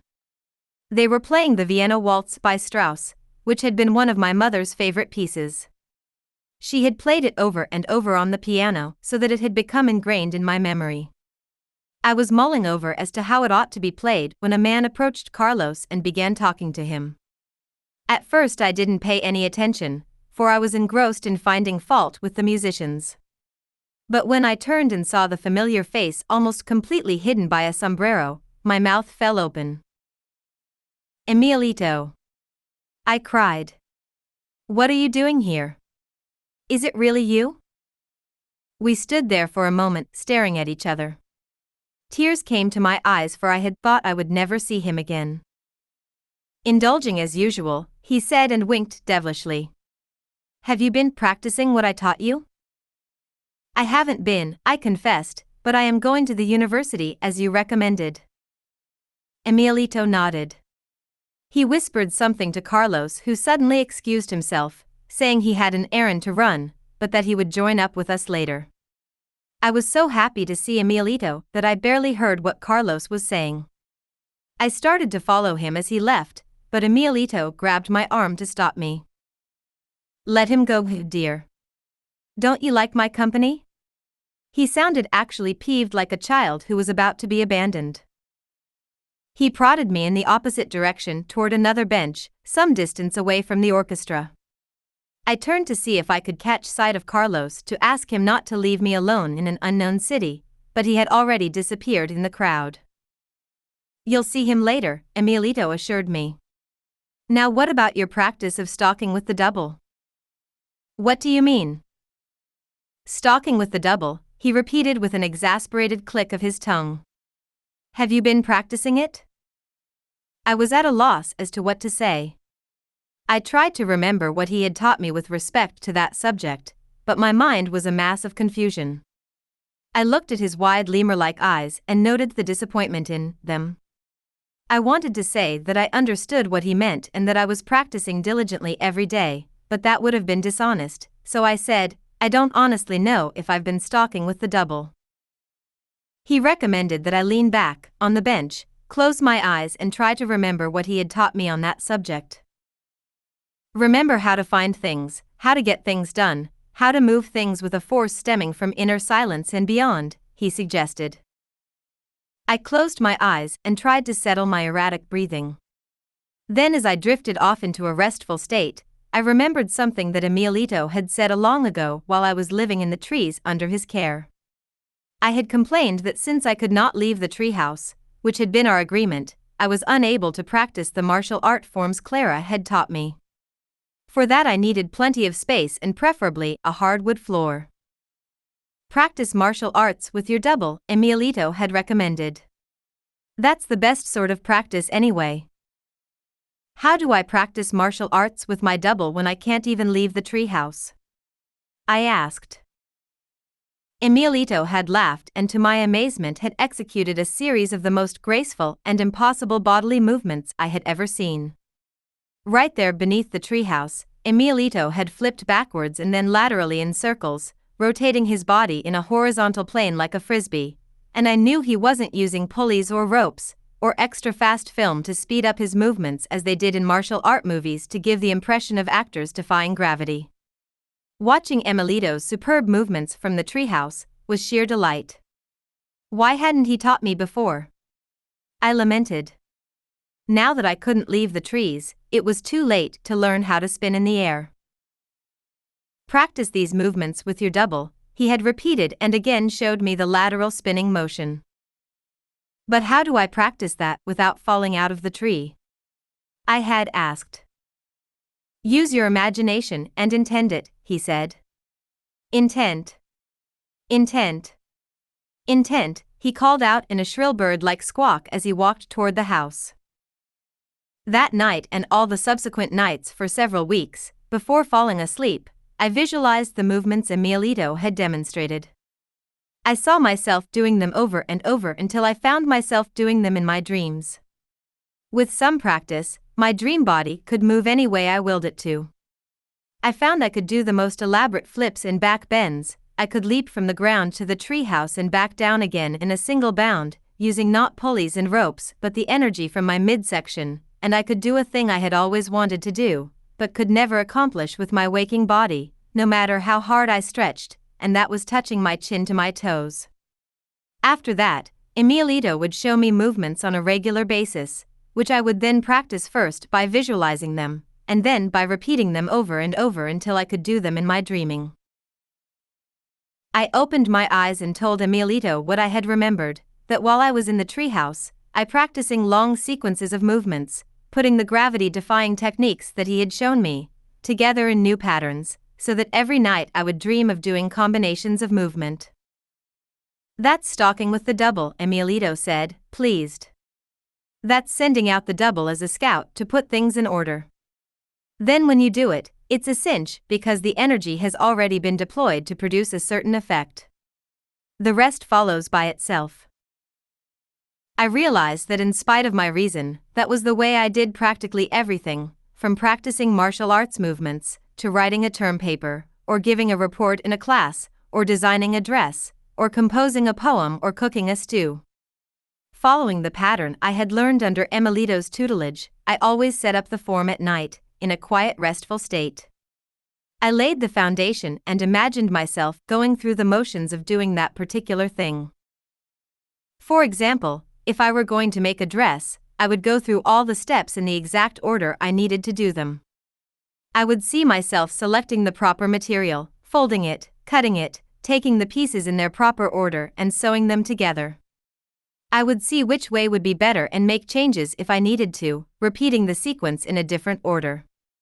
A voice would tell me if there was a better way of doing it, and when I had it completed, in the most economical and efficient way, whenever I felt it was the proper time, I would allow the activity to unfold to its completion. It was as if the thing was already done and I was only the agent, silently going through the motions of its execution.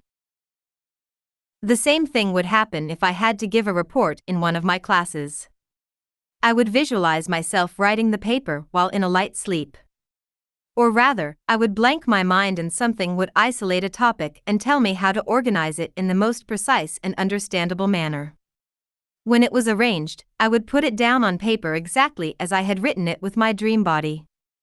I realized that the years of recapitulation had enabled me to visualize in detail entire scenes and long sequences with no difficulty at all.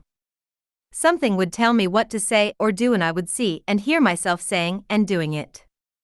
Then when it came time to give the report, or do the activity, I proceeded as if it were already completed.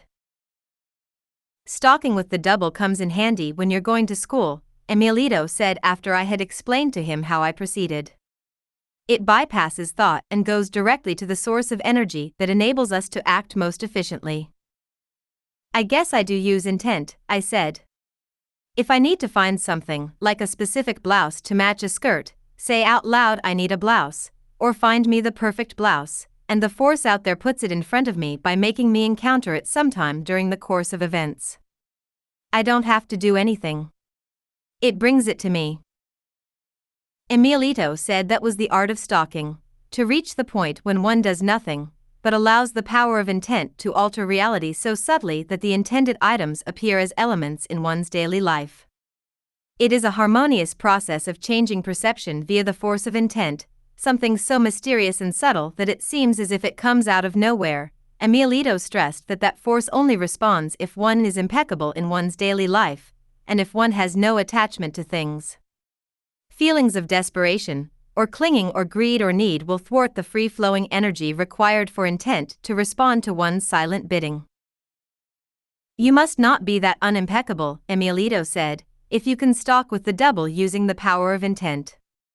Or perhaps you are the apple of someone's eye and someone is lending you their power. What do you mean? I asked. Who would be lending me their power? Nalita? I'm not talking about Nilda, Emilito said. She watches over you, to see that you don't stray from the path. This sounds like something different. He sniffed the air a couple of times as if trying to determine something. In fact, he sniffed in all directions as if he were smelling something intangible. What are you doing, Emilito? I asked. Did I forget to put on deodorant this morning? I wouldn't know about that, he said. I'm interested in determining who is lending you their power. Perhaps it's Mr. Abelar, the Nawal Juan Mattis, or the new Nawal, Carlos. Juan Mattis is your teacher, true, Emilito said. But he is pretty miserly with his power. He wouldn't lend it for the hell of it, and Carlos is in charge of leading you to freedom, but this smells like something else. Like someone has made you a gift, and you don't even know it. All of a sudden I was afraid, sensing something that was beyond words. It was so dark that it came from the darkness itself. Someone has been teaching you things at night, Emilito announced like an oracle. And I know who it must be. Who, Emilito? Tell me. It's not up to me to spill the beans, he said. If your true benefactor wants to reveal himself, then so be it. If not, let it remain a secret. At the mere mention of the word secret, I registered a chill. My whole body shivered from the marrow of my bones outward. I experienced what Don Juan had called the warrior's shiver.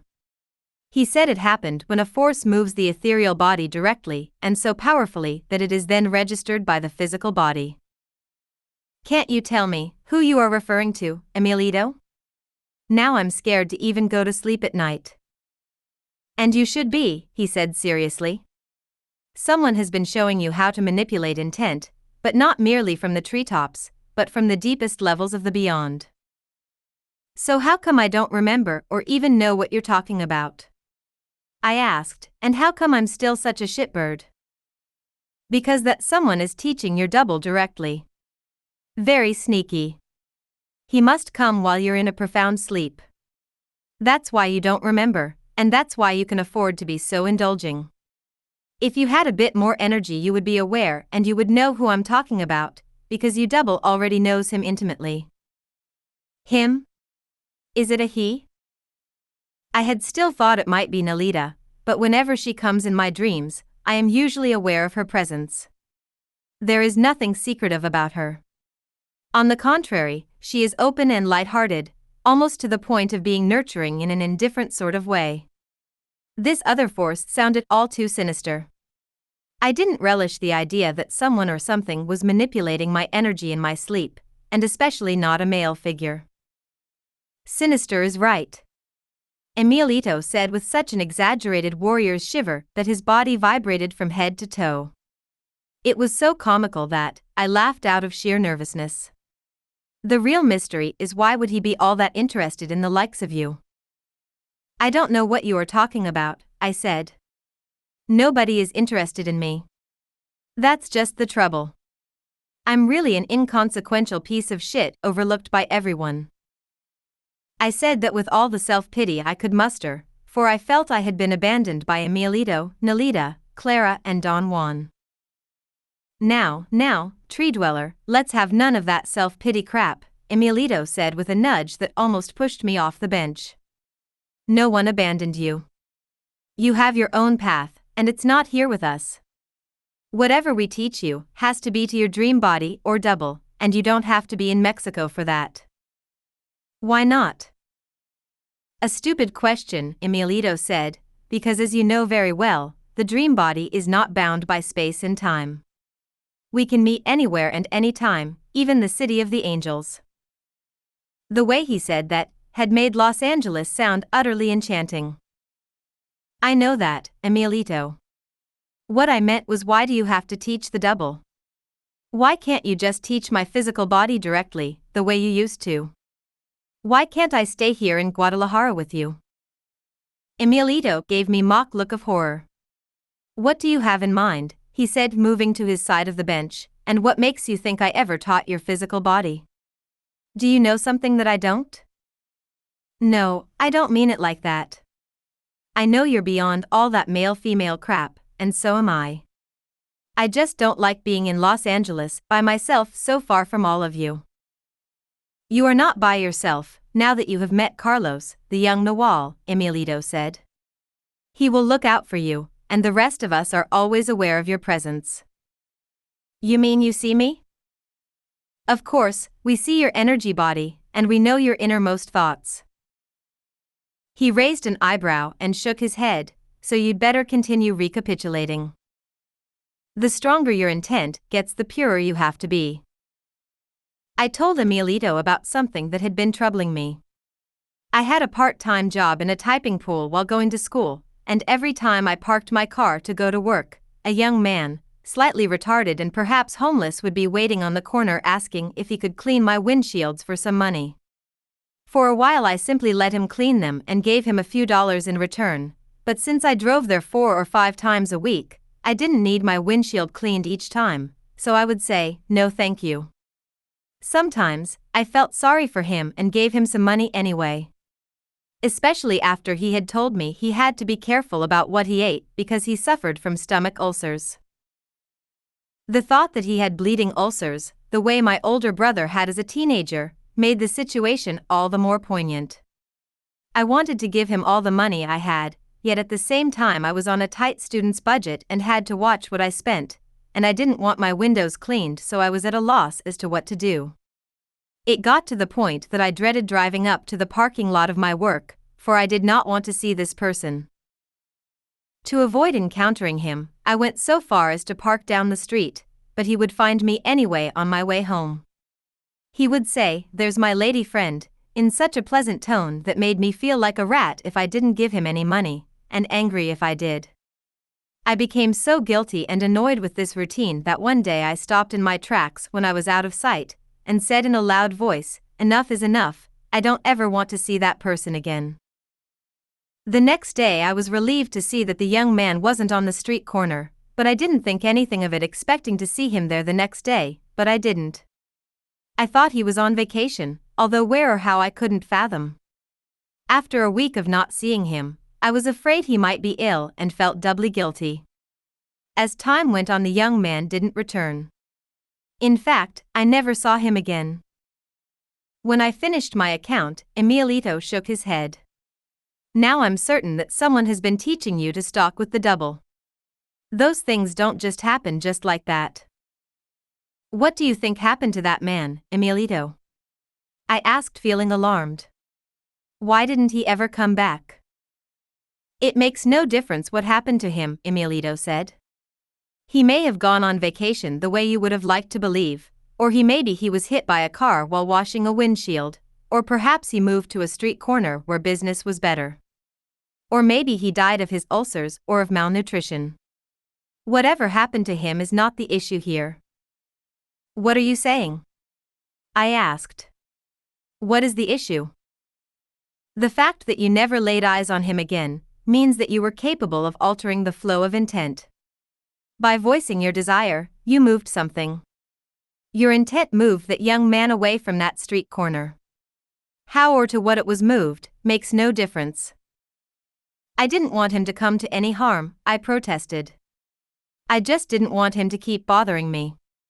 You yourself said that a stalker should never be subject to routines, and giving him money every time I saw him was a routine." "That's precisely what I'm saying. You were able to disrupt a routine by altering the flow of intent. That is stalking with the double, and someone has been teaching you how to do that." "I still don't think it had anything to do with me," I said. "It could have been coincidence. He probably had somewhere else to go." "Call it coincidence, witchcraft, sorcery, or whatever you like," Emilito said. "The point is that you never saw the young man again. Who gives a fig what the reason is or what explanation you want to use? Your uneasiness is an indication that you had something to do with it, whether you are aware of it or not." "Who do you think is teaching me this?" I asked, still not convinced. "I already told you it's not for me to say," he replied. "But there is another secret that I can reveal to you, if you follow me." "I'd rather wait for Carlos to come back, it's all the same to you," I said, afraid of what Emilito might reveal to me. The orchestra had stopped playing long ago. Emilito popped up from the bench and said we could not wait for Carlos to return. It was getting dark and he wanted to take me to meet his friend who lived in a house nearby. He pointed to the west and said that if we craned our necks, we could see the house from where we were standing. I could see the corner of a wooden balcony. It was only a bit of railing that showed, and the rest was covered by the adjacent buildings. To my surprise, he was pointing to the house behind the one on the corner, the house that had the balcony with flowers, the one I had liked so much upon arriving at the plaza. "Who lives there?" I asked, "and are you sure Carlos will be there waiting for us?" "A beautiful lady," Emilito said, "and I'm absolutely certain Carlos will be there, but will he be waiting for us?" "I very much doubt it. He's probably enjoying himself too much." He said that with a wolf-like wink that implied all sorts of devilish things. I experienced a wave of jealousy that was too obvious to hide.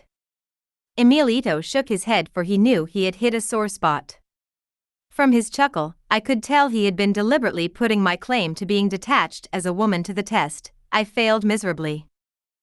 We walked to the house in silence. He had such a sprightly, sure gait that I had to make an effort to keep up with him so I would not get lost in the crowd and end up in an unknown place.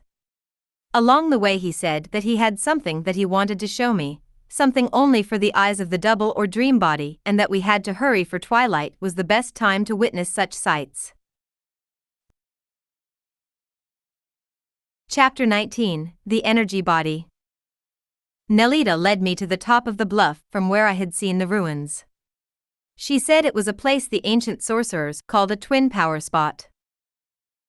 Why do they call it a power spot? I asked, stopping to catch my breath. I looked back across the valley. I could see the trail winding along the red-rimmed canyon. I was surprised at how much distance we had covered in a short time. The ancient sorcerers have imbued the rocks and earth with their intent, Nelita said. The columns and the point on the bluff from where you saw the ruins form an energetic arch that allowed your energy body to be pulled away from its moorings. Returning to that place will seal your energy body and fill it with vitality. However, I wouldn't recommend spending the night there. Why is that? Because the somber mood of the ancient sorcerers would derail you from your purpose, Nelita said. You are somber enough as it is. You don't need to be pushed over the brink. I laughed nervously. I was standing dangerously close to the edge where one false step could lead to a sharp drop of hundreds of feet. I saw ominous boulders that seemed to have been lodged below by a torrential flood. Now a stream meandered in an uneven course. It was hard to believe that a river had cut so deeply into the mountainside. Now the stream appeared to be trapped down there with no hope of escape. Nelita pointed to a flat mesa across the ravine and said, "That is the place over there." "It frightens me to go back there," I told Nelita, moving away from the edge. Somehow, that place didn't seem friendly to me. Nelita gave me a sideways glance. "What makes you think that places of power have to be friendly, especially the twin power spots of the ancient sorcerers? All that is needed for a place to be useful is that there is a particular intent flowing from the earth." We continued to make our way to the area from where I had seen the ruins. My thighs were burning. I had to stop every 15 steps or so, for the climb was decidedly uphill. Nelita had given me a bottle of Penefiel water which she told me to sip slowly. I had gotten to the last drop and was about to toss the bottle away when she stopped me with a strong grasp on my arm. "You must act impeccably," she said. "That means leaving nothing behind." I tied the empty bottle to a belt loop of my jeans and we continued walking. When we got to the flat area, Nelita took a series of deep breaths and asked me if I noticed anything particular about the place. I inhaled a few times, then told her that the air seemed to be thinner, clearer and more transparent. I was no longer tired. "You are right," Nelita said. "The air here is light, not heavy like the air you are accustomed to breathing. This air has been purified through the sorcerer's intent so that only the essence of vitality remains." I wasn't prepared to go as far as attributing my renewed well-being to the essence of vitality, but breathing the air did seem to energize me. Nelita urged me to fill my lungs with the life-giving charge. As I breathed, she disclosed that the ancient sorcerers used to practice their dreaming here and that they dwelt in the caves that dotted the mountainside. Why did they pick this place in particular as their power spot? I asked. We sat down on a flat rock that had a slight depression in it, as if the rock had been carved out for sitting. Although, I couldn't help noticing that whoever had sat there before had larger buttocks. "There are certain natural cracks in the crust of the earth through which one can slip," Nelita said. "The ancient seers were experts at finding these cracks and at stepping through them. They handed down this knowledge from generation to generation. We are sitting on one such crack now." I jumped up. Nelita laughed and said it was not a geological crack or fault line, but an opening in the Earth's energy crust. "Were the sorcerers that lived here hermits?" I asked, sitting down again. "Many of them were," she admitted. "Just as are many of the modern sorcerers that use these caves today, but because they are recluses, not because they live alone or are holy men, but because they have succeeded in detaching themselves from human concerns. Why is that? Are sorcerers misanthropic? Nelita shook her head, brought her knees to her chest and wrapped her arms around her calves. I copied her posture. Immediately, I felt a warm buzzing sensation in my chest and abdomen, which heated me up in spite of the wind that blew around us. Sorcerers are not misanthropic, she said with a glint. We enjoy ourselves immensely in the company of others. Our teacher, the Nawal Julian, often entertained his guests with elaborate tableaux and hilarious theatrical presentations. Yet in the midst of this revelry, he managed to remain detached from people. Sorcerers, even though they may appear to be ordinary men and women, are not like other people at all. What makes them different? Living on their place of power, learning from the earth, and seeing energy directly makes them regard everything as fluid and temporary. Through the recapitulation, a sorcerer breaks his ties with the world and with the self. As he strategically cuts himself off from extraneous disturbances, he simplifies his life and his desires. He seals himself off from human concerns, and very deliberately casts and secures a mysterious line. Is it an energy line? I asked. Yes, but not to the earth or to people. It is a line linking him directing to intent. When his change is complete, he can return to the world of people and yet remain apart from them. No matter where he is, alone or in the company of others, his only bond is to intent, and only the spirit can lay claim on him. I felt a sudden shiver at the finality and the loneliness such a bond entailed. Let's build a fire, Nelita suggested as if sensing my mood. I helped her gather dry wood and arrange it in a pile. She asked me for some matches and struck one to a branch. The fire made a crackling sound that sent sparks flying upward. Soon a warm glow filled the clearing. I told her that Don Juan had said that the ancient sorcerers knew how to foretell the future from the distribution of embers as the fire had burned out. The old sorcerers knew a great deal about a great many things, Nelita said as she tossed another branch onto the flames. They could examine the remains of the burnt branches and foretell the future. How could anyone tell the future from bits of charred wood? I wanted to know. Nelita said that the sorcerers who knew the technique could not only predict events to come, but could examine the current state of affairs in order to avoid calamities or unwanted occurrences. A person with the facility looks at the arrangement of the dying embers and branches, and the powers of fire and would tell him what he wants to know. Do you know how to do this? Nelita nodded. It has to do with how the branches lie after the fire has gone out and the pattern the dying sparks make that gives the clue. For example, if the fire goes out suddenly and 5 branches remain glowing, then something sudden or on a grandiose scale will occur. How do you know that? I asked, staring at the fire. Because all of the 5 directions are lit up at once, she replied. If, on the other hand, the fire burns down slowly, and there are many branches still left kindled, making a circular pattern, then the turn of events will be gradual and for the better. Nelita added that the direction the charred branches are pointing is also an indication. A large branch pointing north signifies great upheaval or activity, the east is the direction of dawn and wisdom, the south of warmth and nurturing, and the west of introspection and mystery. Now, if a branch is pointing straight up, or if a gust of wind suddenly blows the fire out, you're in deep trouble. Why is that? Intent is indicating the direction of the zenith, and that always means giant movement. I still don't see what a fire has to do with events that affect human beings. Our bodies, the elements, the energy of fire, the 4 compass points all merge into one, Nelita explained. That is how we can examine the arrangement of the charred wood and see how it relates to our lives. She said it was a mistake to regard ourselves as separate from the elements, for the same forces that move the fire rule our energy bodies. The reason we think ourselves as separate from everything else, Nelita explained, is precisely because we are thinking. It is thought that separates us from the totality and makes us forget our common origin. She drew closer to the fire and told me to extend my hands near the flames. You can pull the energy of the fire into your body through your palms, she suggested. Allow the heat to merge with your body to warm you. I held out my palms and felt the warmth of the fire flow into my hands, until I was so hot I began to perspire. I no longer needed my poncho and took it off. We are all made up of light, Nalita continued.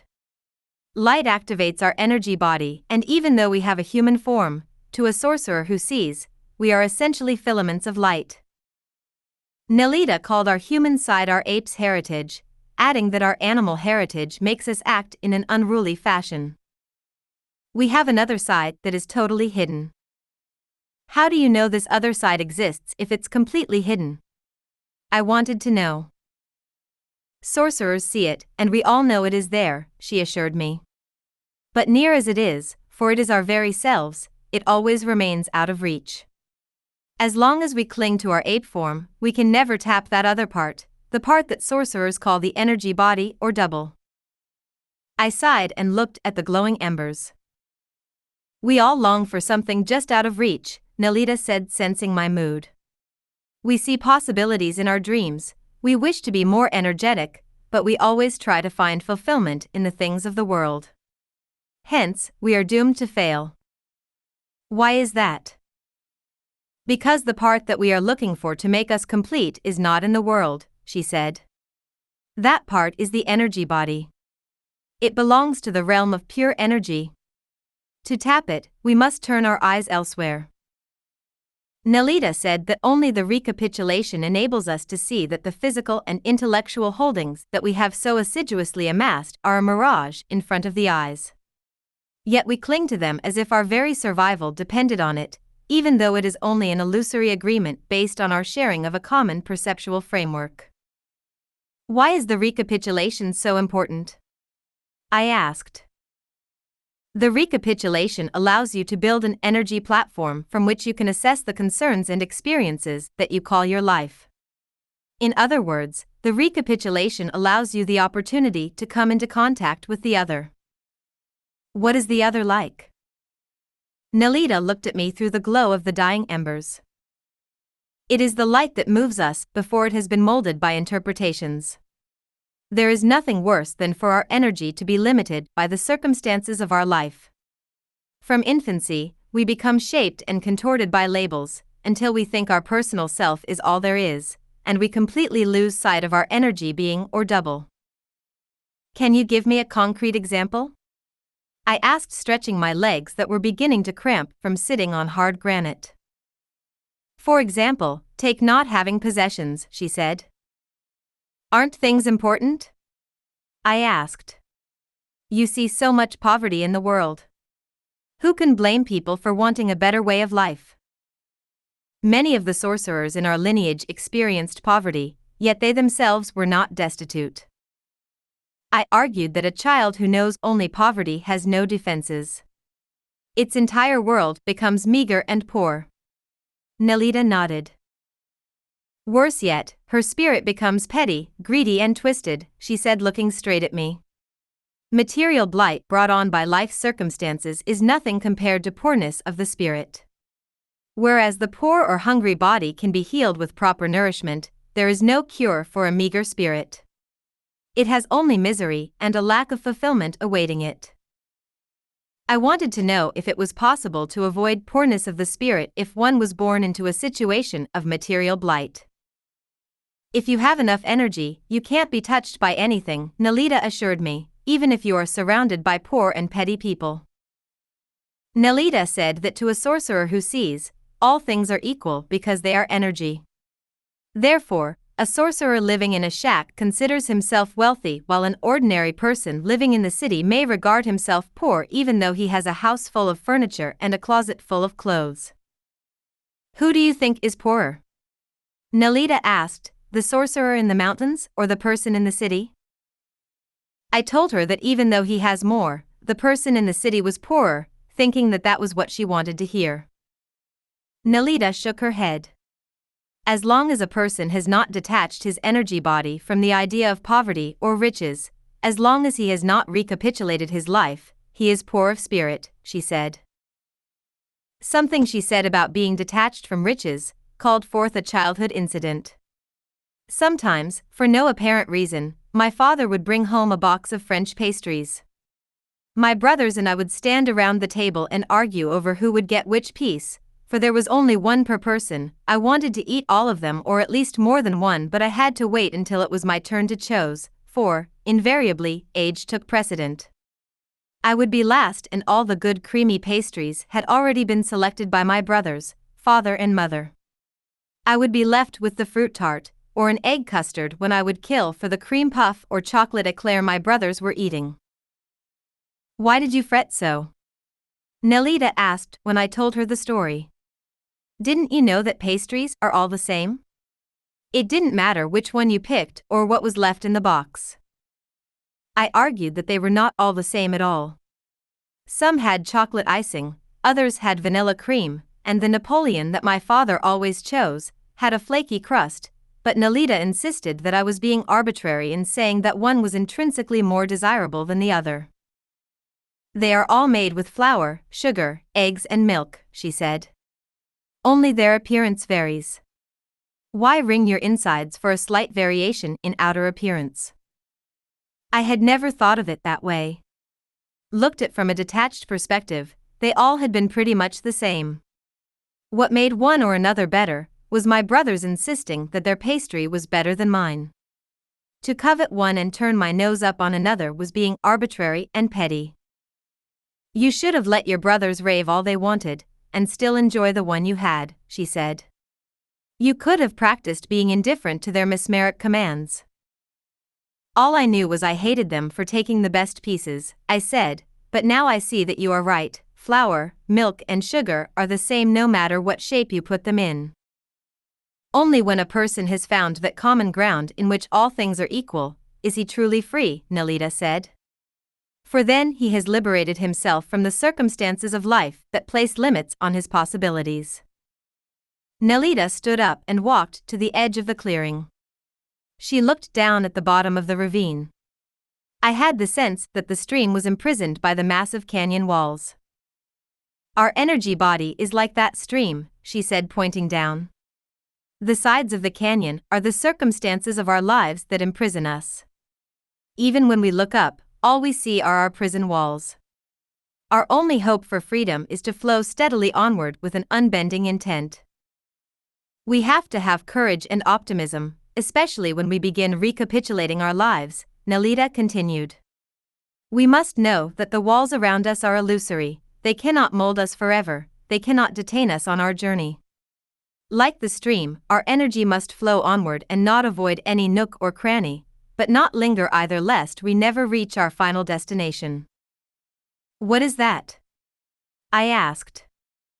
The sea, Nelita said. The vast eternal sea. Nelita left me alone on the hilltop to regroup my energy. She had said she was going to do some sorcery not doings in one of the nearby caves. I wanted desperately to go with her, but she insisted I sit quietly and let the power of the place energize me. To while away the time, I gazed at a stagnant pool, left over from a recent rain. In it I could see reflected the nearby boulders and a scraggly toyon tree. For a while, I watched the rocks shimmering in the green-black liquid. A blade of sunlight piercing the branches made the water ripple. I gazed at the pool for a long time. The movement in it seemed to be mesmerizing me and bearing a silent message. I looked up at the trees and rocks from where the sun was shining.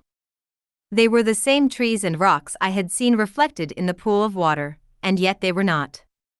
There was another world, and the reflection of things was its entrance. What we call the real world was made up of substances, things like trees and rocks and water that we could name, yet they were as illusory as the images in the pool of water. I stood up and began to practice some sorcery passes. I made vertical figure eights in the air with my palm. I extended my arms and squeezed my shoulder blades to strengthen my cloak of confidence. I picked up the energy spark from the earth with my fingertips and brought them to my forehead. When I had finished moving, I began to search the underbrush for a plant Nelita had asked me to gather. When I had a bundle full, I found Nelita sitting on a rock as if she had waiting for me to pass that way. "Did you find the herb I asked you to look for?" she asked. I told her I had some in my knapsack. It was extremely foul-smelling and would no doubt stink up the bag for weeks to come. "What are you going to do with the plants?" I asked. "I'm going to make a paste to rub on the infected bites on your legs," she said. "An added advantage is that it will keep the body hair from growing back, so you won't have to shave your legs." I wonder how she knew I had scabs and cuts from continually shaving them with dull razor blades I was too lazy or cheap to replace. As Nelita took the herbs, I told her about the realization I had had with the sun's reflections in the puddle of water. She shrugged, unimpressed. "When the mind and body are at ease, a tiny crack is created and an insight can slip through," she said. "That's why I keep urging you to be silent and let the voice of the spirit tell you what's what. Otherwise you will never grasp anything." She handed me a strip of dried meat, similar to the meat that Don Juan had given me.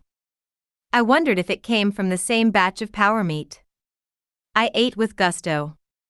Walking had made me hungry. Nelita leaned back against a tree trunk and said she wanted to tell me more about the voice of seeing, which was another way of talking about the voice of the spirit.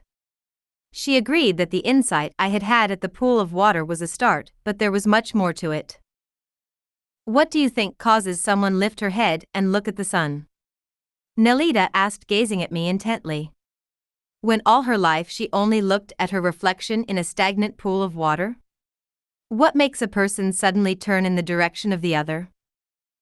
I ventured a guess. "Perhaps the person got bored looking at his own reflection," I said, using the masculine gender to counter her use of the feminine. "But the person doesn't know that what she sees are only reflections?"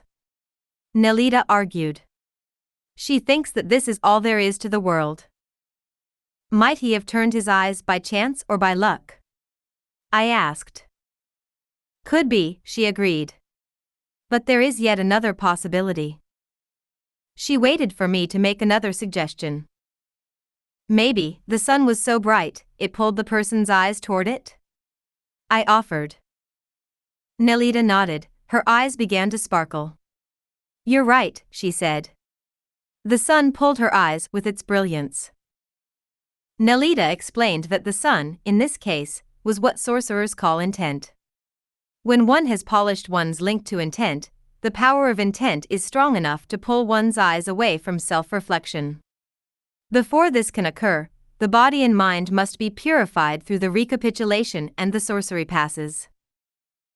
By practicing the sorcery passes and by cleaning the lines of the past using the sweeping breath, by becoming one with your activities, whether it is studying, sewing, drawing, or anything else you might do, you transform yourself. Provided, of course, that you do these things with the sorcerer's purpose. What is the sorcerer's purpose? To evolve, Nelita said. To wake up intent so that one can see the world through lucid eyes. The eyes of the ordinary person are clouded with thoughts, his feelings are twisted with concerns. You must first clear a path to intent, before it can begin to pull you. Then you can gradually tap the energy body, and when it is as bright as the sun, you let go of the self and allow intent to move you. How does it move you? I asked. With energy, my dear. With energy. Once you abandon the reasoning mind that makes everything factual, intent pulls you to the side of sheer energy. Nelita said that it takes a great deal of recapitulating to let go of one's judgments, opinions, and our incessant need for control. But once one makes the crossing, it is as if one had always understood, only before, one hadn't the power to see that nothing ever existed in any other way. Concentrate on intending a bridge to the energy body, Nelita advised. Do the sorcery passes, then use their energy and intent to cross over to the other side in full awareness. Only then can you escape the fate that awaits you as a human being. What fate awaits me? I asked with a shiver. I feared that she had seen something in the charred embers of the fire and knew something I didn't. The fate of your parents, naturally. I thought about my parents. My mother had died of cancer after a long bout of illness. My father died of cirrhosis of the liver after months of excruciating pain. I froze at the thought of what fate had in store for me if I failed to make the crossing. Prolonged illness and death are all you have to look forward to, Nalita said, reading my thoughts. And it doesn't matter if one dies rich or poor, young or old, peacefully or slowly from some hideous disease. What matters is that people die unawares, consequently they all go to the same place. I asked Nalita if there was some sort of Hades where everyone who was not aware went when they died. Nalita laughed and said that unless we merge with our energy bodies, the hell is right here on this earth. But don't you need a teacher to help you to change and get to your energy body? I asked. I know when I go back to Los Angeles, you won't be there, and I'll be at a loss as to what to do. We don't need teachers, Nalita assured me. Anyone can make the crossing. All we have to do is to let go of our holdings. Intend it, fulfill the sorcerer's bidding, but who wants to recapitulate their lives and let go of herself?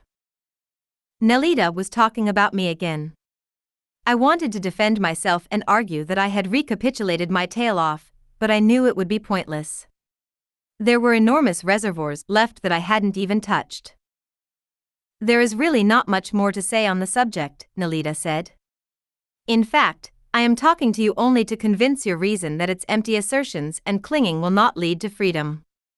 To hold on to the self is a waste of energy. You are better off using this energy to forge the double so that intent can pull it to freedom. Nalita reiterated that all one needs to do is to acquiesce and to abandon the willful need to control that characterizes our daily life. Whenever you practice the sorcery passes, focus on the abdomen and let the energy flow unimpeded. Also, never feel important or that you have accomplished something. Why is that? I asked. Only when one is not doing and not being can intent take hold, Nalita said. How can one do something and not do it at the same time? That has always been difficult for me to grasp. You let go and allow the energy to act through you, regardless of what you do. Sink down and become quiet. Consider this as your new sorcery task, to become quiet and deep. Nalita took a thermos from a knapsack and poured a cup of water for me to drink. Deftly she screwed the top back and returned the thermos to her bag. Developing the energy body is another sorcery task that you must fulfill, she said, taking a sip of water. Some people are more adept at this than others, but everyone begins at the same place, with a strong attachment to the self. How does one break this attachment? One simply decides one has had enough of indulging and pampering the child in us, and one starts to live a disciplined life. Everything we have shown you are means to make it easier for you to give up your obsessive self-concern. I nodded. Something in me was agreeing with what Nalita was saying, but some other part of me still didn't want to let go of being in control. The thought that some outside force would rule me was antithetical to my idea of independence. I felt that unless I asserted myself, I would always be the last one to choose the pastry and would have to take what was left. Don't be afraid to exert yourself. Freedom must be earned, Nalita said. Seize your quarter centimeter of chance and give it your best effort, but not to enhance your ego. Sensing my reluctance to change, Nalita continued.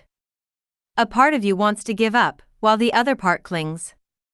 Consequently, there is conflict, but once the decision is made, there is no more struggle, only purpose, delight, and acquiescing. Nalita stood up, saying she wanted to practice some sorcery passes to help unify the body and mind and release the energy that was trapped in various body centers. She said that through our habit of holding everything in, energy stagnates. A sorcerer lets go of everything and does not carry anything inside him that would block the flow of energy. The first area that needs to be released is the sexual center, Nalita said. Why? Because it is the lowest. No, because of the emphasis placed upon it by our puritanical culture, she corrected me. This rigidity expresses itself in emotional needs for love and our excessive attention placed on courtship and mating. Courtship and mating are so dominant that they leave no energy for anything else. Releasing and purifying the energy trapped in the sexual centers vitalizes the entire body, including the centers located outside the luminous cocoon itself. When I asked her what she was talking about, she repeated that the sorcery passes increase one's energy, or can be done as a means of invoking intent. They were doors to not being, as well as a means of disrupting the habits the body has built up through a lifetime of doing. Sorcery passes wake up the energy body, Nalita said. They are designed to release trapped energy, but they must never be thought of as mere exercises, or even as martial arts, yoga, or Tai Chi. Why is that? Their intent is different. It was set by sorcerers of ancient times. Did they make them up? No, they were not simply made up. These passes come down in our lineage through dreaming or from the spirit itself. When you have enough energy, you too may be able to pull sorcery passes directly from the spirit. The voice of the seeing will tell you all you need to know about sorcery passes. Nalita clarified that whatever came to the sorcerers at any moment was designed for a given purpose. Sorcerers, especially stalkers, are extremely flexible. They follow the design of the spirit. All we do is empty ourselves and allow intent to move us. That is why no two sorcery passes are alike. And one never knows which pass one should do until the moment of doing it. This is the sense in which we practice them today. We do them to lead us to awareness and freedom. Used properly, their intent may help one escape in a flurry of light. Chapter 20, Not Being. On the way back to Don Juan's house, we took a different trail. It was steep and rutted from the rain, and flash floods had eroded the clay earth. After an hour of hiking, Nalita tapped my head with a flick of her finger. "You are talking to yourself again," she said in a warning tone. It was true. I was inwardly complaining to myself that my muscles ached and how I wished I had more physical prowess to keep up with someone twice my age. I laughed out of sheer nervousness. "It's not muscles you need for walking," Nalita corrected me. "It's internal strength. Walking with internal strength takes very little exertion.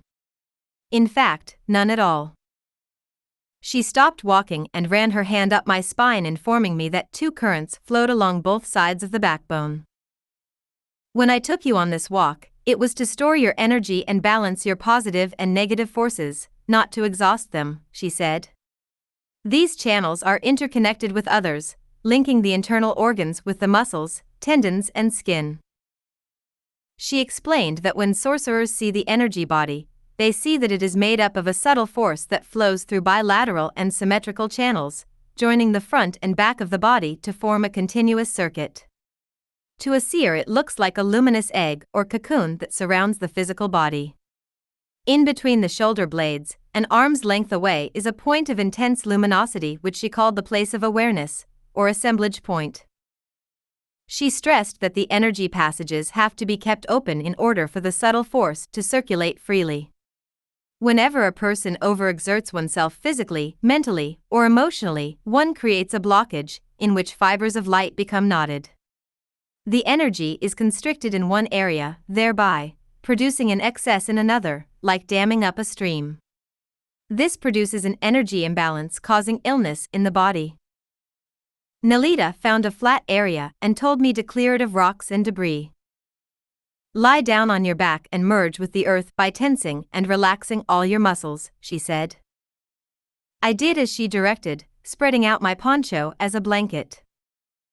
She asked me specifically to note the difference in feeling between tightening and relaxing various muscle groups. Tightening and relaxing involve two opposite energies, she explained, as she placed my knapsack under my head for a pillow. If a person is too relaxed or weak, he needs to tighten. If he is too tense or agitated, he needs to relax. When the forces of tension and relaxation are in balance, the person experiences health and well-being. Nalita elaborated, saying that the body naturally regulates itself and finds its optimal state of balance, which is not only important for maintaining one's health, but also for becoming aware of the universal forces that surround us. When I again felt rested and my breathing was back to normal, she told me to sit up. Again, she traced a line up my spine to the crown of the head, pausing to point out various centers with a soft pressure of her fingers. The first gate is at the tailbone, the second is between the kidneys, the third is higher, opposite the solar plexus, another is between the shoulder blades, another is at the nape of the neck, and there is the one here, at the top of the skull. She gently pressed the last place with her thumb, placing her fingers like open fans on the back of the head. These areas are storage centers for energy, she explained, lightly touching the 6 areas again so I could note them. They also refine the energy as it flows up the back. As she pressed, I sensed a mild current or vibration. After a while, I felt my breath slow down and become even. My ribcage, that had been tight from walking, now expanded and contracted with ease, allowing me to intake more air. As she massaged my lower back near the kidneys, I experienced a sharp pain.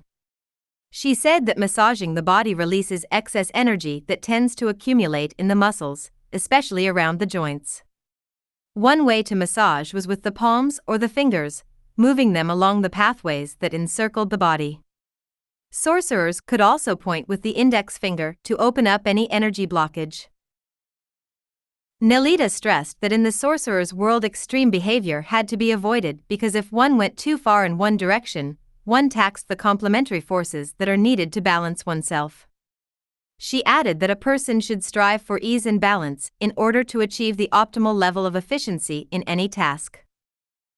The center of life and well-being is in the energy body, she said, again running a finger up my spine. Between the 2 channels on either side of the backbone is a third passageway. When the point of awareness passes down the back and enters the womb, one becomes calm and centered. The energy body is so subtle that one hardly notices the assemblage point stirring. Yet when it moves away from its moorings, the place behind the shoulder blades, it is as if we enter a different world. All human struggle seems insignificant. For a while we sat in silence.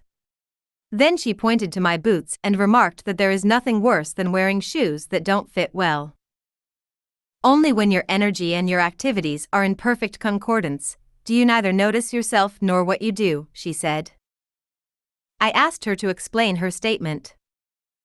Because people want to be noticed, she began, they continually call attention to themselves and to their acts. To concentrate on doing something while being indifferent to the outcome means giving your full attention to the task. The most effective state, for a stalker, Nalita continued, is to be completely absorbed in the moment, so one does not waste energy thinking about the past or future. I asked her if it wasn't unreasonable to worry about whether or not one was overdoing anything. Nalita replied that one should never worry about anything, because to worry means that one is already imbalanced. Put another way, she offered, if you are thinking while acting, it will be those thoughts, not the action, that will stay in your memory. On the other hand, if you are silent while acting, when you try to recall the actions, there will be little to remember. That is why sorcerers say that the self is an idea. When you understand this and stop your running internal monologue, another awareness will rise to the foreground. As I thought on what Nalita had said, it seemed to coincide with what I had felt while performing the recapitulation. I had experienced a kind of withdrawal, a separation from myself and the world as I knew it.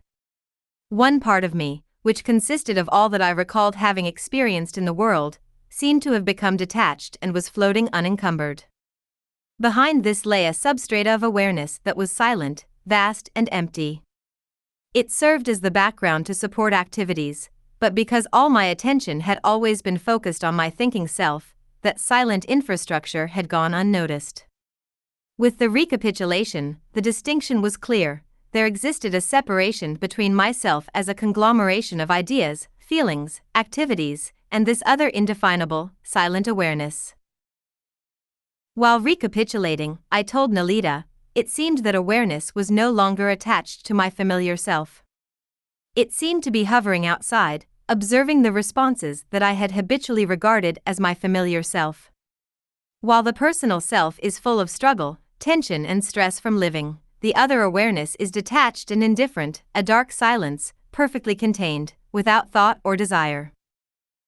What you are describing is the relationship between awareness of the personal self and awareness of the energy body, Nalita clarified.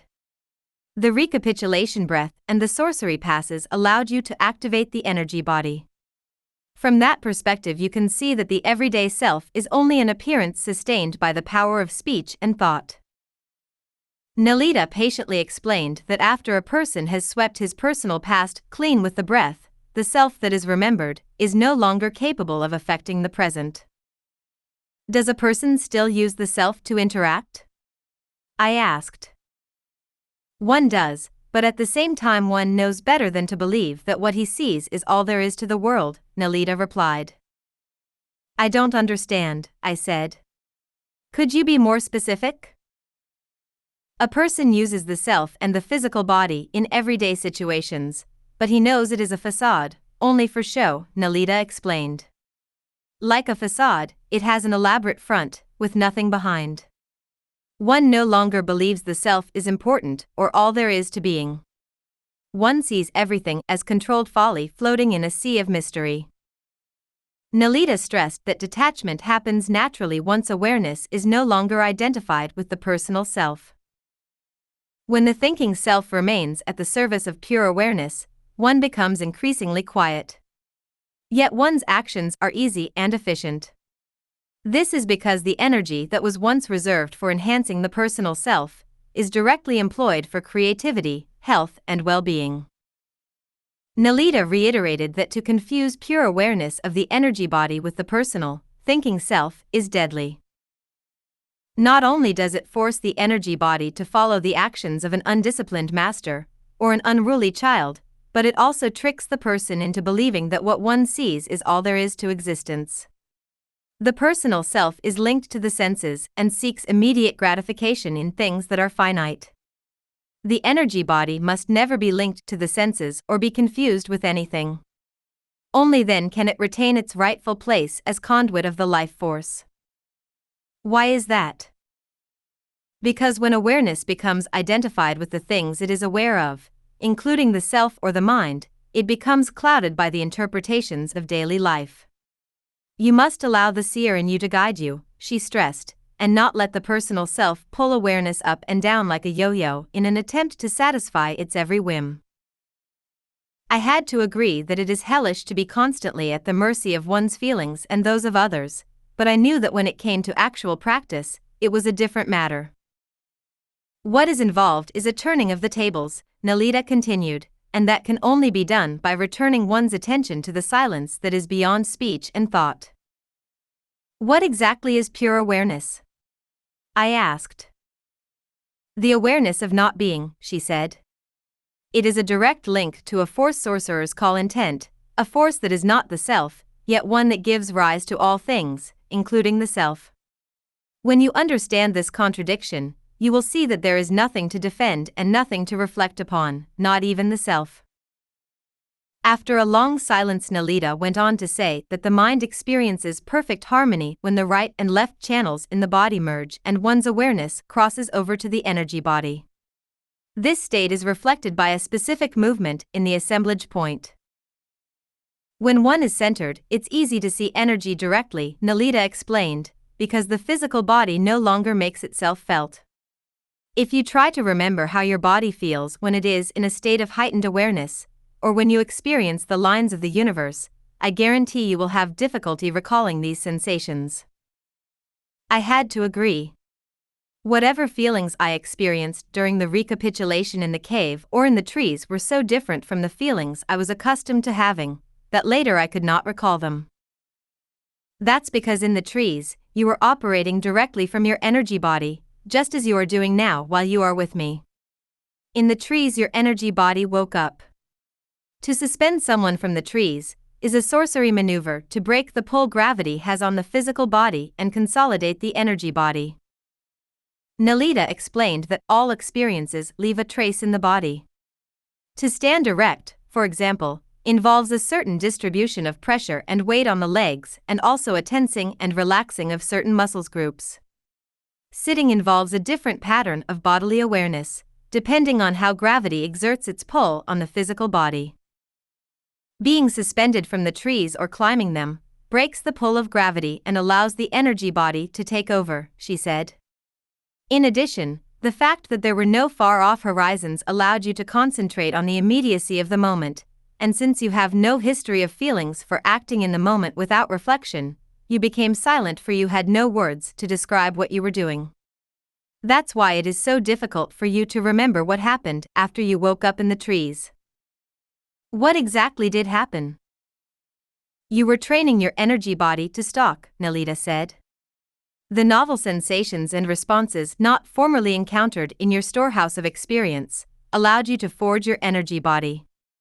You have already experienced casting your luminous net and entering the black cavern above your head. These, too, are instances of stalking with your energy body. Nalita leaned back against a rock, stretched her legs and told me to sit silently while she refreshed my memory about not doing. Not doing is to act without acting. It is to have no words or labels to describe your actions. How can one act without knowing what one is doing? I asked. By acting from deep silence, without becoming involved with your actions, she replied. For when you are not tied to expectations or to the outcome of your actions, you will not notice your actions. Like shoes that fit just right. Nalita added that when one is empty and silent inside, yet full of vigor and activity, one is acting without acting. On the other hand, if we are filled with concern and worry and expectations, and have little energy directed toward our task, we are acting and in a very inefficient manner. We must dissolve the person in us, so that we can be free from being and doing. When one has no desires or ambitions, yet one is vitally engaged in the action at hand, one knows unerringly when to continue and when to stop. There is a door to not being, Nalita said. It opens so one can slip inside. Once inside, power renews and revitalizes the energy body, or it can destroy us.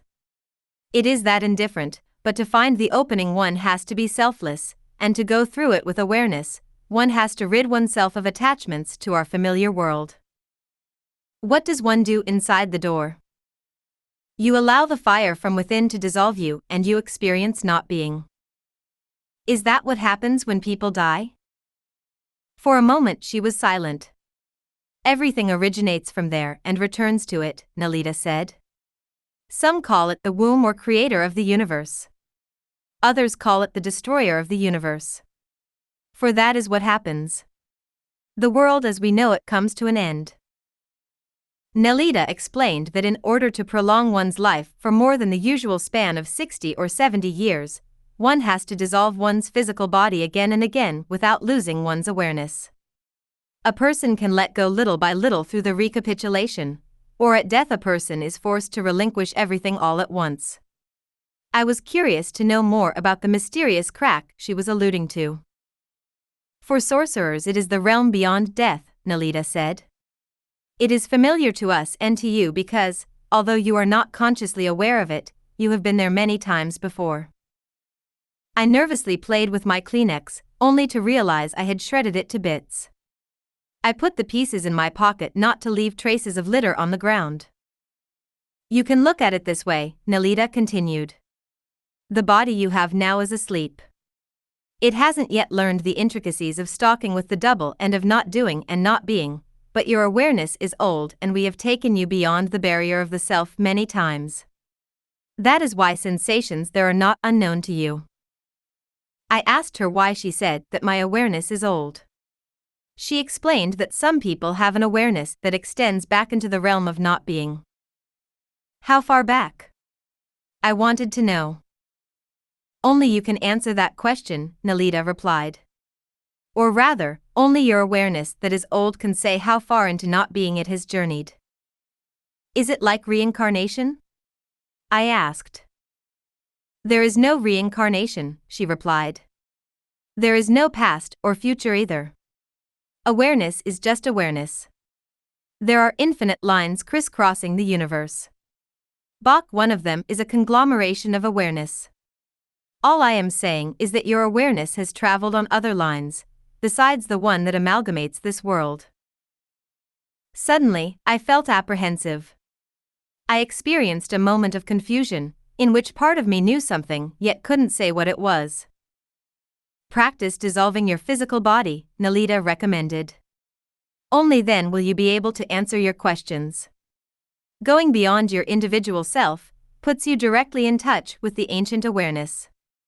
You already know from your recapitulation that the self is only a cover, a shield that we use in the world. To stalk with the energy body, you have to experience not being many times and accumulate awareness in order to make it recognizable. How can I stalk with the energy body without the Nawal or you or Emilito to guide me?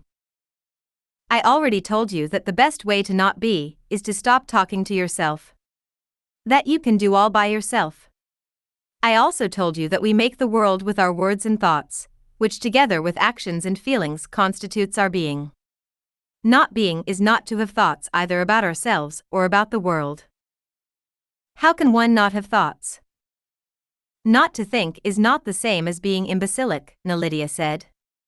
Rather, it leads one to pure awareness and to silence, which are the prerequisites of not being. To be inwardly silent, Nalita continued, is to make no judgments or distinctions between good and evil, myself and others, then and now, and more importantly, it means not having concepts of any kind. Try feeling and acting with your energy body, then you can avoid the pitfalls of always thinking about things. Is it wrong to think about things? No, it's not wrong, but it's distracting to always talk to yourself. Doing this and that will never lead you to the energy body. Reasoning only produces limited knowledge and shoddy awareness. There is a much more inclusive way to understand, and that is to intuit directly without the intervention of thought. I felt forlorn, dejected. I knew when I returned to Los Angeles and to the university, thinking and reasoning would be all that awaited me. We have talked of this before, Nalita reminded me. It comes down to this: regard the self as unimportant, so unimportant, in fact, that you forget about it altogether. Then, perforce, you will begin to forge your energy body. What about when I am in school and have to study for an examination? How can I use my energy body, then? And what about when I am talking to professors and fellow students? She tapped the top of my head and said that if one is selfless, gradually, the boundaries between the perceiver and the object that is being perceived disappear. She described selflessness not as a moral condition, but as an impersonal state in which one no longer regards the self as a separate entity, a state in which there is no concept of the perceiving self, nor of the thing perceived. What does this state feel like to the person? Nalita thought for a moment, then replied. It is as if one has misplaced something, or has lost sight of it and can't remember what it is, but because it is not important, one is no longer interested in finding it. Nalita made clear that the reason the self is usually regarded so highly is because we use it as our single and constant reference point with respect to the world. It is the center from which we think, feel, and shape our existence, and we have been forging it since we were infants. Abandon the self, and you do away with the fluctuations of thought, she continued. By the same token, still your thoughts, and the self is erased. Then you can stalk with the double, then you see your professors and your fellow students as controlled folly. Then everything is equal and you can grasp any concept directly with your energy body. Then you are truly capable of having a romance with knowledge. Without the intervention of thought and the self, you will be operating from the point of not being where the personal self is no longer your primary point of view. Then the seer in you will tell you what is what. Why is not being so important?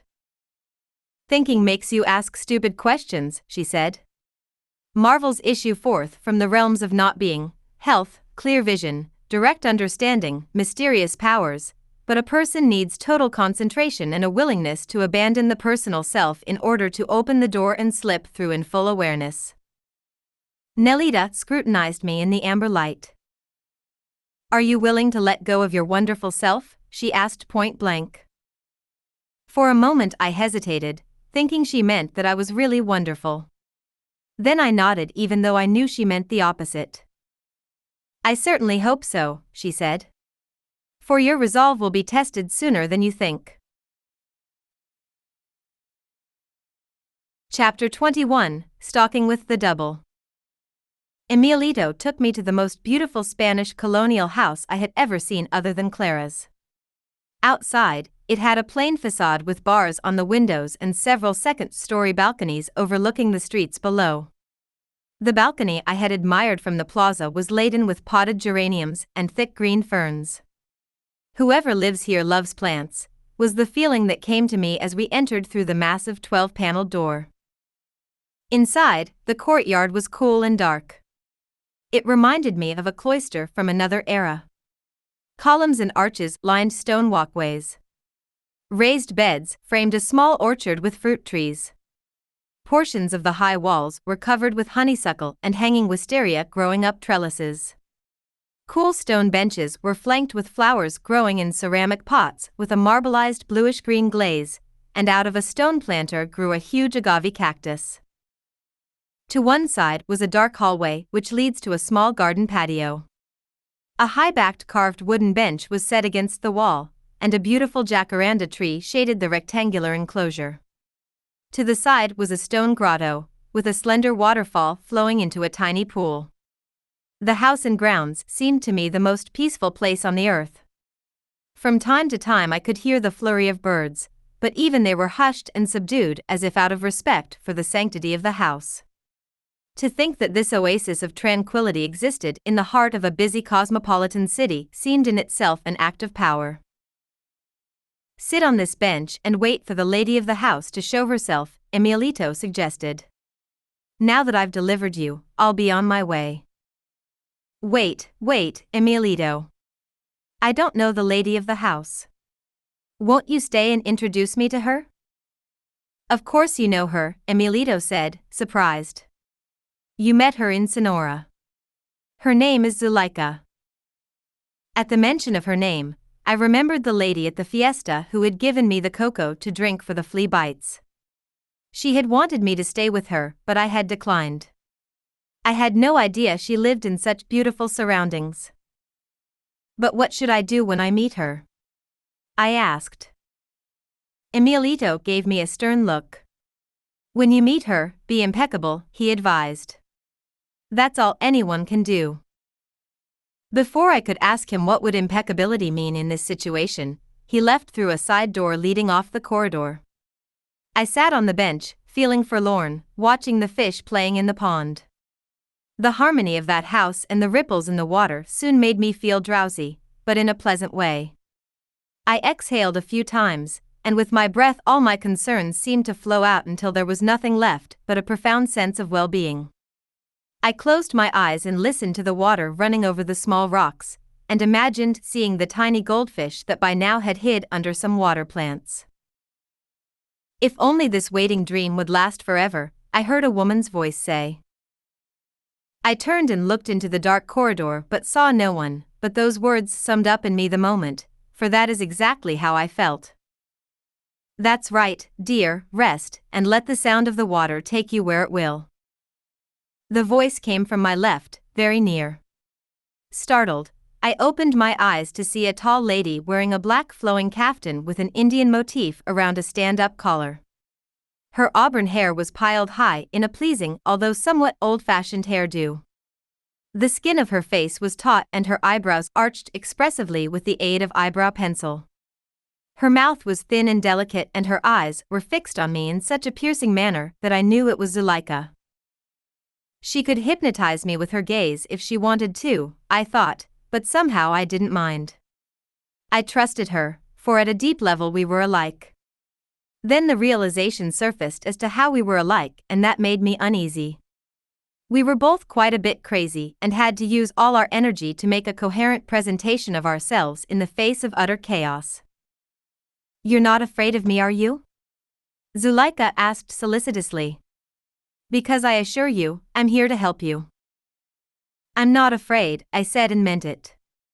Zuleika was so far beyond the pettiness of the world that she exuded strength and vitality in her voice and movements. Except for her burning eyes, she was the picture of calmness and serenity. "You're going to stay with me for a while, and I'm going to teach you how to stalk with your dream body," she said. "But I still haven't finished recapitulating," I said. "Shouldn't I continue with that?" "Recapitulating is important, but so is dreaming. I have to set you up in the proper manner now because there is so little time. Then you can practice on your own. While you are here, however, you have to follow my instructions." Agreed? I had no choice but to nod my head in agreement, for she was nodding hers. Dreaming and gazing go hand in hand, Zuleika began. "You already caught on to that when you gazed at the ripples in the pond. Now let the sound of the water take you. That's how you start. You find something in the world that shimmers or has a glow to it and you gaze at it. Then you find a sound, like rain, water from a stream, even the noise of the city will do, and you follow the sounds. Then you transfer it into your dreams by gazing in your dreams or hearing that sound in your sleep." I knew what she meant, for once I had a rock tumbler that made a terrible rattling noise. Since I had to keep it on 24 hours a day for the stones to be polished as they collided against each other in the tumbler, I could hear that noise in my sleep. I remember that noise would take me places I didn't want to go. So I finally had to turn off the machine at night. "There are exercises you can do to move your awareness to the other side," Zuleika said.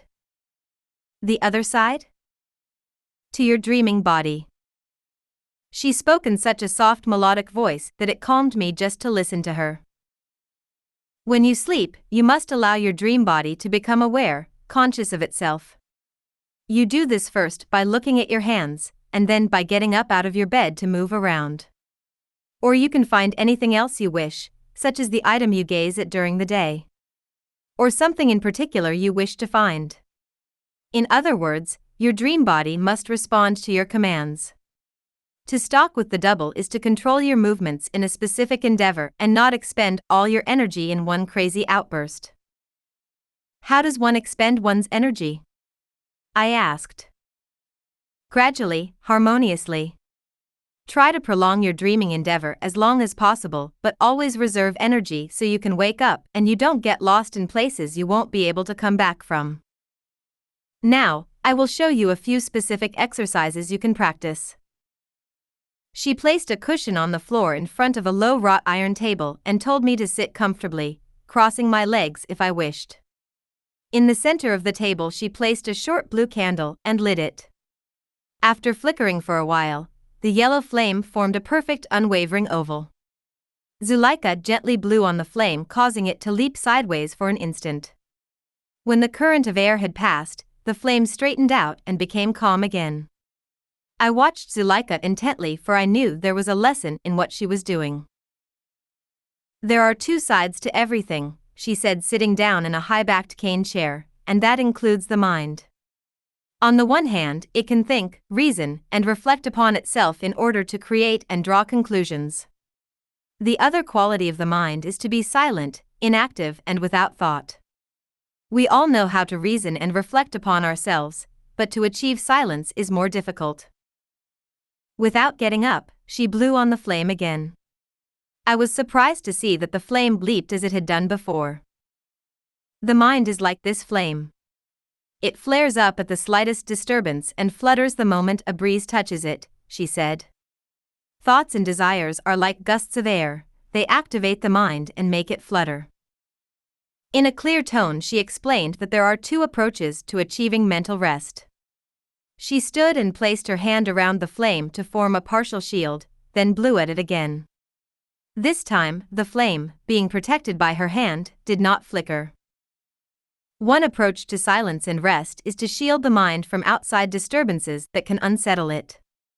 You do this by removing yourself from the disruptive or injurious forces that threaten your well-being. In other words, you withdraw and hide yourself in your depths. The second method, Zuleika said, was more difficult to accomplish, for it involved a delicate maneuver of shielding the mind, not from outside influences, but from its own influence. In this case, since the disturbing stimuli come from within, there is no way to run or retreat into the self, for the mind itself is agitated and running. Therefore, one has to stop one's agitation by fixing the mind to some point such as an image, idea, or sound, and in this way render it immobile. Quietude is the product of discipline and training, Zuleika said. It involves stopping the internal dialogue by focusing on a single point, or by expanding awareness to merge with the great silence that exists beyond the limits of thought. As I listened to her talk, I felt a quietness settle about me as if it came not from her words but from her very being. To be unperturbed means that nothing can pull your attention away from its center, she said, sensing my mood. One of the best methods to achieve this is by gazing at a light or luminous object. She asked me if I had understood the two approaches for resting the mind, which she said were really methods of gazing. When I hesitated, she repeated them. In the first instance, the body and mind are removed from the disturbing stimuli, by retreating or moving away from it. This can be accomplished because the disruptive forces come from the outside. In the second instance, the body and mind are set firm, because the disturbances arise from within one's own being. It's best to use a combination of both methods, retreat and fixation, she said. That is why you are here in this quiet house where no one bothers you. While you are learning these gazing techniques, you must retreat from the outside world, but you must also retreat from the world you carry inside you by fixing your mind through gazing practices. What does fixing the mind actually do? I asked. Only a fixed or centered mind allows you the freedom to come and go as you please. I told her I didn't understand how a fixed mind could allow one to move about. It seemed to be a contradiction. Zuleika carefully picked up the candle and slowly moved it from side to side so that the flame did not waver but different areas of the table were illuminated. Notice that the flame does not flicker and yet it moves about. A fixed and steady awareness allows you to see into anything, to move in any direction without becoming agitated by what you see or do. Therefore, you are able to come and go anywhere and still be in control. Zuleika set the candle on the table so that the flame was just at the level of my eyes. If your mind is not fixed, and your thoughts jump around, whatever you see will pull you and affect your awareness. Then you will have to struggle to extricate yourself before you are free to move on to something else, and in no time at all you will have so many ties that you won't be able to move at all. What will happen then? You will have to recapitulate your acts to free your energy, she said. That's why we recommend that one always recapitulates the events of the day so that one is freed of their influence, and one does not build up energetic bonds. Zuleika stressed that recalling the events of my life combined with the sweeping breath I had learned, could clean not only past ties, but also maintain awareness in a fluid condition every moment of the day. Once freed, the awareness can be focused and used at the service of intent, or the spirit that rules us and gives us life. We must use our awareness to liberate awareness, she said. Just as we use a needle to take out a splinter in a finger. Now, enough explanation. Let's get down to practice. Zuleika instructed me to gaze at the candle for a moment, then to place the palms of my hands over my eyes, and visualize the flame. For a while I looked at the flame, then closed my eyes and covered them with my palms. I could see a chartreuse circle, then a golden flame appeared which turned into a bright red-orange glow. Soon the flame was replaced by a small black opening that formed in front of my eyes. Zuleika told me to repeat the exercise of gazing at the flame, then covering my eyes with my palms. This time, the reddish light seemed to be moving to my right, and it was difficult to keep it centered in my inner field of vision. She said I should try to move the image of the flame closer and further away from me, while keeping my eyes covered with my palms. After a while I was able to hold the image of the flame and move it further away or bring it closer to me using the force of my mind. This gazing practice will help you to develop your focusing ability, Zuleika said when I opened my eyes again.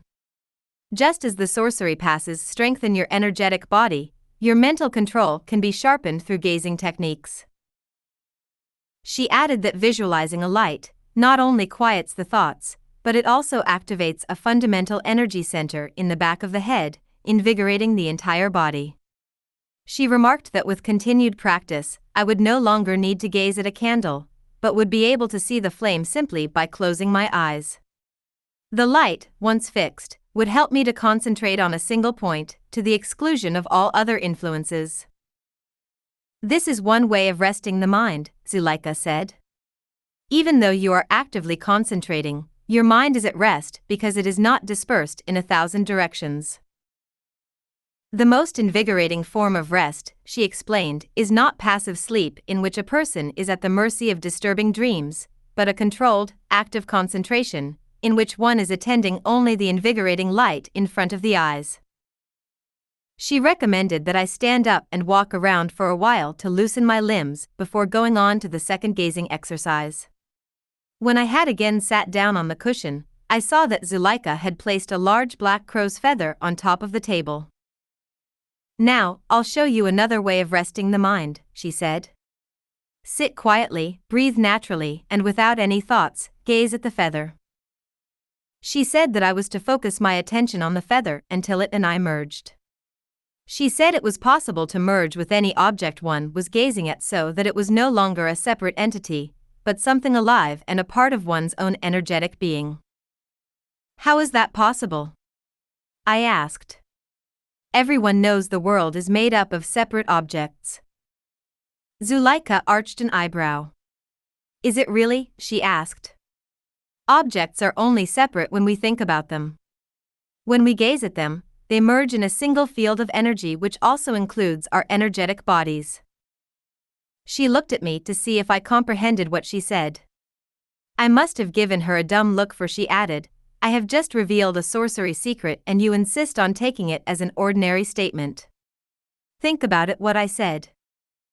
I was silent for a moment. It still looks like an ordinary feather to me, I said stubbornly. Zuleika shook her head. The here and there are one. The there and here are one. Nothing is separate from anything. As I gazed at the feather, I noticed that my breathing became slower, more rhythmical. It had lowered down into my abdomen. My thoughts faded and I was immersed in a profound silence. It seemed that Zuleika was right. At one point the feather was aware and observing me. It radiated energy at me as if it were conscious of my watching it. I had the distinct certainty that if intended it I could make the feather lift off the table and float in the air, for we were energetically linked. After a while, Zuleika told me to move my head in small circles to rest my eyes. They had begun to tear from the strain of staring at the feather.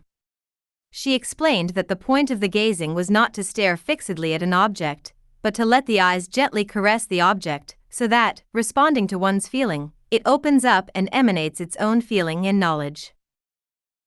It is a merging of both feelings, from the gazer and the object, that results in a common blending of awareness and a sense of mutual trust and affection, Zuleika said. She further elaborated that this feeling of openness and empathy is the result of stopping one's internal dialogue and of allow one's inner sensibility to spill forth and merge with whatever one is gazing at. Pick any object that is pleasing to you, Zuleika said. Never gaze at anything that is unpleasant or frightening. Why is that? Because through steadfast gazing you open centers in your energetic body and the energy of the object will enter inside you. By the same token, if you are not in an agreeable mood, you should not inflict your negative feelings on the objects around you by concentrating on them, regardless of whether they are rocks, feathers, or people. I rested my eyes by making circles with my nose, first in a clockwise, then in a counterclockwise direction. When I was relaxed again, Zuleika gave me a third exercise for fixing the mind, one which involved visualizing a shape or form. What kind of a form should I visualize? I asked. Any pleasing shape will do, she replied. She picked up my drawing pad and inscribed a circle. In its center, she drew a smaller circle and shaded it black. She said that a circle was always pleasing to visualize because it represented the completeness of the universe from which nothing could be added or taken away. To visualize a circle, she said, filled one with a sense of fullness and well-being that was needed for a joyous journey. Zuleika told me to close my eyes, and moving in a clockwise direction, slowly and smoothly draw a circle with my mind. Then my inner feeling was to leap into the center of the circle and momentarily rest there. Then I was to fix my attention at the top and begin inscribing the circle again and repeat the procedure of pushing through the center of it. Zuleika explained that the circular motion of the eyes as well as mentally leaping into the circle's center should be repeated until I could do it with great concentration.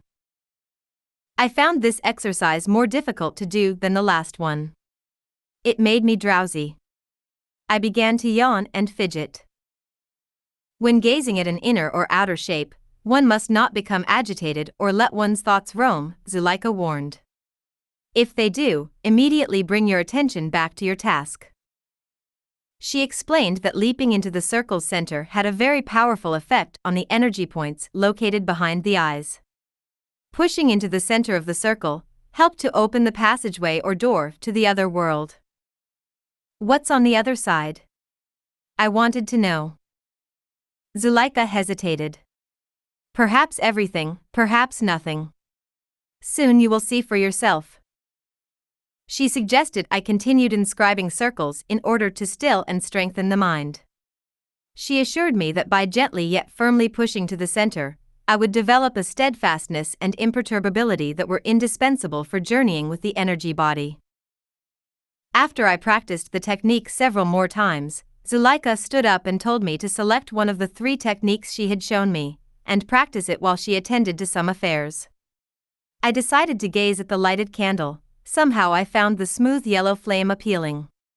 When I closed my eyes, I could still see the flame and practiced moving it back and forth and to the side. It seemed that only moments had passed, when Zuleika returned and told me to blow out the candle. Whenever the mind is agitated or unsettled, be sure to do one of these exercises, she advised. The golden flame, once fixed in your mind, will shine through the fog like a beacon from the other side. Once fixed, even if your eyes are closed, it will be there in front of you to calm your heart. We sat in almost total darkness, for the sun had already set, and she had not yet lit the outdoor lanterns. Why is it important to quiet the mind? I asked.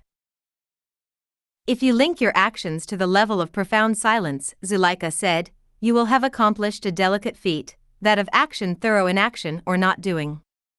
Once one learns to harness the energy of not doing, one can become truly powerful. She further explained that in order to accomplish anything, we needed an unbending intent that gives one's acts direction and purpose, as well as a refined and subtle awareness that give one's acts power. She stressed that only a refined and subtle awareness will allow us to reach beyond the world of form and enter the energy layers of the other realms. She leaned closer on her chair and said in a low tone, now I will reveal the second of the sorcerer's secrets. When you practice gazing, you are really practicing dreaming while you are awake. Again, she looked at me to see if I understood her meaning. You are focusing the energy of intent, which is abstraction itself, and are moving away from the physical level into the realm of pure energy. She explained that intent is the force that holds things together, gives them order and power. Gazing awakens the underlying awareness sorcerers call intent, that force that enables us to perceive, and links our body directly to it. It is also this firm and unbending force called intent, that distinguishes acts of power from the shallow, arbitrary acts of everyday life. Through gazing, your physical body is gradually transformed so that it matches your mental vitality. Finally, the body becomes so light that it is rendered into sheer energy. When this happens, one is dreaming with the totality of oneself. All one has to do is to intend something and the body will perceive it. This happens because one has linked oneself to intent and is dreaming oneself using the power of creation itself. Gazing techniques were designed by sorcerers of antiquity to arrive at this subtle manipulation of perception. Zuleika picked up the feather and let it fall gently onto the table. Practice gazing and you will eventually purify your body so that it will become as light as this feather, she said. When your body becomes transformed into pure energy like your mind, there will be no difference between what you think and what you are. The here and there of space and time will merge into a single awareness of now, and your mind and body will no longer be separate, but a single energetic unit of being here. As she talked, I sensed someone else watching us from the darkness of the corridor. At first I only caught a glimpse of a shape, then I saw him standing there, as if eavesdropping on our conversation or observing my practice. I had noticed him earlier and had kept turning my head to see if the man was still there. I assumed it was someone living in that house, for the house was large with many rooms. Zuleika smiled. It's not time to meet him yet, but you will soon when you are more invisible. For now, concentrate on your practices. Who is that man? I asked, alarmed. The one who makes the darkness respond, she said. Respond to what? To his bidding, to his intent. He is the master of intent. When you learn to stalk with the double, he will come and show you his art. Can't I meet him now? I asked. She laughed and said I was in no condition to meet anyone in my present energetic state, and it would take a great deal of energy to interact with the master of intent. In the darkness you sense him. He will speak to your double directly. When you reach the point of silent knowledge, he will guide you, and you will know. What will I know? I can't tell you that. You will simply know directly, and if anyone asks you, you yourself will not be able to say what it is that you know. It will be too deep, too vast for words. You will try to remember, but you won't be able to think of it, because what you know is so far removed from thought that words will fail you. Then what good is it? I asked, if I won't remember what he teaches me, or if I won't be able to say what it is, what's the point of knowing anything? You will make things happen, she said. You will cause the darkness to move and manifest itself in light. For a while, I tried to figure out what she meant, and then suddenly I knew. For as Emilito had warned me, someone had already been showing me how to stalk with the double. I didn't know what Zuleika meant, but I knew that I already knew. The certainty came to me that the master of intent had been teaching me all along. The closest way I could explain it was that he had been setting up something in an area that was beyond my waking attention, beyond even my dreams. It was a place where no dreams existed and yet energy flowed unimpeded by thoughts or wishes or even images arising in sleep. With that realization, the man stepped out of the shadows. I was not surprised to see that it was the same man I had encountered at the border crossing in Nogales, the one who had made me faint by pushing my upper back, and the one I had seen again in Catalina's house, when she had pointed out the window to her protector. He seemed to know me also, and yet I had laid eyes on him only twice as far as I could recollect. He nodded perfunctorily from a distance. I avoided his gaze, for I remembered what happened the last time I looked into his eyes. He said nothing, and I knew there was nothing to be said, but the pressure of his presence made my thoughts stop and the muscles of my arms and legs swell as a current of energy passed through me. I could hear the air around me buzzing. I breathed heavily, taking in gobs of air through my mouth. Then I felt the back of my neck pop as he came, or rather, drifted closer. I saw his mouth move. He was saying something, but I couldn't hear him.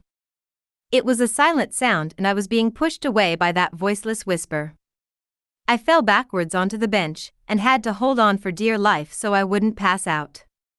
Then I felt the top of my head open and something shoot out so violently that I ended up in San Francisco. I knew it was San Francisco because I could see the Golden Gate Bridge. I was soaring over the choppy gray waters and could see where the rust-colored paint was peeling off the massive iron girders held up by cables. Then I was flying around skyscrapers, large office buildings with dark glass windows. I flew very hard so I wouldn't get trapped between the buildings, which had strong air currents circling around them. I could hear the deafening roar of the air conditioning units on the top of the buildings. I did not like that area one bit. It was so menacing that I became frightened. The shadows of the tall building on the streets below made the scene dark and ominous. I could hear a horrible sound. I looked and knew it was a helicopter, and I was being sucked into the propeller blade, for the wind was horrendously strong and I could not fight against it.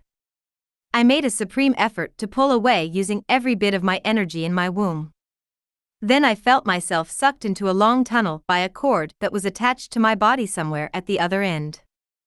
I was pulled south, through different terrain zooming below me at a fantastic speed.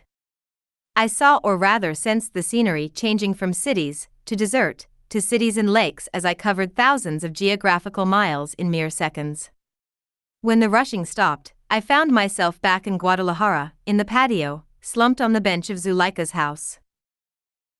I opened my eyes and found Zuleika staring at me. I told her where I had been. She was not pleased to hear of my travels. You expend all your energy in one uncontrolled outburst. You traveled a great distance for nothing, and to what avail? I don't know what happened, I said. The Master of Darkness loaned you some of his energy and you wasted it in a cross-country joy ride, that's what happened.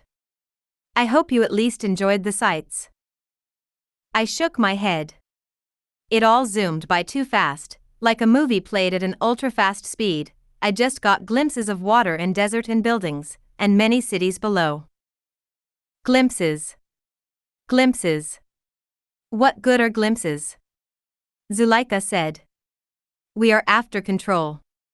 You have a great deal of work ahead of you before you can use your stalking techniques to control your flying or whatever you chose to do with your dreaming energy. So practice, practice.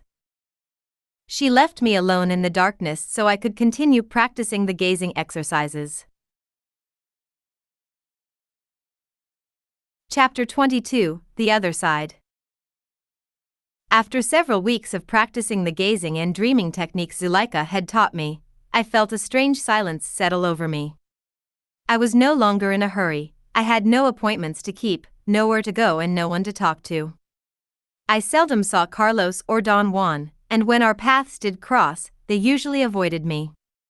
I could move freely on the ground floor of Zuleika's house and in the patios and garden, but I was not allowed upstairs or outside the compound. My food was brought to me by a servant, and I slept in a high platform for which I needed a stepladder to climb into. During the day, I worked on some sketches. Drawing, I realized, was really another form of gazing. It allowed me to spend hours in total silence without getting bored. At night, I practiced finding my hands in my dreams, moving about without shifting the scene, locating certain objects Zuleika had specified beforehand, and giving myself commands in my dreams that I would carry out with as much detail as possible. One evening, I was gazing at the ripples in the pond. It was twilight and the small patio was a mass of dense shadows. Everything was so still that I thought I could hear whispering on the other side of the house. I again sensed a person lurking in the darkness, but this time, the man abruptly came out of the shadows and stood before me. I recognized him as the Master of Intent, but before I could say anything he vanished in a flurry of ripples that began with his feet and undulated upward to encompass the top of his head. To my astonishment, he had actually vibrated himself into non-existence right before my eyes. He melted into the darkness as mysteriously as he had appeared. Before I could become too frightened, Zuleika came and sat beside me on the bench. The Master of Intent just showed you how to merge with the darkness, she said. Don't be afraid of it. Embrace it. Be one with the night. Become invisible as he is. I felt something inside me struggle, resist. I did not want to be invisible. I wanted to be recognized and noticed. I was tired of being overlooked. I wished other people would help me get rid of my moroseness and quandaries, not ignore me even more. The memory of my grammar school classmates teasing me, and my teachers criticizing me because I did not speak English, unsettled me. My classmates would say, "What's the matter, a cat got your tongue," and take turns pulling my pigtail. Then they left me to brood on a bench while they ran off to play jump rope or kickball. I vowed then that I would get the attention I felt I deserved and no longer would be a frightened nobody. My whole life's endeavor was a struggle to fulfill that ambition. Now Zuleika was telling me to become invisible and be a silent, unseen nobody again. A stalker's training is in the art of being invisible, Zuleika whispered as if following the drift of my thoughts. A stalker makes herself unobtrusive in all situations, and never calls attention to herself. Never? I said, remembering the fortune cookie I once had that said, there is only one thing worse than being talked about, and that's not being talked about. It was true. It was easier to be criticized or insulted than to be ignored, overlooked. I did not want to not exist. Some part of me fought desperately to survive, yet I was a lesser part that settled for criticism rather than oblivion. I would have liked for Carlos and Don Juan to have taken time to evaluate my progress or even lack of progress, but they always passed me in the corridors without saying a word. Let go, Zuleika said. Let go of everything. Just let go. Why must I?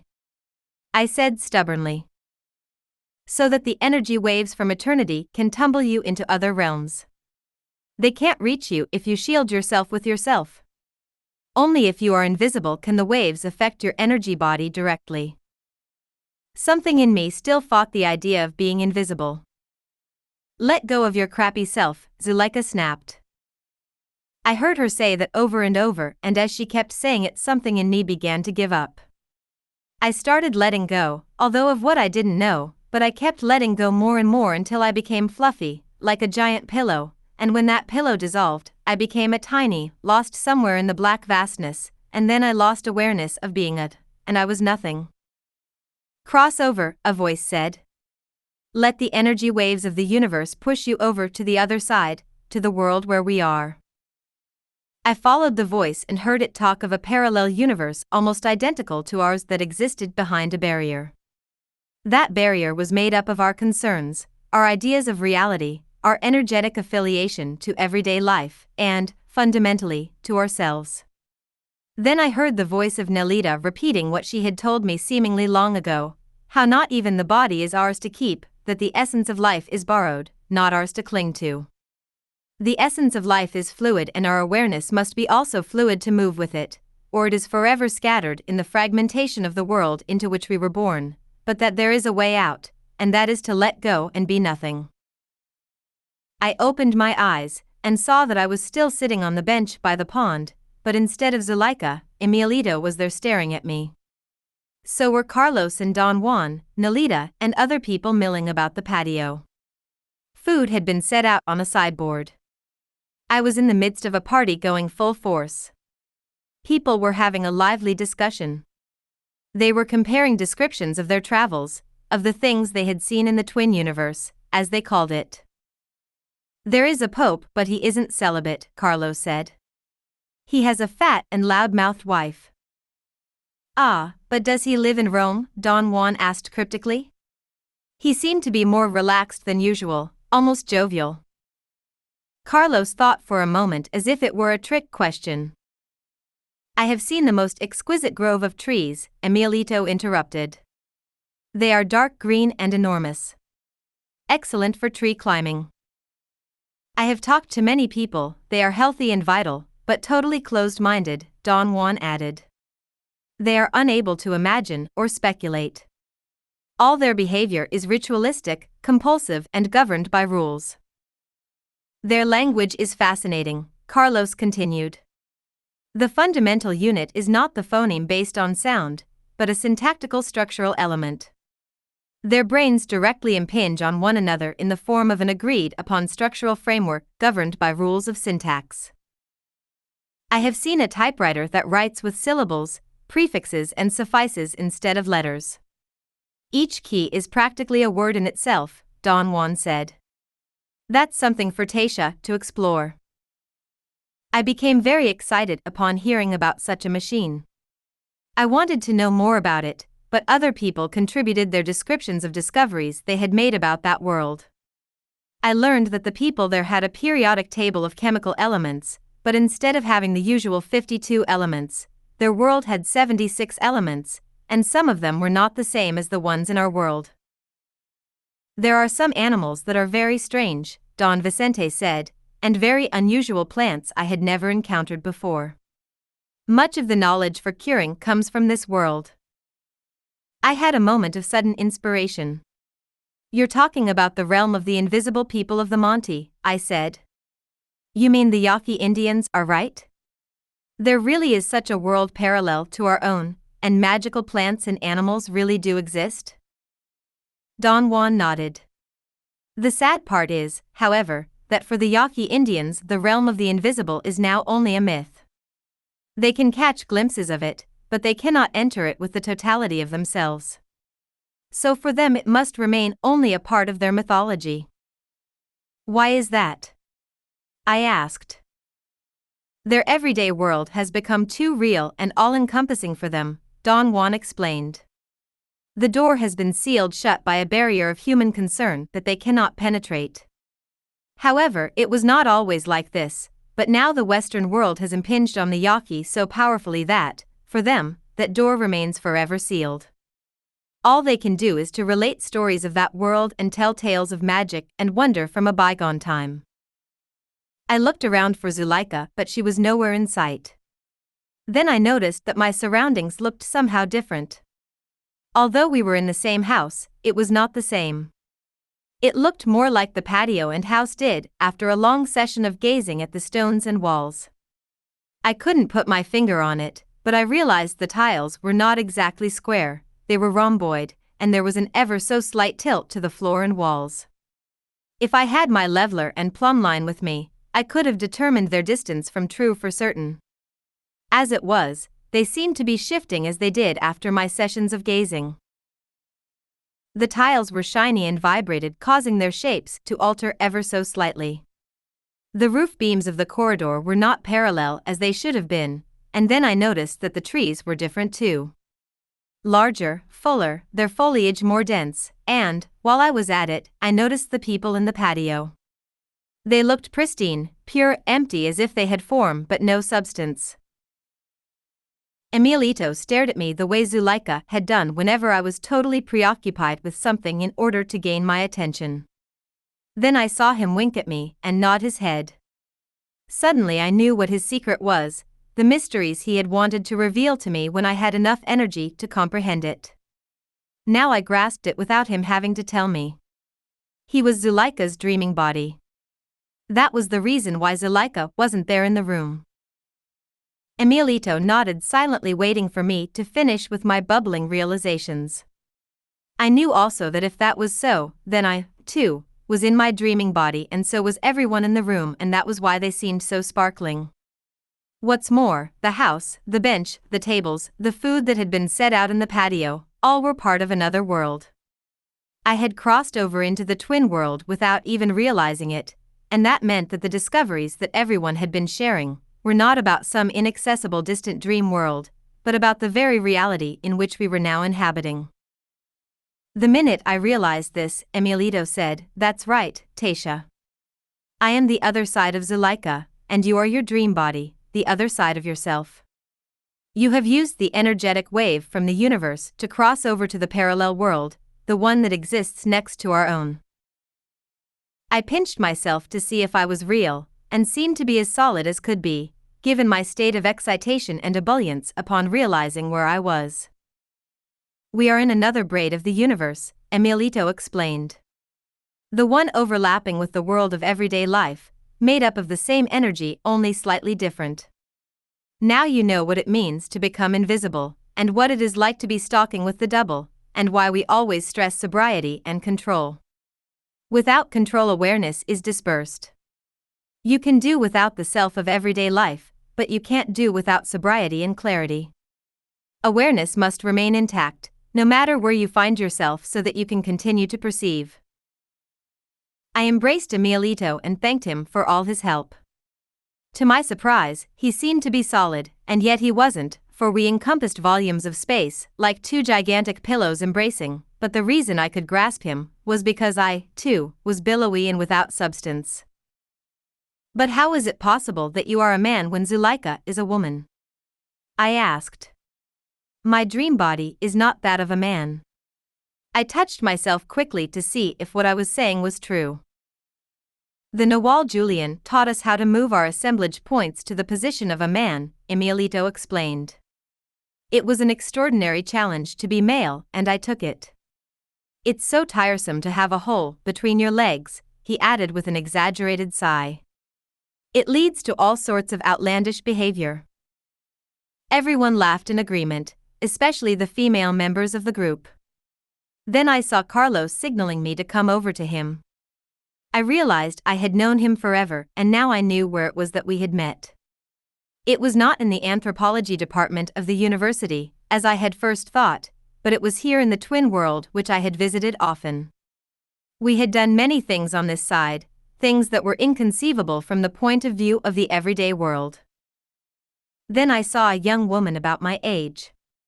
She was blonde, had blue eyes and was petite and very pretty. Her name was Florinda, and she was the ward of the older woman, with the same name, who was Nelita's counterpart.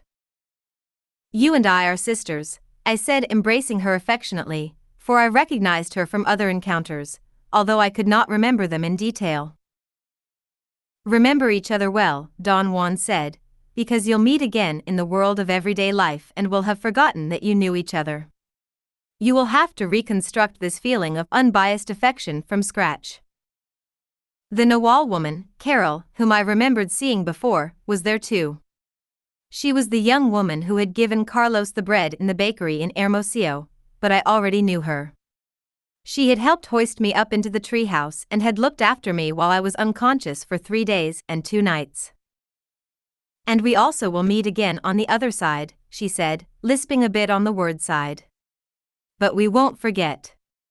We'll always remember that we loved each other, and she embraced me with such genuine affection that an overwhelming emotion enveloped me, and I knew we were tied to each other forever across universes.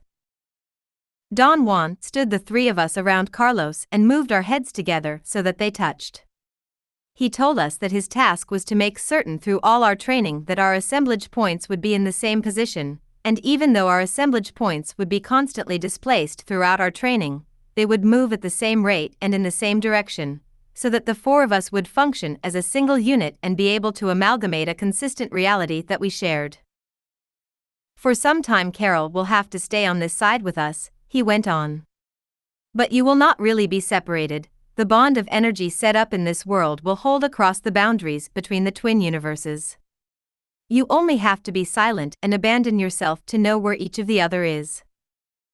I knew what he meant, but I also became frightened. From experience it was evident that the universe was vast and one could easily get lost.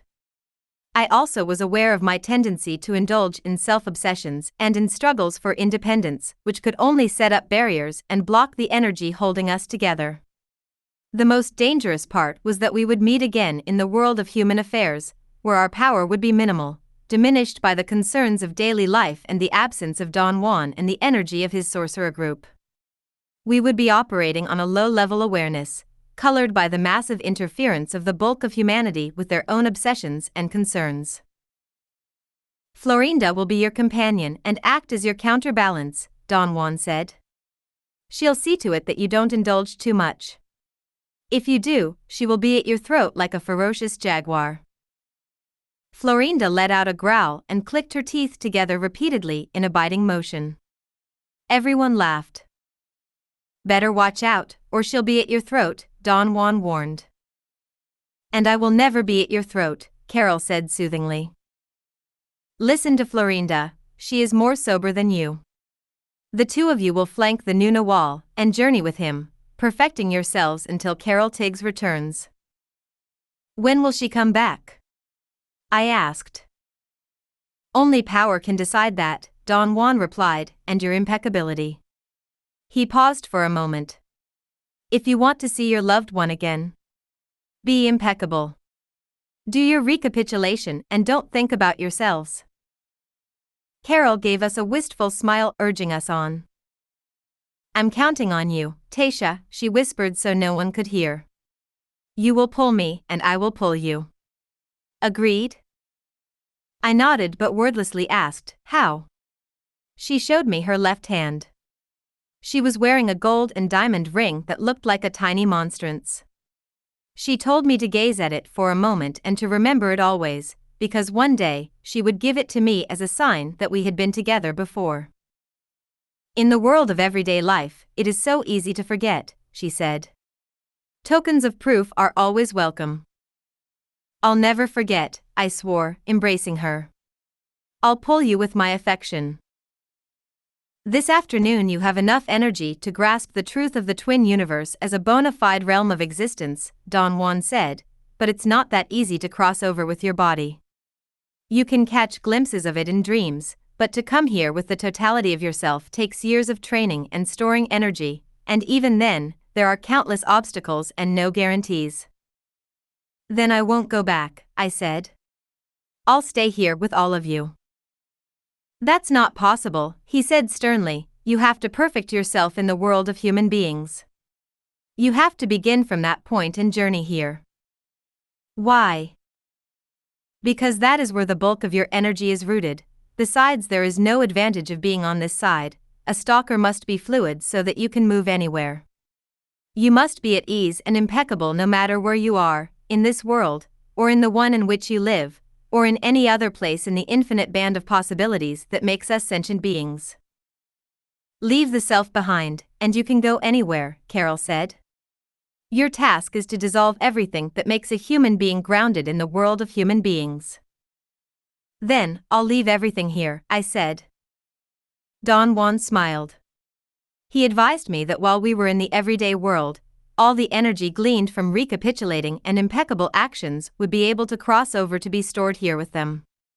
Carol would remain to act as a beacon and to help consolidate our double. The more impeccable we were and the less emphasis we placed on our personal selves, the more we would strengthen our other side, or energy body. You will be like squirrels gathering nuts for the winter, Carol said. Your energetic selves will get stronger and more concise, until one day you will be able to tip the scales and find the entirety of your being on this side with nothing left for the world of the human apes. That day, she said, we would become invisible to the human eye and we would consolidate the totality of ourselves on the other side. It was all crystal clear. I knew now the importance of the sorcerer's training. The recapitulation was to rid oneself of one's remembered past and to release one's trapped energy. Losing self-importance prevented one from placing undue energy on the fabricated social self, thereby making it into a permanent feature. The sorcery passes enable one to dissolve the solidity of one's body and purify it energetically. Losing personal history frees one from the compulsion of relating oneself to a single mode of being, and prevents us from being pinned down by others with their thoughts and expectations. To test one's progress and transformation, sorcerers use petty tyrants they find in their daily world. In this way, they make certain that change isn't merely an ideal but an actual bodily metamorphoses on a fundamental energetic level. By regarding the world as controlled folly, a stalker is assured of not becoming entangled with human concerns. Only in this way can one liberate enough energy and become fluid to move with one's body into the twin world. Quieting the internal dialogue through the gazing techniques has a triple purpose. First, it blocks the reinforcement and affirmations we constantly give ourselves that the world is such and such. Second, it enables us to store the energy needed to make the crossing. Third and finally, it creates an opening in our energetic bodies so that the waves from the universe can tumble us over to the other side. I thought of what Zuleika had said about letting go and becoming invisible. Now I knew why everything that is human had to be abandoned. Sorcerers utilize the same methods as do the phenomenologists, such as suspending judgment, questioning the taken for granted aspects of space and time, but sorcerers do not merely describe phenomena but are able to actually transcend reality. Reality is constituted by the existence and condition of our sense apparatus that enable us to perceive the world. Sorcerers, by deliberately and consistently enhancing that capacity for perception through storing energy, liberate themselves from the imprisonment of a single mode of being.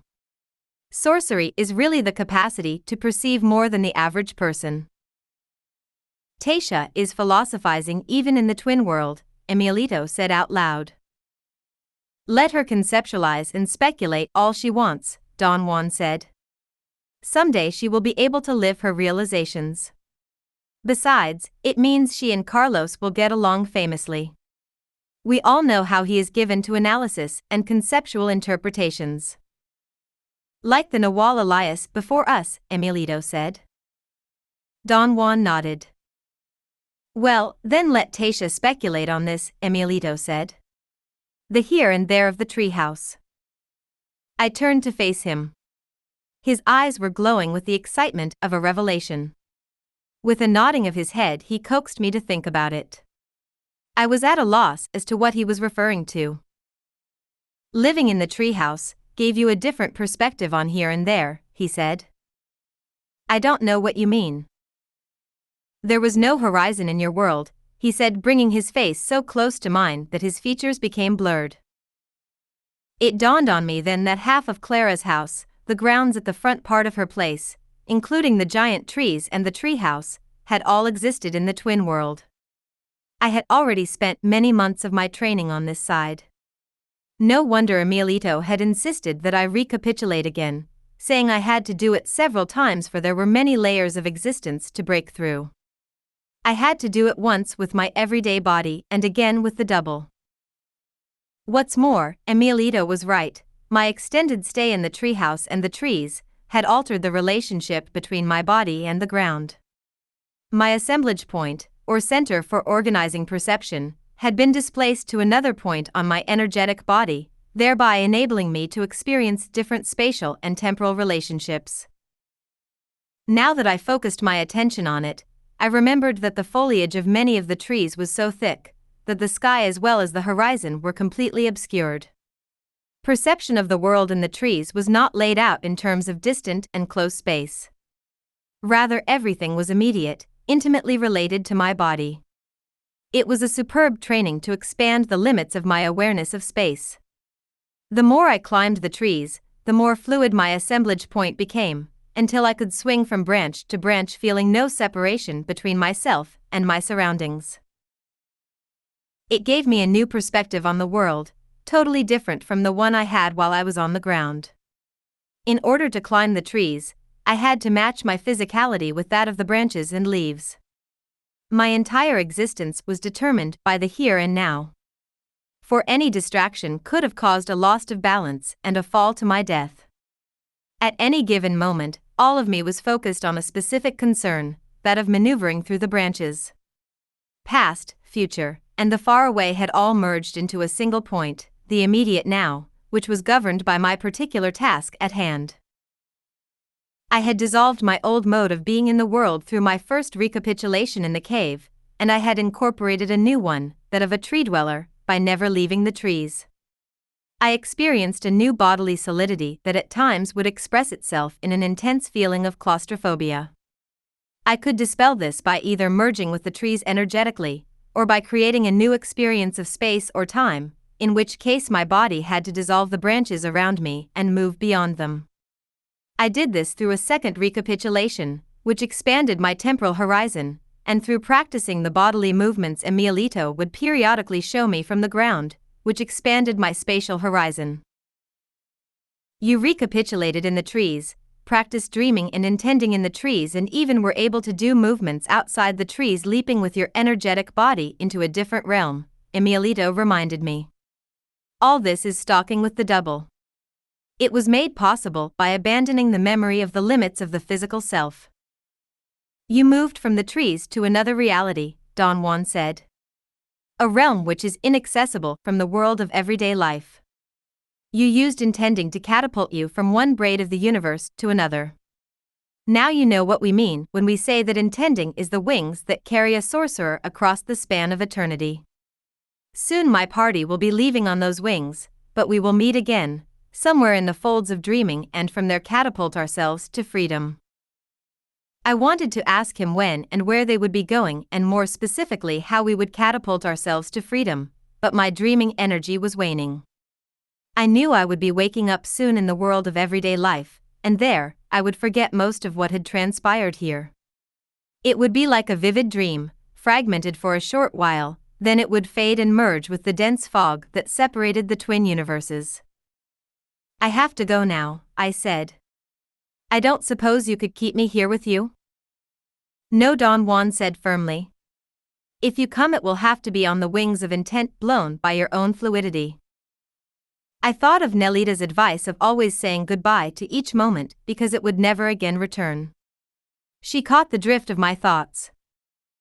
Impeccability is saying hello, thank you and goodbye all in one moment through your superb actions, she said as she embraced me.